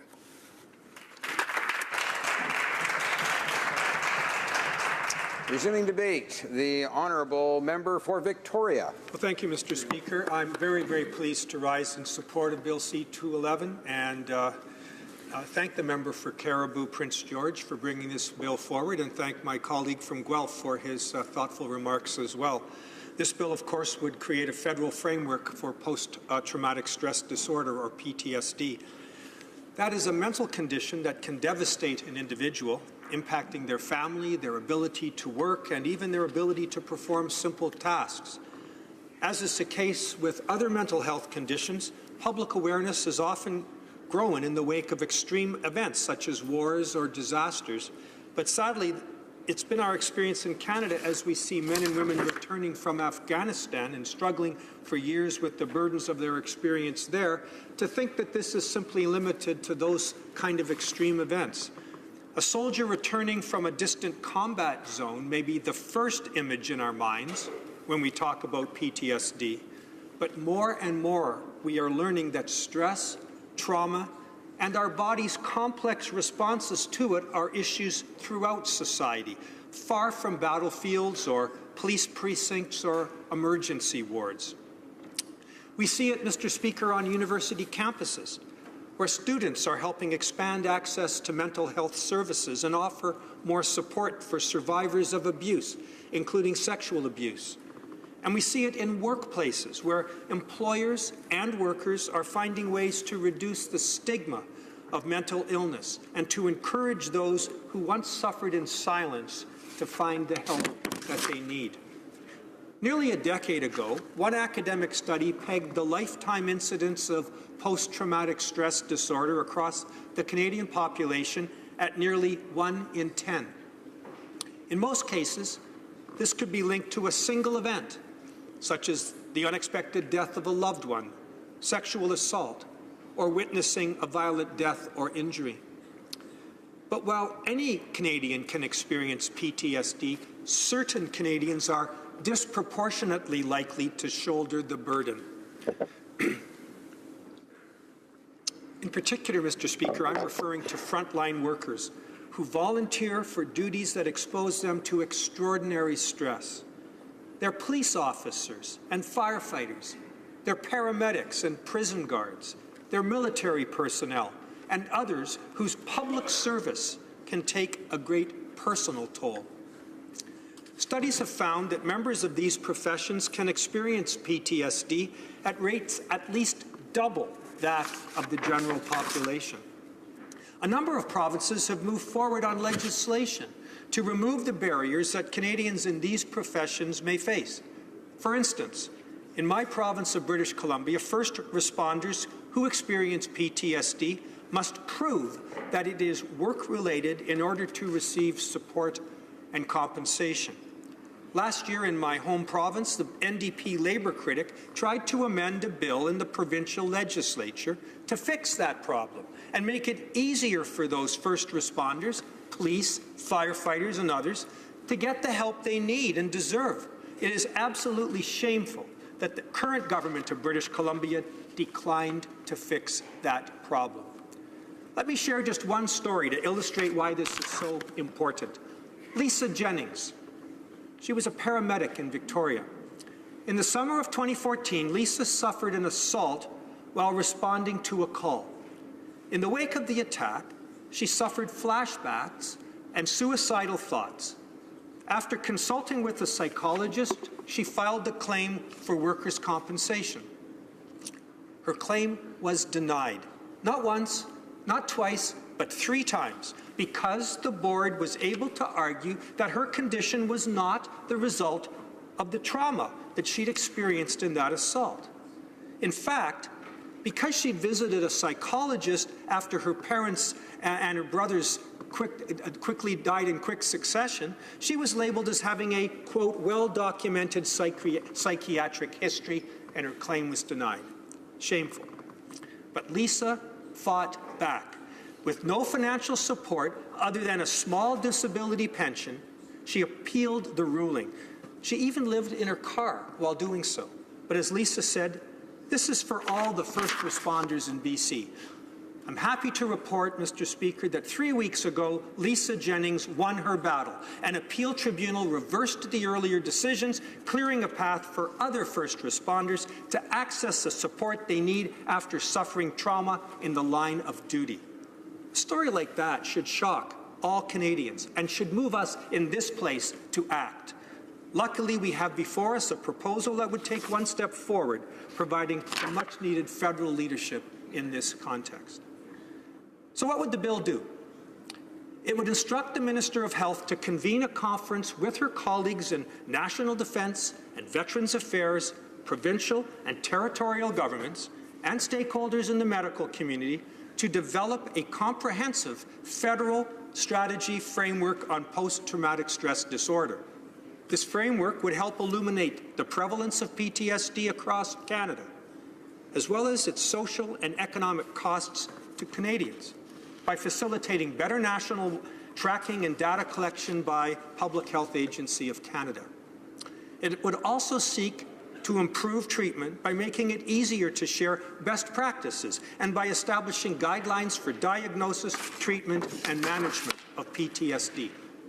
Lastly, it would broaden awareness of this condition by setting down guidelines for the creation and distribution of educational materials for public health providers across this country. I want to raise one final issue, Mr. Speaker. Several months ago, I was contacted by Mark Ferrant, a Toronto man who served as a jury foreman on a first-degree murder trial. In the course of that trial, he and other jurors were exposed to graphic and disturbing visual evidence and testimony surrounding the brutal murder of a young woman. Jurors are sworn to secrecy and, the moment after the verdict is delivered, released back into their daily lives. In the wake of that experience, though, Mark began to experience symptoms that would later be diagnosed as PTSD. It would come to disrupt his personal life, his young family, and his successful business career. And yet, as Mark discovered, jurors in Canada are uniquely unsupported by our justice system. There's supports for judges, court staff, and many others that are exposed to the same graphic evidence and stressful situation, but not for ordinary Canadians who are required to do their civic duty as jurors. I think it's time that changed. I think every Canadian, no matter where they live, who does their civic duty and serves on a jury ought to have the proper support services available. So to that end, I raised this issue with my colleagues on the Justice Committee last year and have written repeatedly to the Minister of Justice asking that her department assess what steps it can to address this gap. It's my hope that the Justice Committee will soon become the first parliamentary committee to study this problem during its upcoming review of the Criminal Code. While sadly we are still waiting for any federal response, I'm happy to report that as a result of Mark Ferrant's tireless advocacy and at great personal cost, his home province of Ontario just weeks ago launched a program to provide free counselling to jurors who need it. So if this bill is referred to committee, I will be seeking to develop an amendment to ensure that the issue of juror support is considered in any federal framework on PTSD. In conclusion, Mr. Speaker, the bill before us today gives us a chance to stand beside Canadians like Mark Ferrant in Toronto and Lisa Jennings in Victoria, who've swam against the tide of personal costs to do us all a public service. And in that spirit, I ask all members to support this bill. Thank you.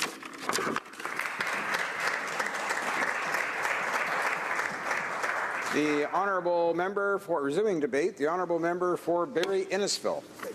Thank you, Mr. Speaker, and I want to thank my honourable colleague from Victoria for stating his unequivocal support for this private member's bill, and for my colleague from Guelph, who did a speech, although we've yet to hear whether, in fact, his party, the government, will be supporting this legislation. Mr. Speaker, first responders, firefighters, military personnel, corrections officers, police officers, frontline healthcare workers, like our dedicated nurses and countless others, face traumatic situations in their day-to-day work. The work they do to serve their fellow citizens and to protect our great country. And while the work that these men and women do is well known, what is less known is the mental demands that these occupations require. In these professions, men and women are regularly exposed to graphic scenes and images that anyone would find difficult and sometimes even heartbreaking to see, this making them exceedingly susceptible to PTSD. As the official opposition critic for Veterans Affairs and having spent over 3 decades as a firefighter, I'm all too familiar with the devastating effects of PTSD and how it plays on those who wear the uniform and the negative impacts on their families. PTSD is a condition that's characterized by persistent emotional distress occurring as a result of physical injury or severe psychological shock. It typically involves disturbances of sleep and constant vivid recall of the traumatic experience with dulled responses to others and to the outside world. Post-traumatic stress disorder is characterized by the onset of psychiatric symptoms after exposure to one or more of these traumatic events. The characteristics of PTSD develop in 4 domains: intrusion, avoidance, alterations in cognition and mood, alterations in arousal and reactivity. People can react in many different ways. They might feel nervous, have a hard time sleeping, or go over the details of the situation in their minds. Others have a more serious symptoms, and their lives can be seriously disrupted. Our society requires that these people continue to do their job, so it's the government's job to ensure that they have the ability to seek the help should they require it. The projet de loi de Bill C-211 would allow for these men and women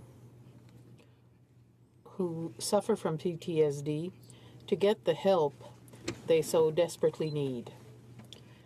We need to address development and implementation of a federal framework on PTSD that provides for best practices, research, education, awareness, and treatment. The need for service responders is high. Military personnel, veterans, and police officers are owed support for PTSD in a timely fashion. The bill asks that a framework be developed to address the challenges of recognizing the symptoms and providing timely diagnosis and treatment of post-traumatic stress disorder. C-211 is a private member's bill sponsored by the member from Caribou, Prince George. I want to highlight and acknowledge all his hard work on this bill. Absolutely. Ever since we were elected to this Parliament, Mr. Speaker, I've had the pleasure and the honor of working with the member on this, and I know how extremely invested he is to ensure that our first responders and our military personnel and our frontline healthcare workers are looked after. These brave men and women do so much for our society and give back in ways that cannot be expressed in words. They give their lives to serve our country. C-211 would require the Minister of Health, the Minister of National Defense, and the Minister of Veterans Affairs to consult with the provinces and territories as well as stakeholders from the medical community and patients groups in order to develop a comprehensive federal framework to address the challenges of identifying the symptoms and providing a timely diagnosis for the treatment of these men and women who are suffering from PTSD. There are some statistics that I'd like to share in order to highlight the high PTSD rates among Canadian first responders. 24 to 26% of correction officers suffer from PTSD. 22 of 24% of paramedics suffer from PTSD. 16% of firefighters suffer from PTSD. 10 to 12% of police officers suffer from PTSD, and 5.3% of military personnel suffer from PTSD. And we cannot forget those who serve on the front lines of the medical field, including doctors and our hardworking nurses. These statistics clearly highlight that large percentages of workers in these essential professions are suffering, Mr. Speaker. I want to share with you the story of Natalie Harris, a paramedic from my riding, who was on the front line and the first on the scene of a brutal double homicide. Natalie, who's become a friend and an inspiration to me throughout this process of supporting the member from Caribou Prince George, experienced unimaginable traumatic events while working a shift as a Simcoe County paramedic. Rather than focus on the event and the effects it had on Natalie, I want to focus on her advocacy to help others who suffer from PTSD. Natalie began her road to recovery by simply telling her story. She told her story to a lot of people. In fact, it was at an event in Barrie that we first met. That night, I told Natalie that I would help her raise the awareness of the issue at a national level, and here we are, Mr. Speaker. Shortly after the election, the member from Caribou Prince George and I talked about the work that he had done to that point and his plans to introduce this bill. For Natalie, the work continued in spite of some lapses and triggers. She continues and continued to speak out, continued to support others suffering from PTSD through social media and a support group she called Wings for Change. Recently, Natalie wrote a book to reach even more people with her story. What an inspiration, Mr. Speaker. What an inspiration. Mental health is important to talk about. Those who suffer from PTSD need better resources. To quote Bill Rusk of Badge of Life Canada, there's more of a chance of a police officer following through with a suicide because they have the means readily available to them, as opposed to a member of the public who might have the same feelings but not the means readily available. We have a problem here, and it needs government's attention. Mental illness like PTSD can strike at any time, to anyone regardless of your age, race, gender, occupation, or income level. It does not discriminate, and it is nonpartisan. Vince Savoy of TEMA shared some sad news from his research on PTSD. He shared that roughly 60% of first responders who committed suicide in 2015 were diagnosed with PTSD. These are great tragedies, Mr. Speaker. We need to give our servicemen and women the help they need and allow them to live their lives in the fullest rather than be burdened by their illness. People who are in these professions wake up every single day and know that when they go to work, their life is at risk to support our country and their fellow Canadians. They perform brave tasks day in and day out and are left with the haunting images, sounds, and smells for their lifetimes. Being witness to tragedies and suffering that they see often becomes difficult to cope with. Through the work of this bill, the meetings with stakeholders, and the development of this framework, it's my hope that the men and women who do so much for us are able to have the services they require and know that they are not alone in this fight. We owe it, Mr. Speaker, to these servicemen and women who serve us relentlessly day in and day out to address PTSD as it can severely impact their lives and the lives of their families. In larger context, mental illness indirectly affects all Canadians, whether through a family member, a friend, colleague, and 20% of Canadians will personally experience a mental illness in their lifetime. Our first responders, our veterans, our frontline medical personnel are sick, not weak, Mr. Speaker, and they need this country's help. So I ask all members in this House to support the bill that's brought forward from my friend and colleague, the member from Caribou Prince George.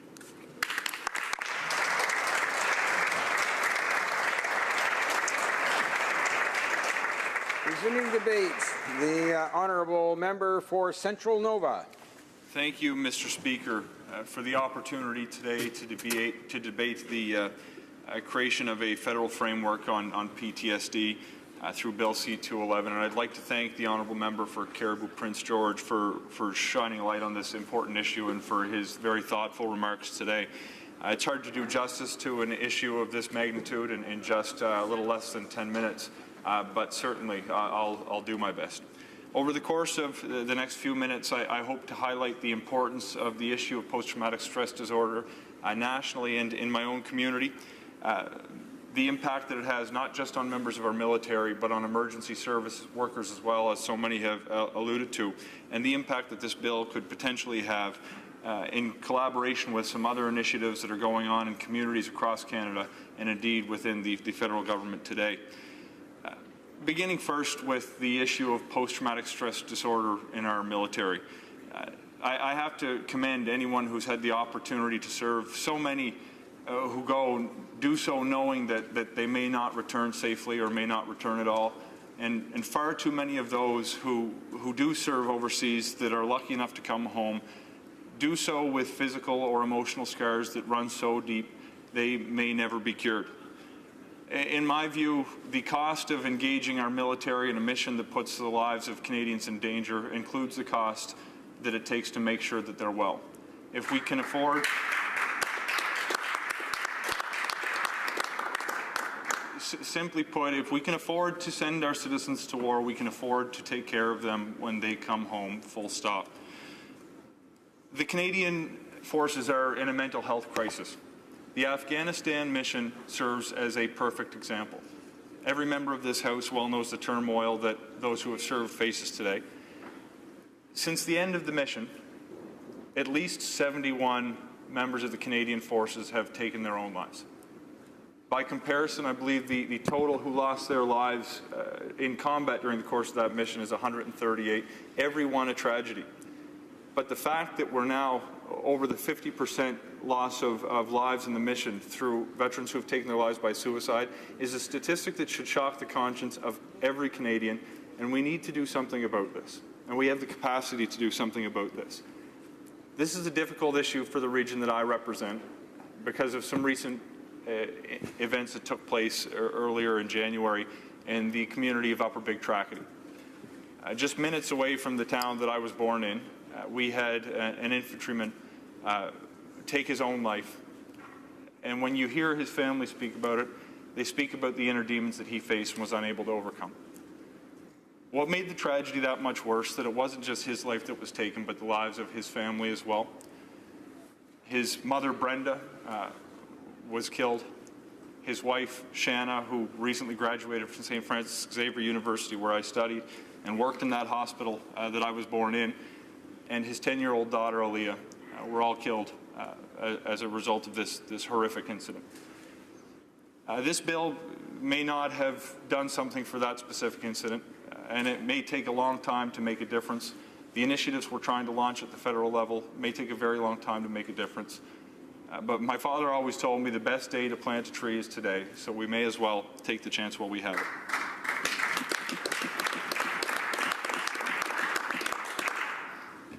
It's not just our military, so many of others have mentioned, that are impacted by post-traumatic stress disorder. Our emergency service workers go through turmoil that I'm so lucky to not have witnessed myself, and that every member of this House who's not worked as an emergency service worker can probably not understand.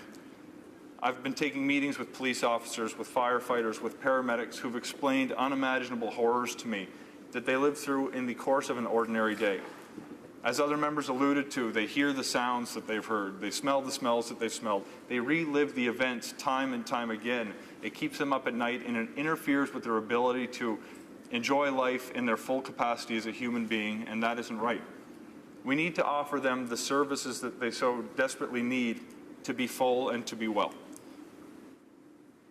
Mr. Speaker, this issue is not without hope, although I may have painted a bit of a desperate picture.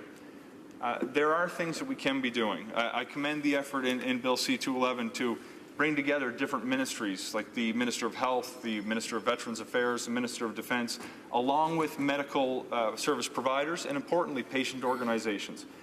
Because we know the answer is not simply just putting money into a program, but making sure that any efforts are and any investments are made wisely to see the outcomes that we need that are actually going to improve the quality of life for people living in our communities. When I look at initiatives that are going on with all parties, I look at the committee report of the Standing Committee on Public Safety and National Security. I look at the, again, multi-party committee on Veterans Affairs, which is undertaking a study on mental health and the suicide crisis amongst veterans in Canada. And I think this is a very positive thing. I saw, within a week of being sworn in as the Minister of Defence, I saw an article in the Globe and Mail where the Minister of Defence instructed the highest-ranking members of the forces to make the suicide crisis a priority.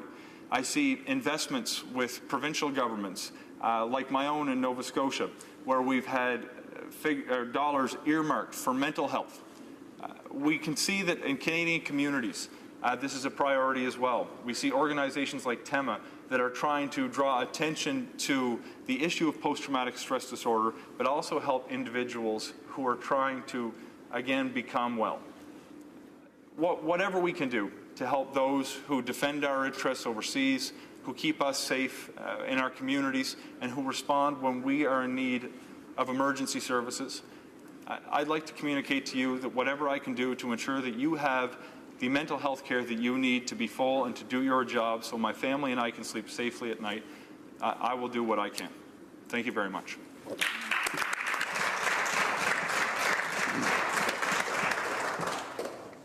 Resuming debate. Reprise de débat. The honourable member for Oshawa. Thank you very much, Mr. Speaker. And I know I only have a short period of time to express something that, for me, I think this is a very proud day for me. I think it's a very proud day for this House. I've sat here and I've listened to speeches from across the aisles from each and every party. And I want to thank my colleague from Caribou Prince George, but also all the members of the House that participated in this debate. Because I think tonight we've done something very special. We've talked about this in a way that anybody watching tonight realizes that this is a nonpartisan issue. This is something that I think back when I was first elected to this House in 2004, we didn't know a lot about it. I don't think I ever heard of post-traumatic stress disorder. And I look about the effect that this is having in our communities. The people that we ask every single day to go out and protect our families, our communities. And Mr. Speaker, we do hourly, over and over and over and over and over again. This is a piece of legislation that is needed. I know my colleague said, you know, in Canada we can do better. But I think tonight we realize that we will do better. After listening to the comments around this House, as I said, I've been here since 2004, and I'm very proud of the system we do have in this country, but sometimes you don't get that opportunity to express your thanks, to be very proud of the people that sit in this House from across the aisle, colleagues that come here that do want to make a difference. And I think tonight, Mr. Speaker, we are going to be making a difference with this legislation that is thoroughly needed. Thank you very much. The honourable member for Oshawa will have 8 minutes remaining for his remarks when the House next returns to debate on the question. The time provided for the consideration of private members' business has now expired, and the order is dropped to the bottom of the order of precedence on the order paper. À ce moment-ci, conformément à l'article 38. Pursuant to Standing Order 38, a motion to adjourn the House is deemed to have been made and seconded at this time. Therefore, the question is that this House do now adjourn. Member for Saanich Gulf Islands. Thank you, Mr. Speaker. I'm pleased to rise in adjournment proceedings this evening to return to a question that I originally asked on February 1st. This House will recall, because we spent today working on the subject of electoral reform, that it was on February 1st that the Prime Minister changed the mandate letter to the Honourable Minister for Democratic Institutions. And I put to the Prime Minister this question: within 18 months of forming government, we will introduce legislation to enact electoral reform. Close quote. That is from the Liberal platform. It is very clear, and it was repeated with clarity in the speech from the throne. And the mandate to us as members of the special committee said we were replacing first past the post. I went on to ask the Prime Minister if it was an essential precondition to follow this promise, that there be some sort of nationally proven majority, that there be some consensus discerned through vague surveys. Why was that never mentioned in any promise or any mandate? I was honored that the Prime Minister stood to respond to my question personally, and he replied that anything a Prime Minister or a government must do must be in the interest of Canada and all Canadians, particularly when it comes to transforming our electoral system. I understand the passion and intensity with which the member opposite believes in this, and many Canadians mirror that passion and intensity, but there is no consensus. Well, I could go on with the answer, but as you can see, it missed the fundamental point of my question. Was if there was going to be a precondition, a condition precedent, before the Liberal government kept its promise, why was that never mentioned? I contrast that with other promises in the Liberal platform, promises that I'm glad were kept, frankly. It was a promise to bring in a national carbon price. They're on their way to doing that. They had a long process involving the various provinces to have a nationally prepared, the architecture of it allows for every province to have the money come back to it. If it doesn't, in fact, put forward its own carbon pricing mechanism, it allows for cap and trade in Ontario and Quebec, a carbon tax in BC. But if you'll catch my drift, Mr. Speaker, I'm sure you'll see that that was an election promise. There was no attempt to go back and find out if there was a broad consensus within Canada for one particular form of carbon pricing. There are many different kinds. There's cap and trade, there's straight-up carbon tax, there's carbon fee and dividend, there's revenue-neutral carbon taxes, and there are adherents to all of those systems. And there are those, as we know, in this House, who don't want any carbon pricing at all. I don't know that you could say there was a clear path forward for a particular form of carbon pricing.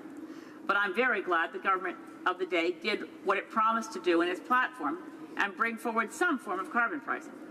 I put to you, Mr. Speaker, that that's exactly what the Liberals should do about their promise on electoral reform. It did betray that promise to withdraw it on February 1st.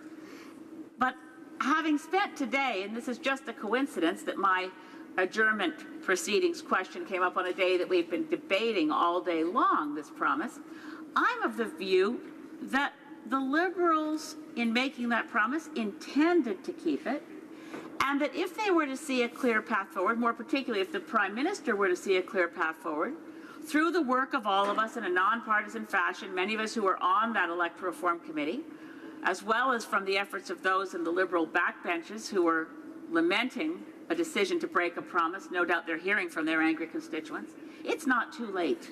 So in the course of this debate over the next, I think, remaining 6 minutes or so that we have, I'd like to ask the Parliamentary Secretary response to help me, with goodwill and setting aside partisanship, figure out how the promise can still be kept. Thank you, Mr. Speaker. The Honourable Parliamentary Secretary to the Minister of Democratic Institutions. Thank you, Mr. Speaker. And thank you very much to the member opposite for the question earlier in the month.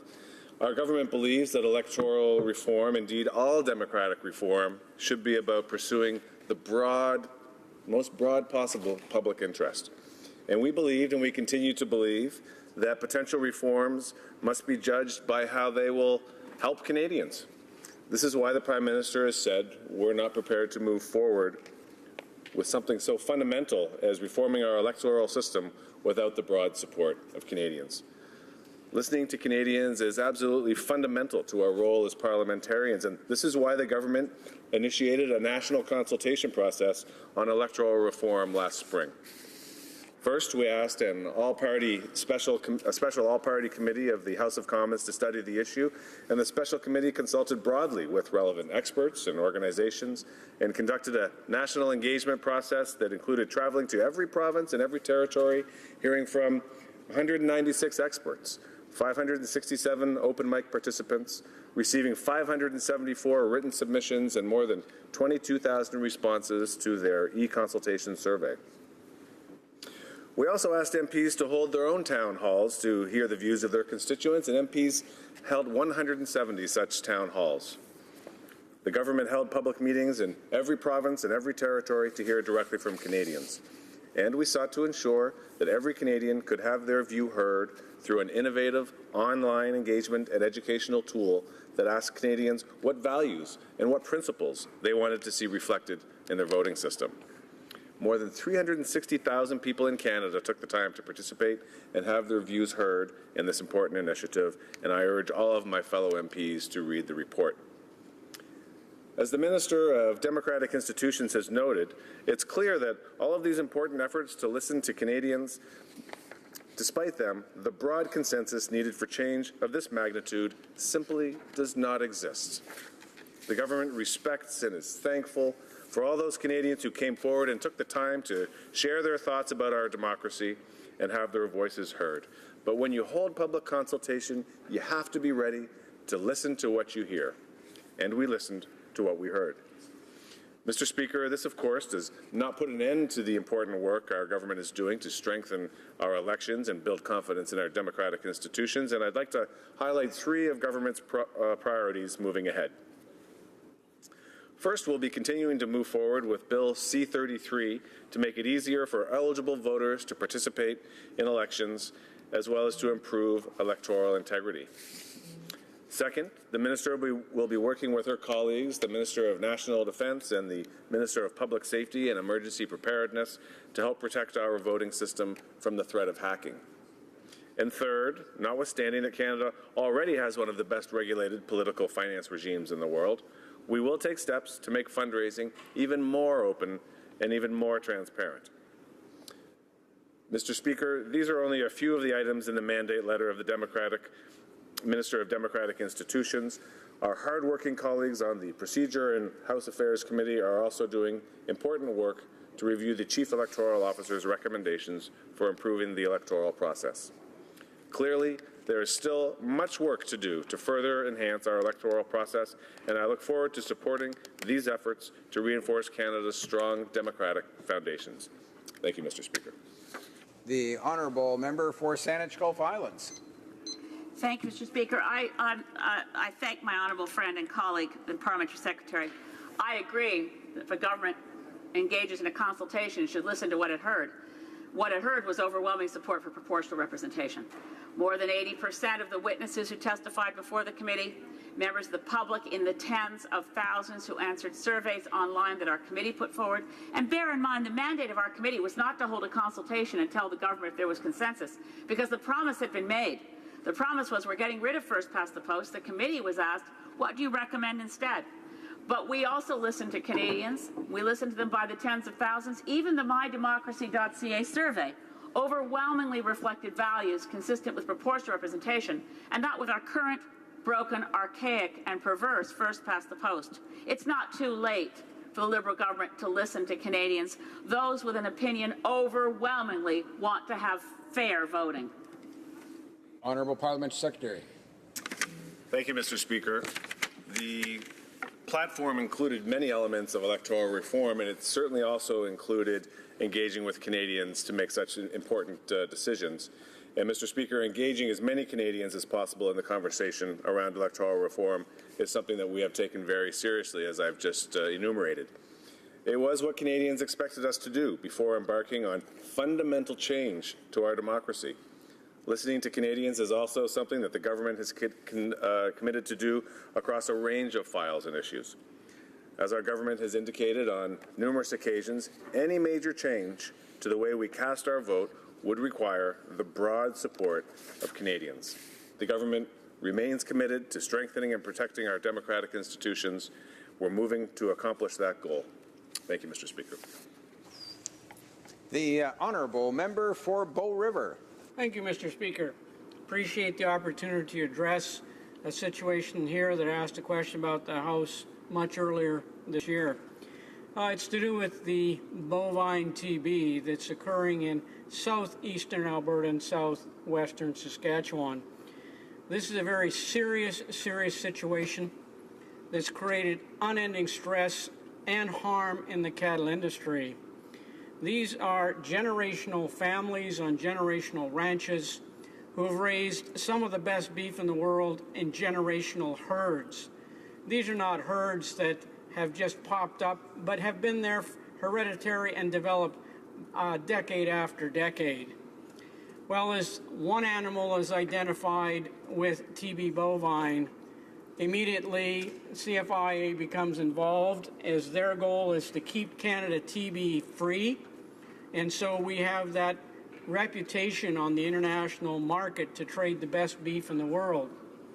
But to the ranching families, immediately as we have large ranches with community pastures, which many animals from many different ranches are using, 18 different families, businesses became quarantined.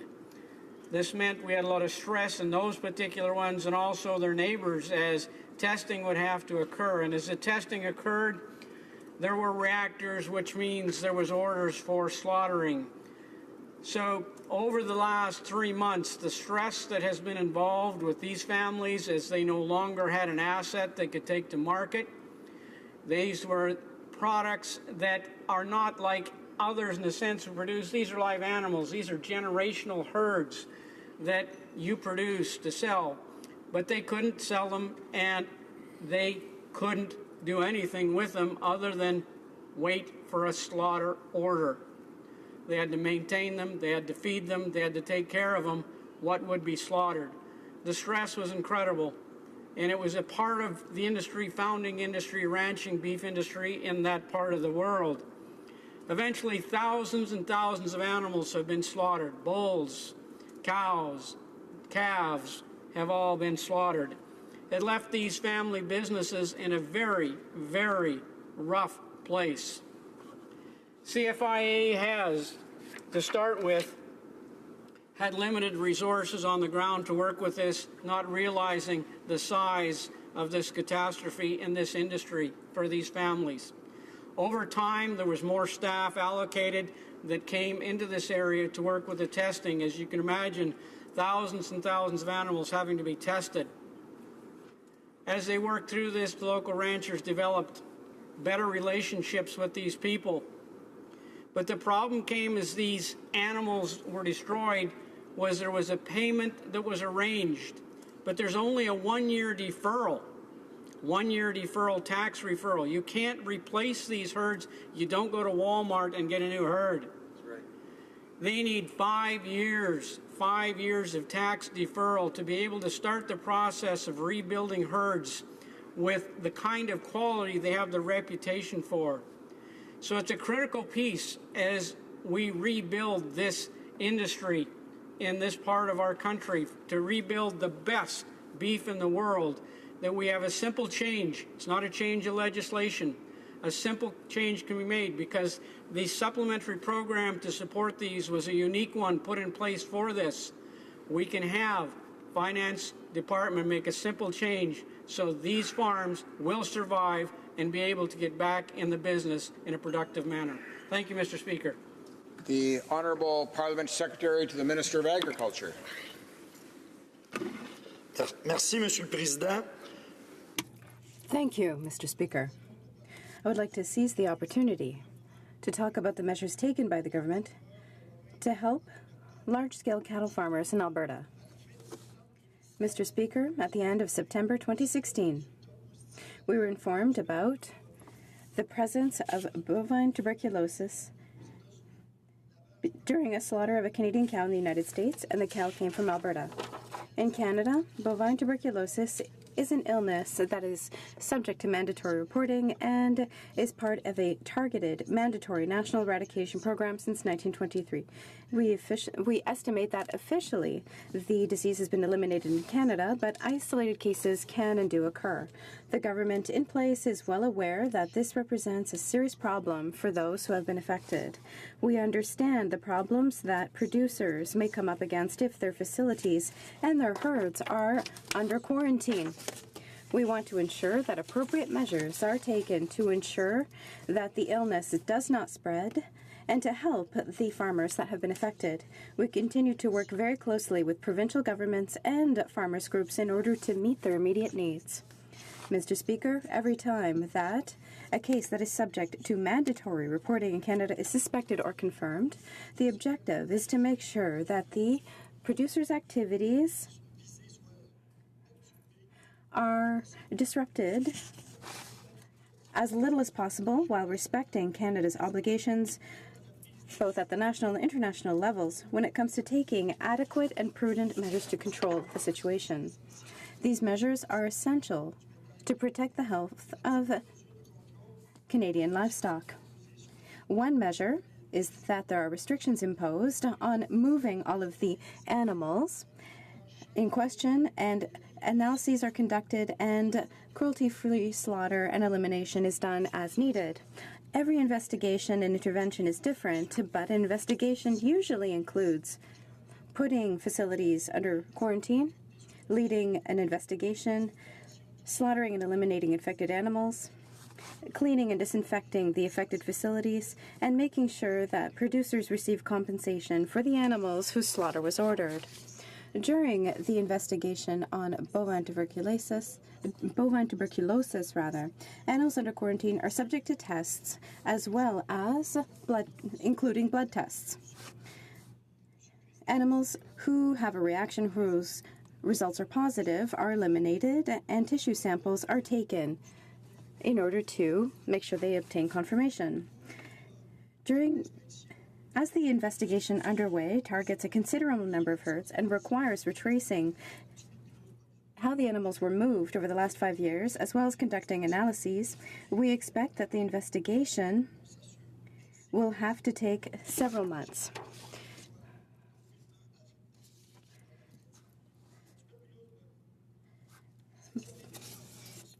After slaughter, post-slaughter exams are always conducted in a facility.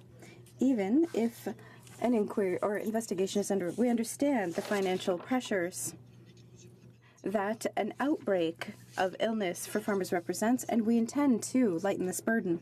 CFIA will spend, or rather will grant, a compensation payment for any animal whose slaughter was ordered because of bovine tuberculosis. As of mid-December 2016, CFIA started making those payments, and as of February 8, 2017, about $16 million were spent as part of the compensation. The agency will continue to disperse those payments quickly in the weeks to come,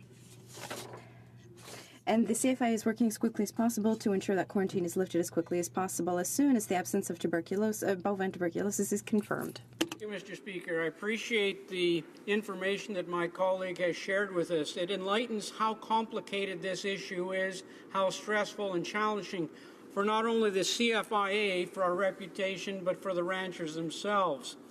As he mentioned, this is ongoing. We've got another year or two in this process. It's not done now with slaughtering. It will take another year or two ongoing.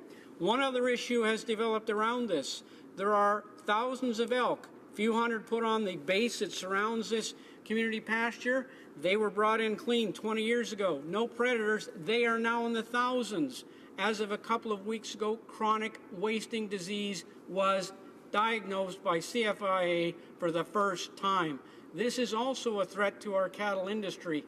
That needs to be dealt with, as these animals have come off the base, mixed with the cattle herds, destroying pastures, fences, and other situations that are occurring. That needs to be taken care of as well. So hopefully CFIA will move into that as well as their continuing efforts to deal with TB bovine in this area. Thank you, Mr. Speaker. The Honourable Parliamentary Secretary to the Minister for Agriculture. Mr. Speaker, the government, as well as myself, understand that the situation can be extremely difficult for producers. The CFIA will offer compensation for any animal whose slaughter was ordered because of bovine TB.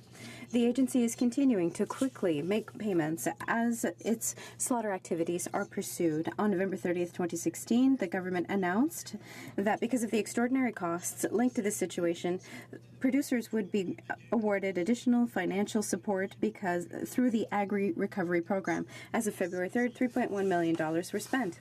The initiative helps animal producers who are affected by bovine TB to make sure that they can take on the extraordinary costs linked to quarantine.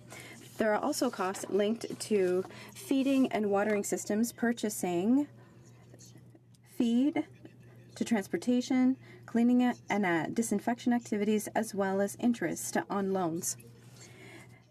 The CFIA is working as quickly as possible to ensure that quarantine is lifted as soon as the absence of bovine tuberculosis is confirmed in those facilities. Thank you.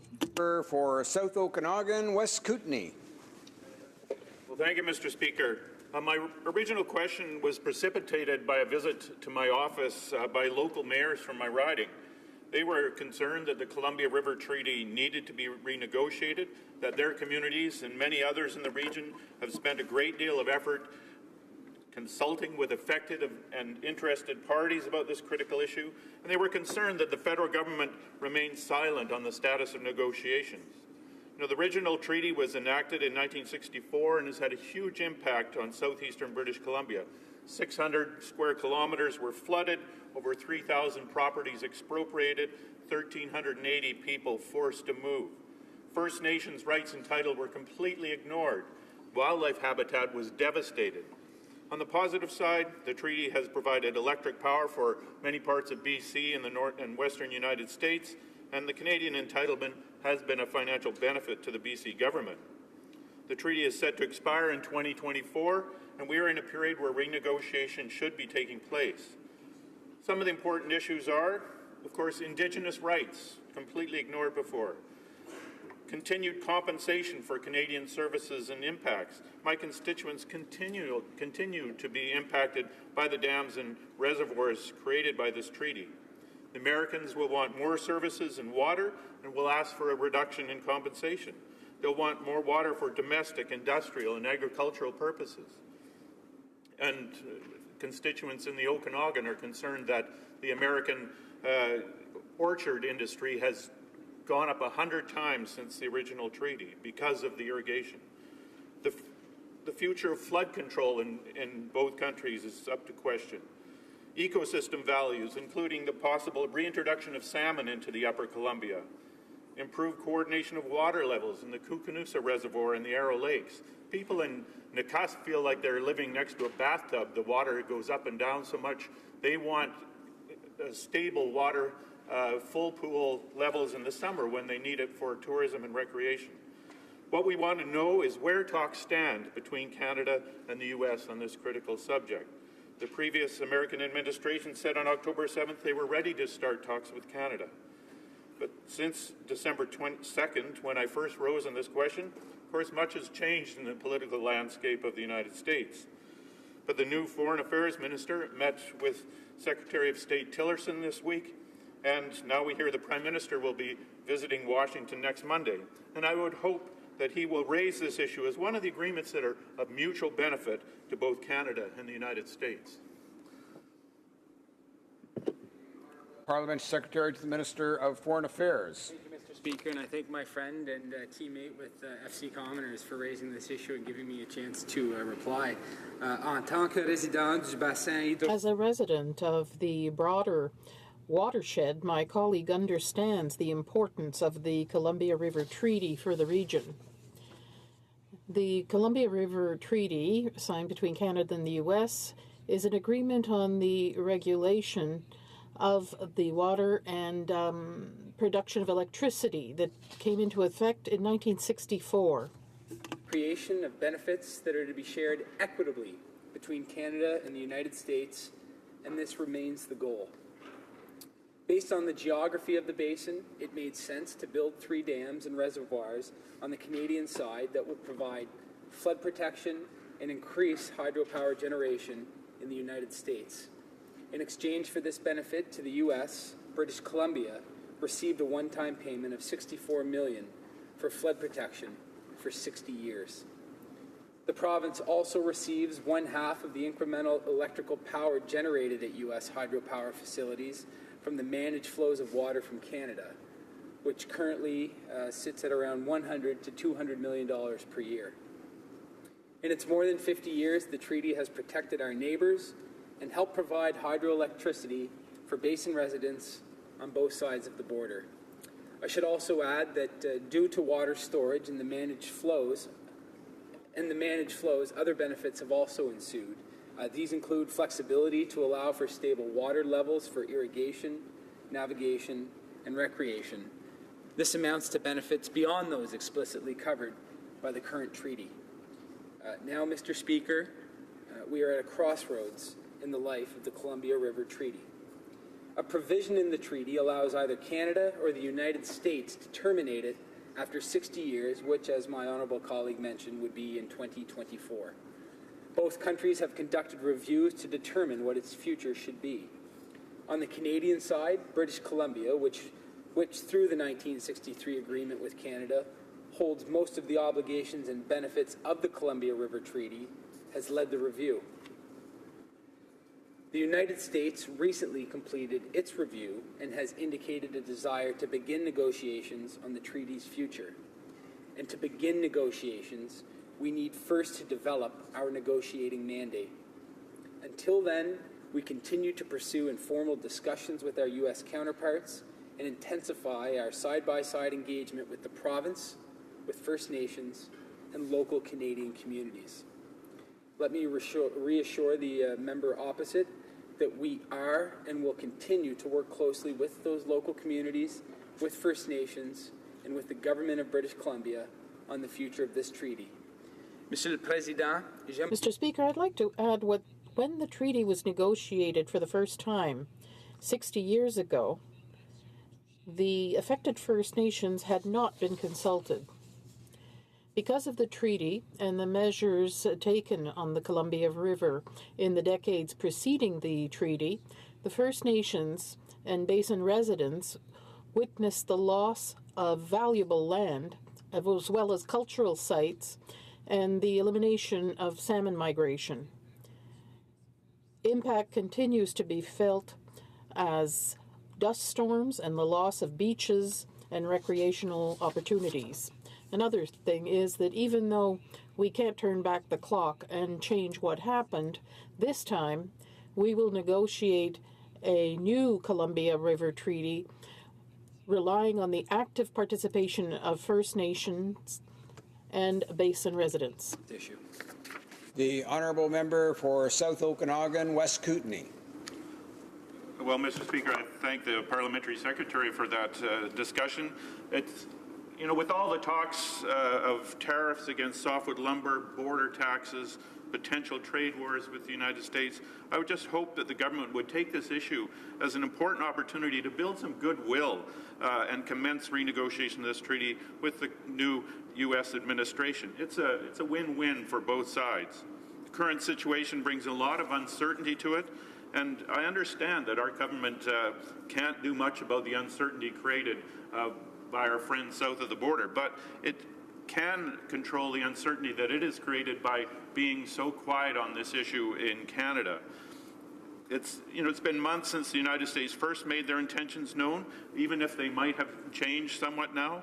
But we have had silence from the Liberal government, and right now my region needs reassurance from this government that they are serious about renegotiating the Columbia River Treaty and listening to the interests and concerns that have been registered by local consultations. Thank you.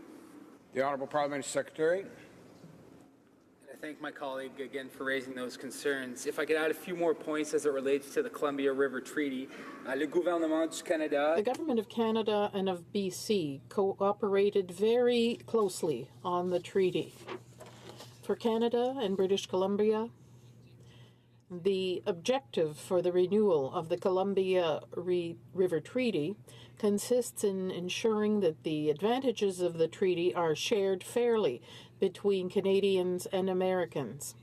Although British Columbia has benefited financially in some ways from this treaty, it has been subjected to major repercussions. Productive land has been flooded. First Nations sites that are culturally important have been flooded, and every year basin residents are affected by the important flux of the reservoir levels. From Basin First Nations and have committed to working closely with them as we move forward negotiations with the United States. Again, Mr. Speaker, the objective of this treaty was the creation of benefits that are to be shared equitably between Canada and the United States, and that remains the goal. Thank you so much. Order. A motion to adjourn the House is now deemed adopted. Therefore, the House stands adjourned until tomorrow at 10 o'clock a.m. pursuant to Standing Order 24-1.